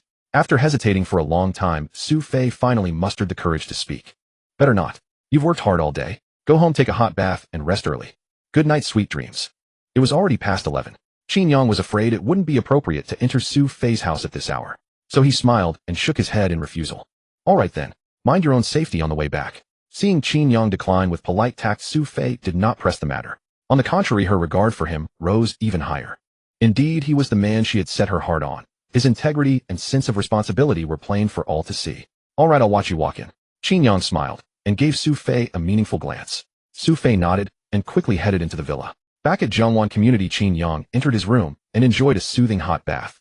While drying his hair, he took out his phone and browsed through Sophie's social feed. She only occasionally posted updates about food and scenery and almost never shared photos of herself. It looks like I'll need to find a chance to take a few photos of her. Then I can use them as my phone wallpaper. Qin Yang thought that since he had chosen to be with Sophie, he naturally had to take the relationship seriously. The night passed without incident. The next morning, as warm sunlight filtered through the window and spread across the floor of Qin Yang's room, he rubbed his eyes and gradually woke. He picked up his phone from the nightstand and checked the time. It was 8:10 am. Damn, I forgot to set my alarm last night, and now I've overslept. Qin Yang immediately jumped out of bed. Pulling on his clothes and shoes, he rushed into the bathroom to wash up. Afterward, he hurried out of his room and dashed toward the kitchen. It took him about 20 minutes to make breakfast from scratch. Brother Qin, you got back so late last night. Why didn't you sleep in a little longer? And then you got up early to cook breakfast for me. I'm so embarrassed. Jiang Bei heard the sounds coming from the kitchen and had somehow already walked over. Seeing Qin Yang busy at work, he couldn't help smiling and muttered to himself. Jiang Bei, don't get the wrong idea. This breakfast isn't for you. If you want something to eat, either make it yourself or go out and buy it. At the sight of Jiang Bei's self-satisfied expression, Qin Yang immediately rolled his eyes. Then with a tone of irritation, he delivered a cutting remark. What? It's not for me. Brother Qin, you've changed. You never used to be like this. Don't tell me this breakfast was specially made for that alluring female Su. No way. Have the two of you already gotten this far? I've known you for so long, and this is the first time I've ever seen you cook for a woman with your own hands. At this moment, Jiang Bei's face was filled with utter shock. He could hardly believe his ears. Was this man standing before him really the Qin Yang he knew? He had only known Sophie for a few days, and yet such an enormous change had taken place. Could he have actually been brainwashed by President Su? Get out of my way. Don't bother me while I'm working. Qin Yang didn't explain much, which was all but an admission that Jiang Bei was right. Oh my god. This is even more shocking than winning the lottery. Brother Qin, you either never date or you dive in this fast. I truly admire you. Jiang Bei couldn't help but sigh with admiration. A spark of nosy curiosity instantly glimmered in his eyes. When you have some free time, bring my sister-in-law over so I can meet her. To this day, I still can't believe you actually conquered President Su. Qin Yang didn't respond, his attention entirely on the task in his hands. Enough, we'll talk about it later. More than 10 minutes passed. Qin Yang packed the breakfast into a bag, then grabbed his keys and went out the door. Jiang Bei's curiosity was instantly stirred, and he even entertained the thought of tailing Qin Yang. Forget it. If Brother Qin finds out I followed him, he'd definitely be angry. I'd better just keep a close eye on my stocks and make sure nothing unexpected happens. Anyway, when the time is right, I'll eventually get to meet the person in question. Less than an hour later, at the gate of the Su family's luxury villa. Ding dong. Qin Yang stood at the entrance carrying breakfast and rang the doorbell without delay. Strange. Who would come to the door so early in the morning? Could it be that Qin Yang is here to deliver breakfast to me again? At that moment, Su Fei had just finished washing up in the bathroom and was about to head to the dressing room to change. When she heard the doorbell, she couldn't help wondering to herself. After a brief pause, she put down the clothes in her hands and walked straight to the living room on the first floor. Glancing at the security monitor, she immediately saw a familiar figure. So it really is him. Astonished, Su Fei quickened her pace and personally opened the villa's front door. Qin Yang, why are you here? Upon seeing Qin Yang's face, Su Fei said in pleasant surprise. Why can't I come? Qin Yang smiled calmly, and then spoke. No, that's not what I meant. I just didn't expect you to come all the way here to bring me breakfast today. Su Fei indeed hadn't expected it, so her heart quickened and her expression was somewhat flustered. Then you'd better get used to it, because from now on I'll make breakfast for you and personally bring it over. Once you finish eating, I'll drive you to work.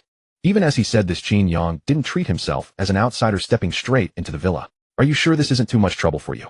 Su Fei felt a secret surge of delight, though she didn't say it aloud. A trace of hesitation appeared on her face before she finally looked at Qin Yang and asked. It's no trouble.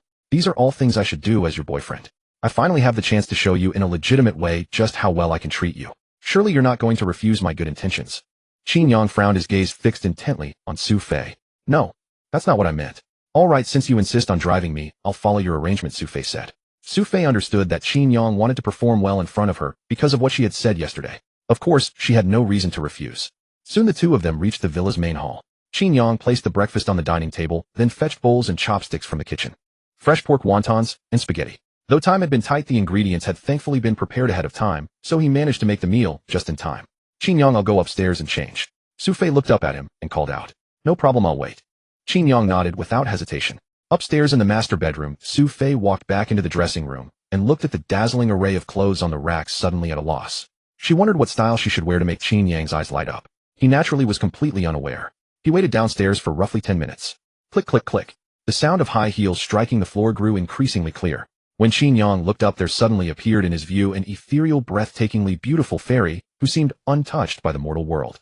Su Fei was dressed in a white gauze gown, revealing a pair of long, fair, slender legs beneath it.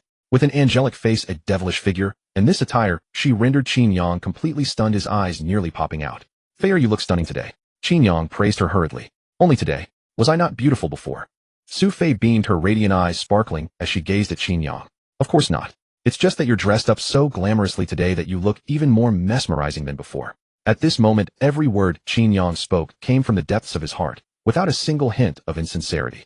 You're such a smooth talker. Sophie shot Qin Yang a playful glare. Although she knew he was deliberately complimenting her, she couldn't help but feel a glimmer of joy inside. With graceful steps, she walked to the dining table and sat down. Qin Yang, did you really make all this breakfast yourself? Sophie glanced at the breakfast on the table, then asked Qin Yang with a hint of surprise. Of course. What does it not suit your taste? Qin Yang nodded, a trace of curiosity flickering across his face. No, I love it. When I was little, my grandmother used to make me fresh pork wontons all the time. But after she passed away, I never had them again. Sophie instinctively shook her head and quickly explained. Is that so? In that case, you should try them right away. Qin Yang was fairly confident in his cooking skills. Though he wasn't a professional chef, his craft was hardly inferior to theirs. Hearing Sophie speak of her grandmother's handmade fresh pork wontons, a sense of anticipation welled up in Qin Yang's heart. He longed for his own wontons to earn Sophie's satisfaction. Okay. Sophie didn't stand on ceremony. She promptly sat down, picked up the chopsticks beside her, and took a wonton into her mouth, chewing it carefully. A moment later, Sophie's eyes went wide, her entire expression flooded with astonishment. Delicious. Her gaze instinctively swept toward Qin Yang as she gave him an enthusiastic thumbs up. Well, if it's delicious, then have some more. It's all yours. Qin Yang sat directly across from Sophie, chin resting on his hands, gazing at her with a beaming smile. Seeing her eat so happily stirred a surge of excitement within him. You should try some too. Sophie found it a little embarrassing to have Qin Yang watch her eat. So she picked up her chopsticks, lifted a fresh pork wonton, and brought it to Qin Yang's lips. Qin Yang's expression froze for a moment, caught off guard. But when he saw the earnest look in Sophie's eyes, he realized she wasn't joking. On the contrary, she genuinely wanted to share this delicacy with him. At that, a curve formed at the corner of Qin Yang's mouth, his face breaking into a wide smile. He didn't refuse. He opened his mouth and took the wonton. Fair, from now on tell me whatever you want for breakfast, and I'll cook it for you myself. If I don't know how, I'll learn until I get it right. I guarantee you'll be satisfied. This was the first time Qin Yang had ever been willing to make breakfast for a woman outside his own family, and he relished the feeling, finding endless delight in it. It's fine. As long as you're the one who made it, I'll love eating it. A faint blush had crept onto Sophie's cheeks, her expression blooming with shy charm. She looked even more alluring and graceful than in her usual demeanor. Qin Yang was utterly transfixed, blanking out for several seconds on end. You fool, have you stared enough? Sophie had noticed his unwavering gaze and grew even more embarrassed, playfully scolding him. Never enough. There was not a trace of timidity on Qin Yang's face. The next moment he looked at Sophie with intense sincerity and spoke softly. You're so beautiful that I could never grow tired of looking at you, even every single day. Thump, thump. Sophie's heart suddenly raced. Her cheeks flushed crimson, her whole face radiating bashfulness. You? What nonsense are you saying? Are you going to let me eat my breakfast or not? Sophie felt as if a deer was ramping wildly inside her chest. She instinctively lowered her head, not daring to meet Qin Yang's gaze. Good heavens. In all her life, she had never felt so shy before. This guy is so glib with his tongue. How come I never noticed it during all the time we spent together before? Seeing Sophie so bashful, the smile on Qin Yang's face grew even more pronounced. Before long, he spoke up. All right, I'll stop teasing you. Now finish your breakfast. I'll drive you to work in a bit. Sophie still didn't dare lift her head, but the chopsticks in her hand never slowed down. Within 10+ minutes, she had polished off every last wonton in the bowl. Qin Yang took the initiative to gather the dishes and brought them to the kitchen to wash. Sophie watched Qin Yang's retreating figure, a faint, elusive smile tugging at the corner of her lips. Her mind drifted to thoughts she couldn't quite name. All right, let's head out. Qin Yang walked out of the kitchen and said to Sophie, Qin Yang, let's take my car to the company later. That motorcycle of yours seems a bit unsuitable. Sophie picked up her handbag, took out the keys to her Maserati sports car, walked up to Qin Yang, and handed them to him. True. I suppose I'll need to buy a car, so it'll be more convenient for us to get around. Qin Yang rode a motorcycle because he loved that untamed, free-spirited feeling. But using it to pick up and drop off Sophie for work was hardly appropriate. No need. There's a Porsche 911 in my garage. If you don't mind, you can drive it. Otherwise, it'll just sit there collecting dust. The moment Qin Yang finished speaking, Sophie immediately chimed in. Is it really appropriate? At that moment, Qin Yang couldn't help scratching his head, feeling like he was being kept by a wealthy woman. What's inappropriate about it? I'm just lending you the car and not giving it to you. Of course, if you don't want it, you can go buy your own. It's not like you're short on money now. Sophie spread her hands, wearing a completely carefree expression. Qin Yang, however, hesitated at the sight. If he turned down Sophie's kindness now, it might very well displease her. All right, let's do as you say. I'll take that Porsche 911 from your garage later. In the end, Qin Yang chose to accept Sophie's goodwill. Ding. The goddess's favorability toward the host has increased by 2. A series of electronic tones rang through Qin Yang's mind. At that moment, he noticed a virtual screen appearing before Sophie. Sophie's favorability toward him had already reached 85. It seems my actions just now have lifted her opinion of me a little more. Women truly are creatures that can't be measured by common sense. Fortunately, Qin Yang hadn't made the wrong choice. At the villa's main entrance, Qin Yang and Sophie sat in the fiery red Maserati sports car.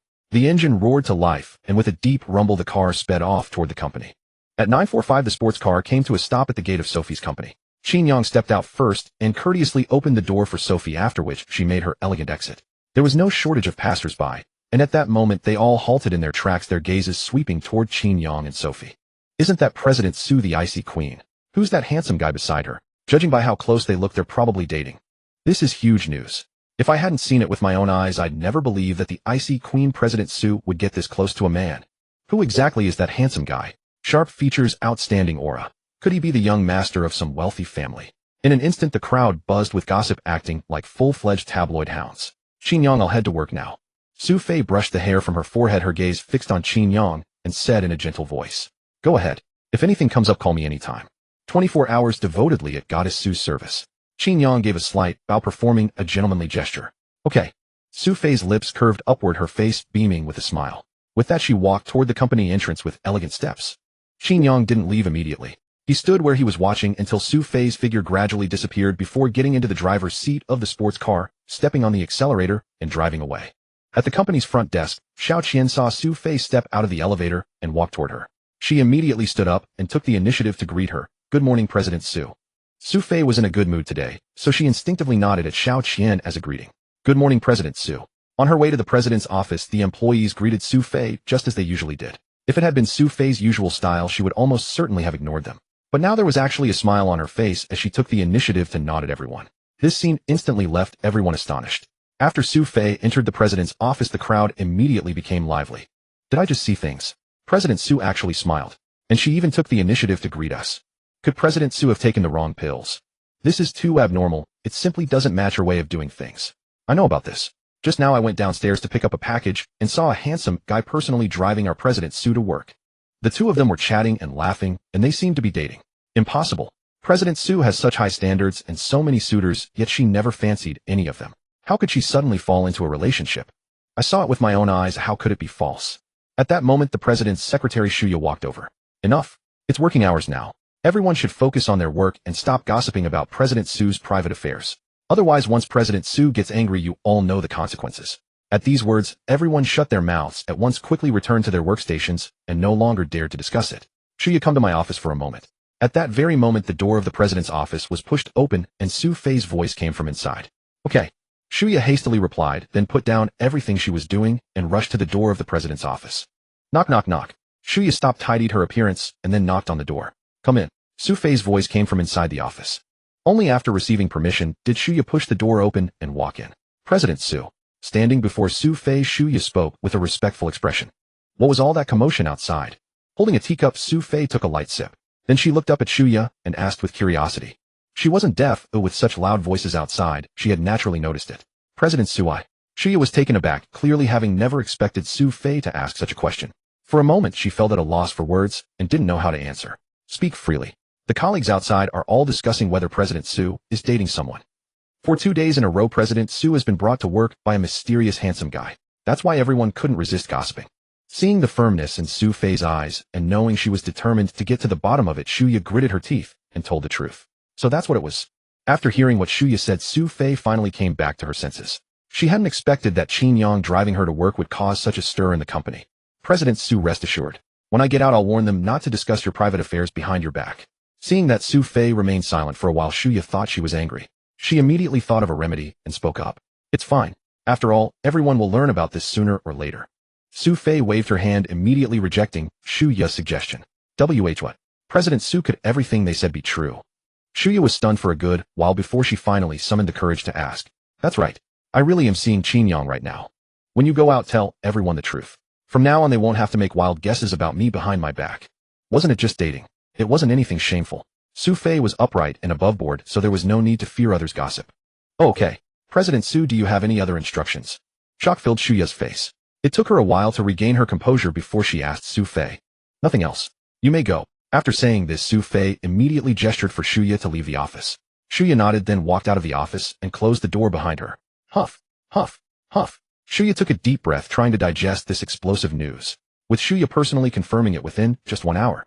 The news that the Ice Queen President Su was dating someone spread throughout the entire building. Everyone was extremely curious about the background of President Su's mysterious boyfriend. Meanwhile, Qin Yang was completely unaware of all this. Mr. Qin, I'm Xiaohou, president of Huarun Group. Do you happen to be free right now?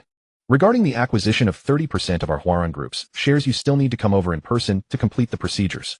At this moment, Qin Yang was driving his Maserati with no idea where to go. The phone in his pocket rang right away. He had just pressed the answer button when a deep resounding voice came from the other end. All right. Yesterday, I acquired 30% of Huarun Group shares, but I still haven't received any notice to go through the procedures. Only then did Qin Yang remember.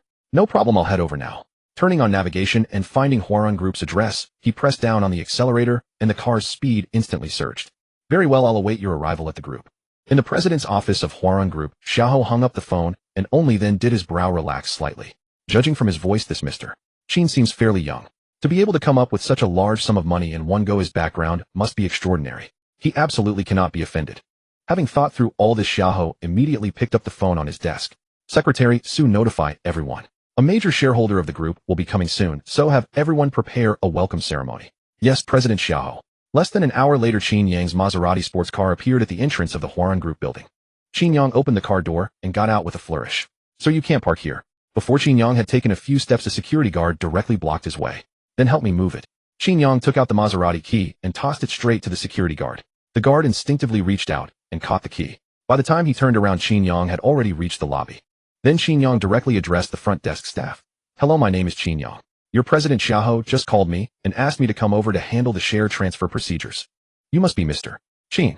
The lovely receptionist had already received notice from headquarters being told that a major shareholder would be visiting and that everyone should prepare to welcome him. Seeing how youthful Qin Yang appeared, and such a strikingly handsome young man, she was utterly stunned. That's right. Qin Yang nodded and acknowledged it plainly. Mr. Qin, please wait a moment. I shall notify our President Xia at once. The young woman's face trembled with excitement. She quickly reached for the telephone on her desk and dialed the president's office. In less than a few minutes the elevator doors slid open. Xiaohou appeared in the lobby flanked by a procession of people marching resolutely toward Qin Yang. Are you Mr. Qin Yang? Xiaohou drew near, his eyes wide with astonishment as he asked. Indeed. And you must be President Xiaohou. Qin Yang offered a faint smile before speaking. Mr. Qin, you are remarkably accomplished for your age. To become a major shareholder of the China Resources Group at your stage, that alone is enough to inspire awe in the vast majority. Xiaohou's words were not entirely hollow flattery. They carried truth, for not everyone could produce such a considerable sum of capital at the tender age of 20+ to acquire a 30% stake in the 100 billion China Resources Group. At the very least, Qin Yang was the first he had ever encountered. You flatter me too much, President Xia. Shall we then turn to business? Qin Yang smiled gently, offering no further explanation. This had come as a reward from the Black technology system. He had acquired it without exerting himself greatly. Mr. Qin, this way please. Xiaohou nodded reverently and stepped aside, gesturing an invitation. Soon accompanied by Xiaohou, Qin Yang arrived at the president's office. Secretary Su had long since prepared tea and promptly set it before him. She then produced a document and offered it to Qin Yang. Mr. Qin, this is your equity agreement. Once you affix your signature, you shall own 30% of the China Resources Group and become the second largest shareholder. Xiaohou gazed at Qin Yang with an expression of profound respect as he spoke. Very well, let me take a look first. Qin Yang nodded and quickly perused the documents. Having confirmed the contract was flawless, he accepted the pen from Secretary Su and signed his name upon it. The contract was made in duplicate. Qin Yang retained one copy while the other was taken by Secretary Su. Congratulations, Mr. Qin, on becoming the second largest shareholder of the China Resources Group. Should any matters arise in the future, I kindly ask for your guidance. Xiaohou hurriedly offered his congratulations, showing abundant deference to Qin Yang. President Xia need not be so courteous. I shall not interfere in group affairs. Everything remains under your direction. Unless the group requires decisions of great consequence, there is no need to disturb me. After all, I hold your abilities in high regard, President Xia. Qin Yang spoke with earnest sincerity, appearing entirely free of empty courtesy. Seeing this, Xiaohou's heart felt a wave of relief. His deepest fear had been that Qin Yang, so young, would meddle in group operations once he became a shareholder. Now it seemed clear that he had been worrying needlessly. Thank you for your trust, Mr. Qin. Through their brief exchange, Xiaohou felt a growing fondness toward Qin Yang. The young man carried an air of nobility, spoke with refined elegance, undoubtedly from a prestigious family. Mr. Qin, here's my card. If you need anything, please do not hesitate to contact me. Xiaohou retrieved a business card from his breast pocket and offered it with both hands before Qin Yang. Secretary Su, I trouble you to fetch some paper and a pen. Mr. Qin, here you go. Almost immediately, Secretary Su brought the stationery and presented it to Qin Yang.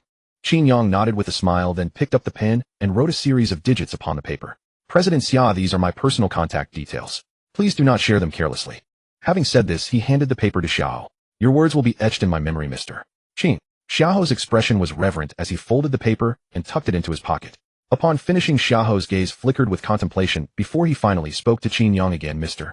Qin, I have arranged a banquet at Tianxiang Pavilion to celebrate this occasion. I sincerely hope you will honor us with your presence. This is... Qin Yang was momentarily perplexed, not having anticipated that Xiaohou would arrange a banquet in advance. Mr. Qin, do you have urgent matters to attend to? Seeing Qin Yang's hesitant expression, Xiaohou's heart leaped with sudden anxiety. He feared his arrangement might disrupt Qin Yang's subsequent plans. Not at all. I merely feel I am causing you inconvenience. Qin Yang shook his head with a light laugh, then explained.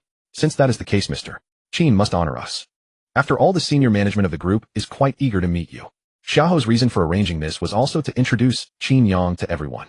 Additionally, several important clients of the group would be present at the banquet. Without Qin Yang's attendance, the gathering would lose its original significance. President Xiao's hospitality is so generous that were I to refuse, it would hardly be fitting. Very well, let us proceed according to your arrangements, President Xia. Eventually, under Xiaohou's persuasion, Qin Yang chose to accept. Thank you for honoring us, Mr. Qin. I shall have things arranged at once. Upon seeing Qin Yang nod in agreement, Xiaohou's face immediately brightened with joy. After a brief moment, Xiaohou turned to Secretary Su and instructed her, Secretary Su, I entrust this matter to your care. Yes, President Xia. A few minutes later, Xiaohou personally escorted Qin Yang on a tour of the group premises. Time soon approached midday. The party stood at the entrance of the group's office building. Mr. Qin, I have arranged a car to pick us up. Shall we go together? Xiaohou looked toward Qin Yang and spoke softly. No need, I shall drive myself. Having said this, Qin Yang walked toward the security guard at the entrance.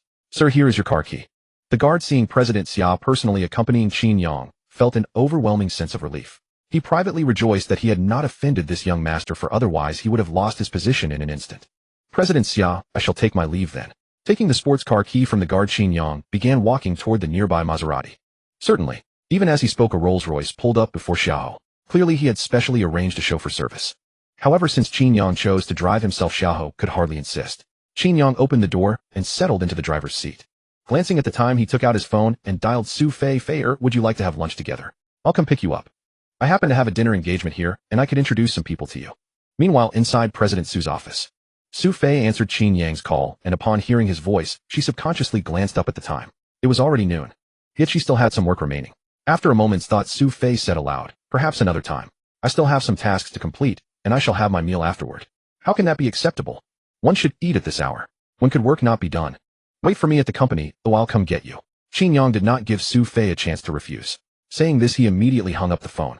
Su Fei wished to say more, but only the busy signal answered. In the past, anyone who dared to hang up on her would have faced her ice-cold fury. Yet because that person was Qin Yang, her heart now felt an inexplicable warmth stirred by his assertiveness. His domineering manner coming from him brought her an unexpected sense of comfort. In less than half an hour, Qin Yang arrived at the door of the CEO's office at Su Fei Corporation. Knock, knock, knock. He took the initiative to knock. Come in. Inside, Su Fei's voice soon came from within. Click. Hearing this, Qin Yang pushed the door open and entered, only to see Su Fei still focused on her work without lifting her head. Fei, come on, accompany me to a dinner banquet. Qin Yang walked up to Su Fei and took the initiative to hold her soft, delicate hand. Su Fei instinctively raised her head, her gaze fixed firmly on Qin Yang. After a moment, she finally spoke. What dinner? Explain it to me first. It's not something I can explain in a few words, let's talk on the way. Half resisting and half yielding, Su Fei was led by Qin Yang to the elevator. Before long, the two appeared at the entrance of the company. The Maserati sports car had already been waiting for a long while.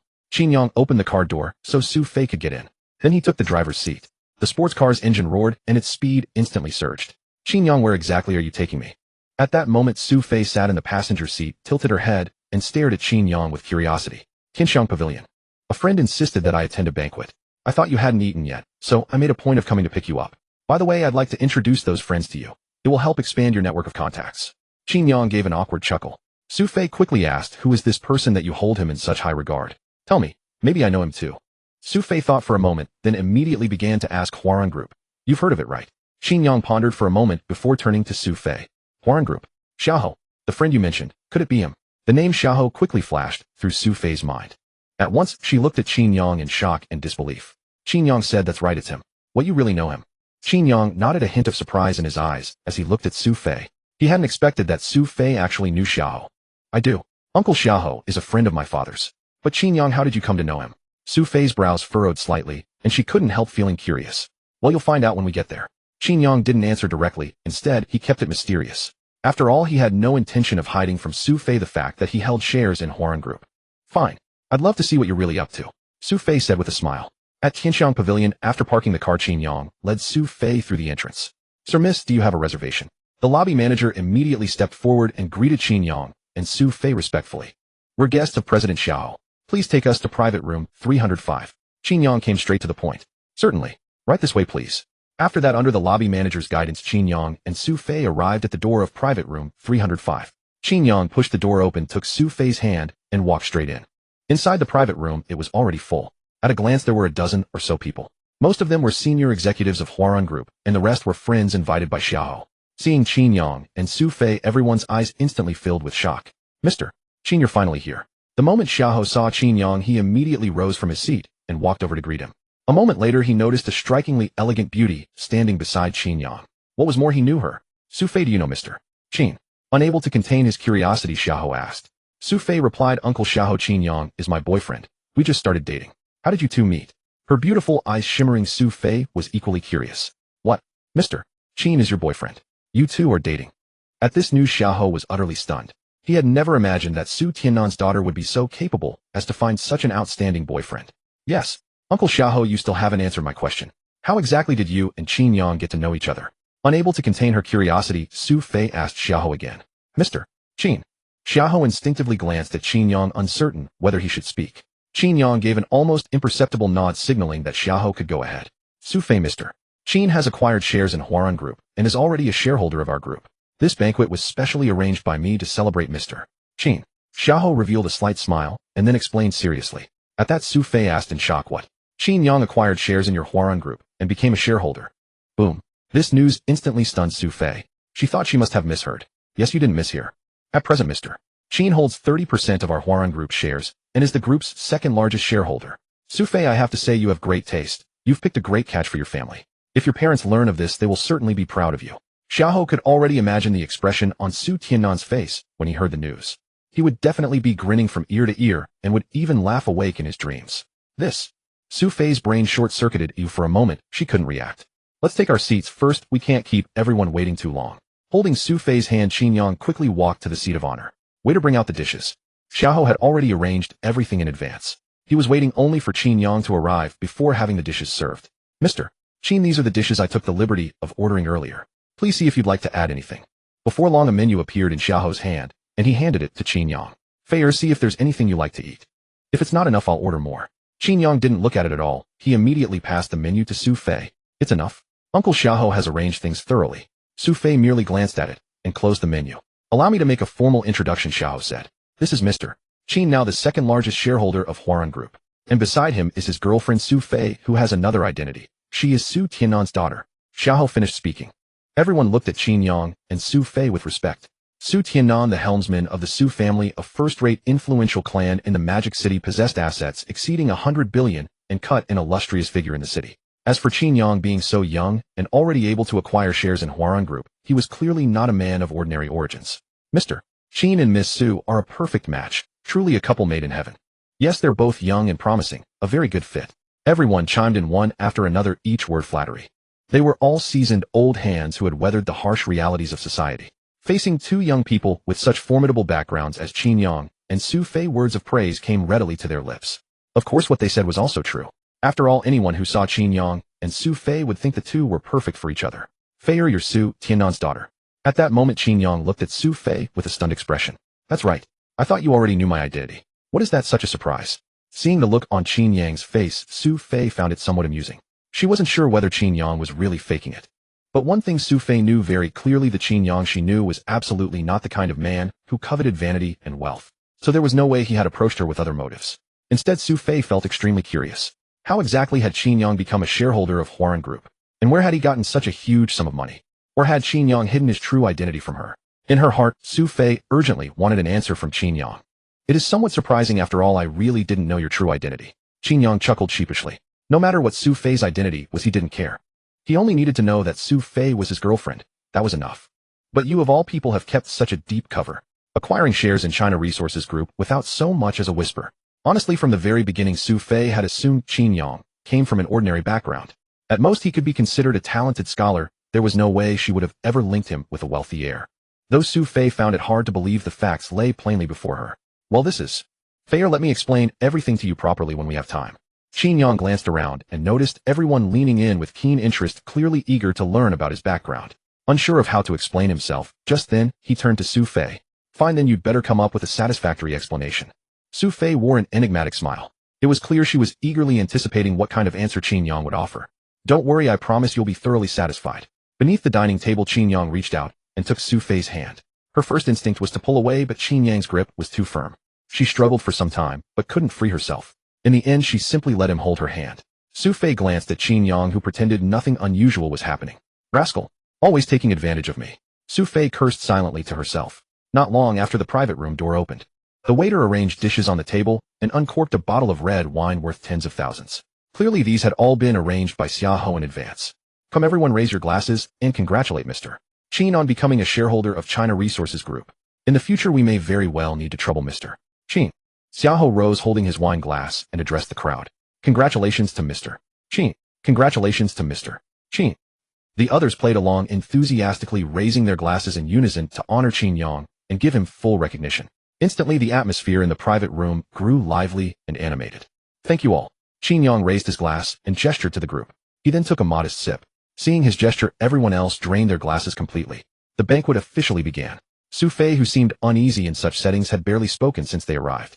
She occasionally picked at her food, but ate very little. Qin Yang naturally noticed this and promptly served some meat into Su Fei's bowl.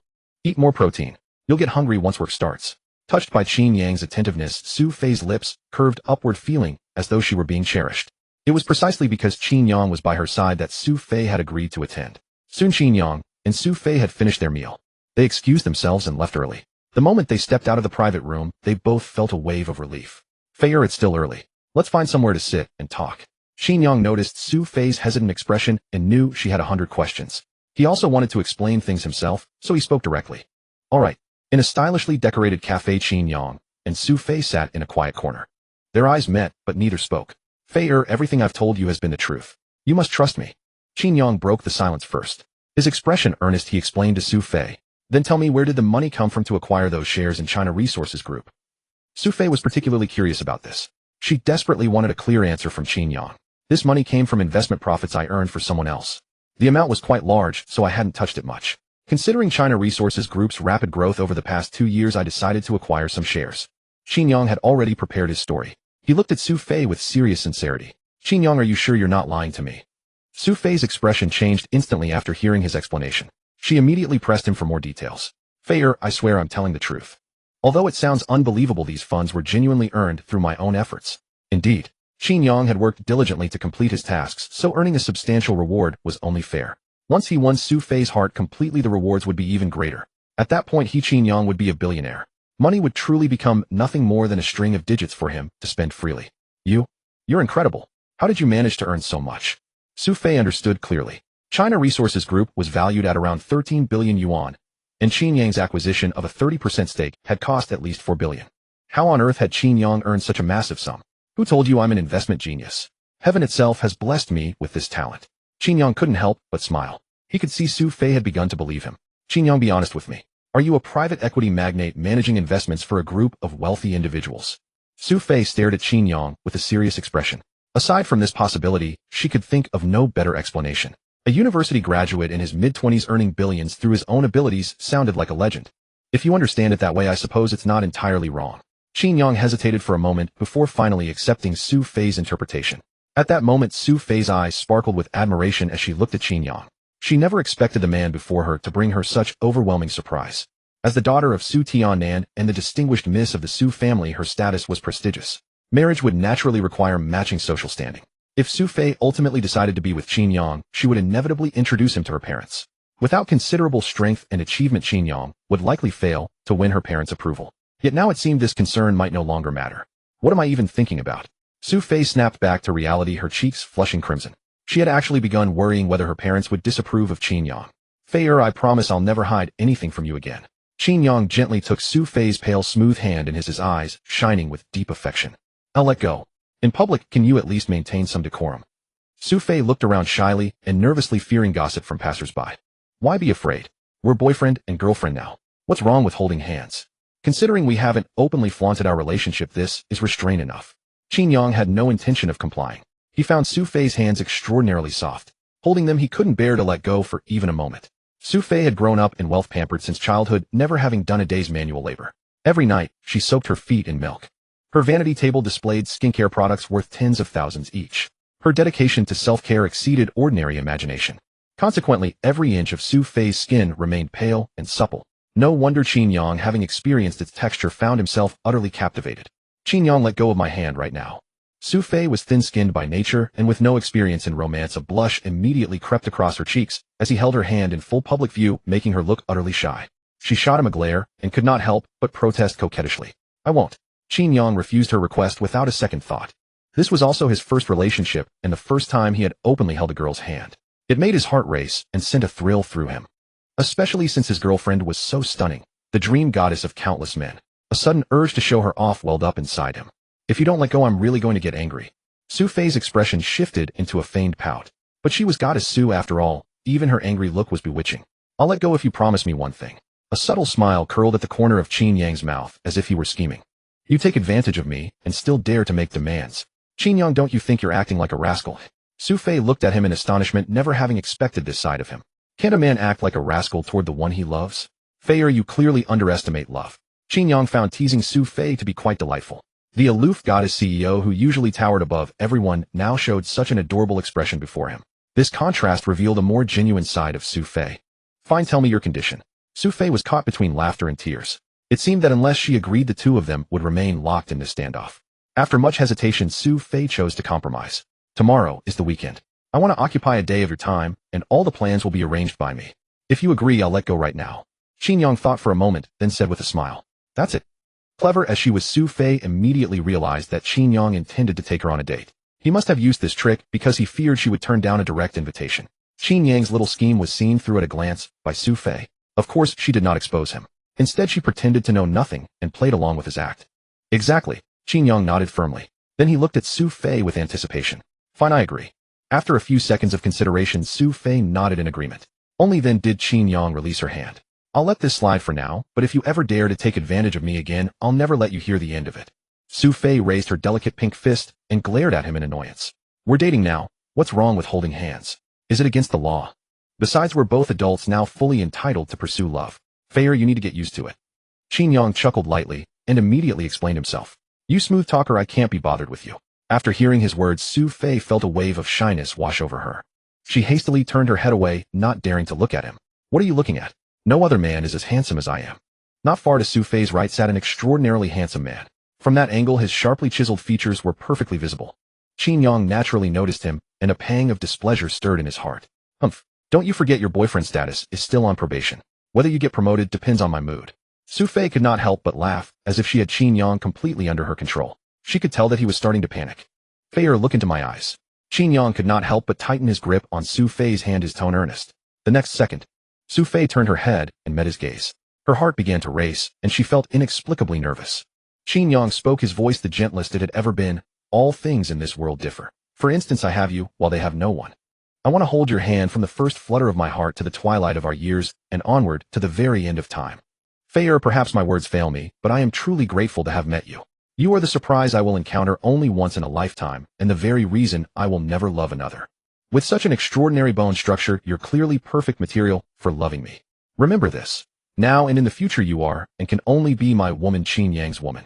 Faced with Qin Yang's sudden romantic confession, Su Fei felt as if an electric current had passed through her, ripples stirring in her heart.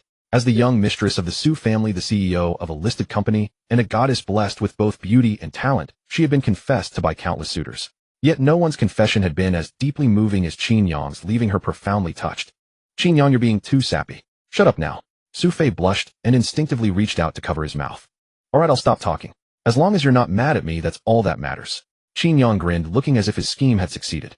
After this little interlude, the bond between them grew even closer. Time slipped by, and another half hour passed. Are you still going back to the company later? Qin Yang looked at Su Fei and could not help asking. There's still some work left unfinished. If you hadn't dragged me to this banquet, I'd probably have finished it by now. At that thought, Su Fei shot Qin Yang a reproachful look. Of course, she was not actually angry. Besides, if he hadn't insisted on bringing her, she would never have discovered his secret. Compared with that, what she felt was mostly happiness.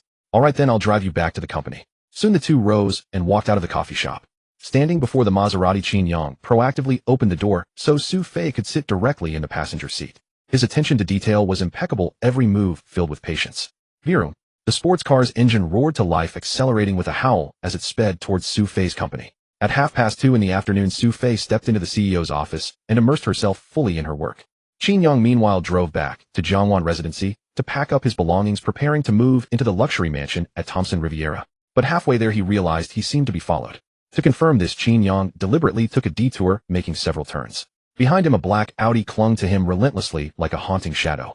Who's sneaking around like this, daring to follow me? Is it Ning Ziyuan or Song Daming?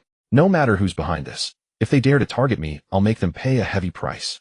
A flicker of determination gleamed in Qin Yang's eyes. Then he turned the steering wheel and drove toward a remote location. Boss, I think we've been spotted. At that moment, a burly man in black sitting in the Audi noticed that Qin Yang had suddenly driven the car into a remote corner and then gone completely silent. At once an ominous premonition rose in his heart. No way. We've been keeping such a long distance. How could he possibly have discovered us? Hearing his subordinates report, Lei Hao's first reaction was sheer disbelief. After all, he had been in this business for many years and had sharp counter-surveillance instincts. He had trailed and gathered intel for years without a single failure. Knock, knock, knock. Just then a figure appeared outside the car window and deliberately rapped on the glass. Lei Hao and his underling instinctively turned their gazes, their faces instantly overcome with utter shock. H.E. How could he be here? The newcomer was none other than Qin Yang. Get out. His voice was so icy cold that it brooked no refusal. Boss, what are we supposed to do now? The burly man in black turned around, his gaze immediately fixed on Lei Hao. Let's go down and see what this kid is up to. Seeing that he had 4 men on his side, all tall and burly, Lei Hao was completely unafraid of any tricks Qin Yang might try. So he spoke up directly. The group swiftly climbed out of the car. Speak up. Why have you been following me? And who sent you? Without wasting words, Qin Yang cut straight to the chase and asked Lei Hao. He could tell at a glance that this man was the one calling the shots and might have more answers. What are you talking about? Who's following you? Lei Hao naturally refused to admit it. He feigned ignorance, trying to muddle through. Unfortunately, Qin Yang was not so easy to fool. Bang! A punch shot out and slammed into Lei Hao's chest. Because Qin Yang's strike was so fast, none of them had time to react. All they saw was Lei Hao's figure suddenly lifted into the air, flying backward 7 or 8 meters before crashing heavily to the ground. Boss! His men snapped back to reality and couldn't help crying out. They rushed to Lei Hao's side to check his injuries. My patience is limited. If you don't want to suffer, you'd better come clean. Otherwise, I guarantee your end will be miserable. Qin Yang was not joking. With his current strength, let alone the 4 men before him, he would feel no fear even if there were 10 times as many. He would still dare to strike and take them all down. Bastard, how dare you hit me? Hey Z, all of you attack together. I'd like to see just how capable this brat really is. Qin Yang hadn't put much force into that punch. Even so, 2 of Lei Hao's ribs were broken, and every breath or word came with a stab of pain. The more he thought about it, the angrier he became, and his expression darkened to the extreme. In the end, he simply couldn't swallow this insult. Gritting his teeth, he viciously ordered his men to teach Qin Yang a thorough lesson. Yes, boss. The moment the words fell, He Zi and the 2 companions beside him rose and encircled Qin Yang. Kid, you've got some nerve injuring our boss. Next, I'll make you understand just how severe the consequences will be. Bang, bang, bang. Qin Yang's figure flickered and vanished from the spot. His fist lashed out several times in rapid succession. Before the 3 big men could even react, their chests took a solid beating. The next second, the 3 of them were thrown into disarray, rolling across the ground for several turns in utter humiliation. At that moment, all of them wore expressions of absolute disbelief. Only then did they understand just how terrifying the strength of the Qin Yang standing before them truly was. You few still dare to shout at me. You're simply courting death. Qin Yang shot them a contemptuous glance, then gave a cold snort. After that, he walked straight toward Lei Hao. With every step, fear multiplied in Lei Hao's heart. And no, don't come over. Brother, we were blind to your greatness just now. If we've offended you, please be magnanimous and spare us this once. If there's anything you want to know, just ask. I'll tell you truthfully. Lei Hao's face instantly went pale, and his body couldn't stop trembling. Ignoring the pain racking his body, he hurriedly knelt before Qin Yang in a gesture of begging for mercy. If you had cooperated earlier, would you have had to suffer like this? What a contemptible fool. The corners of Qin Yang's mouth curled slightly as he sneered at Lei Hao. Then, changing his tone, he immediately interrogated Lei Hao. Answer my earlier question. Why were you following me? And who instructed you to do it? It was Gao Jun, young Master Gao. He gave me 200,000 to keep tabs on your movements and report to him at intervals. Lei Hao dared not conceal anything and confessed truthfully. When did your surveillance begin? Qin Yang couldn't help frowning. He hadn't expected that having only met Gao Jun once, the man would directly have him watched. It started when you were out on a date with President Su. Brother, all of this was done on young Master Gao's orders. It had nothing to do with us. Please just spare our lives.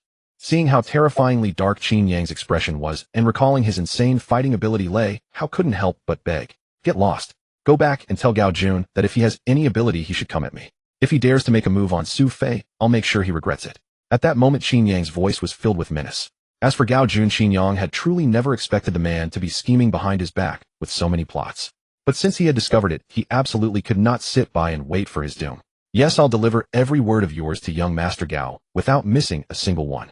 Lei Hao's face was full of gratitude. Then, along with his underlings, he slunk away in disgrace. Jiangwan community. Qin Yang parked the car in the garage, and noticing that Jiang Bei's Lamborghini was already gone, he figured the man was probably not at home. After returning home, he found it was indeed so. He then went to his own room and packed up all his valuables. An hour later, sounds came from the living room. Guessing that Jiang Bei had returned, Qin Yang pushed open his door and walked out. The moment Jiang Bei saw Qin Yang, he immediately spread his arms and rushed toward him in excitement. Hold it. Jiang Bei, what are you doing? Qin Yang let out a sharp shout and promptly stopped Jiang Bei in his tracks. Brother Qin, you're my lucky money god. The stocks I hold soared today, and so far I've made a total profit of more than 10 million. All of this is your doing. I have to give you a hug to show my admiration. Jiang Bei was beaming with excitement. In just a few short days, his stock investments had earned him that much money. In the past, he wouldn't have dared to dream of it. It was precisely then that Jiang Bei realized just how formidable Qin Yang's abilities were. In his heart, he had already resolved to cling tightly to Qin Yang's coattails. After this, would he ever have to worry about not having money to spend? All right, I felt your sincerity, but there's no need for a hug. Qin Yang glanced at Jiang Bei with distaste. After a moment, he finally recalled his main purpose. Jiang Bei, you're back, just in time. There's something I need to tell you. Starting tomorrow, I'll be moving out. I'll leave this house for you to enjoy at your leisure. Upon hearing Qin Yang's words, Jiang Bei was taken aback and couldn't help but exclaim, Brother Qin, you're not joking with me, are you? You're actually moving out. Is it just because you're dating that you want to part ways with your brother? Jiang Bei simply could not accept this sudden news. What nonsense are you talking about? I simply found better accommodation and I didn't want to continue being a burden to you, so I chose to move out. But I never said I wanted to cut ties with you. As for Jiang Bei's reaction, Qin Yang had actually anticipated it long ago. After all, they had been living together for quite some time, so his announcement about moving out would naturally make Jiang Bei feel somewhat unsettled. Brother Qin, where are you planning to move? You're not going to cohabitate with your president Su, are you? Jiang Bei's gaze sharpened, and this thought immediately flashed through his mind. The more he pondered it, the more plausible it seemed. Otherwise, why would Qin Yang have made such a sudden decision? Cohabitate, my foot. We've only just confirmed our relationship a few days ago. How could we possibly develop to the point of living together? Anyone with a brain would know that's impossible. Qin Yang held his forehead, utterly shocked by Jiang Bei's outrageous remarks. If that's the case, then why are you moving out at all? This apartment has such a prime location and luxury renovation. Where on earth are you going to rent? Jiang Bei pleaded, earnestly attempting to dissuade Qin Yang from moving out. This is a decision I've thought through carefully. You should support me. Unfortunately, Qin Yang had already made up his mind and was entirely unmoved by Jiang Bei's heartfelt persuasion. Jiang Bei, go fetch the 2 suitcases from my room, and then I'll take you somewhere. After a while, Qin Yang finally spoke to Jiang Bei. Jiang Bei was full of curiosity, unsure of what Qin Yang had up his sleeve. In the end, he obediently followed Qin Yang's instructions. Both carrying a suitcase each, they walked straight out of the house. Soon they arrived at the garage. Qin Yang opened the sports car's front trunk and placed the suitcases inside. He then signaled for Jiang Bei to get in. Tangshan Yiping Luxury Villa District. As the sports car pulled up to the main gate, Jiang Bei's expression instantly changed. Brother Qin, this is the most luxurious villa district in Shanghai. Why are you bringing me here? Are you saying you're going to move in here? Hearing Jiang Bei's words, Qin Yang's lips curled slightly upward as he couldn't help but smile and say, that's right, you guessed correctly. I bought a luxury villa here. It would be a waste not to live in it. Jiang Bei's expression immediately froze in disbelief. He suspected his ears were malfunctioning. Brother Qin, you're telling me you bought a villa here? Are you serious? Tangshan Yiping luxury villas were notoriously expensive in Shanghai. The price per square meter was at least 200 yuan. Any villa here was worth hundreds of millions, a fortune utterly unaffordable for ordinary people. Even Jiang Bei could not afford it. At this point, do you still think I'm joking with you? Qin Yang couldn't help but chuckle and proceeded to explain. This is too unbelievable.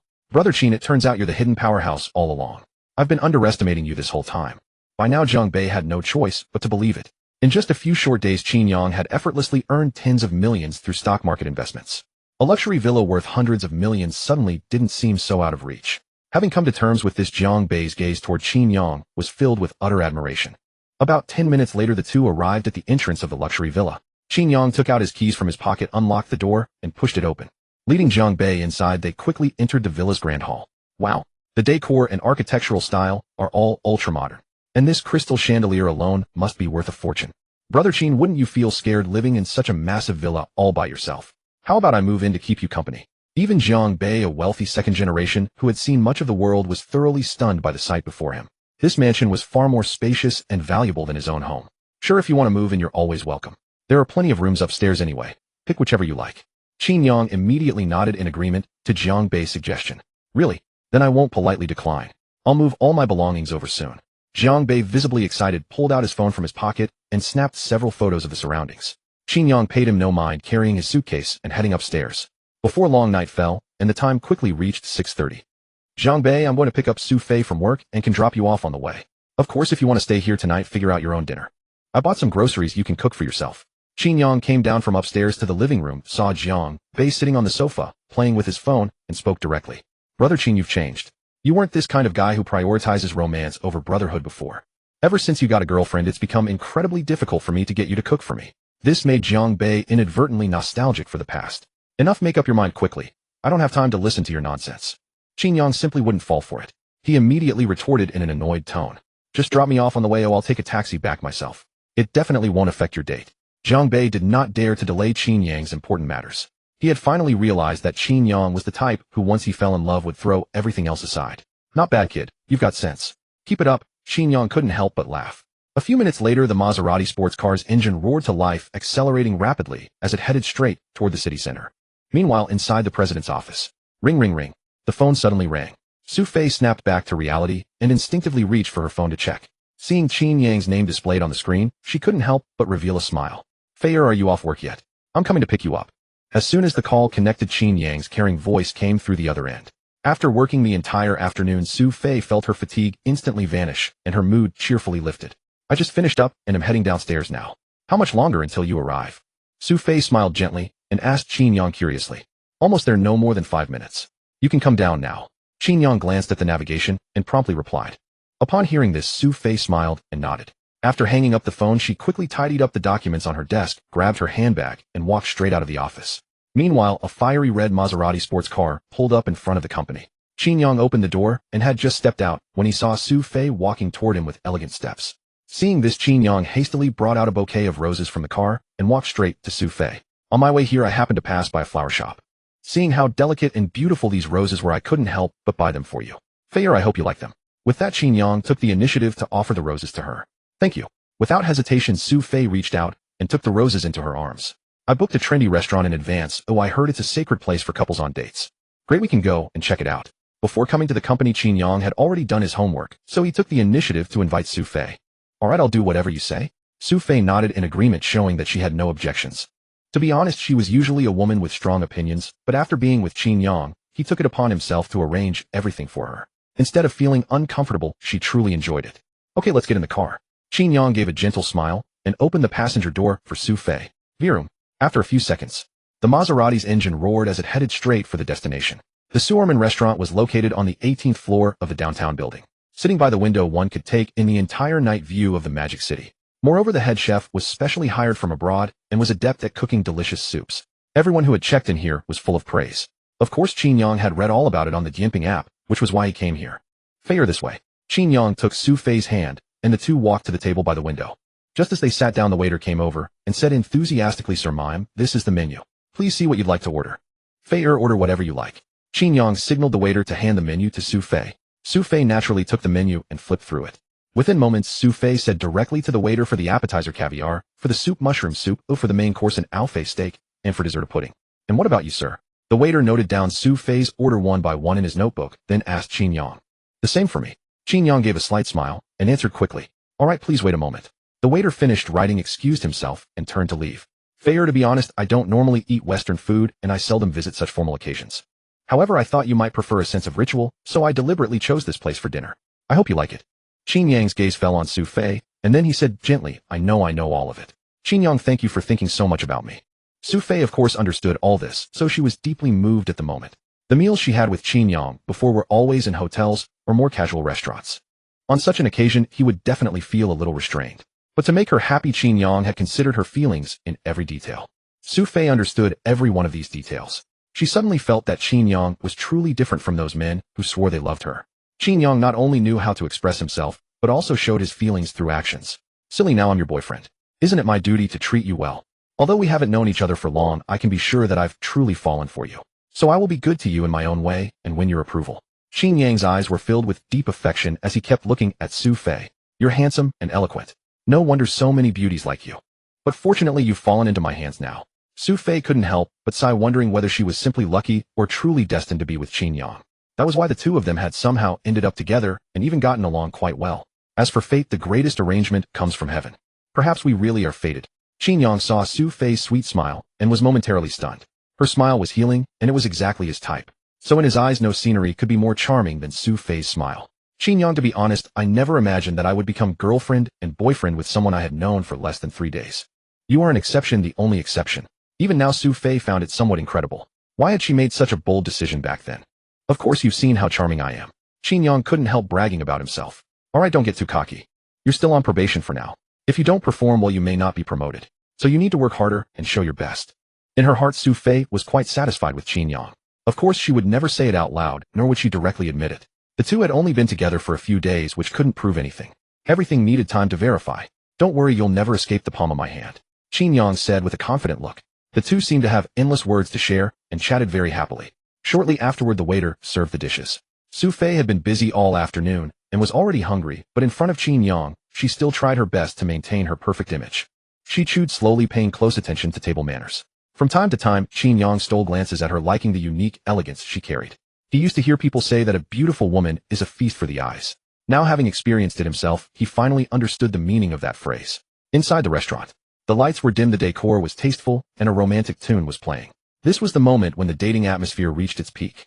Sophie's heartbeat began to quicken, and she inexplicably felt a little nervous. Qin Yang felt the same. He even noticed couples around them being affectionate, and some were kissing in public. Don't look, and don't you dare think about it. Sophie had of course noticed Qin Yang's eyes glancing around. Her cheeks flushed, and her expression was full of shyness. She immediately spoke up to dispel any thoughts in Qin Yang's mind. Alright, I'll listen to you. Qin Yang couldn't help but give a wry smile. But he also knew in his heart that their relationship hadn't developed to that point yet. For now, being able to hold her hand was already pretty good. For the rest of the time, the two seemed to be eating, but their minds had drifted off elsewhere. Finally, they managed to get through the dinner. Qin Yang stood up and walked to the counter to pay the bill, and only then could he breathe a sigh of relief. This single meal had cost close to 10,000 yuan. Yet to the present day Qin Yang, it was nothing more than a drop in the ocean. After settling the bill, he quickly returned to his seat. At that very moment, however, he realized Sophie was nowhere to be seen. How strange, where has she gone? Just as Qin Yang was pulling out his phone to send Sophie a message, Sophie slowly walked toward him, an apologetic look flickering across her face. Sorry, I went to the restroom and didn't have the chance to tell you. No worries. It's still early. How about we take a stroll over at Whitehan? Qin Yang asked with a faint smile, directly seeking Sophie's opinion. Sure, and the weather is just right tonight. I imagine we can enjoy a spectacular night view there. Sophie readily agreed to Qin Yang's proposal. She knew that the night scenery at Whitehan was breathtaking. Alright then, it's settled. Qin Yang immediately finalized the plan. At the Whitehan of the Magic City, the entire area was brilliantly illuminated and thronged with crowds. Dragon boats cruised along the river at night, while many street vendors took advantage of the heavy foot traffic to peddle all kinds of trinkets. Fair, I'll go buy the tickets. Let's get on one of those dragon boats and have some fun. It was Qin Yang's first time visiting this place, and he was instantly drawn in by the scene. Taking Sophie's hand, he couldn't help feeling eager to try it. Seeing Qin Yang so excited, Sophie found it hard to refuse. She quickly nodded and said with a smile, okay. Since you want to have fun, I'll join you. Just think of it as a reward for your treating me to dinner tonight. Sophie had been to this place many times, but she had never experienced a night cruise on a dragon boat. Now with Qin Yang by her side, she couldn't help but feel a surge of excitement. Qin Yang waited in line for a good half hour to buy the tickets. Sophie stood by his side the entire time without a single complaint. Had it been in the past, she would rather have spent that time on work than waste it standing in line. Fortunately, the two of them didn't have to wait too long. They finally got the tickets. Qin Yang took the initiative to hold Sophie's soft, delicate hand and headed toward the boarding area. Strange as it was, Sophie had felt somewhat resistant to holding hands at first. But as time passed, coupled with Qin Yang's persistent assertiveness, she had gradually grown used to it. Of course, that was as far as it went. She wouldn't allow Qin Yang to push any further. Put. The dragon boat started up and slowly began to move forward. Standing at the bow, Qin Yang and Sophie gazed into the distance. The skyscrapers on the shore radiated colorful lights, all reflected on the river's surface, a scene of breathtaking beauty. A gentle breeze continuously brushed against their faces. Sophie's hair was exceptionally flowing, and now and then it would sweep across Qin Yang's face. At the same time, a faint, elegant fragrance drifted over. It didn't smell like perfume, rather it seemed to be the natural scent emanating from Sophie's own body. At this moment, Qin Yang and Sophie were standing close together, and the very air seemed to be saturated with a romantic atmosphere. After a brief moment, Qin Yang's gaze settled on Sophie's face, and he couldn't help saying, Fair, you're so beautiful. You're simply the goddess of my heart. Qin Yang, don't think that flattering me will get you any favors. I'm telling you, you'd better not try anything funny. Sophie said, her face flushed with shyness. At such a moment, she had an intuition that this fellow Qin Yang definitely harbored ulterior motives. So without hesitation, she spoke directly. Don't worry, I would never force you. Through the past few days of getting along and understanding each other, Qin Yang had gradually realized that Sophie was slow to warm up in matters of the heart. Their holding hands had been won by Qin Yang through his own initiative and persistent persuasion. If he wanted to take the relationship further, he would probably need more time together. The dragon boat cruised around the river for about an hour. The wind by the river was strong, so Qin Yang immediately took off his coat and draped it over Sophie's shoulders. Sophie felt a warmth surge through her heart at Qin Yang's gesture. However, she quickly shook her head. Qin Yang, you should put your coat back on. The wind is too strong. If you wear only that one thin layer, you'll catch a cold. It's fine. I exercise regularly, so my physical constitution is strong. A little wind like this is nothing to me. Seeing Sophie's concern for him, Qin Yang couldn't help the smile tugging at the corner of his mouth. What he said was the truth. With his physique, there was no way he would catch a cold that easily. Of course, if you're worried about me, I wouldn't mind you giving me a little warmth. As soon as Qin Yang finished speaking, he opened his arms wide, as if to pull Sophie into an embrace. You wish. Sophie instinctively took a few steps back. Then staring at Qin Yang with a face full of vigilance, she said, Qin Yang, I've discovered that you're full of cunning tricks, trying every way to take advantage of me. Tell me honestly, have you been coveting my beauty all along? Seeing that his plan had failed, Qin Yang spread his hands and wore an innocent expression. No such thing. You're overthinking it. Su Fei didn't believe a single word of Qin Yang's sophistry. At once she said in a huff, still trying to deny it. I think that's exactly what you are. Fei, how could you think of me as such a bad person? Do you really believe that I Qin Yang am nothing but a rascal who's always scheming to take liberties with you? Qin Yang felt a pang of hurt inside. He never expected Su Fei to think of him that way. In a voice tinged with anger, he said, no. That's not what I meant. Seeing the trace of anger on Qin Yang's face, Su Fei realized that her words just now had been rather inappropriate. Qin Yang, please don't be angry. I was only teasing you a moment ago. Su Fei's expression turned panicked, and she was momentarily at a loss. Is that a kind of joke you can just make casually? Fei, I've shown you sincere feelings. You should be able to see that. You can't take the fact that I like you and dote on you and use it as a weapon to hurt me. Qin Yang's voice was low, and he truly seemed angered. I'm sorry, Qin Yang. I didn't do it on purpose. I truly don't think that way. Please don't be mad at me anymore. Hearing this, Su Fei also knew she had gone too far. An apologetic look immediately appeared on her face as she explained herself to Qin Yang. If you want me not to be angry and to forgive you, it's not impossible. But you'll need to show some sincerity. In only a moment, the initiative had fallen into Qin Yang's hands. Su Fei had no idea that she was already being led around by the nose. One could even say she had fallen into Qin Yang's trap from the very beginning. Was Qin Yang angry? Naturally not. All of this was a little scheme he had devised to reach his goal. Poor Su Fei was completely kept in the dark. Then tell me, what do you want me to do? At this point, eager to make Qin Yang forgive her, Su Fei was naturally willing to do anything. You hurt my heart. Giving me a comforting hug shouldn't be too much, should it? After a moment's deliberation, Qin Yang said slowly to Su Fei. Upon hearing Qin Yang's request, an expression of profound bashfulness instantly overcame Su Fei's features. After a moment of hesitation, she gritted her teeth and stepped forward, wrapping her arms tightly around Qin Yang. Thump thump. Su Fei could distinctly feel her heart racing, her breath growing shallow and rapid. A wave of excitement and nervousness washed across her face. As for Qin Yang, his hands had quietly come to rest upon Su Fei's back, his head nestled against her shoulder. His nose twitched gently as he inhaled the distinctive fragrance emanating from Su Fei, a look of pure contentment spreading across his features. Now will you finally let go of me? Su Fei finally came to her senses, her voice tinged with nervousness as she addressed Qin Yang. No, I haven't held you enough yet. Without a moment's thought, Qin Yang rejected Su Fei's request outright. This left Su Fei completely dumbfounded. She couldn't shake the feeling that this was all an elaborate scheme orchestrated by Qin Yang to make her submit. The more she contemplated it, the more convinced she became. Finally, Su Fei could bear it no longer and began to struggle, her hands instinctively pressing against Qin Yang as she tried to push him away with all her strength. Yet she discovered that Qin Yang's physique exceeded her expectations. Six-pack abs with defined lines and excellent texture. No matter how hard she exerted herself, Su Fei could not break free from his embrace. Fei, you just accused me of being indecent. So tell me, what exactly are you doing right now? Sensing Su Fei's movements, an amused expression spread across Qin Yang's face as he inquired with a smile. It wasn't intentional. I was merely trying to push you away. I never intended to take advantage of you. Confronted by Qin Yang's questioning, Su Fei's face flushed an even deeper shade of crimson. She wished desperately to find a crack in the ground and disappear into it. This was simply too mortifying. All right then, I wasn't blaming you anyway. With these words, Qin Yang released Su Fei. Regaining her freedom, Su Fei hastily retreated several steps, maintaining a careful distance from Qin Yang. Just as the dragon boat was docking at that moment, Su Fei swiftly strode onto the shore without so much as a backward glance. Witnessing this, the smile on Qin Yang's face grew increasingly triumphant. Fei, wait for me, he called out and chased after her. At the entrance of the Su family villa, Qin Yang had driven Su Fei back home. It was already past 11 in the evening. Fei, go take a warm shower when you get back, and then get a good night's sleep. It's the weekend tomorrow. Trust me with your time, and I'll have everything arranged perfectly. Before departing, Qin Yang gave Su Fei these final instructions. All right, then drive safely on your way back. Su Fei beamed gracefully and hastened to respond. All right, I'm leaving now. With that, Qin Yang drove away without delay. That night, Su Fei slept soundly and peacefully. She even dreamed a dream, though she could no longer recall its specifics. One thing she could be certain of, however, was that Qin Yang had appeared in her dream. The following morning, it was not yet 8 o'clock when Qin Yang had already awakened. After spending some time freshening up, he descended directly to the ground floor.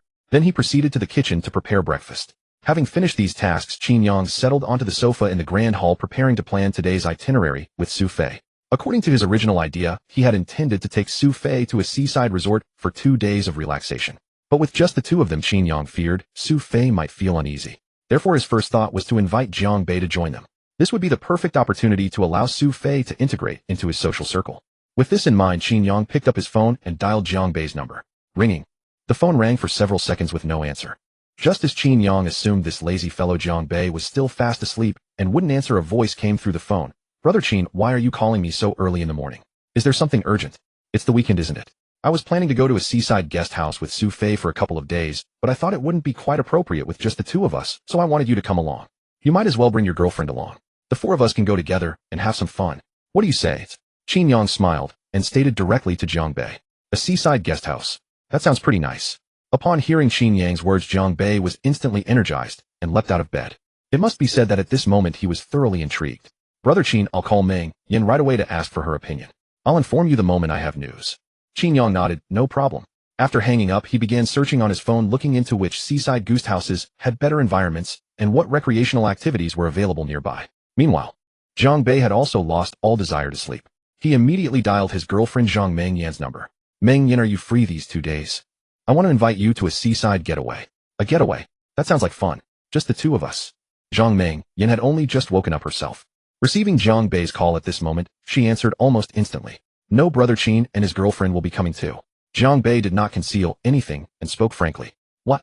It's only been a few days and he's already confirmed the relationship with that female president. At the mention of Qin Yang and his girlfriend Zhang Meng, Yin immediately displayed a curious demeanor. After all, this matter concerned her best friend Li Xuanxuan's happiness. I only heard it from Brother Qin myself. As for the specifics, I'm not entirely clear either. To be honest, I haven't even met her in person yet. Zhang Bei had heard of Su Fei's reputation. He had seen her photographs, but what she actually looked like in person, he had yet to find out. Moreover, with such a wonderful opportunity presenting itself, right now Zhang Bei was genuinely tempted. Alright, then let's go take a look. After contemplating for a moment, Zhang Meng Yin accepted Zhang Bei's invitation. Alright, then you can start packing now. I still need to let Qin Yang know. Zhang Bei's face beamed with excitement. He harbored a vague premonition that this seaside guest house trip would bring something wonderful. Alright, I'll hang up now. After saying this, Zhang Meng Yin promptly ended the call. On the other side, after receiving Zhang Bei's affirmative response, Qin Yang proceeded to book several rooms at the seaside guest house. Immediately after, he returned to his room to pack several sets of clothes, carried the suitcase to the grand hall, and taking the prepared breakfast headed toward the garage. Exactly 9 o'clock in the morning, Qin Yang's figure appeared at the grand entrance of Su Fei's villa. Ding dong. He pressed the doorbell. Less than 2 minutes later, Su Fei opened the door for him. It's the weekend today, and you still woke up so early to make breakfast for me. You must be exhausted. Upon seeing the breakfast in Qin Yang's hands, Su Fei's eyes sparkled, and an irrepressible smile curved her lips. Not exhausting at all. Eat it while it's still warm. After you're done, start packing your things. Qin Yang shook his head and replied with a smile. Upon hearing this, an expression of astonishment immediately washed over Su Fei's face. She had no idea what Qin Yang was scheming. What do you mean? Where are we going? Don't ask yet. You'll know once we arrive. And don't forget, you personally promised me yesterday that you'd let me arrange all the weekend time. Or do you intend to renege on your word? Seeing the slightest hesitation flicker across Su Fei's expression, Qin Yang's heart skipped a beat, fear gripping him that she might suddenly change her mind, making it so mysterious. I'm half convinced you're planning to sell me off. Su Fei couldn't help but retort. Of course, she didn't truly mean it. After spending these past days with Qin Yang, she knew he always loved creating surprises. Perhaps this arrangement was no different. Nonsense. I went through such great trouble to win you over. How could I possibly let you slip away so easily? Qin Yang quickly shook his head, dismissing Su Fei's idea without hesitation. Alright, then wait for me on the sofa while I go upstairs and change. At that moment, Su Fei was still in her pajamas, clearly having just gotten out of bed. Fortunately, the sleepwear was modest enough that it wouldn't give Qin Yang too much to admire. No problem. Qin Yang nodded slightly. He wasn't a stranger here, so he felt completely at ease. He set the breakfast on the dining table, then walked to the kitchen to retrieve bowls and chopsticks. Once he finished, Qin Yang settled into the living room sofa and pulled out his phone to text Zhang Bei. Zhang Bei, Su Fei and I will head out around 10 o'clock. Would you like to join us or go separately with your girlfriend? At that moment, Zhang Bei happened to be at Zhang Minyan's place. Seeing the message from Qin Yang on his phone, he immediately asked Zhang Minyan. Minyan, Brother Qin just messaged saying they're leaving around 10. Should we go with them or head over on our own? 10 o'clock. That's too tight. I haven't even finished packing yet. Why don't you have him send the address and we'll just drive over ourselves? Hearing this time, Zhang Minyan's expression showed surprise. Less than an hour remained before departure. After a moment's thought, she turned to Zhang Bei and spoke. Alright, I'll let Brother Qin know. Zhang Bei agreed after considering her point valid. He immediately sent a message to Qin Yang, and shortly after, a location link arrived on his phone. Seeing this, Zhang Bei replied with a smile, Got it, Brother Qin. See you later. I'll call you when we arrive. Sounds good. Qin Yang had just finished texting with Zhang Bei. The sound of heels clicking against the floor reached his ears, crisp and rhythmic. Looking up, he saw Su Fei preparing to descend the stairs. Since it was the weekend, Su Fei had dressed more casually today. Her white form-fitting dress perfectly accentuated her elegant curves. Her hair was elegantly swept up with a silver hairpin, giving her a particularly polished look. Su Fei's features were naturally delicate, her skin fair and smooth. With her carefully applied makeup, she had elevated her charm to another level entirely. Qin Yang could barely tear his eyes away from the breathtaking sight. Qin Yang sat transfixed, completely captivated by Su Fei's allure. She had already walked right up to him, yet he remained lost in thought. Well, do I look pretty in this outfit?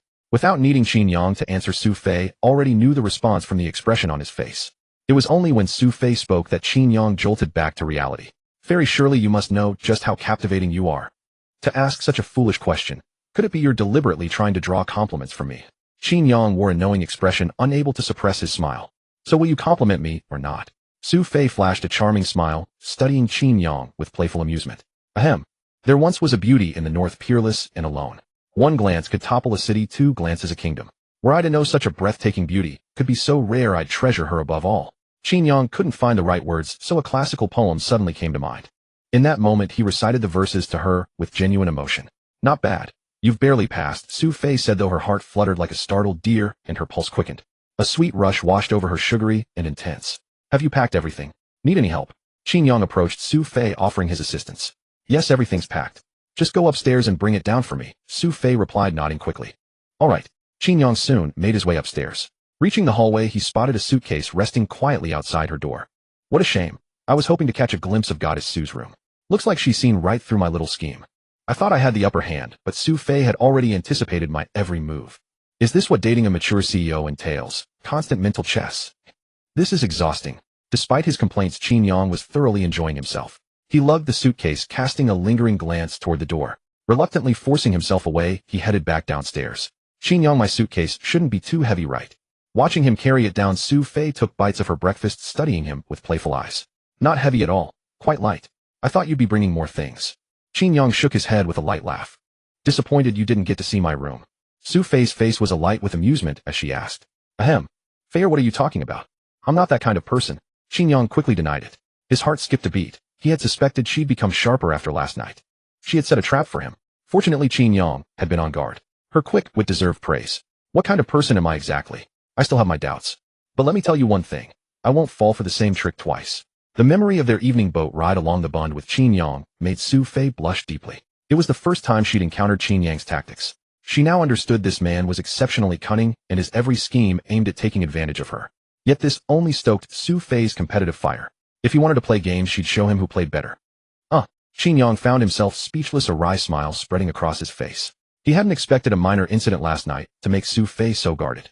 But it didn't matter. They had the entire weekend by the seaside together, 2 full days. With so much time alone, Qin Yang was confident he'd find the right opportunity. She might run, but he would chase. Qin Yang was certain Su Fei could never escape his grasp. Around 10 o'clock, seeing that Su Fei was almost ready, Qin Yang took the lead and placed her suitcase into the trunk. Get in, let's set off now. We'll need at least a few hours to get there, Qin Yang said. Su Fei's face immediately showed a trace of curiosity. Why are we going so far away? You're so busy with work every day that you sometimes don't even have time to eat. Now that it's a rare weekend, aren't I just trying to take you out to relax a bit?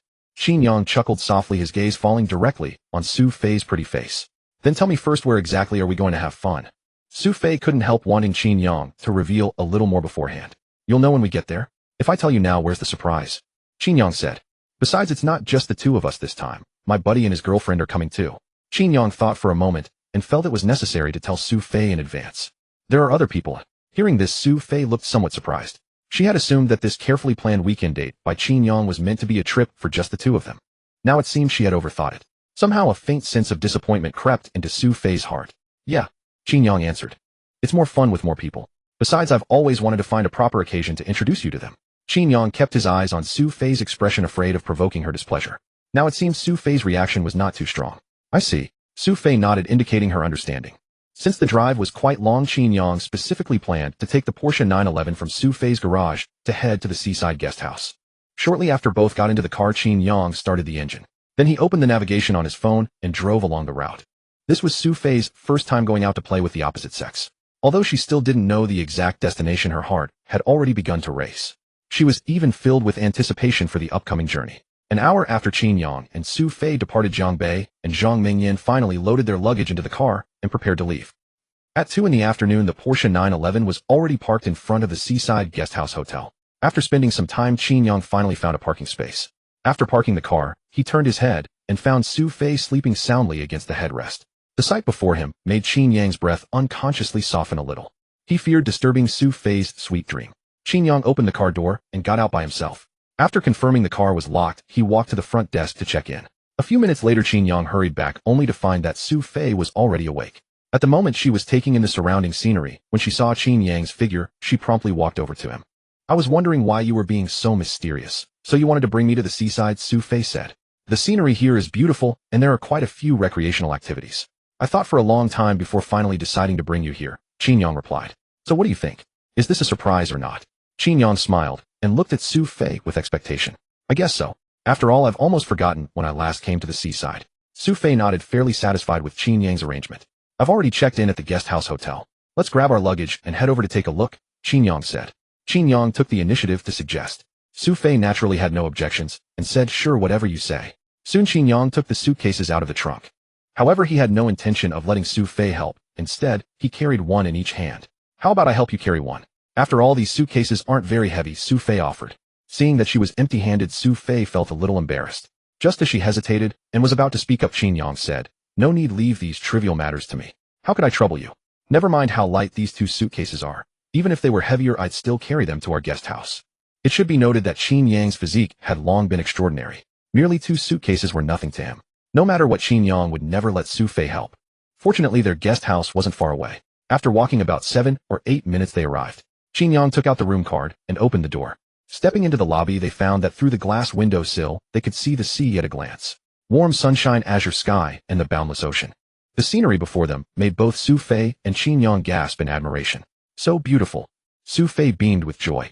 To be honest, her heart was immensely thrilled at this moment. She hadn't expected that all this careful arrangement would turn out to be such a wonderful surprise. "Fei, you can go up to the rooftop terrace and take a look. The view there is sure to be even more beautiful," Qin Yang suggested. "I'll put our luggage in the room first, then come up to find you." Qin Yang smiled slightly and immediately made the suggestion. "All right, sorry for the trouble." Su Fei quickly nodded. Thereupon she went straight upstairs toward the rooftop. The guest house was 2.5 stories tall, covering an estimated area of 100 square meters. The downstairs layout and decoration looked rather luxurious. Qin Yang had booked it for 2 days, spending 25,000 yuan. As for Zhang Bei and Zhang Minyan, he had also arranged in advance for them to stay in the room next to his. After putting the luggage in the room, Qin Yang looked around the surroundings. He certainly didn't want any surveillance cameras in the room. After confirming there was nothing amiss, Qin Yang went up to the rooftop to join Su Fei. Hearing footsteps from the stairwell, Su Fei turned around and saw Qin Yang appear before her holding a camera. Click. The flash flickered. A beautiful photo of Su Fei was freshly taken. "The scenery here is really nice. Great for taking photos," Qin Yang remarked. Qin Yang looked at Su Fei with a grin and couldn't help but speak up. "Humph, let me warn you. If you dare to make me look ugly in the photos, just wait and see how I'll deal with you later." Since it was a rare outing and she was in a great mood, Su Fei didn't bicker with Qin Yang. "Don't worry, though I'm an amateur photographer, I do possess the most basic aesthetic sense. Moreover, you're dressed so beautifully today. There's simply no bad angle, so you'll look good no matter how I shoot." Qin Yang was telling the truth. Although his composition was simple, the combination of the scenery and Su Fei produced a strikingly captivating charm. "You're so glib." Su Fei shot Qin Yang an annoyed glare. But at this moment her heart was blooming with joy. She was simply thrilled beyond words. "Fei, just strike a few poses, and I'll take some artistic shots of you." Looking at the beautiful scenery before him, Qin Yang really didn't want to let it go to waste. Qin Yang curved his lips into a smile as he spoke to Su Fei. "All right," she agreed without hesitation. Then she struck several extremely alluring poses. Su Fei did not deliberately flaunt her charm. It was simply that her outfit today was breathtakingly stunning, and she displayed behavior utterly out of keeping with her usual image.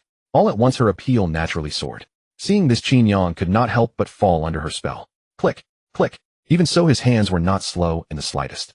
Su Fei struck a new pose every few seconds, and he always adjusted the angle perfectly to capture her most captivating side. After quite a while, Qin Yang looked at the photos in the camera, and a smile crept across his lips. He seemed quite pleased with his masterpieces. "Let me see." Su Fei was also curious about how Qin Yang had photographed her, so she hurried over to him. Qin Yang nodded and handed the camera to Su Fei without hesitation. She took it, and her eyes were soon drawn to the photos on the screen. "Qin Yang, are you sure the woman in this photo is me?" Su Fei stared at the woman in the camera, her face filled with shock.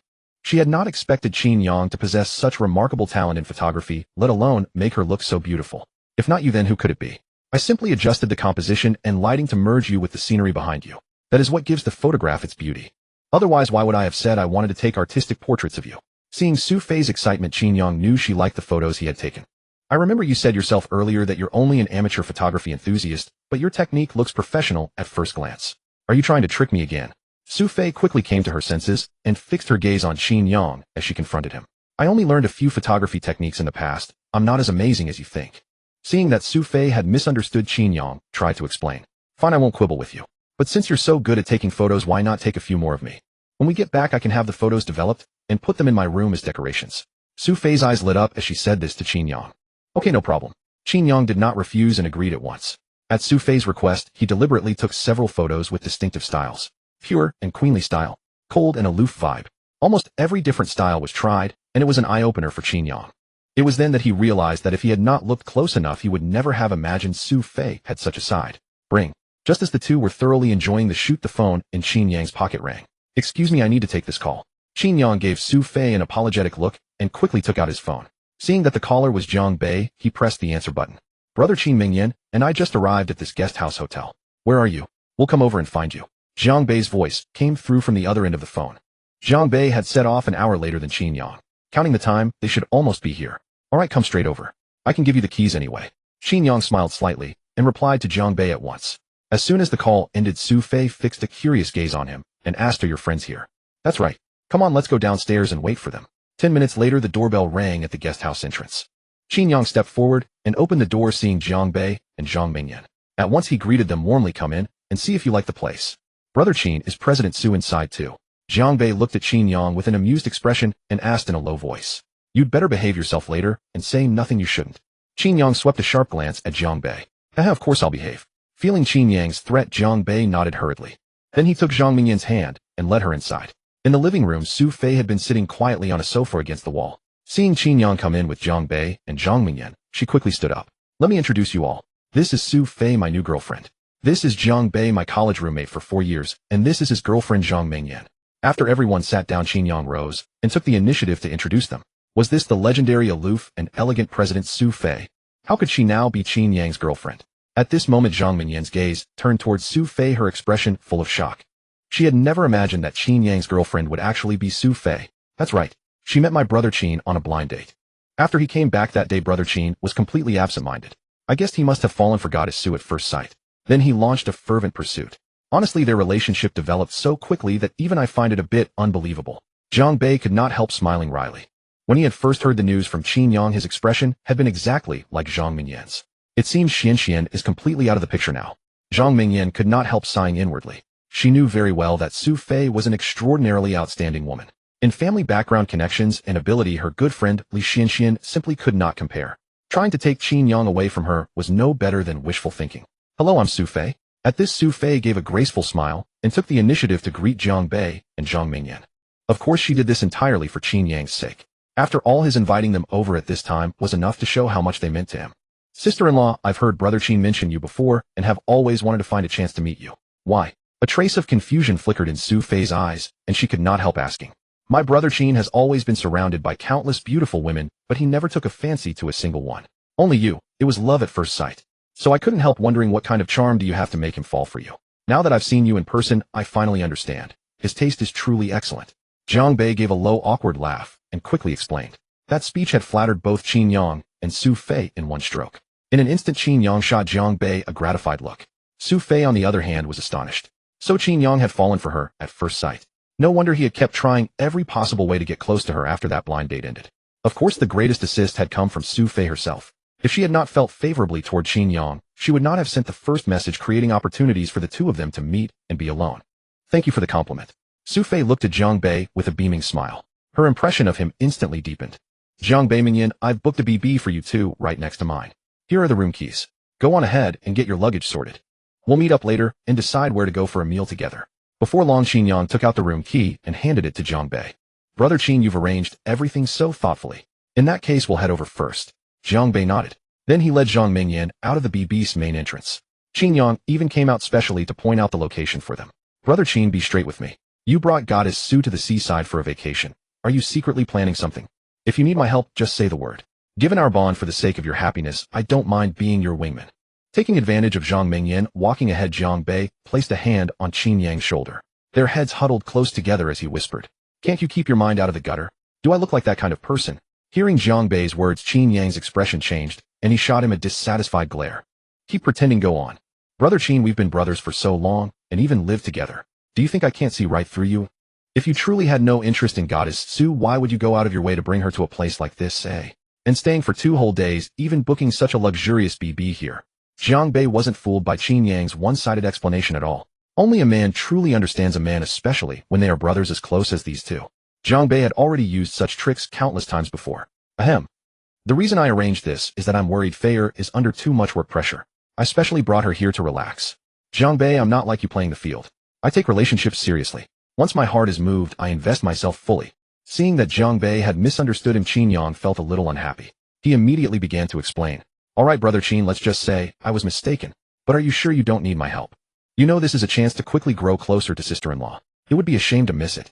Although Jiang Bei was full of sly ideas, his words, though blunt, made sense. If he could assist from the sidelines, it might greatly help with Qin Yang's upcoming plans.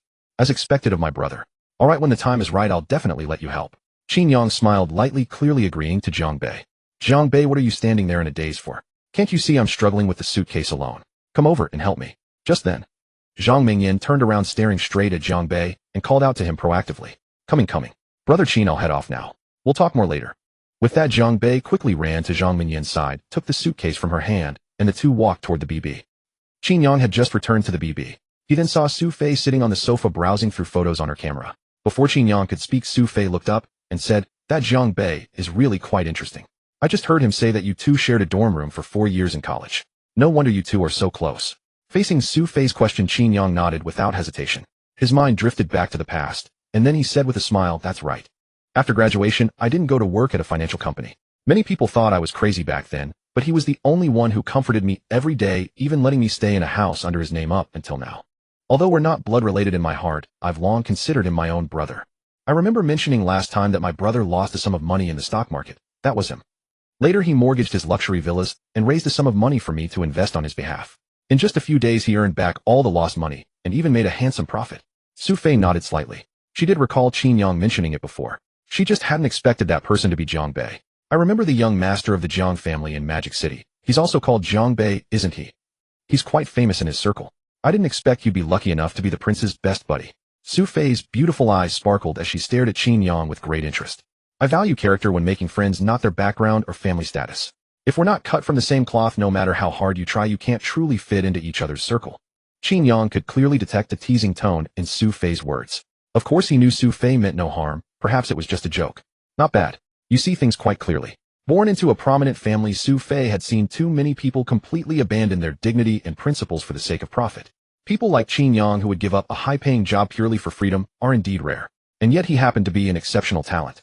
If he wanted to, he could amass considerable wealth at any time. Right now I've also achieved good results in investment.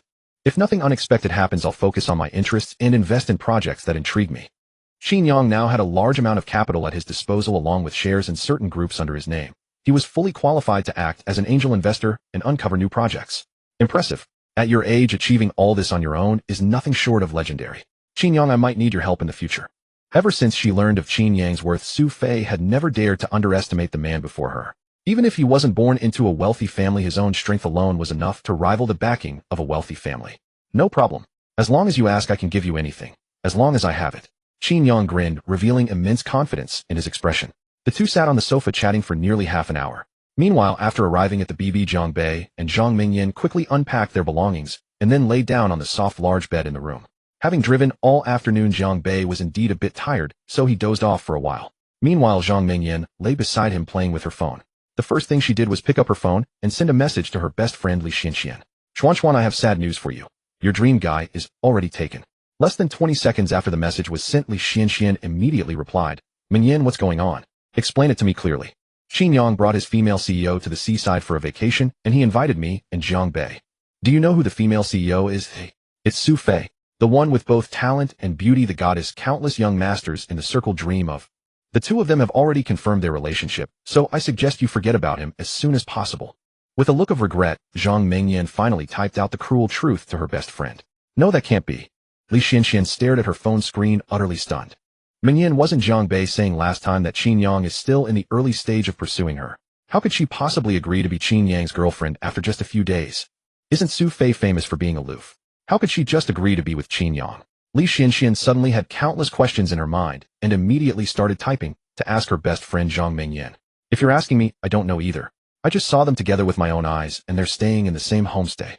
Xuan, I've met Sophie in person. It's not that I don't want to stand on your side, but even I think they're a good match. And I can tell that Qin Yang really likes Sophie. If you want to compete with her, it's going to be quite difficult. After all, Li Xianxian was her best friend, so Zhang Mingyan tried her best to watch her words when persuading her, expressing herself in a more tactful tone. I'm just not happy. I finally met a guy I really like, and just a few days later someone else took him away. Thinking of this, Li Xianxian felt full of grievance inside. Xuan, this can only mean that there's no fate between you and Qin Yang. You said you're so pretty and have plenty of suitors around you. You'll eventually meet the right person someday. Zhang Mingyan, patient ly, comforted her again. They chatted away the whole afternoon. At dusk, 5:30 in the afternoon, Qin Yang sent a message to Zhang Bei saying he and Su Fei were getting ready to go out. Seeing this, Zhang Bei and Zhang Mingyan also set off immediately. After the four of them met up, they planned to find a restaurant nearby to have dinner. I just searched on my phone, and there's a nice seafood buffet restaurant not far ahead. Should we go try it? Or do you want to eat stir-fried dishes? We can change to another restaurant. Qin Yang offered his suggestion. Of course, he didn't rush to make a decision, but instead left the choice to everyone. I have no objections. I agree to seafood buffet, sounds pretty good.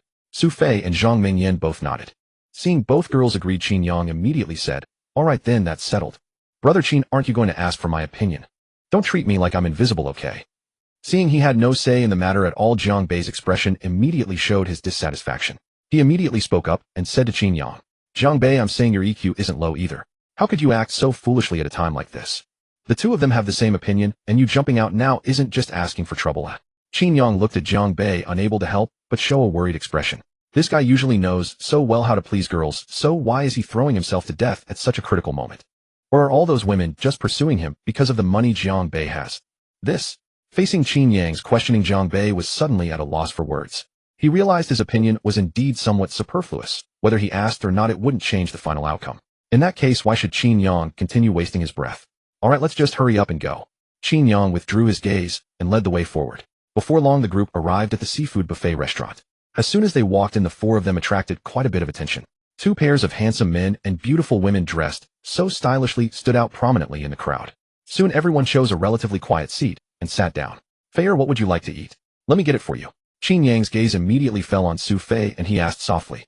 It's fine, just grab anything for me. Su Fei quite liked seafood and wasn't picky about food. Whatever Qin Yang brought her, she would happily eat it. Zhang Bei, let's go. Qin Yang pulled Zhang Bei and walked directly toward the dining table not far away. It was filled with plate after plate of various types of seafood.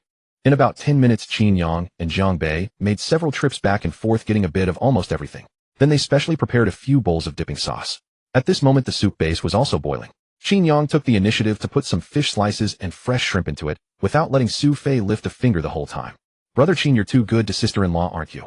Zhang Bei was sitting directly opposite Qin Yang at this moment. Seeing this scene before his eyes, he couldn't help but exclaim in amazement. A girlfriend is meant to be pampered. If I'm not good to her, should I let someone else be good to her? Hearing this, Qin Yang immediately gave Zhang Bei an annoyed look. Did you hear that? I think you should learn more from your brother Qin. Don't just spend all day making me angry.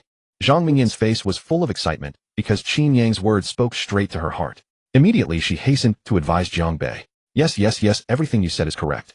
Naturally, Zhang Bei dared not refute, so he could only nod and agree hastily. Sister Su, to be honest, I really envy that you found such an outstanding boyfriend as Qin Yang. Compared to my one here, he's simply much better. After saying this, Zhang Mingyan looked at Zhang Bei with disappointment. Mingyan, it's not that I'm not excellent enough, but that brother Qin is too excellent. You comparing me to him, isn't this deliberately humiliating me? On this point, Zhang Bei still had self-awareness. But the fact that Zhang Mingyan was deliberately belittling him in front of outsiders made him feel somewhat uncomfortable inside. Mingyan, Zhang Bei makes a lot of sense. You really can't compare the two of us.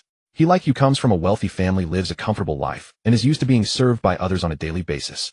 It's only in front of you that he can still do these things. If it were anyone else, he would have dropped the act long ago. Seeing Zhang Bei's expression was somewhat off, Qin Yang immediately stepped in to speak and help smooth things over. Then he shot a glance toward Zhang Bei, signaling him not to lose his temper. The two brothers still had great understanding. Even communicating only through glances, they could grasp various meanings. What Qin Yang said is correct. The best state of a relationship is when both sides are giving and learning to tolerate each other rather than one-sidedly demanding. Do you know why me and Qin Yang decided to start dating after knowing each other for just a few days? It's because over these few days we've spent together, we've discovered that our personalities and values are very similar, and we get along easily. So we developed a feeling of regret for not meeting sooner. Of course, you could also understand it as being naturally compatible. At this moment, Su Fei, who had been quietly listening to their conversation, proactively spoke up. Her words seemed intended to remind Zhang Mingyan. In Su Fei's view, Zhang Mingyan still had its Sundara princess complex, insisting that Jiang Bei spoil her. But this kind of way of getting along is simply not enough to maintain the relationship between two people and stay together stably. I understand. Jiang Bei, I'm sorry, it's all my fault. I shouldn't have said that about you. Zhang Mingyan also seemed to realize that her previous words were somewhat inappropriate. She quickly took the initiative to hold Jiang Bei's hand, and said with an apologetic expression, "It's okay, how could I be angry with you?" Seeing Zhang Mingyan apologize, Jiang Bei's heart immediately softened. The dissatisfaction in his heart instantly vanished like smoke. Seeing that Jiang Bei and Zhang Mingyan had not started quarreling over such a trivial matter, Qin Yang and Su Fei inadvertently met each other's eyes, and then broke into soft smiles. Before long, Qin Yang saw that the prawns were ready, and was the first to scoop out a few. After peeling all the shells, he didn't eat them himself, but instead placed them directly into Su Fei's bowl. This gesture instantly fed Jiang Bei and Zhang Mingyan a mouthful of dog food. As for Su Fei herself, although she felt a little surprised inside, she could understand. "Thank you." Seeing this, Su Fei smiled radiantly, and took the initiative to thank Qin Yang. "With me, why must you be so polite? Eat with peace of mind. If it's not enough, I'll peel more for you later." Qin Yang shook his head. To him, this was simply what he should do. Only in this way could Su Fei truly feel how good he was to her. "Jiang Bei, I want to eat shrimp too. Peel some for me." Only then did Zhang Mingyan begin to understand Qin Yang a little, seeing how gentle he was. No wonder Jiang Bei was always singing the praises of this brother of his, talking endlessly whenever he brought him up. At that thought, she immediately felt a twinge of jealousy and went over to act coquettishly toward Jiang Bei. "No problem." Jiang Bei nodded. At that, the movements of his hands couldn't help but quicken. By the time the meal was finished, the sky had already grown dark. Qin Yang suggested they take a walk by the seaside. Jiang Bei and Zhang Mingyan, obviously having eaten too much, rubbed their round, full bellies and nodded. Su Fei hadn't spoken yet, but at this moment, she could clearly feel Qin Yang's gaze fixed on her, as if he were waiting eagerly for her answer. "Okay, I think that sounds great." In the end, Su Fei agreed without hesitation. Soon the group had already walked some distance from the restaurant entrance. The sky over the sea was filled with stars. It was different from the crowded skyscrapers and neon lights of Modu. Here it was quiet and peaceful, without the bustling commotion of a city packed with people. Even the occasional pedestrians they passed on the road were all couples walking in pairs. Qin Yang and Su Fei walked side by side. A gentle breeze blew toward them, brushing Su Fei's hair against the corner of Qin Yang's lips. To be honest, Qin Yang was thoroughly enjoying this moment.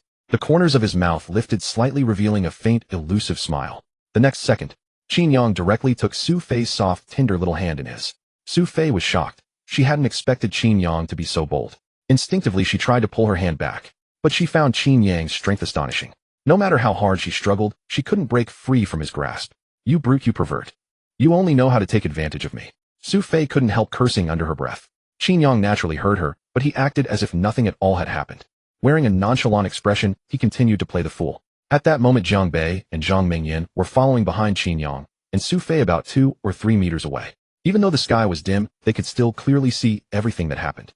They had the distinct feeling of watching gossip unfold right in front of them, and they were extremely excited. "Jiang Bei, tell me, what charm does your brother Qin have that even Su Fei, the famously cold and aloof CEO, likes him so much?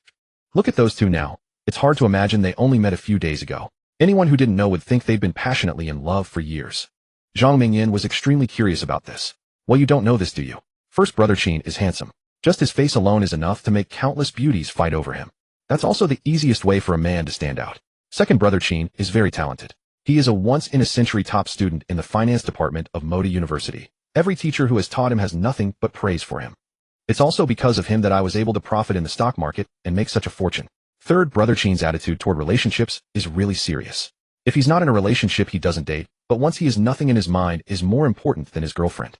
A man who combines such looks, talent, character, and values. No woman could refuse him. Even though Su Fei is called the cold and aloof CEO, in the end she is still a woman. When she meets a man of brother Qin's caliber, she knows very well that if she lets him slip away, it may become the greatest regret of her life. That's why she's so eager to secure a relationship with brother Qin and stake her claim.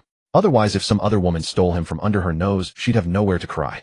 Jiang Bei had full authority to speak on this point. Su Fei's little intentions. Qin Yang was blind to them because he was in the middle of it, but as an onlooker, Jiang Bei naturally saw them with absolute clarity. What is called love at first sight? It's nothing but desire springing from attraction to looks. In the end, what truly brings two people together is the heart-pounding feeling that arises after they get along. And it's that kind of heart-pounding feeling that is the most important factor in drawing two people closer, even to the point of confirming their relationship as boyfriend and girlfriend. You really see things clearly. Then why haven't I seen your feelings for me being like theirs? Jiang Bei, what exactly do you mean? Do you think I'm not good enough? Zhang Mingyan was utterly stunned by Jiang Bei's analysis.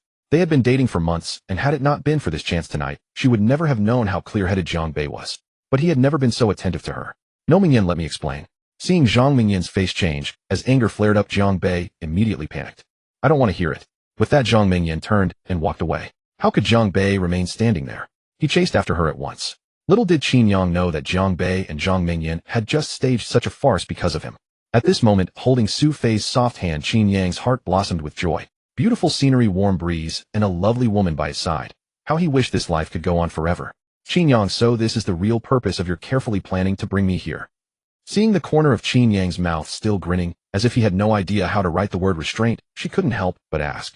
Feeling shy inside, Su Fei nevertheless couldn't stand seeing the man so smug, so she asked him directly. What purpose could I possibly have? If I really had to say one, it would be that I hope you can relax and not carry too much pressure. A weekend is naturally meant to be spent joyfully. Surely you don't intend to stay cooped up at home working all the time. Money can never be earned to the end in this lifetime, but beautiful moments are fleeting. I hope that after you meet me you will be this happy every day, so that when you look back later the memories in your mind will become scenes of a film gently cherished by time. Qin Yang chuckled, gazing at Su Fei with deep affection, and expressed the truest thoughts in his heart, with an incomparably gentle voice. Don't think that by saying such sweet words you can hide your little intentions. Qin Yang, I won't fall for your tricks again. Su Fei's heart suddenly raced with a wild flutter, moved by Qin Yang's words. She looked at him in shock, realizing that this man was completely different from any man she had ever met. Although his mouth was full of sweet words, he was so good to her that words were unnecessary. Even with her cold, aloof CEO persona, who wouldn't want a boyfriend who was handsome, talented, witty, and devoted to her with all his heart? She also felt immensely grateful. Thank goodness she had never simply agreed to date any of those suitors. Otherwise she would never have met a treasure of a boy like Qin Yang. Character collapse. Fei, how could you think of me as so wicked? Seeing Su Fei looking at him with such wariness, Qin Yang found it both amusing and exasperating.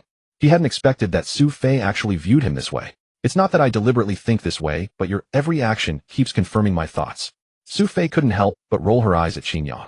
Time and time again facts had told her that this guy was full of mischief, his schemes coming one after another. When staying with Qin Yang, she had to remain on her guard. Otherwise there was no telling how much advantage he would take. Now that we're boyfriend and girlfriend, some intimate gestures are necessary to deepen our bond. I don't want to be eliminated by you before 2 months are even up. Of course Qin Yang was only joking. He had absolute confidence that he could make Su Fei feel his charm and become utterly devoted to him. Everything he did was in pursuit of his grand ambitions. Don't you forget that the decision rests in my hands. If you go too far, don't blame me for being ruthless. Seeing Qin Yang so smug, Su Fei felt a wave of displeasure rise within her. In an instant she unveiled her trump card. Don't be like that. If you miss out on a boyfriend as outstanding as me, that would be such a pity. There might never be another one like me. Qin Yang wasn't exaggerating in the slightest. Though he might not be the most exceptional man towards Su Fei, he was absolutely sincere. Besides, Qin Yang was counting on completing this mission to become a billionaire. Love and career both flourishing, and he would emerge as the ultimate winner in life. He couldn't afford a setback at the very start. Who says there won't be another? There are so many good men in the world. Who's to say there isn't someone better than you? It's just that I've been too busy and haven't had the leisure to discover them. Seeing Qin Yang complimenting himself so shamelessly, Su Fei ruthlessly exposed him. Although somewhere in her heart she instinctively felt that what Qin Yang said might be true, there was no way she would ever admit it aloud. Women, after all, are often tsundere creatures. In the game of love, they always prefer to seize the initiative, especially someone like Su Fei, who was even more determined to keep Qin Yang firmly within her control, rather than letting herself be manipulated by him. Fine. You're absolutely right. But I only held your hand. I haven't done anything out of line toward you. Fei, do you really need to be this serious with me? Qin Yang smiled, and then said to Su Fei, of course I know. If you had made any improper move toward me, I wouldn't be speaking with you so calmly right now. I'm just giving you a heads up to get those ideas out of your head. Su Fei looked triumphant. She noticed that she was increasingly fond of seeing Qin Yang with that troubled expression, because it meant she held the advantage in this rivalry between them. We came out for a stroll to enjoy the sea breeze and the night view. Why trouble our heads over all this? We agreed this was about relaxing, so why make the atmosphere so heavy again? Qin Yang also realized that the situation was drifting off course. He gave an awkward smile and hastily changed the subject. It's all because of you. At that moment, Su Fei's hand was firmly held in Qin Yang's grasp. She immediately cast her gaze downward, signaling to him. All right, it's all my fault. I'll apologize to you right here.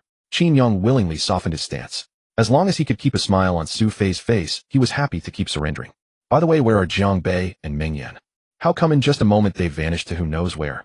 At that moment, Qin Yang came back to his senses and realized there was no one behind him at all. Curious, he spoke up. They should be somewhere nearby. Let's go look for them. Su Fei guessed that Jiang Bei had probably deliberately taken his girlfriend away, all to give her and Qin Yang some time alone together. Although Su Fei had only met Jiang Bei twice, he struck her as wise and remarkably loyal. This was definitely something he would do. Unfortunately, Su Fei was overly confident. Little did she know that Zhang Mingyan had stormed off in anger and Jiang Bei had chased after her, doing everything he could to cheer her up. The two of them searched for a while. At last, by the seaside, they spotted Jiang Bei and Zhang Mingyan. The couple sat on the sand shoulder to shoulder, snuggling intimately. Seeing that Qin Yang and Su Fei chose not to disturb them. That night, after the two returned to the guest house, Su Fei headed straight to the room upstairs and took out a black briefcase from her suitcase. "What's in there?" Qin Yang followed her up out of curiosity, and seeing her actions couldn't help asking. "A laptop." Su Fei didn't look at Qin Yang. Instead, she set the computer on the desk and pressed the power button a moment later. "Fei, don't tell me you're still planning to work." Qin Yang was taken aback, then couldn't help asking. "No, I just want to check if there's any email that needs a reply." This was a habit Su Fei had developed over the years. No matter how late it was, as long as she had free time, she would check her inbox for new messages. "All right then, I won't disturb you." Seeing that Su Fei had said her piece, Qin Yang stopped talking. He walked out of the room and headed downstairs. The guest house had a kitchen and a refrigerator. Inside were even fresh fruit, eggs, vegetables, and meat. Clearly, Qin Yang had arranged for the staff to prepare all of this in advance. Qin Yang took out some strawberries and cherries from the fridge. He wasn't sure which one Su Fei preferred, so he simply washed a bit of both. Then he filled a fruit bowl and carried it upstairs. "Fei, I washed some fruit for you." Arriving in the room, Qin Yang saw Su Fei sitting before the computer typing, as if replying to an email. "Just leave it there. I'll eat it later." Su Fei turned her head, glanced at Qin Yang, and said with a smile, "No need, I'll just feed you."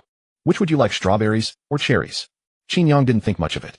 With a smile tugging at his lips, he said directly to Su Fei, I'll do it myself." Su Fei was startled and her movements instantly froze. She took a strawberry from the fruit bowl on her own initiative and put it into her mouth.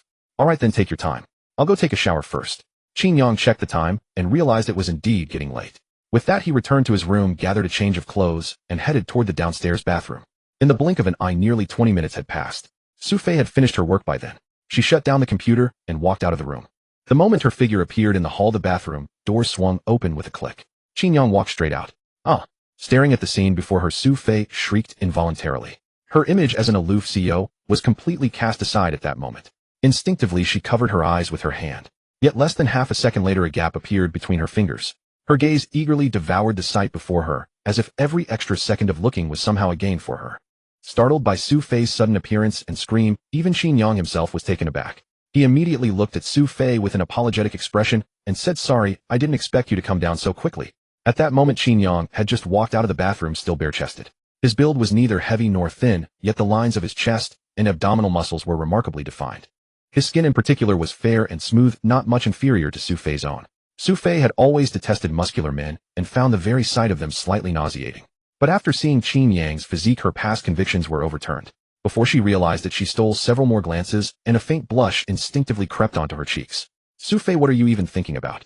The next moment, she quickly snapped back to her senses and cast those improper thoughts from her mind. She reached up and touched the corner of her mouth, worried that she was drooling over Qin Yang's body. Of course, she could hardly be blamed. After all, no woman could resist adoring a perfect body. Even Su Fei was no exception. "Why, you hurry up and put your clothes on." Blushing with unbearable shyness, she finally said to Qin Yang against what she truly felt. Qin Yang nodded at once and slipped into the clothes in his hands, immediately concealing his perfect physique. A trace of regret couldn't help flashing in Su Fei's eyes. "I'm done showering. The hot water is quite hot, so be careful when you take yours." Qin Yang dried his hair with a towel in one hand, while kindly reminding Su Fei. Only then did Su Fei gradually recover her senses and nod slightly. She turned at once and hurried back to her room on the second floor. Leaning against the door, her breathing and heartbeat turned anxious.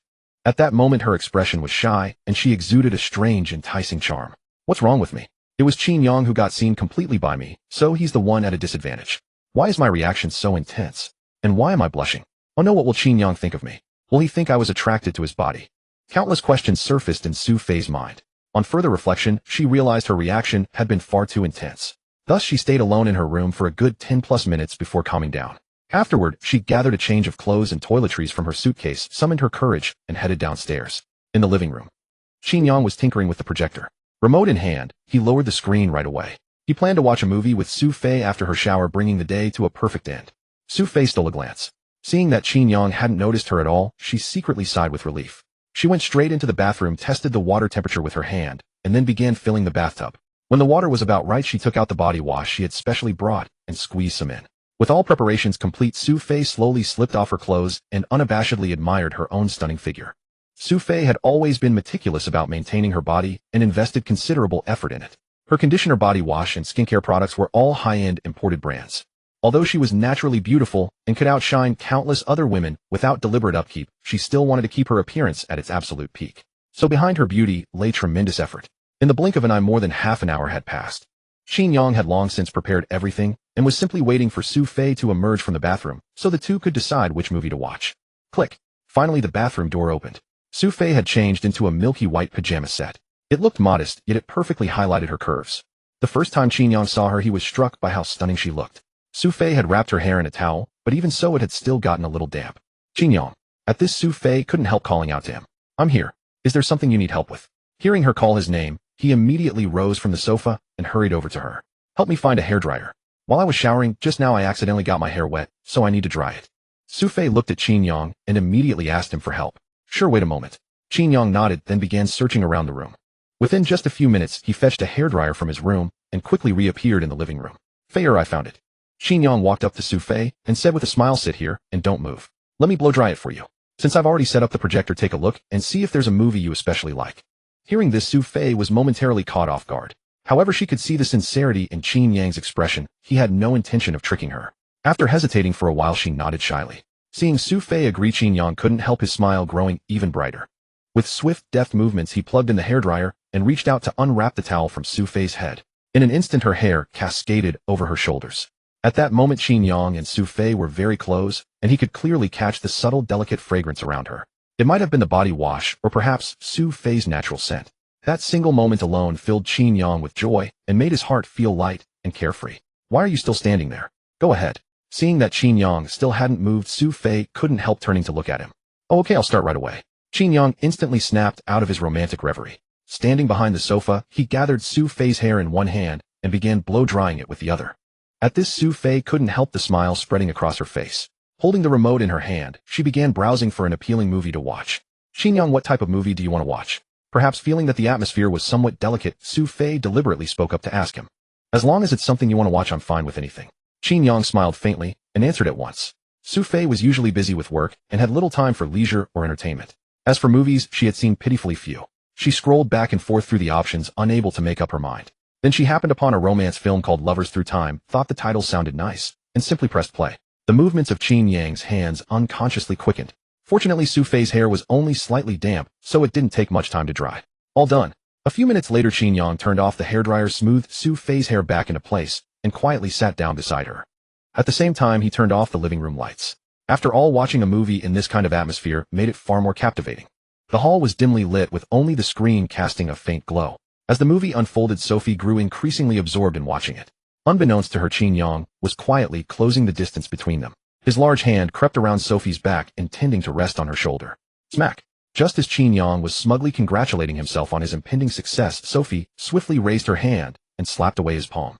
A sharp sting shot through Qin Yang's hand, forcing him to pull back quickly. His expression shifted to one of acute embarrassment. He hadn't anticipated that Sophie had seen through his scheme from the very beginning. "Qin Yang, if you really want to watch the movie, then watch it properly. Stop scheming." Sophie turned her head, a playful glint in her eyes. It was obvious that she had been wary of his little tricks from the start. "Okay, I understand." Qin Yang replied, though inwardly he couldn't help but feel a pang of disappointment. He had never expected that at such a perfectly suited moment his calculations would be completely thwarted by Sophie. So close, truly just that little bit away. Once his scheme was exposed, Qin Yang immediately settled into quiet obedience. Meanwhile, Sophie was sneaking glances at him from the corner of her eye. Seeing his dejected expression, she couldn't help but find it amusing in her heart. This fellow truly had a belly full of mischief. He actually thought she was some inexperienced girl who could be won over by such cheap tricks. Still too inexperienced. They watched the film for nearly 2 hours straight. Only after the credits rolled did Qin Yang finally rise on his own and switch on the hall lights. It was already approaching 11 o'clock. With plans for the next day waiting, Qin Yang turned to Sophie and said, "It's getting late. We should get some rest soon." I'm feeling sleepy anyway." Sophie nodded and got up to head back to her room. A few minutes later, as Qin Yang lay in bed, he couldn't help but mutter to himself in frustration, "Fei is so guarded against me now. I don't even know where to begin. If things continue like this, I'll never achieve what I want." He realized he needed to figure out a way to change the situation as soon as possible. On the other side, Sophie sat in her armchair with an expensive face mask on, fiddling with her camera while fixing her eyes on the photos Qin Yang had taken of her. This guy really gave me quite a few surprises today. If he could be a bit more serious, that would be even better. To this day, Sophie still couldn't figure out what it was about her that made Qin Yang twist himself into knots trying to take advantage of her.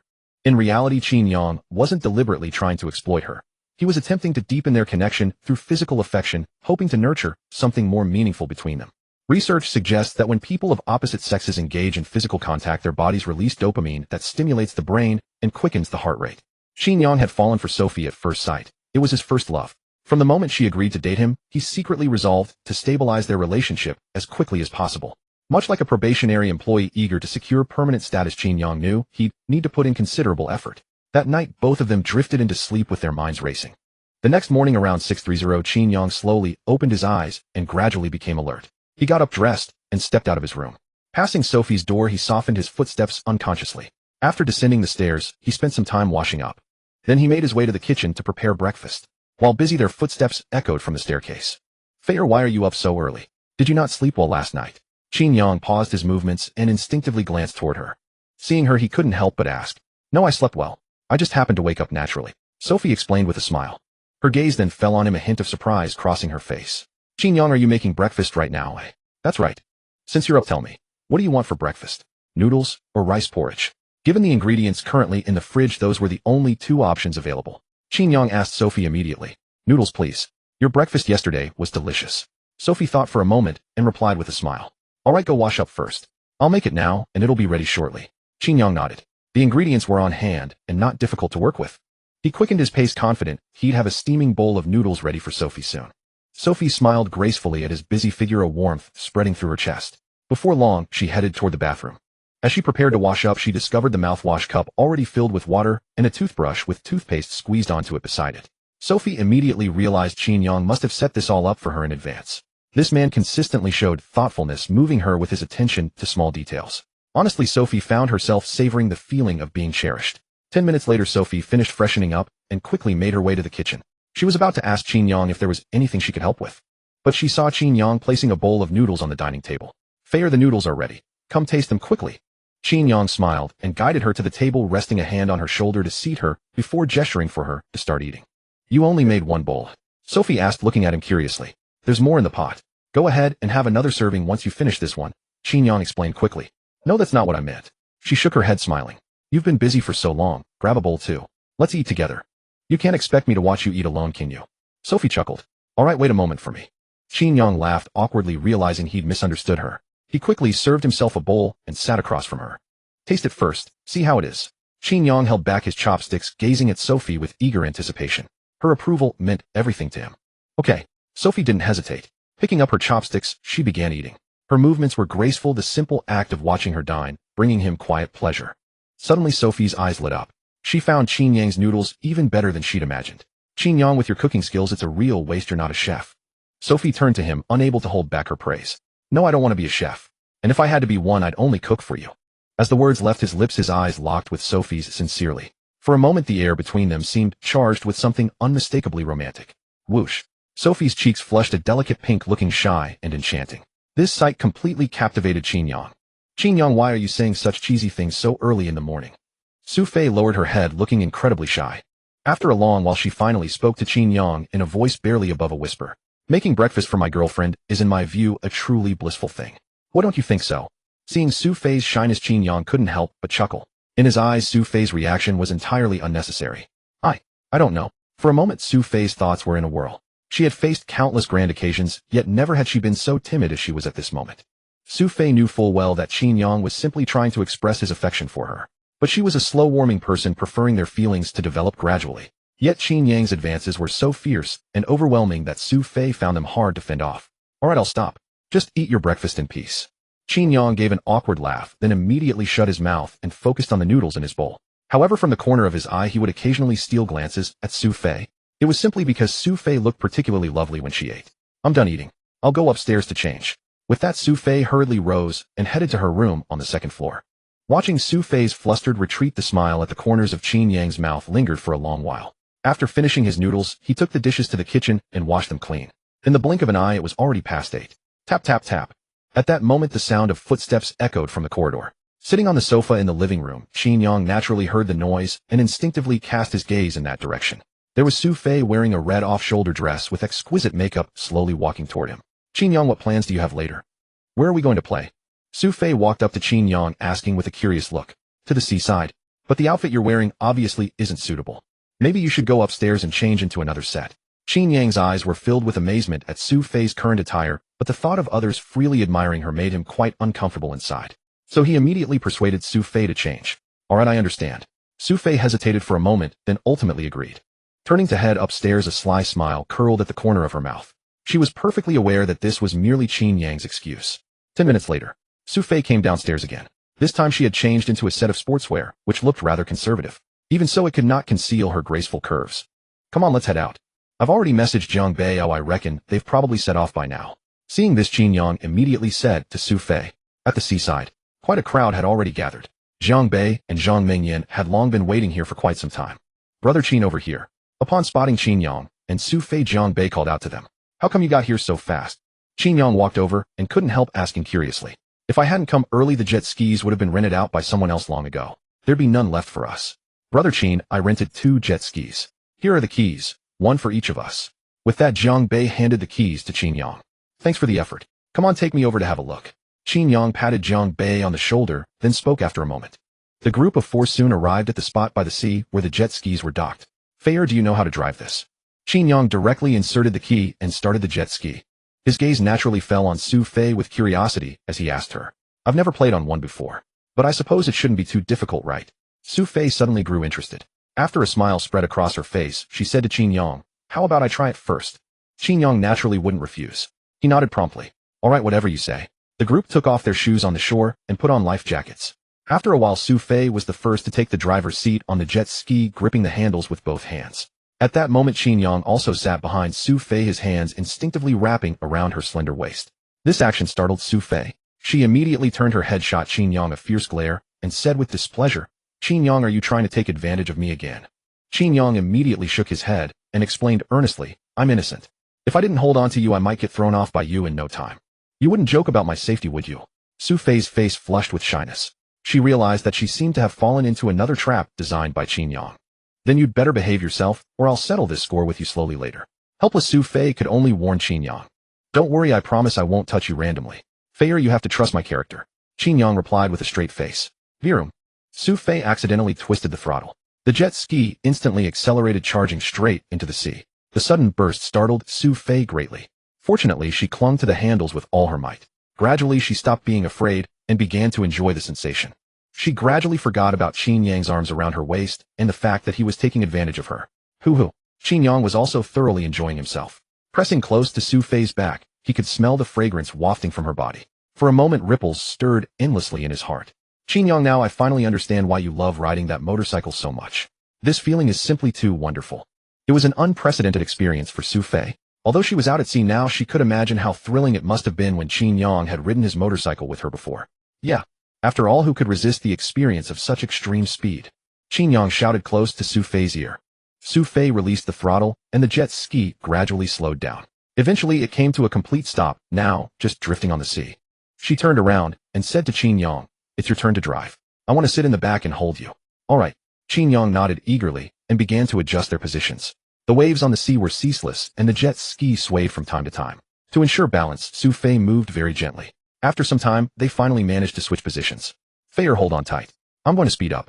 Only after confirming that Su Fei was seated securely and holding him tightly did Qin Yang begin to twist the throttle.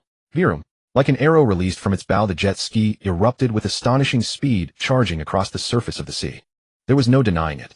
Qin Yang's skill was truly remarkable. The jet ski in his hands seemed to have been given a soul, casually pulling off one difficult maneuver after another. He even drifted across the surface of the sea. Su Fei felt a thrill of excitement, but at the same time she was terrified that the tremendous inertia would fling her off. So from beginning to end, she kept her arms locked tightly around Qin Yang, refusing to let go no matter what. Brother Qin, your riding skills are insane. How in the world did you do that? Not far away, Zhang Bei watched Qin Yang's performance and felt a jolt of shock. He immediately drove his jet ski over and asked, it's simple. After riding a few more times you'll know how. Qin Yang chuckled and answered truthfully, I'd rather not. I'm afraid I'd flip the jet ski and then Ming Yan and I would both end up soaked. Zhang Bei shook his head and decisively abandoned the idea of trying. Huh. Hearing Zhang Bei's words, Su Fei couldn't help but laugh out loud. She had just experienced it firsthand, so she naturally knew exactly how difficult it was to pull off what Qin Yang had done. Without solid skills, it was very likely that just as Zhang Bei said, both rider and jet ski would flip straight into the sea. We've had enough fun for now. Let's head back to shore. By then Qin Yang and Zhang Bei had already traveled quite a long way out. If they didn't start the return trip now, and the jet skis happened to run out of fuel, they'd be in serious trouble. Okay, Zhang Bei naturally didn't refuse. About 10 minutes later, the two drove their jet skis straight up onto the sand.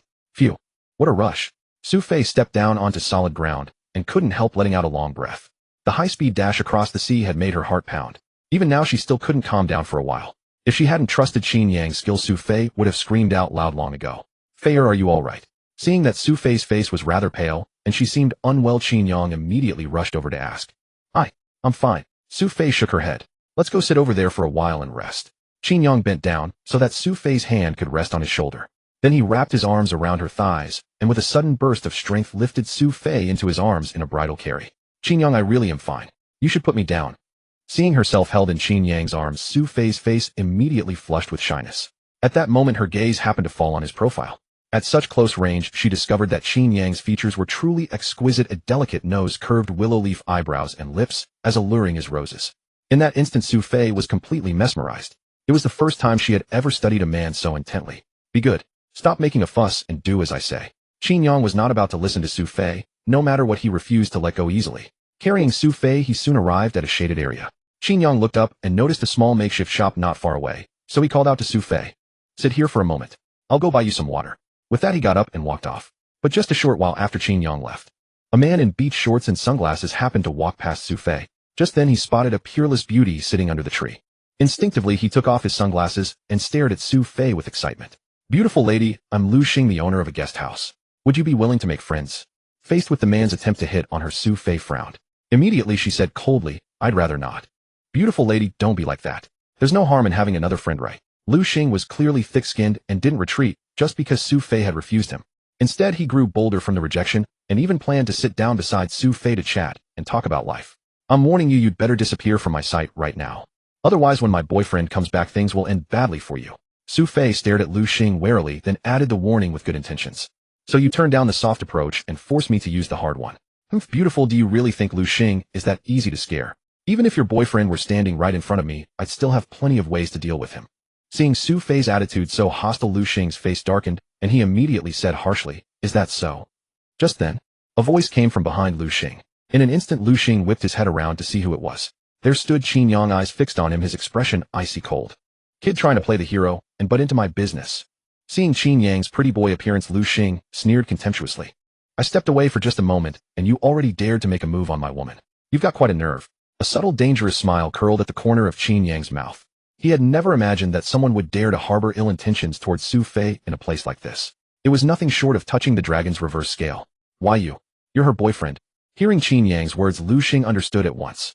"That's right. Weren't you just bragging that you wanted to deal with me? Now that I'm standing right in front of you, go ahead and use whatever tricks you've got." Qin Yang looked at Lu Xing with interest, wanting to see what abilities this man had to be so arrogant before him.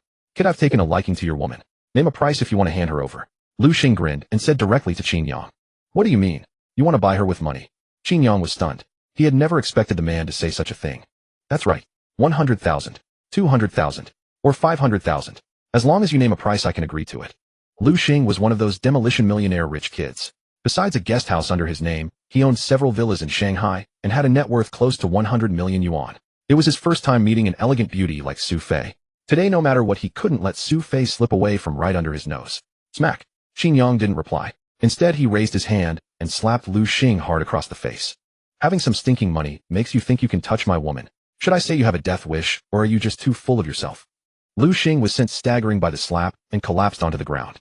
Astonishment was written all over his face. He simply couldn't understand why this man had suddenly gone mad and attacked him. "Kid, I wasn't joking.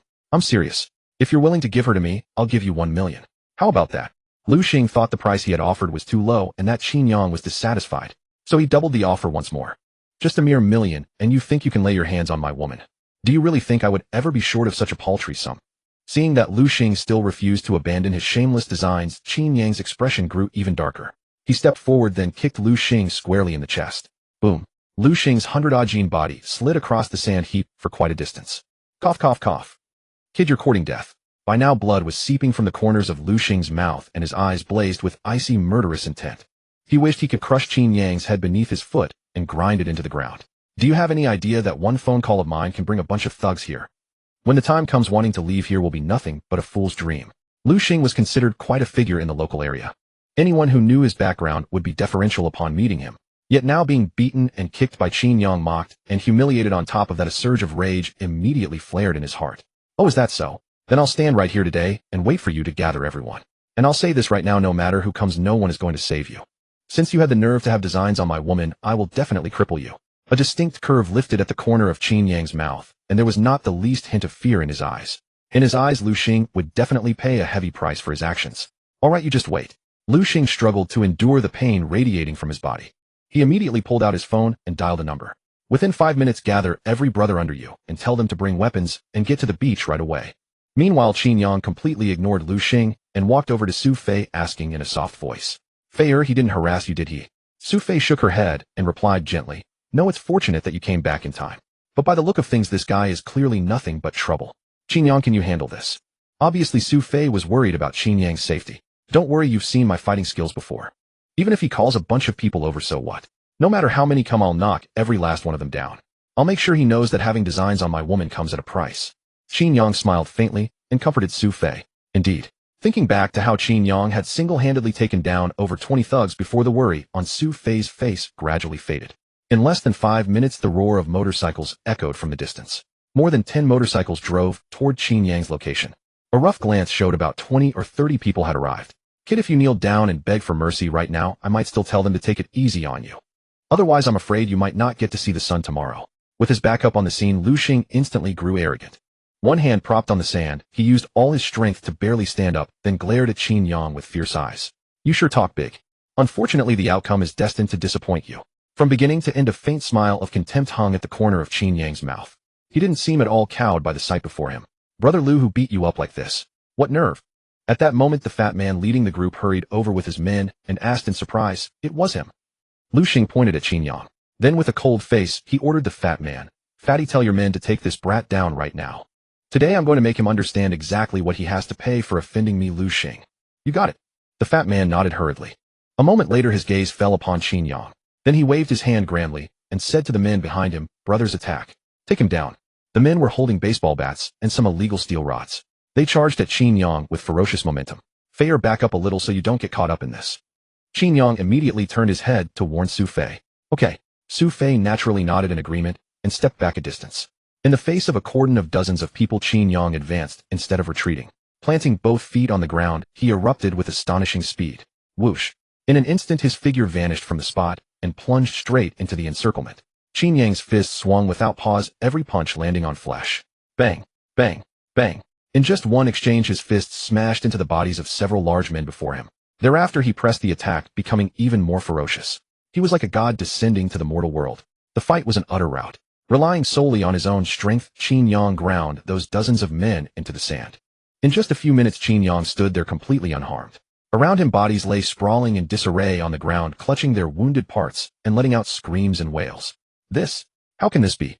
The fat man rubbed his eyes vigorously, and a disbelieving expression instantly covered his face. All his brothers were good at fighting, yet this pale-faced pretty boy had thrown them down with just a few moves. And given his relaxed, untroubled appearance, his actual strength probably hadn't even been fully unleashed yet. "Brother Lu, what kind of person exactly did you stir up trouble with?" The fat man's face turned bitter as he couldn't help complaining to Lu Xing. I had no idea that his fighting skills could be so fierce." Lu Xing was also utterly shocked by the scene. It never crossed his mind that Qin Yang, who looked so delicate, could be so ruthless once he threw a punch. For a moment, he even regretted provoking this kind of person in the first place. "Little brother, it's a misunderstanding, all a misunderstanding. If I offended you just now, I hope you won't take it to heart. Brother Lu, hurry up and explain to this little brother so we don't hurt our friendly relations." As the fat man looked at Qin Yang, a flicker of apprehension passed through his eyes. An ingratiating smile immediately appeared on his face as he spoke. "Brother, it was my eyes that were blind just now. I apologize to you and your girlfriend. Also, I'll compensate you with 1 million for emotional damages. Let's just count this matter closed, how about that?" Lu Xing had realized by now that the situation was extremely unfavorable for him. So he chose to soften up toward Qin Yang, even willing to spend money to avoid calamity. "Closed? That's easy for you to say. Just now you were swearing you'd have these men cripple me. Now that the tables have turned, you want me to let you go so easily. There's no such bargain in this world. Hearing Lu Xing's words, Qin Yang couldn't help letting out a cold sneer. His figure flickered, and he threw a punch directly into the fat man's chest. In an instant, a bulky figure flew 7 or 8 meters before falling onto the sand and rolling. At this moment, Qin Yang and Lu Xing were less than half a meter apart. It was lust that clouded my mind and led me to do something so stupid. I know I was wrong. Please give me a chance and spare my life. Lu Xing's legs went weak with terror, and he knelt down directly in front of Qin Yang. With a panicked expression, he immediately began begging for mercy. Qin Yang, there's no need to bother with someone like him. Just teach him a little lesson and let it go. Just as Qin Yang was about to make his move, Su Fei behind him felt somewhat reluctant to watch and took the initiative to speak up. Consider yourself lucky. Since Feier has pleaded for you, I'll spare your worthless life. Slap yourself 20 times. Then take these people and get out of here. Qin Yang's gaze swept coldly toward Lu Xing as he suddenly roared in a low voice. Slap, slap. With no other choice left, Lu Xing could only clench his teeth and slap himself in the face right in front of Qin Yang and Su Fei. The slaps were crisp and resounding. Clearly he had put real force behind them, not daring to deceive Qin Yang. After a full 20 slaps, Lu Xing's face was swollen like a pig's, completely disfigured. Then Lu Xing, ignoring the pain, scrambled to his feet and fled the place, terrified that Qin Yang might still cause him trouble. Feier, you're truly kind-hearted. If it were me, I'd have crippled that bastard. Qin Yang walked up to Su Fei with a smile and said to her, I've seen plenty of people like him. If I had to settle accounts with every single one, I'd have a splitting headache. A little lesson should be enough to make sure they don't dare provoke me again. Su Fei was already accustomed to such scenes. Here, have some water first. Qin Yang took a bottle of mineral water from his bag and handed it to Su Fei. Thanks. Su Fei happened to be a little thirsty, so she didn't stand on ceremony with Qin Yang. Taking the bottled water from his hand, she opened it and drank. Come on, let's find a place to rest for a while. The sunlight at this moment was rather scorching. If they stayed here any longer, it would probably damage Su Fei's skin. To prevent that from happening, Qin Yang quickly said to Su Fei. Su Fei did not refuse and followed Qin Yang into a leisure lounge. Qin Yang, are we heading back this afternoon? After sitting down in the lounge chair, Su Fei's gaze fell on Qin Yang, and unable to contain her curiosity, she asked. I plan to go back tomorrow morning. Of course, if you have something urgent to deal with, I can send you back earlier. Qin Yang couldn't help but look at Su Fei. It's nothing, I was just asking. Seeing that Qin Yang's expression had turned rather serious in that moment, Su Fei quickly explained. If you have something to do, just tell me directly. I won't be angry with you. We'll have plenty more opportunities to vacation like this in the future. Qin Yang took Su Fei's hand proactively, a smile spreading across his face as he spoke. Tonight my parents plan to have me go home for dinner, and they're also introducing me to a blind date. From what they said, he's the son of one of my uncles, and he just came back from abroad. After saying this, Su Fei kept her eyes fixed on Qin Yang's face, afraid he might suddenly get angry. So you haven't told your parents we're dating? Qin Yang's eyes narrowed as he looked at Su Fei and asked. And no. I wanted to wait until our relationship was more stable before telling them. After all, we've only known each other for a few days. If I brought you to meet my parents this soon, I was afraid it would scare you off. Su Fei felt a little awkward, but she still mustered up the courage to explain. She knew her parents had been urging her to find a boyfriend, but she never expected them to take matters into their own hands this time and arrange a blind date for her. In the past, Su Fei would have gone back out of respect for her parents' wishes. But now she was in a relationship with Qin Yang. At this point, suddenly going to meet a blind date arranged by her family seemed inappropriate. It's okay, I understand. Feier, so what do you plan to do next? Go back now or wait until tomorrow morning? Qin Yang didn't force Su Fei to make a choice. He was just curious, so he asked. No matter what she chose, he would fully respect her decision. Or maybe I should just tell my parents that I already have a boyfriend. But if I do that, I reckon within a few days they'll want me to bring you home to meet them properly. Su Fei rested a hand on her forehead, caught in a difficult dilemma. To be honest, in her heart, she really didn't want Qin Yang to meet her parents this soon. But right now she had no other choice but to do so. No need to delay it to another day. Let's just do it tonight. While there's still time, let's go back, pack up, and head back right away. Qin Yang didn't feel the slightest bit of fear. After all, he would have to meet Su Fei's parents sooner or later. Right now it was merely a matter of advancing the timeline a little. Of course, the most important thing was that Qin Yang wanted to assert his claim. He would absolutely not allow anyone to take Su Fei away from him. Is this going to be too much trouble? Su Fei frowned and asked with some concern. It's fine, it's settled then. Qin Yang made the decision on the spot. He then took out his phone and dialed Jiang Bei's number. Jiang Bei, Su Fei and I have some unexpected matters, so we're about to head back. The homestay checkout isn't until noon tomorrow. If you don't want to leave yet, you can stay until then. Meanwhile, the scene shifted to the other side. Jiang Bei answered the phone, and upon hearing Qin Yang's words, quickly replied, Brother Qin, since you have things to deal with, go ahead and attend to them. If you need any help, just let me know. Alright, you guys have fun. Su Fei and I are heading back to the homestay to pack our things. With that, Qin Yang hung up the phone. Half an hour later, Qin Yang and Su Fei returned to the homestay and packed up all their luggage. After completing the checkout procedures, they walked straight to the parking lot. At 3 o'clock in the afternoon, the Porsche 911 returned to Su Fei's villa. Qin Yang opened the trunk and unloaded all the suitcases. Sophie opened the front door, and Qin Yang followed behind her carrying the luggage. Soon they reached the room on the second floor. Just as Qin Yang thought he would have the chance to see what Sophie's boudoir looked like with his own eyes, he never expected Sophie to snatch the suitcase directly from his hands. Then smiling at Qin Yang, she said, "All right, leave the rest of the organizing to me. You've been driving all the way and must be tired. Why not rest for a while in the guest room next to mine? I'll call you later." Qin Yang was instantly dumbfounded, not expecting Sophie to pull such a move. He let out an awkward chuckle, summoned his courage, and said to Sophie, "It's fine, I don't really feel that tired. I'm curious about what your room actually looks like. How about giving me a chance to take a look?" Sophie's smile grew even brighter. Her eyes on Qin Yang, she asked with interest, "Want to see?" Qin Yang nodded excitedly. "No." But to his utter surprise, he was swiftly rejected by Sophie. For a moment Qin Yang felt like crying, but had no tears. Yet he didn't give up just like that. Instead, in a coquettish tone, he said, "I won't go in. Even just one glance from outside the door is fine. If your performance tonight satisfies me, I promise I will give you a reward afterward. As for now, you had better go and rest and gather your energy first." Sophie smiled charmingly. In the end, she still chose not to agree to give Qin Yang such an opportunity. However, she took the initiative to promise that as long as Qin Yang performed well tonight, he would inevitably receive a generous reward. This immediately came as an unexpected delight to Qin Yang, whose face had previously shown some disappointment. "All right, you said it yourself. You must not go back on your word."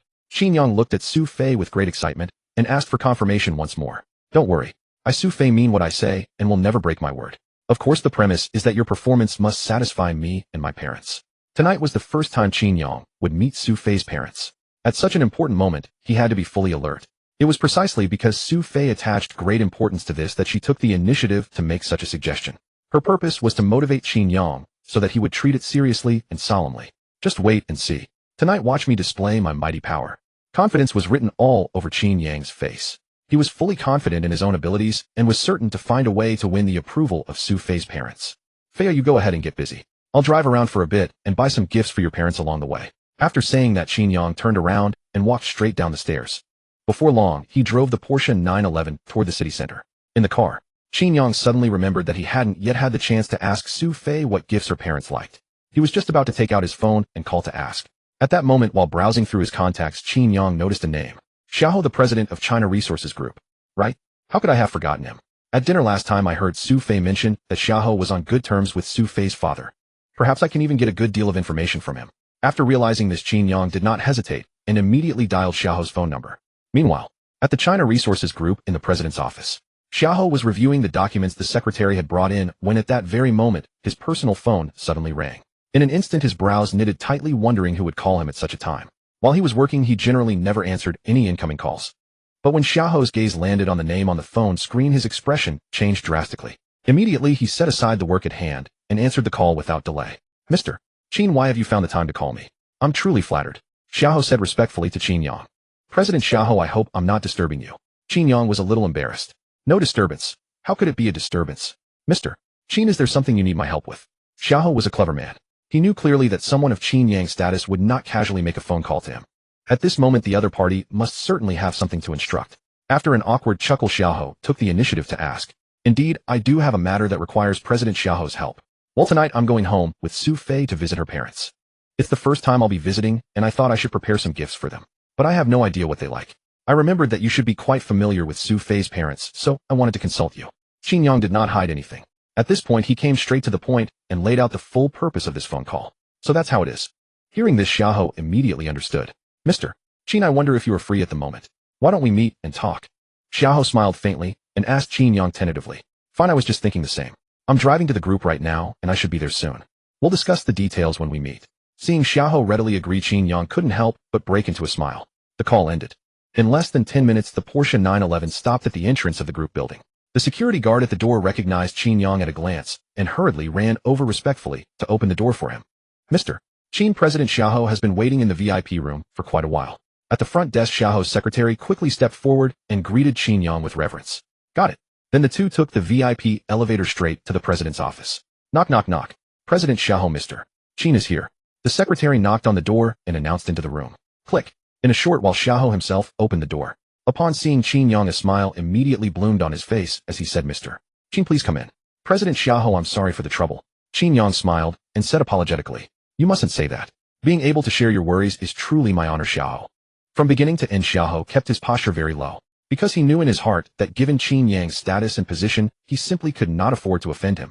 He had to build a good relationship with him. Even if they couldn't become friends, he must never become his enemy. President Xiaohou, you flatter me. Time is pressing, so I'll come straight to the point.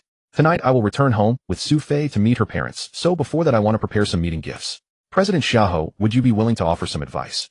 Qin Yang walked into the room and sat down on the sofa, then shifted his gaze directly to Xiaohou. He wanted to obtain useful information from him. Mr. Qin, you have certainly come to the right person. I've known Su Tianan for many years, and we usually keep in contact often. I naturally know his preferences like the back of my hand. Since this is your first meeting, I think you should present a gift with enough weight to prove your strength. Needless to say, you should be well aware that although the Su family can't be counted as a top-tier noble clan in the Magic City, they at least possess the foundation of a first-rate wealthy family. Of course, given Mr. Qin's status, the gift you give will certainly not be an ordinary object. He left it at that. Xiaohou did not say more. He knew that Qin Yang should be able to understand what he meant. I naturally know all this. The reason I came is precisely to send them gifts they like. President Xiaohou, just speak frankly. If this matter is handled properly, consider it a personal favor I owe you. Qin Yang's expression was serious, and it didn't seem like he was joking at all. For a moment Xiaohou's expression jolted. He mused for a while, then said to Qin Yang with a serious look, Mr. Qin, I have in my hands a flowing light agate of matchless value. Su Tianan once saw it with his own eyes, and became so attached to it that he kept wanting me to sell it to him. Unfortunately, I refused every time. If you present this flowing light agate as a gift, I think he will certainly not refuse it. Hearing this, Qin Yang was rather surprised. He hadn't expected that Xiaohou would go to such great lengths just to win this favor from him. A faint smile appeared on Qin Yang's face as he couldn't help asking curiously, so President Xiaohou is willing to part with his beloved treasure? Of course, no problem. As I said, being able to share your worries is my honor. Xiaohou was meticulous in his thinking and an extremely shrewd man. At that moment, with just one flowing light agate, he had made Qin Yang owe him a favor. In the long run, this deal was absolutely a sure win with no risk of loss. Besides that, I still have a bottle of 1982 Romanicani from a Bordeaux estate stowed in my wine cellar. On the open market, it has already become an item that commands a price, but no longer appears for sale. If Mr. Qin doesn't mind, you may include it as part of the meeting gift and send it to Su Tianan. With these two gifts, I believe he will come to fully appreciate your influence, Mr. Qin, and consequently acknowledge your standing as Miss Su's boyfriend. Before long, Xiaohou turned his gaze to Qin Yang and spoke once more. Clearly, he had spared no expense in order to win Su Tianan's approval for Qin Yang. In his view, Su Tianan would find it absolutely impossible to refuse the meeting gift that Qin Yang had specially prepared for him. I appreciate your thoughtfulness, Mr. Xiaohou. As for the shimmering jadeite and the Romanicani red wine you mentioned just now, I will pay you the full amount for their value. I won't let you take a loss. I will also remember this favor. Qin Yang nodded at Xiaohou, and a smile then spread across his face. Clearly, he was very pleased with Xiaohou's suggestion. With these two gifts, he thought his meeting with Su Fei's parents that evening would go even more pleasantly. You are too kind, Mr. Qin.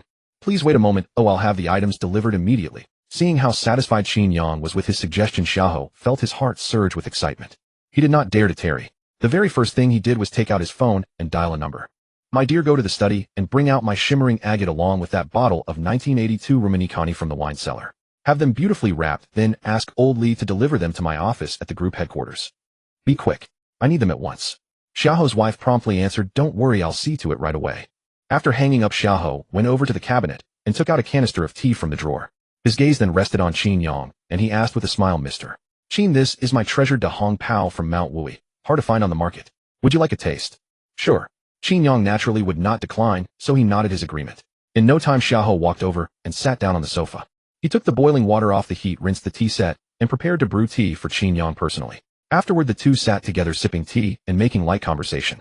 In the blink of an eye, more than half an hour had passed. Knock, knock, knock. The secretary knocked on the door and then pushed it open. Mr. Xiaohou, these are the things your butler sent over. She waved her hand, and two security guards behind her set two exquisitely wrapped boxes on the table. Very well, I see. You may leave now. Xiaohou nodded and gestured for the secretary and the others to withdraw. Soon only Qin Yang and Xiaohou remained in the room. Mr. Xiaohou, do you mind if I first take a look at the true form of these two gifts? Qin Yang's curiosity was piqued, and he felt extremely interested in what was in the boxes before him. With a slight smile, he took it upon himself to speak to Xiaohou. How can I mind? They already belong to you, Mr. Qin.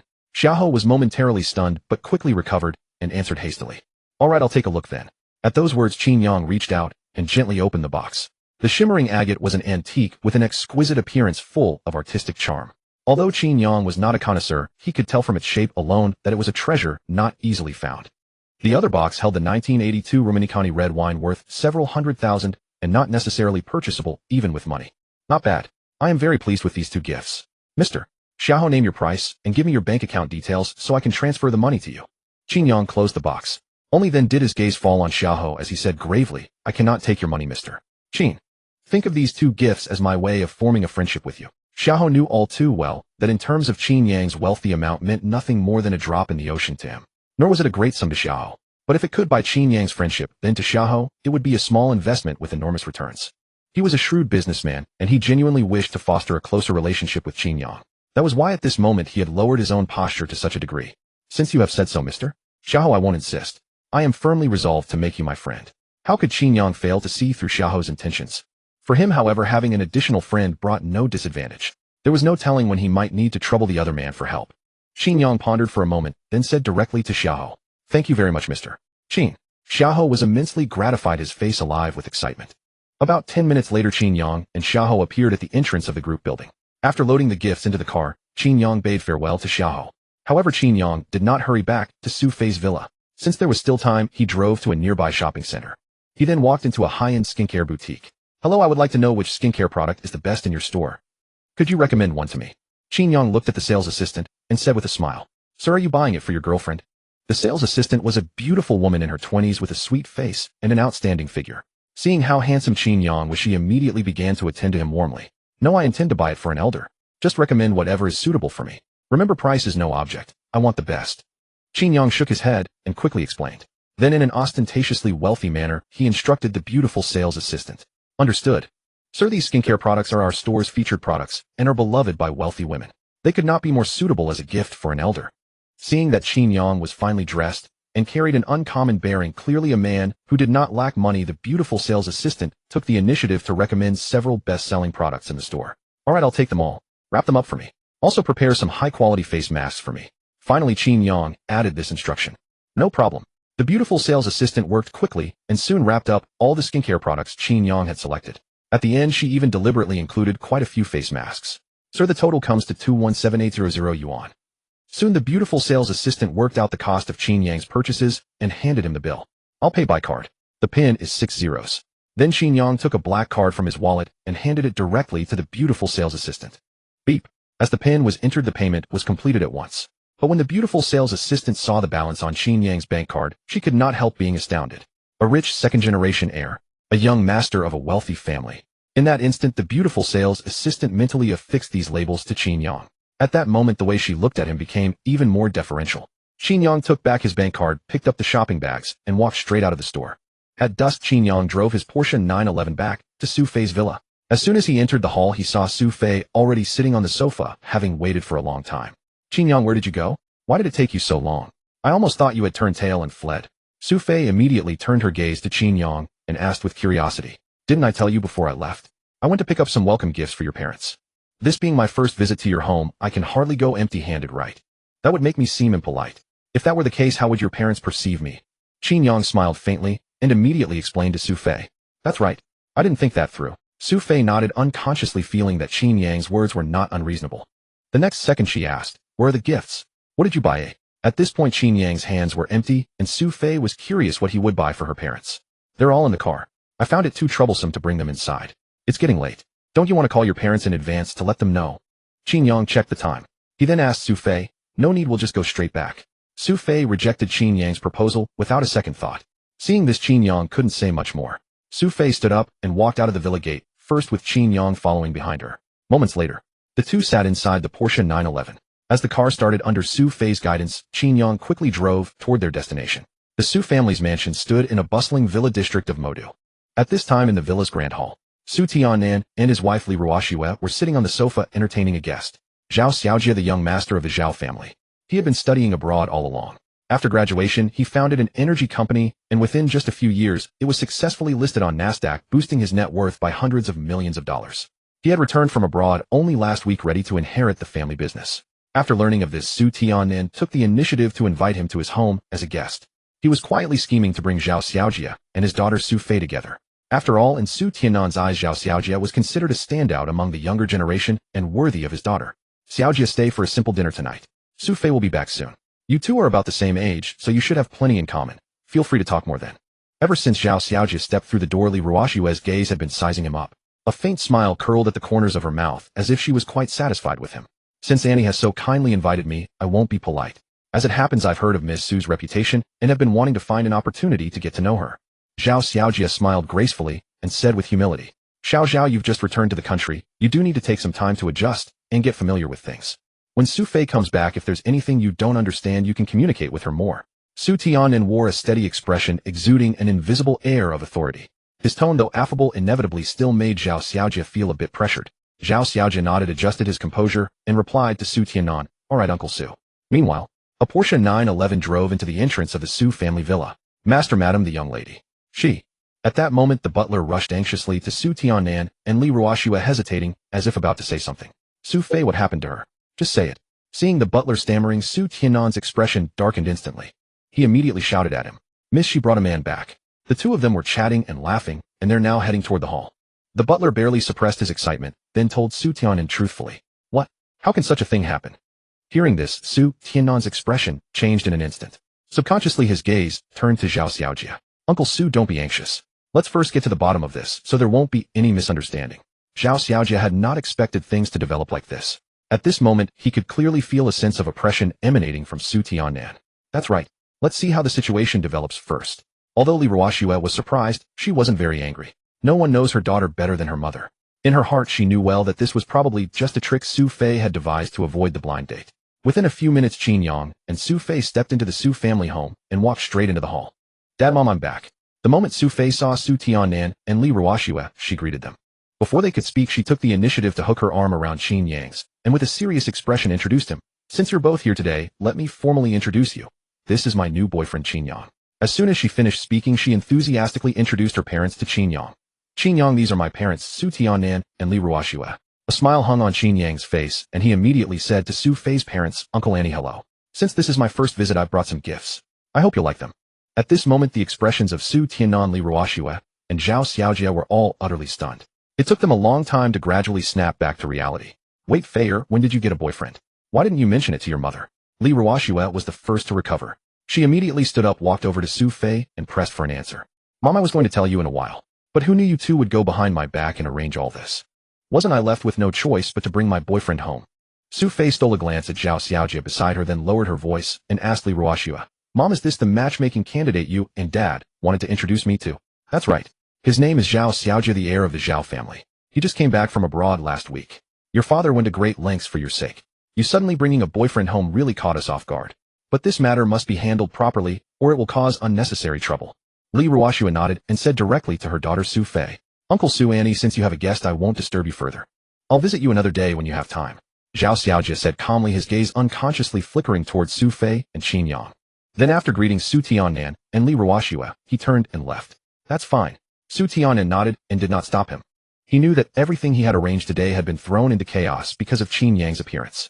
Therefore, the most important thing at the moment was to first clarify the true relationship between Su Fei and Qin Yang. Dear Si Xiao Zhao out. At this moment, seeing that Zhao Xiaojia was about to reach the door, Su Tianan signaled Li Ruoxue to escort him out, a gesture to show the man proper respect. Sure, Li Ruoxue naturally would not refuse. Before long, only Su Tianan, Su Fei, and Qin Yang remained in the hall. Don't just stand there, come over and sit down. Before long, Su Tianan's gaze fell upon Qin Yang and his daughter Su Fei, and he spoke. His voice carried neither sorrow nor joy, yet it left one with a sense of impending storm. Seeing this, Su Fei quickly pulled Qin Yang to sit before Su Tianan. A hint of apology appeared on her face, and she said, Dad, I'm sorry. I really didn't mean to defy you. But why would you arrange all this without telling me in advance? Su Tianan's expression immediately turned displeased at his daughter's words. He let out a cold snort and said, If you had found a boyfriend earlier, would I have gone through all this trouble? Yet here you are actually blaming me. Dad, I was wrong. I apologize. Now haven't I brought Qin Yang back with me?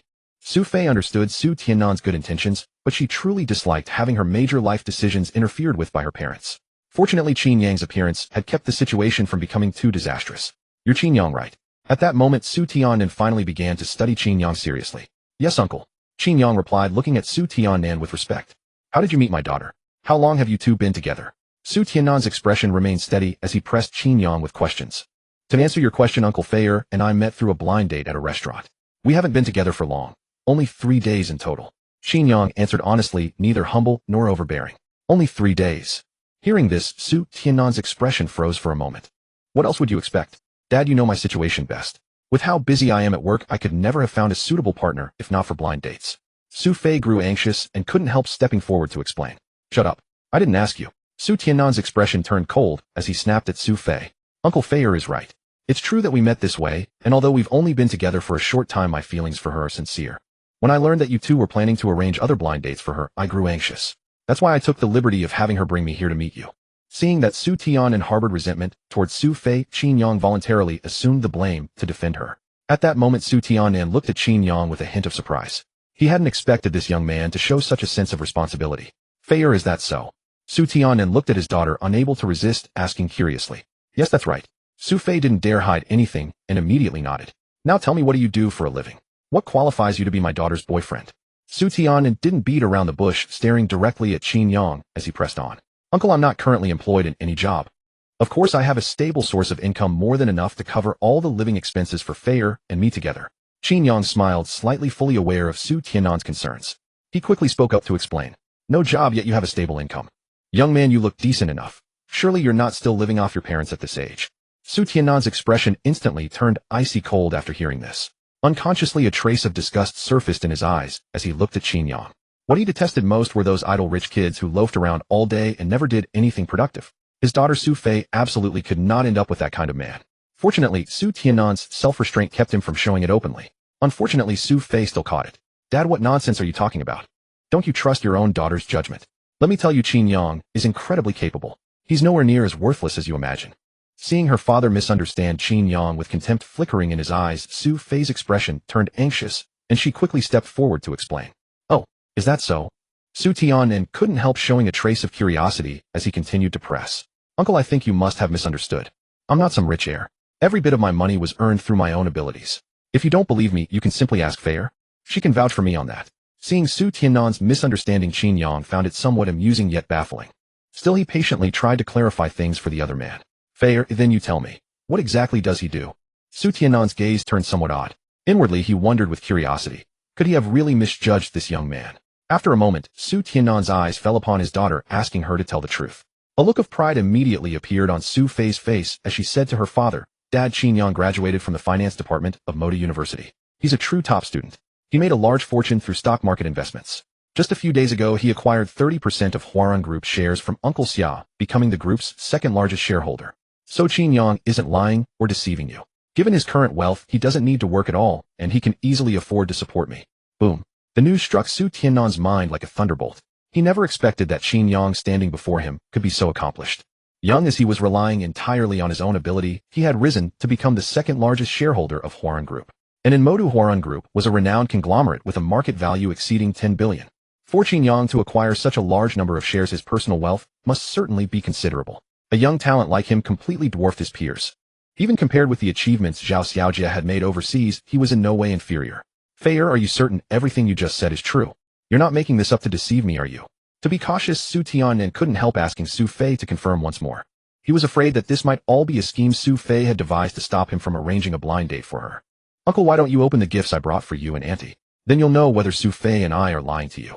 Qin Yang smiled, a slight curve forming at the corner of his mouth. He knew in his heart that Su Tian found it hard to believe at the moment. Fortunately, Qin Yang had anticipated this. He looked directly at Su Tian and spoke. What gifts? At just that moment, Li Ruoxue returned to the villa's lobby. Hearing Qin Yang mention the word gifts, she couldn't help walking over and asking curiously. Mom, these gift boxes on the table are ones Qin Yang carefully picked out for you and Dad. Why don't you take a look and see if you like them? Seeing Qin Yang's confident demeanor, Su Fei picked up his cue and said to her mother Li Ruoxue. These were all bought and given to us by Qin Yang. Li Ruoxue suddenly became intrigued. In front of everyone, she directly opened one of the gift boxes. At that moment, everyone's gaze turned curiously toward the gift box, wondering what could be inside that made Qin Yang so confident. Yes, Auntie. After all, this is my first visit to your home. I couldn't possibly come empty-handed. That would be far too impolite. It's nothing valuable, just some skincare products and facial masks. The beauty consultant at the store told me that high society ladies all love this brand, so I specially bought it for you. Li Ruoxue had a delicate, refined face and naturally exuded the poise of a wealthy matriarch. Although she was already in her 40s, she still looked youthful and radiant, judging from both her appearance and figure. Clearly, she paid great attention to skincare in her daily life. Hearing Qin Yang's words, Li Ruoxue couldn't help but smile. When she looked at Qin Yang again, her eyes carried a few more traces of goodwill. Qin Yang, you're so thoughtful. Auntie doesn't lack skincare products. Next time you come, you mustn't be so courteous. Li Ruoxue beamed a graceful smile and then spoke. Auntie, it's no trouble. As long as you like it, that's all that matters. A smile as warm as a spring breeze spread across Qin Yang's face, and his stunningly handsome features made him all the more striking. For a moment, even Li Ruoxue couldn't help stealing a few more glances at him. Cough cough. Su Tiannan saw that his wife had been won over by just a few small gifts from Qin Yang. At that moment, he felt somewhat displeased. Dad, don't worry. There's a share of these gifts for you too. Seeing that her father's expression looked a little unnatural, Su Fei immediately stepped forward and took the initiative to open the other boxes. The next second, surprise flickered in her eyes. She turned to Qin Yang and hastily asked Qin Yang, what kind of treasure is this? It looks extremely precious. Are you sure you want to give it to my dad? As soon as she finished speaking, Su Tiannan and Li Ruoxue quickly turned their gazes to the gift box in Su Fei's hand. No mistake, this is definitely flowing light agate. In less than a moment, Su Tiannan's eyes sharpened as he immediately recognized the origin of this treasure. His gaze instantly fell on Qin Yang, and he asked in astonishment, I remember this treasure should be in old Xia's hands. How could it end up in yours? You're right, uncle. This treasure really did come from President Xia. Before I came, I went to see him on purpose and told him I would be visiting you and Annie tonight. As soon as he heard that, he told me about this treasure and insisted on giving it to me. Qin Yang nodded, then explained to Su Tiannan. Impossible. That old fellow treasures this flowing light jadeite dearly. Back then I tried to buy it at a high price, and he refused to sell it no matter what. How could he possibly just hand it over to you? Hearing this, Su Tiannan immediately shook his head and directly rejected Qin Yang's claim. Uncle, every word I just said is true. If you don't believe me, you can call President Xia later to confirm. Of course I didn't get it without giving something in return. Because of this matter, I now owe President Xia a favor. Qin Yang smiled confidently, completely unafraid that Su Tiannan might check into it privately. By the way, there's also a bottle of 1982 Romanicani here, which President Xia gave me as well. Uncle, I hope you won't think too little of this meeting gift. In an instant, Su Tiannan and Li Ruoxue exchanged a look. What exactly is this guy's background? Even someone of old Xia's status and standing would go to such lengths to please him, even handing over his most treasured possessions and wine without hesitation. Su Fei snapped back to her senses and immediately said to Qin Yang, these things are far too precious. Qin Yang, do you want to reconsider? You silly child, what nonsense are you talking about? This is Qin Yang's sincere gesture. How can you push it away? Su Tiannan jolted and quickly signaled his wife with his eyes. The latter immediately understood, gathered up all the gift boxes, and headed toward the study. Dad, weren't you just upset earlier that Mom accepted such a small gift from Qin Yang? Yet in your own case, you're no exception. Su Fei couldn't help but laugh. She could tell at a glance that her father genuinely liked the gifts Qin Yang had brought.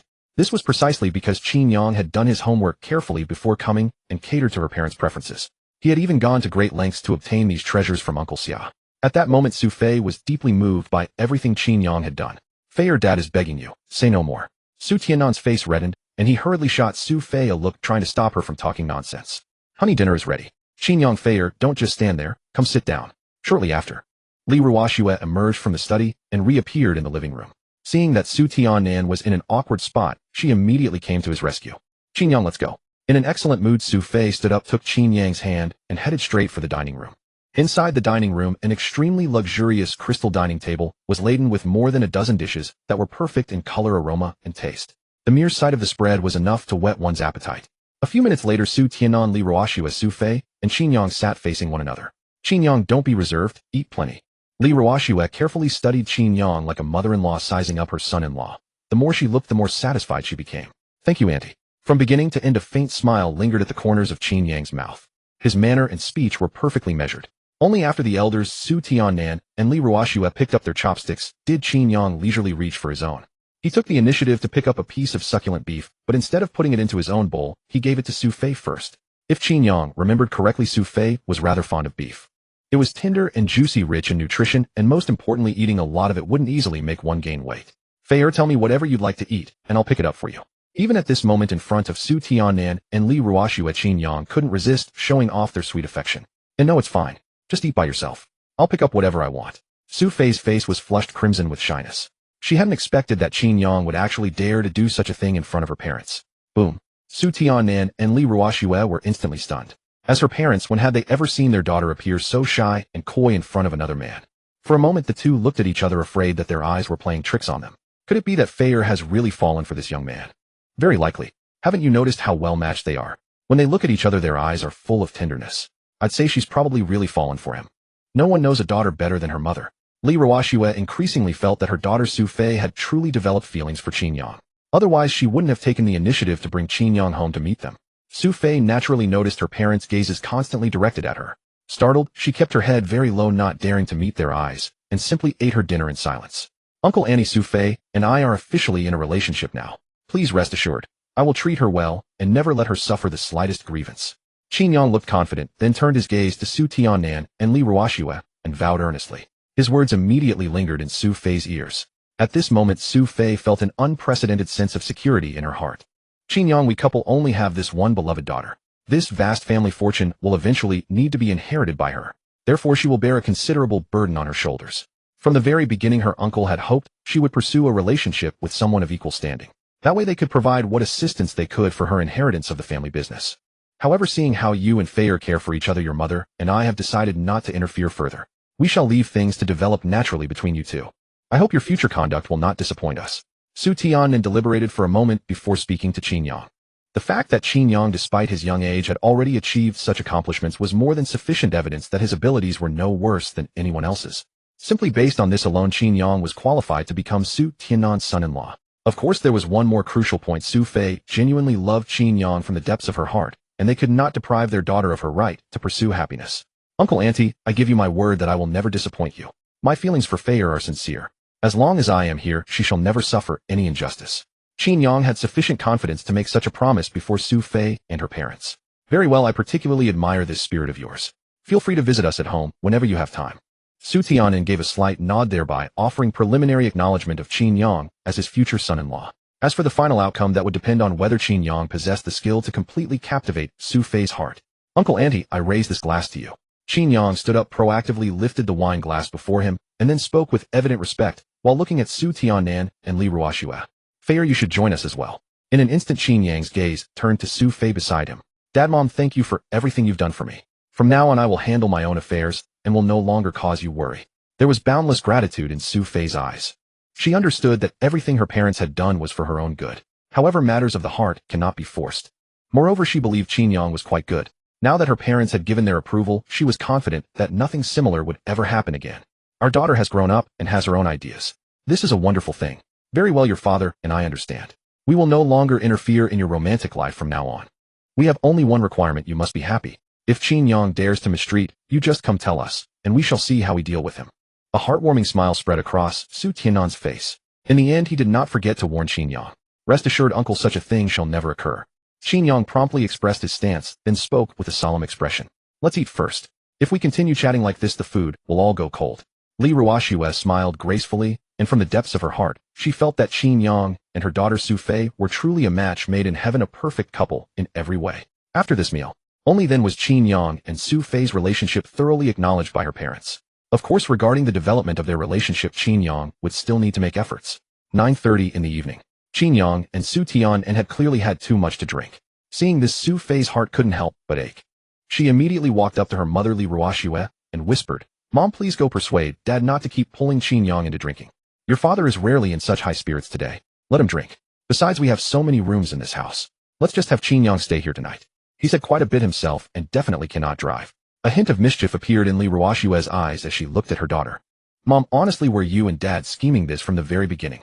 Su Fei finally sensed something was amiss, and her expression changed instantly. She then hastily questioned Li Ruoxue. Fei, your mom is doing this for your sake. You see, this Qin Yang boy is so handsome and exceptionally talented. While you are a complete career-driven woman through and through. Your mind is filled with nothing but work day in and day out. If you don't accelerate the development of your relationship, what if he gets seduced away by some other woman? Then wouldn't you be heartbroken? Mom has been through this before, so I have more experience than you in this regard. When opportunity presents itself, you must seize it. When it doesn't, you must create it.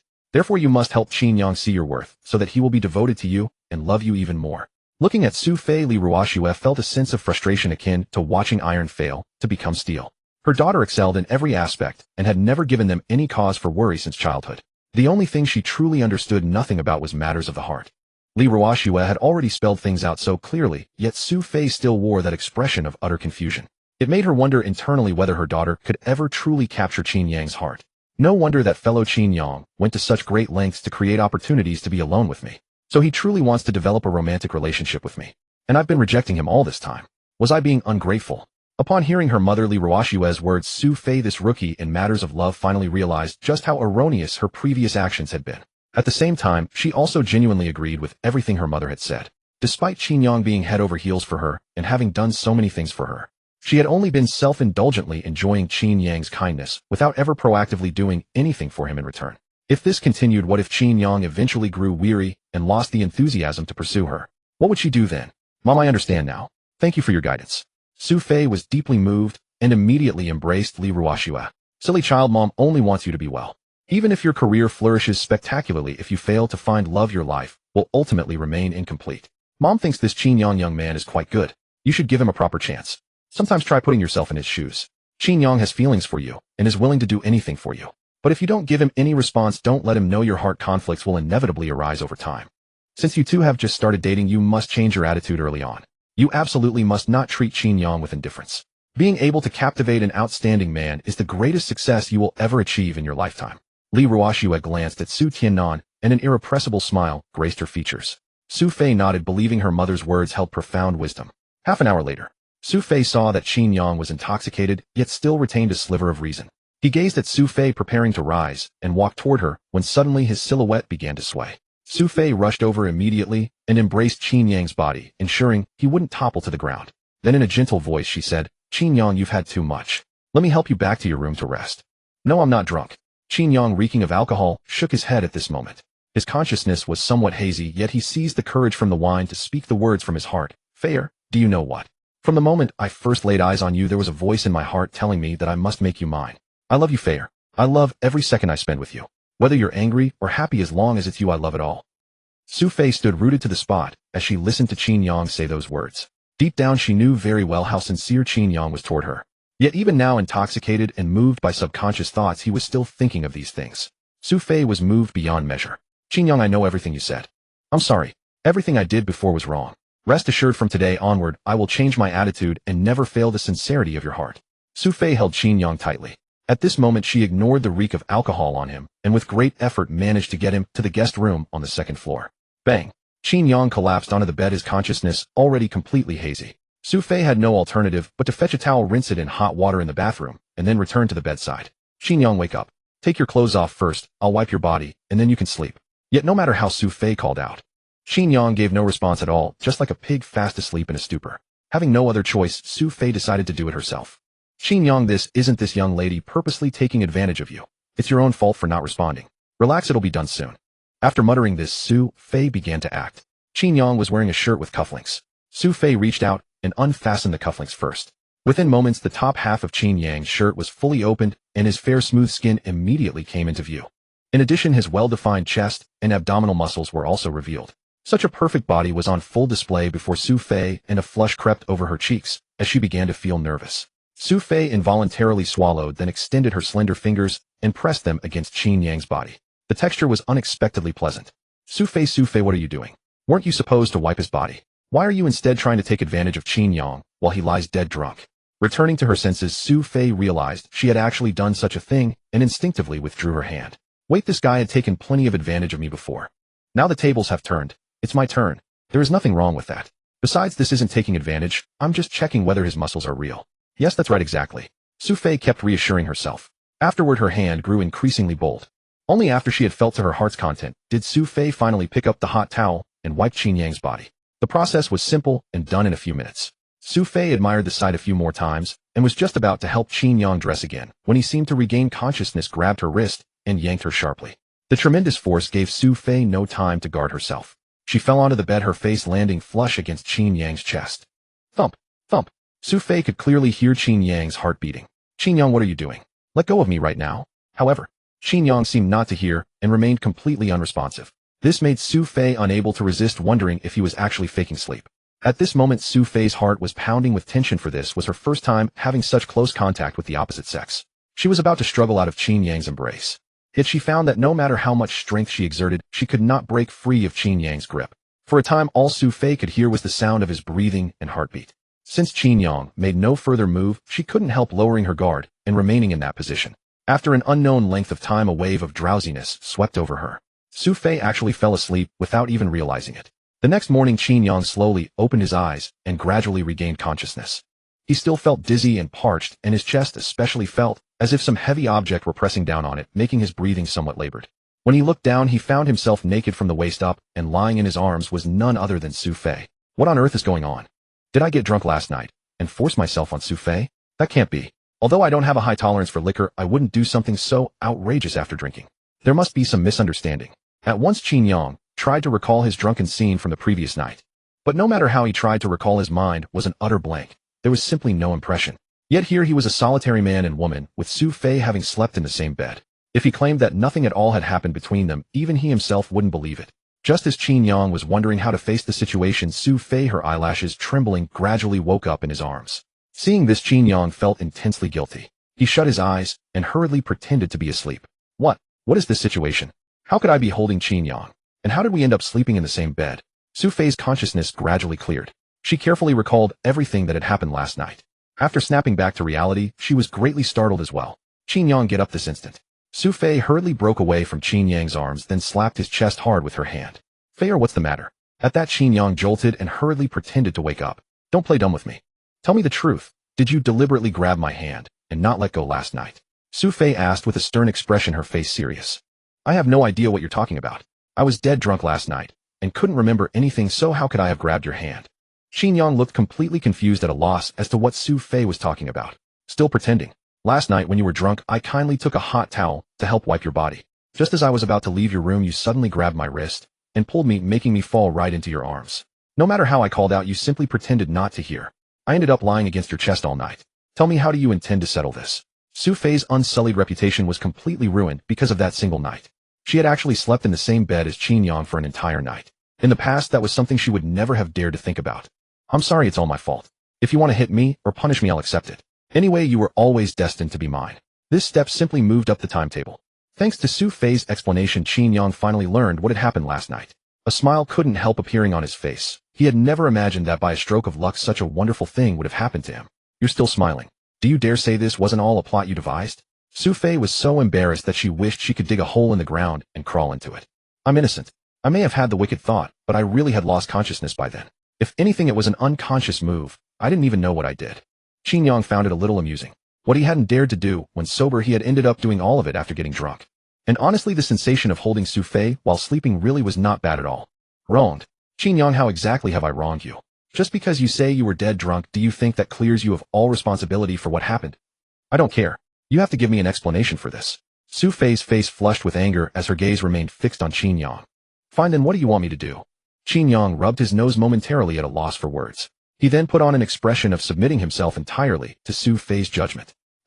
At that, Sophie was taken aback. She too had no idea what punishment she wanted Qin Yang to face. I haven't figured it out yet. I'll tell you when I do. You remember this, you cannot breathe a single word about what happened last night to anyone. If you dare to tell anyone, I'll make your life a living hell. After hurling those words, Sophie leaped off the bed. She slipped on her shoes and opened the door, but before she could step out, she saw her mother Li Ruoxue standing right outside. Mom, why are you here? You didn't hear what Qin Yang and I were saying, did you? Instantly, Sophie covered her face, overwhelmed with shame. Mom wasn't trying to eavesdrop. I just happened to pass by and heard noises in the room, so I realized you two slept in the same room last night. Li Ruoxue was also somewhat surprised. She hadn't expected that right after their heart-to-heart talk the previous night, her precious daughter would do something like this. But honestly, Li Ruoxue was quite happy for Sophie. At the very least, this showed that her daughter truly had feelings for Qin Yang, who otherwise she wouldn't have been so forward. Mom, it's not what you think. Nothing happened between Qin Yang and me. Last night, he was dead drunk. Out of kindness, I used a towel to wipe his body, but he suddenly grabbed my wrist and refused to let me leave no matter what. I was so sleepy that I unknowingly fell asleep. We're innocent. At most, we just slept on the same bed. Sophie looked at her mother with an anxious expression, trying to explain. Really? Is that how it happened? Nothing at all happened between you two. Li Ruoxue looked at Sophie in surprise and couldn't help asking further. Mom, Qin Yang drank too much with Dad last night and completely lost consciousness. How could he possibly do anything to me? Even if he had the intention, I wouldn't let him get his way so easily. Just then, Qin Yang, now dressed, walked over as well. Seeing Li Ruoxue, he quickly explained. Auntie, I really drank too much last night. I can't remember what happened afterward, but I swear I will never force Faye to do anything. Li Ruoxue looked at the two young people before her, and in the next moment a smile appeared on her face. She wasn't angry at all. Instead, she was amused by the expressions of Qin Yang and Sophie. Alright, you two go wash up first. Come downstairs later and have breakfast. With that, Li Ruoxue turned and left. Qin Yang, this is all your fault. If you hadn't gotten drunk, how could this have happened? And you made me the laughingstock for my mom first thing in the morning. I'm warning you, I won't allow you to drink anymore. Sophie spun around, glaring sharply at Qin Yang, and shouted at him angrily. It was an accident, all an accident. I promise this will never happen again. Qin Yang forced an apologetic smile and dared not rebut her. Su Fei stomped back to her own room in a huff, then threw herself onto the bed, covering her head with the blanket, her heart brimming with shyness. More than 10 minutes later, Qin Yang finished washing up, pushed open the door, and headed straight to the hall downstairs. At that moment, Su Tiannan and Li Ruoxue were sitting on the sofa reading the newspaper. "Good morning, uncle and auntie." Qin Yang walked up to them and took the initiative to greet them. Su Tiannan's gaze naturally fell upon Qin Yang, and he smiled, saying, "Qin Yang, I didn't expect your tolerance for alcohol to be so impressive. Even I am no match for you. So, did you sleep well last night?" "Uncle is joking, my tolerance is nowhere near yours. I was completely drunk last night. If not for Fei, I wouldn't even have known how to get back to my room." Qin Yang shook his head modestly. "Don't be so humble." Su Tiannan could tell that Qin Yang was merely being polite. However, that attitude earned Qin Yang considerable favor in Su Tiannan's eyes. "Where's Fei? Didn't she come down with you?" Su Tiannan asked curiously. "That I'm not too sure." Qin Yang spoke the truth. He didn't dare knock on Su Fei's door for fear of awkwardness. "Then I'll go up and call her." Li Ruoxue cast a suggestive glance at Qin Yang before withdrawing her gaze and speaking. "All right." Su Tiannan nodded. After Li Ruoxue went upstairs, Su Tiannan gestured for Qin Yang to sit beside him. Su Tiannan pondered for a moment, then asked Qin Yang, "How much do you know about the Zhao family of Modu?" "Uncle, I'm not very familiar with them." Seeing Su Tiannan's serious expression as if he wanted to test him, Qin Yang chose to answer truthfully, without concealing anything. "Qin Yang, I didn't know beforehand that Fei was dating you. So, I went to great lengths to invite the young master of the Zhao family, Zhao Xiaojie, over as a guest. He's the man you saw at home last night. I could tell that he also has feelings for Fei. I said I wouldn't interfere with you and Fei's relationship, but he certainly won't just sit idly by. You need to be prepared. He may bring you plenty of trouble in the future." A faint smile curved at the corner of Su Tiannan's mouth. Then he spoke to Qin Yang seriously. "Thank you for the warning, uncle. I will handle this matter properly." Qin Yang nodded slightly, knowing that Su Tiannan meant well. "Then I'm relieved." Truth be told, Su Tiannan did think highly of Qin Yang. After spending some time with him, he saw that Qin Yang was mature, low-key, and reserved. Combined with his achievements, he already stood at the pinnacle among the younger generation. Even compared with Zhao Xiaojie, he was in no way inferior. Su Fei dating Qin Yang set his mind at ease. "Dad, what are you and Qin Yang chatting about?" Shortly after, Su Fei and her mother Li Ruoxue appeared in the hall. Seeing Qin Yang and Su Tiannan chatting happily, she couldn't help asking curiously. "Nothing much, just casual talk." Su Tiannan chuckled. "All right, let's have breakfast. I have a meeting this morning, so I'll need to head to the company." Half an hour later, Qin Yang finished breakfast with Su Fei's family. Su Tiannan then had the driver prepare the car and left. "Mom, we're heading off now. Next time I'm free, I'll come back and go shopping with you." After bidding her mother farewell, Su Fei took Qin Yang's arm and walked out of the villa's front door. "Then you two head back, drive safely on the way." Li Ruoxue's eyes were full of doting affection as she reminded her daughter. Qin Yang opened the car door, letting Su Fei take the passenger seat and carefully fasten her seatbelt. After bidding Li Ruoxue farewell, he settled into the driver's seat of the Porsche 911. He started the engine, pressed the accelerator, and the car gradually pulled away from the Su family villa. Along the way, Qin Yang stole glances at Su Fei from the corner of his eye, but hesitated to break the silence. "Before I came downstairs, did my father say something to you?" Su Fei had long noticed Qin Yang's expression. After a period of silence, she finally broke the deadlock and asked him directly, "Are you sure you want to know?" A subtle smile curled at the corner of Qin Yang's mouth, unbidden. "Why so mysterious? Just spit it out." Su Fei clearly had little patience for his roundabout antics and immediately pressed him further. "Your father said I have a good tolerance for liquor and a decent appearance. He feels at ease with you dating me." Qin Yang let out a soft chuckle, answering truthfully. "Impossible. How could my father praise you like that?" Su Fei naturally refused to believe it, questioning his words at once. "Perhaps he was conquered by my talent and charm," Qin Yang muttered under his breath. Although his voice was faint, it still reached Su Fei's ears clearly. "Don't flatter yourself." Su Fei found his narcissism unbearable and retorted with an exasperated tone. "Fei, I recall you once told me that if I came home to meet your parents and my performance satisfied you, you would give me a reward. So now isn't it time you made good on that reward?" Qin Yang suddenly remembered this most important matter. He immediately brought it up to Su Fei. "What reward? Did I ever say that?" Su Fei suddenly recalled that there might indeed be such a thing. But when she saw the smug look on Qin Yang's face, she felt rather irritated. Thus, she simply decided to play dumb and act clueless. "What's this? Are you planning to burn the bridge after crossing it?" Qin Yang grew anxious, realizing Su Fei actually intended to go back on her word. "Hee, that's what you get for bullying me." Remembering how she had woken up in Qin Yang's arms that morning, the two of them having shared the same bed, Su Fei wanted to find a chance to teach him a lesson. How could she possibly reward him? "Fei, since you're breaking your promise, then I see no need to honor our agreement either. After I drop you off at the company, I'll tell your employees that your president Su spent the night with me last night." Seeing that Su Fei was playing such tricks with him, a hint of sly amusement surfaced at the corner of Qin Yang's mouth. Instead, he began to use this very reason to threaten her. "Qin Yang, you wouldn't dare?" Su Fei was utterly astonished. She had never expected this man would go so far as to act so recklessly. All right, don't be angry. I was only joking with you. As for the reward, I don't want it anymore. Qin Yang knew when to stop, genuinely fearing that this matter might cause a rift between them. Really? Sophie was momentarily stunned, never expecting Qin Yang to make such a decision. Of course it's true. When have I ever deceived you? Qin Yang's gaze was sincere, and he hardly seemed to be joking. In the blink of an eye, around 9:30, the Porsche 911 arrived at the foot of Sophie's company building. Sophie opened the car door, yet this time, she didn't immediately step out. Smack! Seizing the moment when Qin Yang wasn't paying attention, she suddenly leaned forward, and her rosy lips pressed directly against his cheek.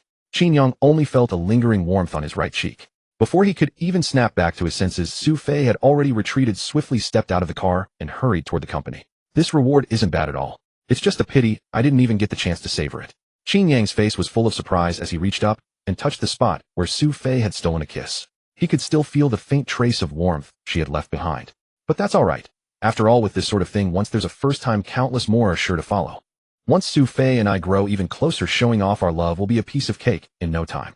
Within less than 10 minutes, Sophie's figure had already appeared inside the office. Recalling how she had taken the initiative to steal that kiss from Qin Yang before leaving, her heart kept racing and her face grew even more bashful. Even Sophie herself didn't know where she had found the courage in that moment to make such an intimate move toward Qin Yang. That guy Qin Yang is probably feeling quite pleased with himself right now. Still, he really did perform admirably last night, even earning the approval of my parents. This way the pressure on me has lessened considerably. Sophie sat in the presidential office chair, thinking quietly to herself. Knock, knock, knock. Just then Sophie heard someone knocking at the door. Come in. Moments later, her secretary Shuya walked in with an anxious expression. President Su, something's wrong. Several companies that have been cooperating with us smoothly have suddenly made a fuss about terminating their partnerships. Immediately Sophie frowned and hurriedly asked, have you found out the reason behind their actions? I heard that a few days ago President Ning met with them in private. I believe he must be behind all of this. Shuya nodded and then reported honestly. Ning's Yuan. It seems he intends to make things difficult for me on purpose. Sophie's eyes flickered continuously as she quickly sank into deep thought. After a few seconds, Sophie looked at Shuya and said, all right, I'll handle this matter personally. You may go back to your work for now. Yes, President Su. Shuya nodded, then turned and left. Meanwhile, Qin Yang drove straight back to his luxurious villa at Tangshan. He first took a shower and then changed his clothes. Just as he walked into the living room, and before he could sit down, he heard his phone ring. He picked it up and saw it was Jiang Bei calling. Qin Yang answered promptly and even put it on speaker. Brother Qin, are you still with sister-in-law right now? Soon Jiang Bei's voice came through the phone. No, I dropped her off at the company and immediately returned to my villa. I just took a shower. Why, is there something on your mind? Qin Yang explained briefly, then asked curiously. My father wants to meet you. Jiang Bei scratched his head, feeling a bit embarrassed. What's going on? Why would your father suddenly want to see me? Qin Yang was rather puzzled by Jiang Bei's words. It's because some blabbermouth spread the news of my mortgaging the house to my father. I went through a lot of trouble to explain everything clearly to him. So he's grown curious about you and insisted that I arrange for you two to meet. Jiang Bei let out an awkward chuckle. I see, that makes sense now.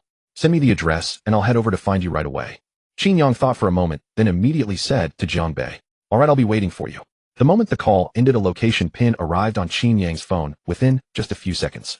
The Jiang residence. Inside the villa's grand hall. After finishing his phone call with Qin Yang, Jiang Bei immediately turned his gaze to his father Jiang Weiman. Dad, Brother Qin agreed. I've just sent him the address. I'm sure he'll be here before long. Jiang Weiman gave a slight nod, exuding an intangible aura of authority. He pondered for a moment, then said to Jiang Bei, you certainly have some nerve. You actually dared to mortgage all the property under your name. If someone hadn't mentioned it to me, I would probably still be kept in the dark until now. Facing his father's rebuke, Jiang Bei showed not the slightest fear. Then with a serious expression he said, Dad, this isn't me being reckless. I did it for one reason only, to raise some capital and let Brother Qin make some investments for me in the stock market. And as it turns out, my judgment was right. In just 1 week my account gained over 10 million in profit. Even a business tycoon like Jiang Weiman found this quite astonishing.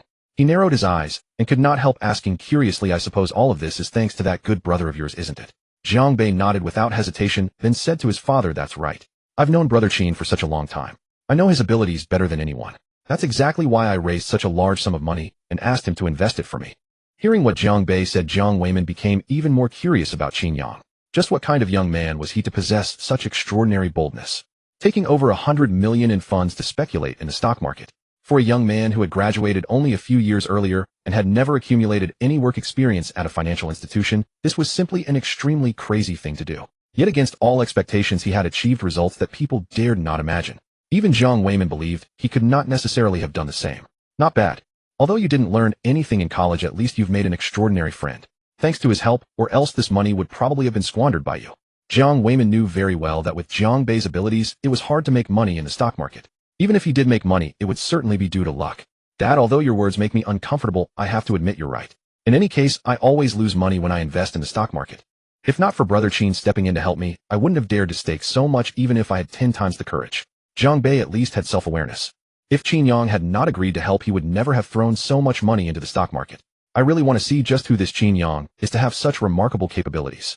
Jiang Weimin's eyes flickered. He felt that Qin Yang was definitely a rare talent, and had to get to know him personally. Less than an hour later, Qin Yang arrived at the entrance of the Jiang villa in his Porsche. Excuse me, are you Mr. Qin Yang? Qin Yang got out of the car and had barely taken a few steps forward. A middle-aged man appeared in front of him and walked toward him with a warm expression. Yes, that's me. Qin Yang nodded and replied with a smile. The young master instructed me to take you straight to the hall once you arrived. This way, please. The middle-aged man's manner was extremely respectful. Shortly thereafter, Qin Yang followed him into the villa's grand hall. Sir, young master, Mr. Qin is here. The middle-aged man stepped forward to Jiang Weimin and Jiang Bei and greeted them. He then bowed slightly and quietly withdrew. Brother Qin, I'm really sorry to trouble you to come all this way. Jiang Bei hurriedly rose from the sofa and walked over to Qin Yang. Between us brothers, there's no need for such formality. Besides, this is the first time you've invited me to your home. How could I refuse? Qin Yang did not take it to heart at all. He let out a light laugh, then shifted his gaze from Jiang Bei to his father Jiang Weimin.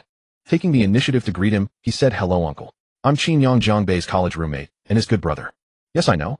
Please come sit over here. From the moment Qin Yang walked into the hall, Jiang Weimin had been carefully sizing him up. Seeing Qin Yang greet him, Jiang Weimin gestured for him to sit in the seat before him. Thank you. Qin Yang did not decline. He went straight to the sofa and sat down. At that, Jiang Bei quickly sat down beside Qin Yang. Qin Yang, I asked Jiang Bei to invite you over not out of any ill intent, but simply because I wanted to get to know you. After all, I'm rather curious about who it is that Jiang Bei trusts so deeply. Jiang Weimin looked at Qin Yang and said straightforwardly, Uncle, I owe you an apology for this. I didn't know beforehand that the money was raised by Jiang Bei mortgaging the properties under his name. Of course, it was mainly because I have enough confidence in my own judgment that I let Jiang Bei seize this once-in-a-lifetime investment opportunity. Qin Yang frankly admitted this to Jiang Weimin. Hearing this, Jiang Weimin at once shook his head. Qin Yang, I don't mean to blame you at all. I know you are a rare talent with exceptional investment insight. Even though this was a huge sum of money, you weren't fazed by it in the slightest, nor were you afraid of failure. For that alone, your boldness already far exceeds that of your peers, and you're even more impressive than some people who have made considerable achievements in the financial sector. Qin Yang was taken aback. He had not expected to be held in such high regard by Jiang Bei's father. Uncle, you're overpraising me. Even though Qin Yang did possess the confidence and capability to back it up, he remained modest, low-key, and restrained. That was Qin Yang's attitude toward life. No, I'm a good judge of people and seldom make mistakes. It is Jiang Bei's blessing to have such an outstanding brother as you. Jiang Weimin was well aware of that. Qin Yang was young, yet he had such brilliant talent and such a mature way of handling matters. Given time, he was sure to become someone looked up to by countless people. Uncle, you're flattering me. Having Jiang Bei as my brother is also my fortune. After all, back in school, I was often looked after by him. Thinking back to his university days with Jiang Bei, Qin Yang could not help but sigh with emotion. I heard from Jiang Bei that after graduating you didn't go to work at any financial institution. At this point, Jiang Weimin asked curiously. That's right. I'm used to being free. I don't like being restrained by a company. I've always believed that as long as I have real skill, I can make a living anywhere. There's no need to work at those big corporations. Qin Yang nodded, then answered truthfully. Yes, what you said makes a lot of sense. Jiang Weimin fully agreed with Qin Yang's thinking. After hesitating for a moment, he said, but Uncle has a suggestion here. Would you be willing to hear it? Uncle, if you have something to say, please speak freely. Qin Yang nodded slightly, then fixed his gaze on Jiang Weimin. He too was curious about what sound advice the man might offer. I have only one son, Jiang Bei. The vast Jiang family estate will sooner or later be handed over to him. As it happens, I recently acquired a financial company, and it isn't a small one at that. So I plan to put this company in the charge of you and Jiang Bei. After all, you two are top finance graduates from Modi University, so this shouldn't be difficult for you. Jiang Weimin narrowed his eyes, and a smile quickly crept across his face. The main reason he had raised this suggestion was his appreciation for Qin Yang's talent. Of course, the most important point was to have Jiang Bei stay by Qin Yang's side and learn a few more things. That way, when Jiang Bei eventually inherited the family business, he could feel far more at ease. Uncle, are you sure you're not joking? After hearing Jiang Weimin's words, it took Qin Yang a while to grasp what he meant. Even so, he still found it hard to believe. Qin Yang, I am serious. When it comes to dealing with people and handling affairs, Jiang Bei is still rather immature. He has never had any experience managing a company either. I have always wanted to find a chance to give him a good workout. Now is precisely the best opportunity. If you were by his side, I would feel much more reassured. Jiang Weimin had met quite a few brilliant young men, and most of them carried a measure of arrogance about them. But Qin Yang was different. If Jiang Bei hadn't taken the initiative to tell him about Qin Yang's achievements, he probably wouldn't have believed that this fellow truly possessed such remarkable abilities. Besides, given the friendship between Qin Yang and Jiang Bei would never be at a disadvantage no matter what. Uncle, let me think it over. Qin Yang did not agree at once. To be perfectly honest, he had previously entertained the idea of founding his own investment institution, to put his godlike investing ability to its fullest use. Now that Jiang Weimin had made such a request, he found himself hesitating for a moment. Brother Qin, with your outstanding abilities, managing a mere financial company is certainly well within your power. We're brothers after all, so just help me out, won't you? You take the majority share of the company, and I'll simply follow behind you and pick up whatever leftovers there are. Jiang Bei understood his father's good intentions. To be honest, he was also quite in favor of the proposal. After hesitating for a while, he finally mustered the courage to speak to Qin Yang. Jiang Bei. Qin Yang was momentarily taken aback and turned his gaze toward Jiang Bei. Brother Qin, your talent in investment is plain for everyone to see. By following you, I'm not afraid of losing out. Jiang Bei had never once doubted Qin Yang's abilities, and that filled Qin Yang with immense gratification. All right, since you put it that way, I can hardly refuse. Consider it settled. Qin Yang thought for a moment. Then he raised his head and looked straight at Jiang Weimin. As for the shareholding arrangement, the two of you can discuss it in advance. I won't interfere. I have only one requirement: produce results. Wishing his son to distinguish himself was Jiang Weimin's greatest desire. He was eager to see Jiang Bei accomplish something remarkable. Dad, don't worry. Brother Qin and I will definitely not let you down.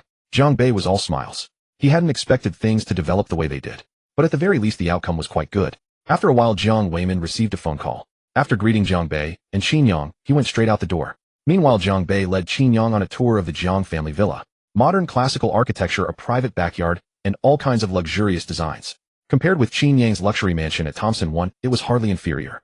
A dozen or so minutes later, the two returned to the main hall and sat down on the sofas. Jiang Bei then said to Qin Yang, Brother Qin, those stocks you invested in have all hit the daily limit over the past 2 days.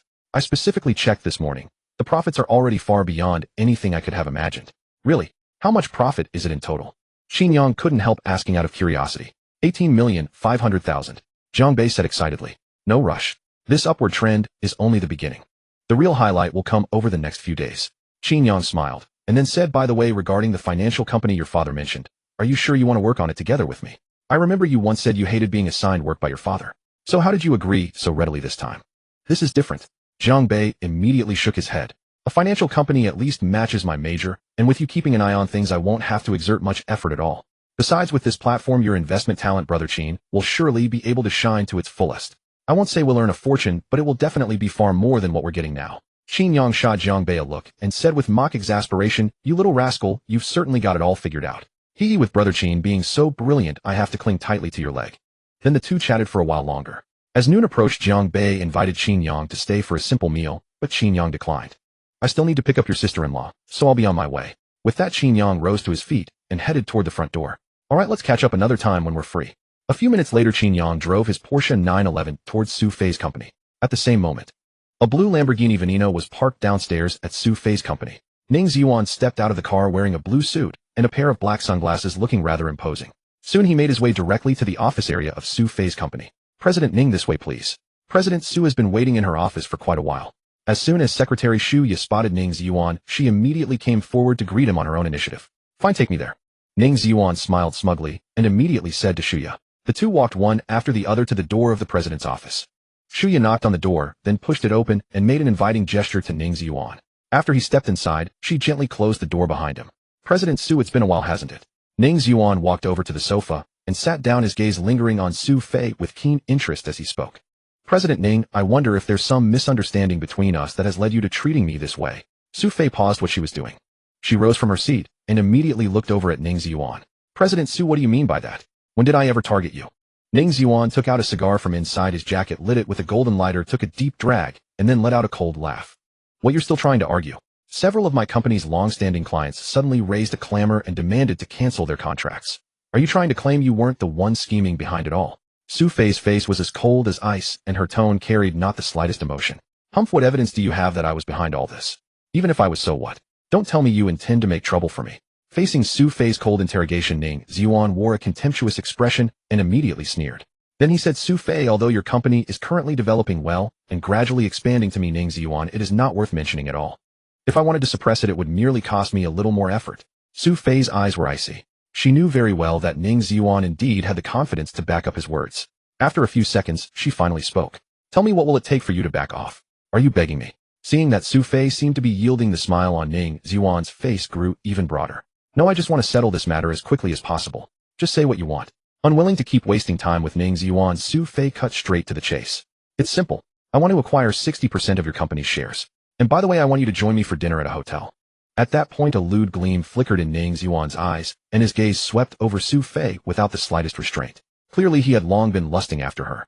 That was why he had gone through so much trouble devoting all that effort to making things difficult for Su Fei's company. Ning Ziyuan, don't even think about it. The moment Su Fei heard his conditions, she flew into a rage. I originally wanted to sit down and have a proper talk with you, but you have no sincerity whatsoever. In that case, I want you to get the hell out of my office right now. Ning Ziyuan was momentarily stunned. He had never imagined that Su Fei would speak to him in such a tone, as if she were completely unafraid of him using his power to target her company. At this, his expression turned extremely gloomy. Su Fei, you'd better understand the situation clearly. If you don't agree to my conditions today, then once I walk out that door, you and your company will face a miserable end. I will use every resource and connection at my disposal to shut you down. When that happens, I'd like to see how your company can keep operating. Humph, don't trouble yourself over that. Su Fei showed not the slightest fear. She had no desire to use her family's resources and connections, but if she were pushed to the limit, Ning Ziyuan would not gain the least advantage. At death's door, you're still talking tough, huh? Fine, I'd like to see what exactly gives you the audacity to provoke me. Ning Ziyuan sneered disdainfully. He could already picture the scene of Su Fei kneeling and begging him. Su Fei's company mainly dealt in cosmetics. Although it was a listed company with a market value in the hundreds of millions compared with the companies under Ning Ziyuan's name, the gap was still considerable. Moreover, Ning Ziyuan was also a major client of Su Fei's company. Now he had brought several important clients with him to forcibly cancel their contracts with Su Fei's company. To Su Fei, this was undoubtedly a major blow. If not handled properly, it would also affect the working morale of the company's executives and employees. Get out. Otherwise, I'll call security. Su Fei was trembling with anger. Ning Ziyuan, instead of getting angry, immediately curled a sinister smile at the corner of his mouth. Su Fei will just wait and see. When he finished speaking, he rose from the sofa and walked straight out of the office. At that moment, Qin Yang's figure appeared in the lobby. Ding. The elevator door opened. Ning Ziyuan happened to step out. When he saw Qin Yang's face, he couldn't help exclaiming, "It's you.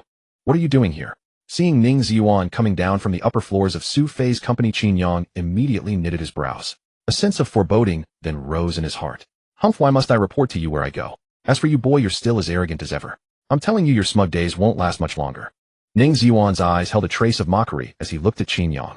He had not forgotten how this kid had embarrassed him last time.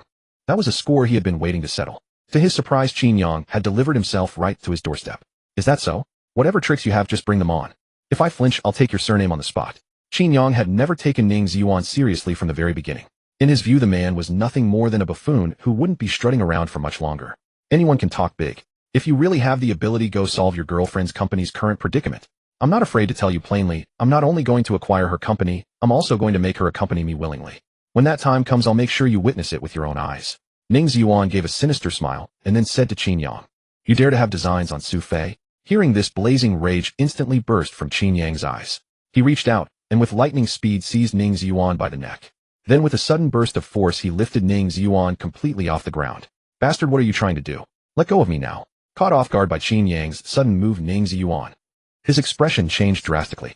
He gripped Qin Yang's arm with both hands and began struggling desperately. Yet what Ning Ziyuan could hardly believe was that no matter how much strength he exerted, Qin Yang's hands were like iron shackles impossible to break free from. Gradually, Ning Ziyuan began to suffocate, and everything above his neck turned bright red. His face flushed crimson, as if he might stop breathing at any moment. "I don't care what status or background you have. If you dare have designs on Su Fei, no matter where you run, I will make your life worse than death. Remember what I said today." With that, Qin Yang gave a violent fling. Ning Ziyuan's body was thrown backward 7 or 8 meters and crashed heavily to the ground.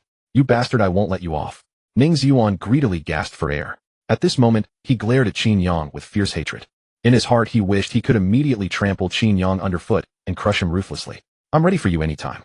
But for now, disappear from my sight this instant. Otherwise, I'm afraid I won't be able to stop myself from crippling you." For Qin Yang, the most urgent thing was to go see Su Fei and find out exactly what had happened. As for Ning Ziyuan, there was no rush to deal with him later. Thereupon, Qin Yang ignored Ning Ziyuan entirely, took the elevator, and hurried straight to Su Fei's office. A few minutes later, "Sir, how can I help you?" Xiao Qian, the beautiful receptionist at the front desk, caught sight of Qin Yang and immediately greeted him warmly. "I'm here to see President Su," Qin Yang said hastily. "Sir, do you have an appointment?" Xiao Qian asked with a smile. "I'm President Su's boyfriend. I don't need an appointment to see her. After saying this, Qin Yang strode straight inside. Sir, wait. Xiao Qian called out, utterly stunned. She clearly hadn't expected Qin Yang to possess such a status. Recovering her senses, she rushed forward and blocked Qin Yang's path. What? Is there something else? Qin Yang stopped and let his gaze rest on Xiao Qian. Sir, I need to confirm your identity with President Su first. Please wait here a moment. Xiao Qian then hurried back to her workstation, picked up the desk phone, and called Shuya. Secretary Shu, there's a gentleman at the front desk claiming to be President Su's boyfriend. He's about to head to the president's office. Do you think I should let him in? Shuya was taken aback, but she quickly recovered. No, keep him company for now. I'll go ask President Su. Within a few minutes, Shuya reached the president's office and knocked on the door. Is something the matter? Seeing Shuya push the door open, Su Fei instinctively looked over and asked. President Su, your boyfriend, seems to be at the company's front desk. Should I let him in? A flicker of hesitation crossed Shuya's face, but she finally mustered the courage to speak. What? Qin Yang is here. Su Fei was momentarily stunned. After a brief pause, she collected herself and instructed, all right, I understand. Bring him in. Understood. Shuya nodded. She then walked straight out of the president's office and quickly arrived at the front desk. Secretary Shu. Seeing Shuya, Xiao Qian immediately greeted her. So you're President Su's boyfriend. Shuya's attention immediately fell on Qin Yang. He was strikingly handsome and possessed extraordinary bearing. Every inch of him exuded an indescribable aura. No wonder he had managed to win President Su's heart. That's right, I am. Though Shuya kept sizing him up, Qin Yang felt no discomfort at all. Instead, a faint smile appeared on his face. President Su told me to bring you to her. Come with me. After confirming Qin Yang's identity, Shuya did not dare delay a single moment and led him straight into the company. Along the way, as the two passed through the office area, they drew plenty of attention. I heard this handsome man is President Su's mysterious boyfriend. Today I finally saw him with my own eyes. He's very handsome and he has great taste in clothes. By the look of him, he must be the scion of some wealthy family. With his looks beside President Su, they're definitely a golden couple. I'm so envious. If I could find a boyfriend this handsome and rich, I'd wake up laughing in my dreams. Knock, knock, knock. At the threshold of the president's office, Shuya and Qin Yang arrived, and she knocked. Then she turned the doorknob and opened the door. Mr. Qin, please come in. Shuya was perceptive enough to know that this was not the moment for her to enter. So she made an inviting gesture to Qin Yang, while showing no intention of stepping inside herself. All right. Qin Yang nodded, then stepped directly into the president's office. Since it was not his first time in Su Fei's office, he felt no particular nervousness. Qin Yang, why are you here? You didn't even tell me beforehand.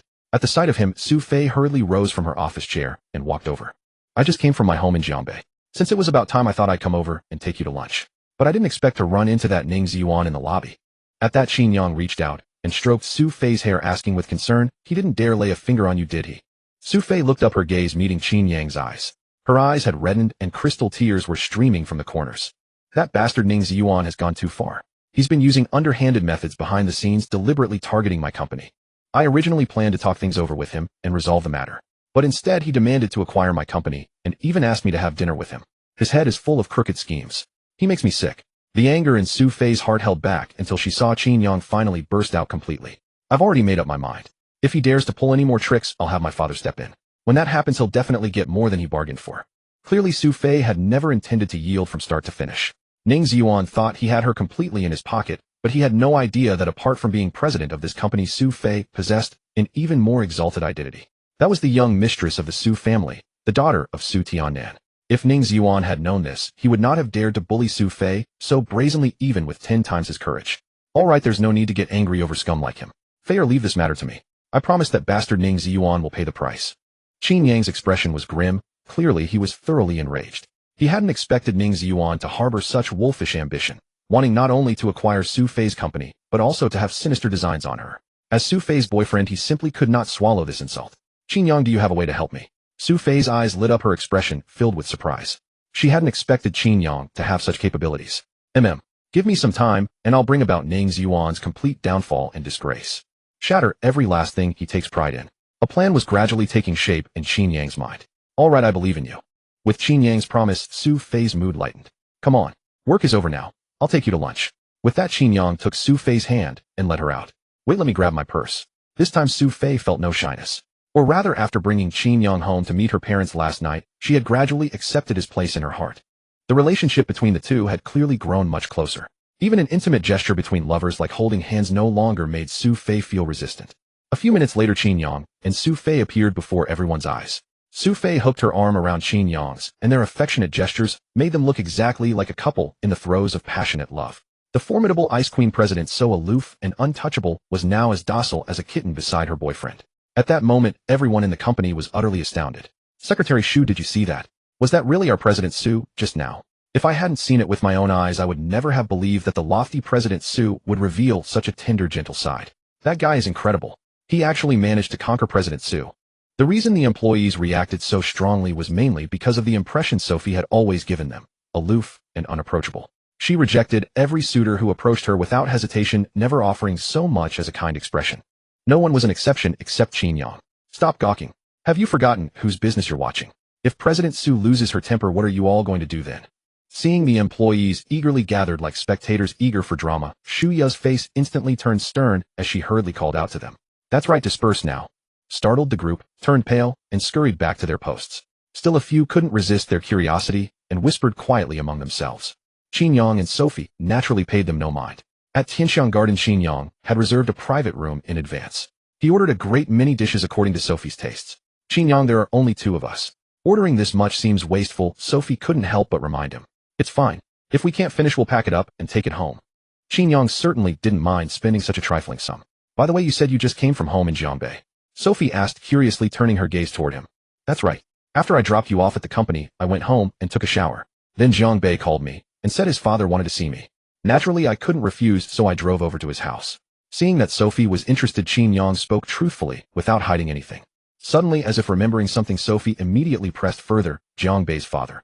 Is his name Jiang Weiman? That's right, it's him. The Jiang family's foundation in the magic capital is not much weaker than your Su family's. The reason his father suddenly wanted to see me is that Jiangbei mortgaged his properties and raised a large sum of money for me to invest in the stock market. Clearly, Jiangbei's father appreciates my talents. Before I left, he insisted on handing me a financial company to manage together with Jiangbei. Qin Yang raised the glass of ice water on the table and took a gentle sip. This is a good thing. You've gained Jiangbei's father's approval. From now on, if you want to accomplish anything, you can even leverage his connections and resources, an opportunity countless people would dream of. In just a few moments, Sophie could already foresee a bright and boundless future ahead of Qin Yang. Yes, I had actually been planning to start a company myself recently. Now that his father has sincerely invited me, it would be impolite to refuse. Qin Yang nodded. Even if he chose to lie back and idle away his days with his current wealth, he could still live comfortably. Yet deep down, he still yearned to build something meaningful, something that would not betray all these years of relentless effort. All right, I'll unconditionally support you in this. At this moment, Sophie felt genuinely happy for Qin Yang. After all this, was Qin Yang truly beginning to pursue his own career? Though she didn't mind his laid-back attitude, knowing that he possessed ambition only made her even happier. Before long, the waiter brought all the dishes to the table. Qin Yang and Sophie chatted while they ate, and it took more than half an hour before the meal finally came to an end. Fair, you don't need to go back to the company this afternoon. Go home and get some proper rest. Leave the rest to me. As the two reached the car, Qin Yang spoke to Sophie proactively. All right, I'll listen to you.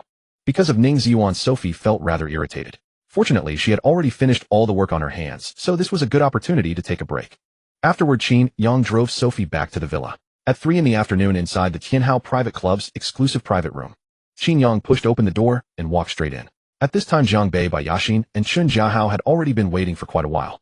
Brother Qin, why did you rush us all here? Has something happened? Zhang Bei knew Qin Yang's temperament best. Seeing the grave expression on his face, he immediately guessed that Qin Yang had run into some troublesome matter he couldn't handle alone, so he asked directly. Exactly. Qin Yang didn't deny it and immediately nodded in confirmation. After a moment, his gaze swept over Zhang Bei and the other two as he asked curiously, do you know someone named Ning Ziyuan? Of course. That guy is somewhat of a figure in the upper circles of the magic capital. What did he offend you, Brother Qin? Zhang Bei's face filled with surprise as he hurriedly spoke. Not only did he try to acquire Feyer's company shares, he even dared to make a move on her. This can no longer be called offending me. He is simply walking straight to his own doom. Qin Yang's eyes blazed with fury and his voice was icy cold.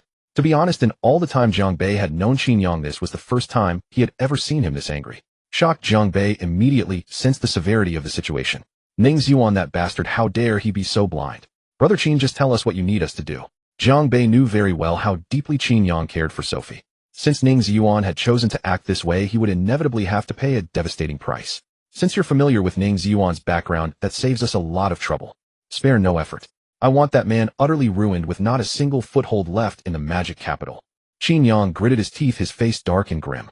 Sister, by Brother Qin, you both heard that. This is the first time Brother Qin has asked anyone for help. If we can get this done properly for him, we'll truly be his own people from now on. And when that happens, there will certainly be plenty of benefits for you. Zhang Bei's eyes flickered as he turned to look at Chun Jiahao and Bai Yaxin. Initially, Qin Yang had only called Zhang Bei. But sensing that something was wrong, Jiang Bei took the liberty of summoning Chen Jiahao and Bai Yaxin as well. He knew very well that although Qin Yang had agreed to help them invest last time, it was purely out of respect for him. A trace of distance still remained between Qin Yang and the other two. And now this was undoubtedly the perfect chance to bring them closer. If they were willing to put in the effort for Qin Yang, their relationship would certainly improve. When that time came, Qin Yang would surely not treat them shabbily. Chen Jiahao and Bai Yaxin exchanged a glance and quietly nodded. With the combined influence their families wielded in the magic capital, dealing with a mere Ning Ziyuan was as easy as crushing an ant. All right, no problem. The two immediately agreed. I owe you both a favor this time. In the future, if there is anything you need me for, just say the word. As for the investment I promised you last time, I will give it my full effort. Within a month at most, I will definitely bring you all a tremendous surprise. Qin Yang was quite satisfied with Jiang Bei's arrangement. Soon his gaze shifted toward Chen Jiahao and Bai Yaxin as he made them a solemn promise. Don't worry, brother Qin. Consider it done. Jiang Bei understood the importance of this matter and naturally did not dare to be careless. With that, he immediately took out his phone and began scrolling through his contacts as if ready to take action at any moment. It wasn't just Jiang Bei, Chen Jiahao and Bai Yaxin were equally resolute. Since they had promised to handle this matter for Qin Yang, they naturally needed to use their status and influence to make the necessary arrangements. The impact of these phone calls was enough to send tremors through the upper echelons of Modu society. Ning Ziyuan, on the other hand, was seething with anger after being taught a lesson by Qin Yang. At that moment, he gathered a group of friends and went to a private club. While drinking and enjoying the company of beautiful women, he even entertained the thought of finding someone to give Qin Yang a serious beating. Suddenly, the jarring ring of a phone shattered Ning Ziyuan's revelry. He cursed under his breath and hung up without even glancing at the caller ID. But within seconds, the phone rang again. Annoyed by the persistent caller, Ning Ziyuan growled, "Which oblivious fool dares to bother me at a time like this?" "Mr. Ning, something terrible has happened." The company's vice president rushed to speak, his voice fraught with panic. "You look so flustered. What on earth is going on? Spit it out." In an instant, most of the alcohol-induced haze in Ning Ziyuan's mind cleared. His face darkened as he pressed for answers. "Many prominent online influencers have exposed your reckless private life and documents of your irregular operations. Because of this, our company's stock hit the daily limit down this afternoon. Moreover, all the shareholders are demanding to withdraw their investments. Mr. Ning, please come back quickly. I can't hold things together any longer." Crushed under such immense pressure, the vice president felt on the verge of a breakdown.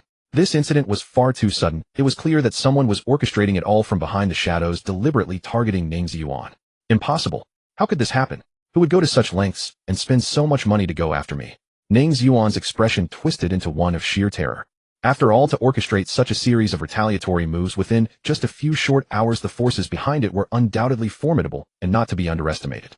But the problem was that Ning Ziyuan had absolutely no idea whom he had offended. Could it be Su Fei and Qin Yang? After a long moment, that thought flashed through his mind. Yet within seconds, he dismissed it himself. No, that's impossible. I've thoroughly investigated Su Fei's background. With her capabilities, how could she possibly pose any threat to me? Ning Ziyuan quickly spoke into the phone. "Fu Lin, don't panic. Stabilize the situation. I'm heading back right now. Also call all the shareholders immediately. We'll convene an important meeting in half an hour." Clearly, Ning Ziyuan was still trying to make one last desperate effort. He refused to accept that he could be ruined so quickly. Half an hour later, his figure appeared in the company lobby. He made a beeline for the conference room. Bang! The door was flung open. All 7 of the company's shareholders were present. "Ning Ziyuan, look at what you've done. If you don't give us shareholders a proper explanation today, I swear you'll pay dearly for this. You've got some nerve offending the Jiangchun and Bai families. Do you really want to be finished in Modu? Even if you want to throw your life away, please don't drag us down with you.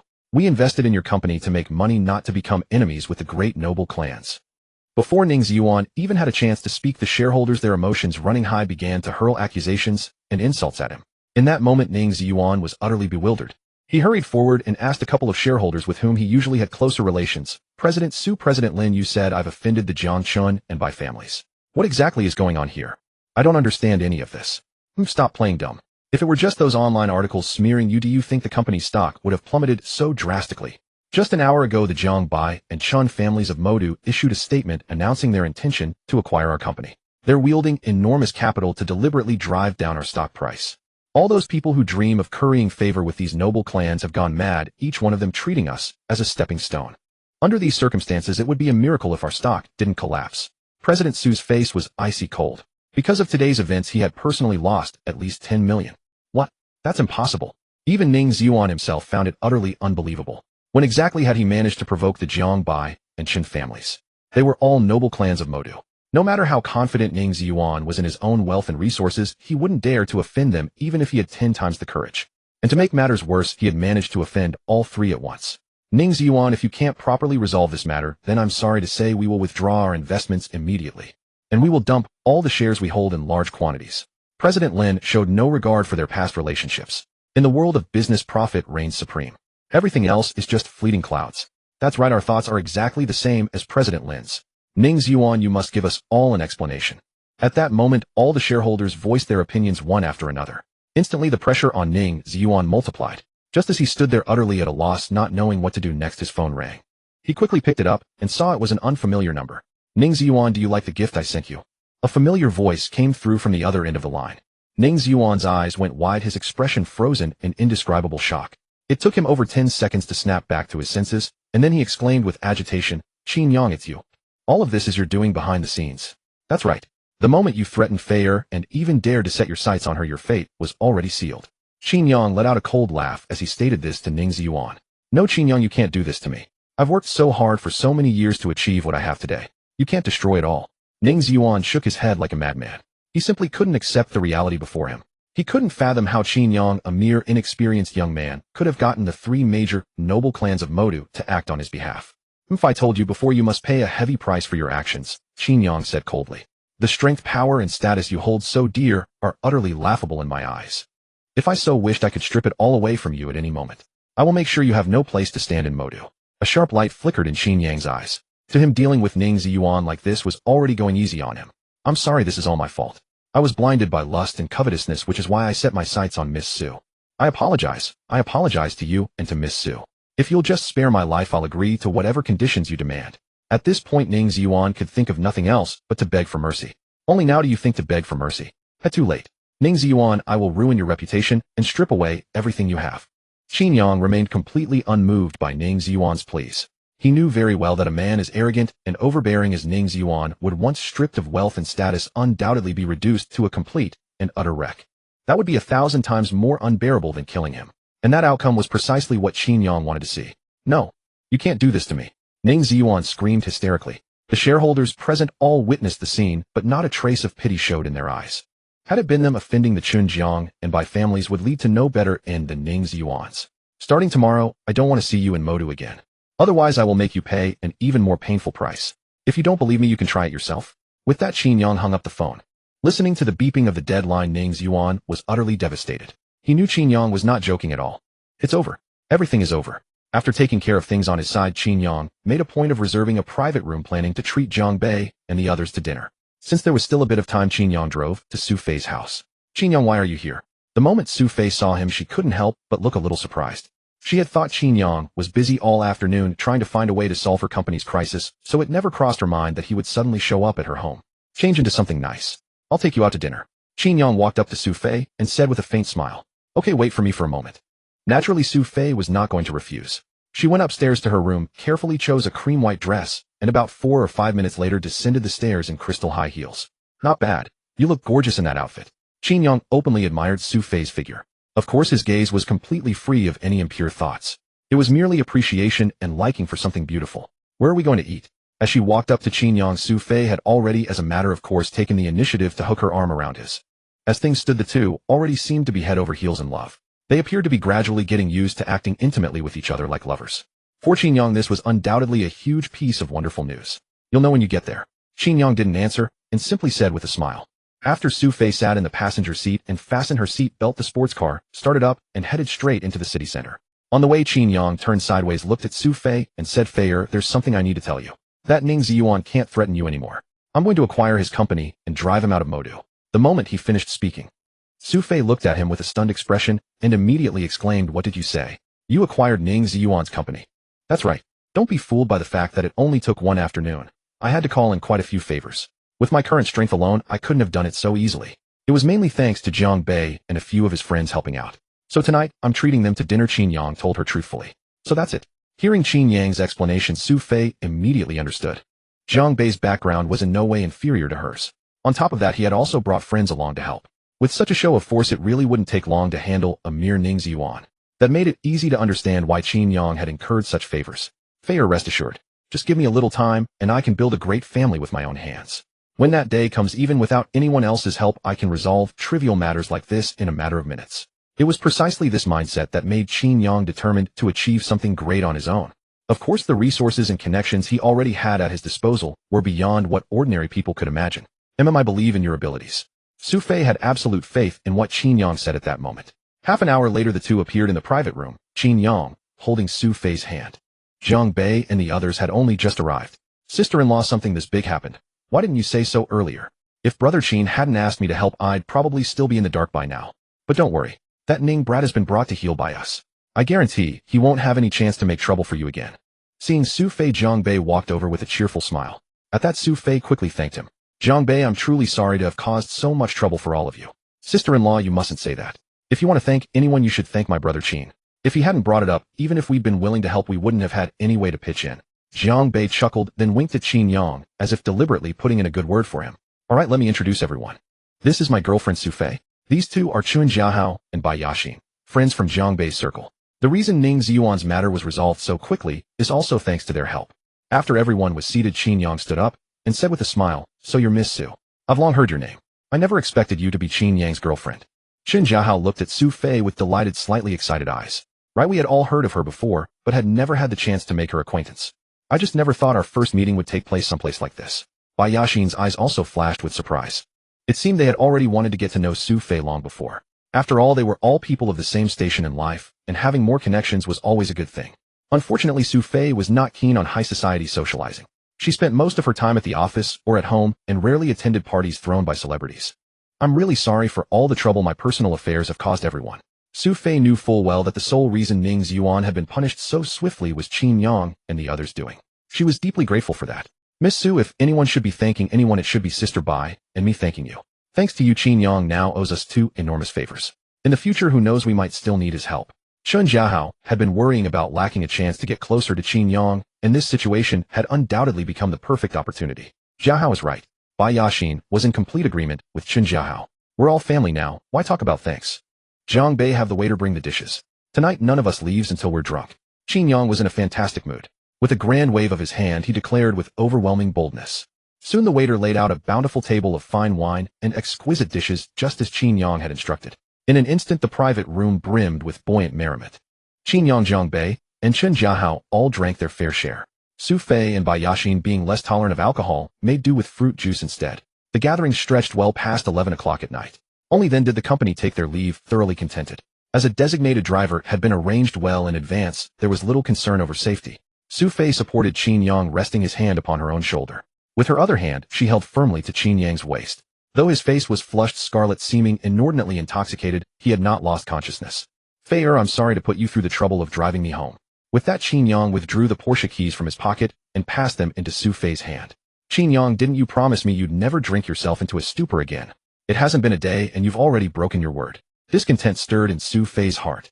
After all, last night he had drunk heavily with her father, and it was only that very morning that he'd sworn he wouldn't get inebriated again. Of course, what truly worried her was that Qin Yang's body might not be able to bear it. I'm sorry, it definitely won't happen again, I give you my word. If they hadn't lent a hand, your company's problems couldn't have been resolved so quickly. Under that kind of atmosphere, if I had refused every drink, it would have been far too much of a dampener. A wry smile immediately crept across Qin Yang's face. It wasn't that he enjoyed liquor, but in such a situation declining was next to impossible. Though his capacity for alcohol was far from remarkable, he was at least nowhere near being dead drunk. Fine, I won't hold it against you this time. After hearing Qin Yang's explanation, Sophie came to understand. The dinner this evening was after all thrown for her sake. So at that moment, Sophie felt a flicker of gratitude. Where are you going? I'll drive you back. In no time, she had Qin Yang settled in the passenger seat. Once he had buckled his seatbelt, she took her place in the driver's seat. The Tangshan Epine luxury villa estate. Once we arrive, I'll guide you from there. Qin Yang uttered this very address, and the moment he finished, his eyes sealed shut. What? You actually live there? Sophie was astounded by Qin Yang's remark. She had never anticipated that he would actually reside in a luxury villa at Tangshan Epine. Still, she came to her senses in short order. Then again, considering your worth now, a villa there is hardly out of reach. Some 40 minutes later, the Porsche 911 swept into the Tangshan Epine luxury villa estate. The two arrived directly at the gates of Qin Yang's villa. We're here. After Sophie parked the car, she turned sideways, fixing her gaze on Qin Yang. Only then did Qin Yang rub his eyes, gradually stirring back to alertness. Stepping out of the car together, Qin Yang produced his keys and unlocked the front door at once. Sophie then helped him to the living room and seated him on the sofa. Qin Yang, sit tight for a bit. I'll make you some hangover soup. With that, Sophie made a beeline for the kitchen. About 20 minutes later, she reappeared before Qin Yang with a bowl of hangover soup. Here, careful, it's hot. Qin Yang relished being doted on by Sophie, the corners of his mouth betraying an irrepressible smile. Thank you, I'm feeling much better. After a while, Qin Yang's mind had gradually cleared. Meeting Sophie's eyes, he spoke softly. It's already so late. Forget going back tonight. Just stay here with me. There are plenty of guest rooms upstairs after all. Whichever one catches your fancy, take it. Sophie had intended to refuse, but seeing the sincerity etched on Qin Yang's face, she could only nod in agreement at last. All right, but you have to promise me you won't do anything improper to me. Sophie regarded him with vigilance, frightened that Qin Yang in his drunkenness might do something like what had happened last night. Rest assured, last night was a pure misunderstanding. I swear I will never harbor any inappropriate thoughts about you. Come, I'll show you around upstairs. Qin Yang took Sophie's wrist of his own accord and made straight for the staircase heading up to the second floor. The master bedroom was exceedingly spacious. He had only moved in 2 days ago yet because he kept it in order. The room was far from messy. Well, how is it? Decent, isn't it? Sophie nodded, an appreciative look spreading across her face at the room's arrangement and decor. Lovely. No less than the room in my own house. Qin Yang, when did you acquire this villa, and how much did it cost? Curiosity getting the better of her, Sophie couldn't help tacking on that extra question. Around 1 billion yuan, I think. I made a tidy sum in the stock market back then. After cashing out, I purchased this villa on a whim. A little reward for myself. Qin Yang, of course, had no intention of telling the truth. Forced into a corner, all he could do was fumble for a convenient excuse. Remarkable. In my past few years of entrepreneurship, despite managing to take my company public, I probably still haven't earned half of what you have. On that point, Sophie could only concede defeat. Just a stroke of luck. I'll fetch you a bathrobe and pajamas so you'll have something to change into after bathing. As he finished, Qin Yang went straight to the room's wardrobe and began rummaging. Sophie took a seat on the edge of the bed, scanning the chamber on all sides. Her gaze landed on a photo frame sitting atop the desk. The photograph within was unmistakably one of Sophie and Qin Yang taken during their trip to the seaside guest house. Qin Yang, when did you put this together? Why didn't you give me a heads up? Sophie snatched up the frame, exclaiming with cheerful surprise. On my way home this afternoon, I happened upon a photography studio and paid its owner a sizable fee to develop it for me. I chose the most stunning one from the set and placed it in this frame. The rest of the photos are in the desk drawer. If you like, you can take them home. I made sure to have 2 copies of each printed. With those words, Qin Yang stepped before Sophie, bathrobe and pajamas in hand. Thank you. A sweet, charming smile blossomed on Sophie's face, making her joy unmistakable. Come, I'll take you to your room. Qin Yang warmly took Sophie's delicate, tender hand and led her out. The room was not far from his, merely a few steps away. Look around and see. If there's anything you're short of, just tell me. After Sophie had taken a full tour of the room, satisfied that nothing was lacking, she promptly pushed Qin Yang out the doorway. All right. You had quite a bit to drink tonight, too. It's best you turn in early. Good night. With Sophie closing the door behind him, Qin Yang offered a soft smile before heading to his own room. His head still felt somewhat clouded, but no sooner had he lain down than sleep took him. Sophie, on the other hand, deliberately soaked in the bathtub, her thoughts consumed by everything that had unfolded these past few days.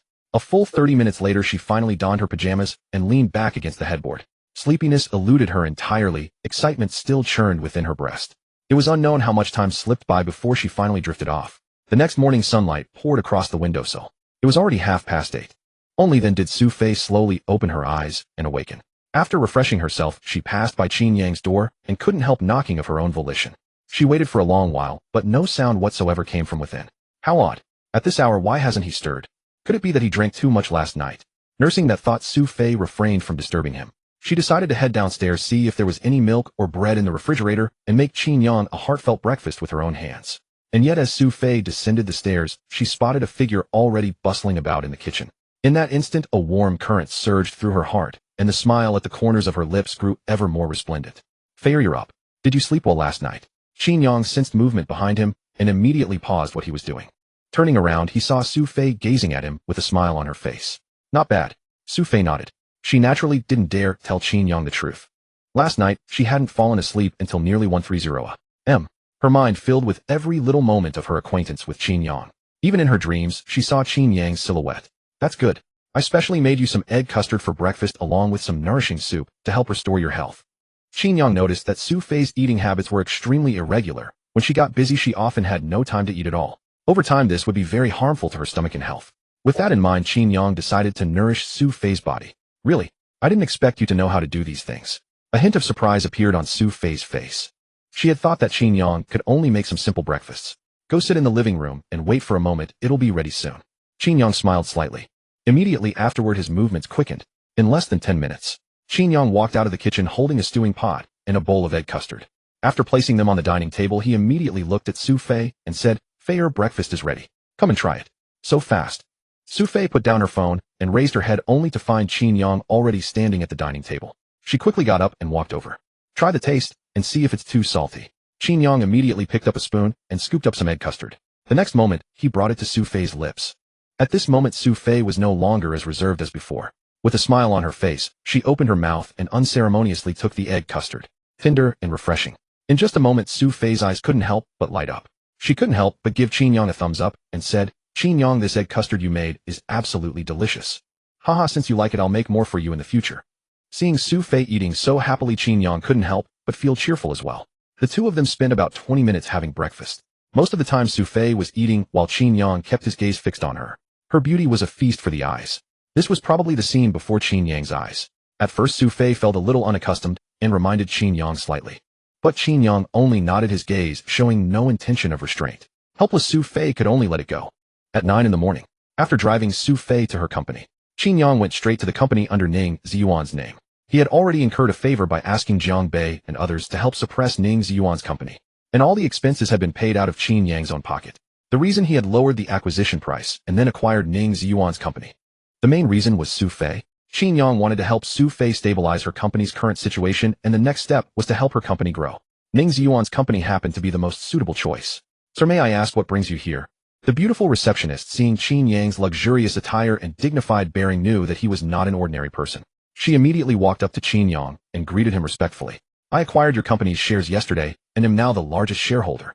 Please inform the senior management and all shareholders to meet in the conference room in 10 minutes. Anyone who doesn't show up will bear the consequences." Qin Yang looked at the beautiful receptionist and said in a calm voice, "Okay, Mr. Qin, I'll relay your message immediately." The receptionist saw that Qin Yang seemed completely serious and not at all like he was joking. In an instant, her face filled with shock. After coming to her senses, she immediately walked back to her workstation, picked up the desk phone, and called the secretary. Seeing this, Qin Yang walked straight to the conference room. In less than 10 minutes, the spacious conference room was already full. At that moment, everyone's gaze was fixed on Qin Yang. Everyone present knew well that President Ning had offended a major figure, and within a single afternoon the company had suffered an unprecedented blow. His background was formidable, capable of making several prominent families in the Magic City work for him. Therefore, even though Qin Yang looked young, no one dared to underestimate him. "Is everyone here?" When the time was about right, Qin Yang put down his phone and raised his head. He looked around the room and then said with a smile, "Mr. Qin, all shareholders and current senior management are here." After a few seconds, President Lin steeled himself and stepped forward to speak to Qin Yang. "What's your name? What position do you hold in the company?" Qin Yang looked at President Lin and asked with interest. "In answer to your question, Mr. Qin, my name is Lin Ping, and I am currently the company's second largest shareholder." Lin Ping's expression turned serious, and he answered quickly, "Good, I'll remember you." Qin Yang nodded with a smile. Then his gaze swept across the crowd. "I'm sure everyone is curious as to why the company has a new owner in just one day. To be honest, it's because your President Ning didn't know his place and provoked me. I got angry and forcibly acquired his company. Of course, I, Qin Yang, have no conflict with any of you here, so rest assured that I won't deliberately target anyone. I won't interfere too much with the company's operations either. I have only one requirement: resources must be tilted toward the Finlin company, and close cooperation must be carried out with it in all aspects." After Qin Yang finished speaking, while everyone was shocked, they couldn't help but secretly breathe a sigh of relief. They had all heard privately that all of this happened because Ning Ziyuan had offended some major figure and ultimately brought disaster upon himself. Now it seemed that this was indeed the truth. When everyone looked at Qin Yang again, their eyes were filled with wariness. In their hearts, they quietly warned themselves to stay sharp and not follow President Ning's path. As for what comes next, I'll leave it entirely in President Lin's hands. If anything comes up, you can report to me at any time. Before everyone had fully recovered from their shock, Qin Yang looked at Lin Ping, clearly intending to leave the company in his care. "Don't worry, Mr. Qin. I will strictly follow your requirements and will never betray your trust." Lin Ping was flattered. He had not expected Qin Yang to willingly delegate authority and leave the company in his hands. I'll leave the company matters to you."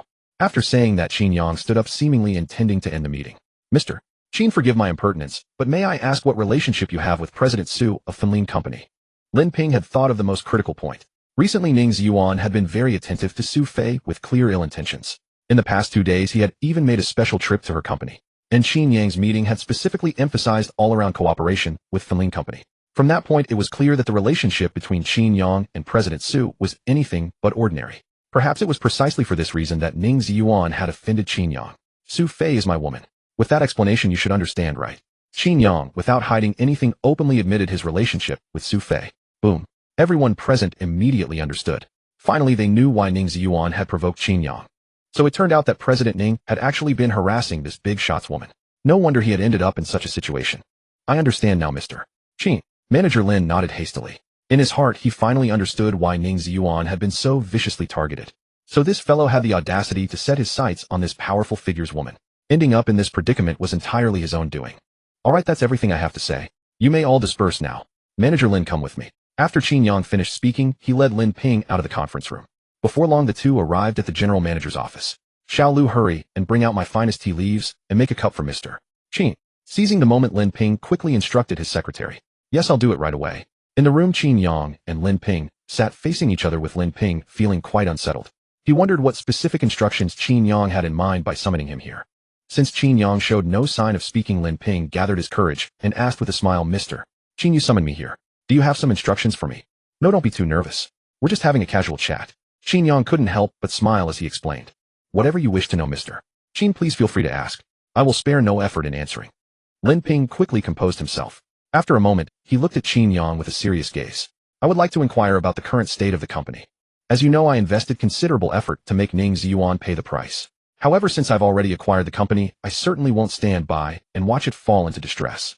Therefore, I've been contemplating what good methods could help the company emerge from its current predicament. Qin Yang adjusted himself to a more comfortable position before addressing Lin Ping.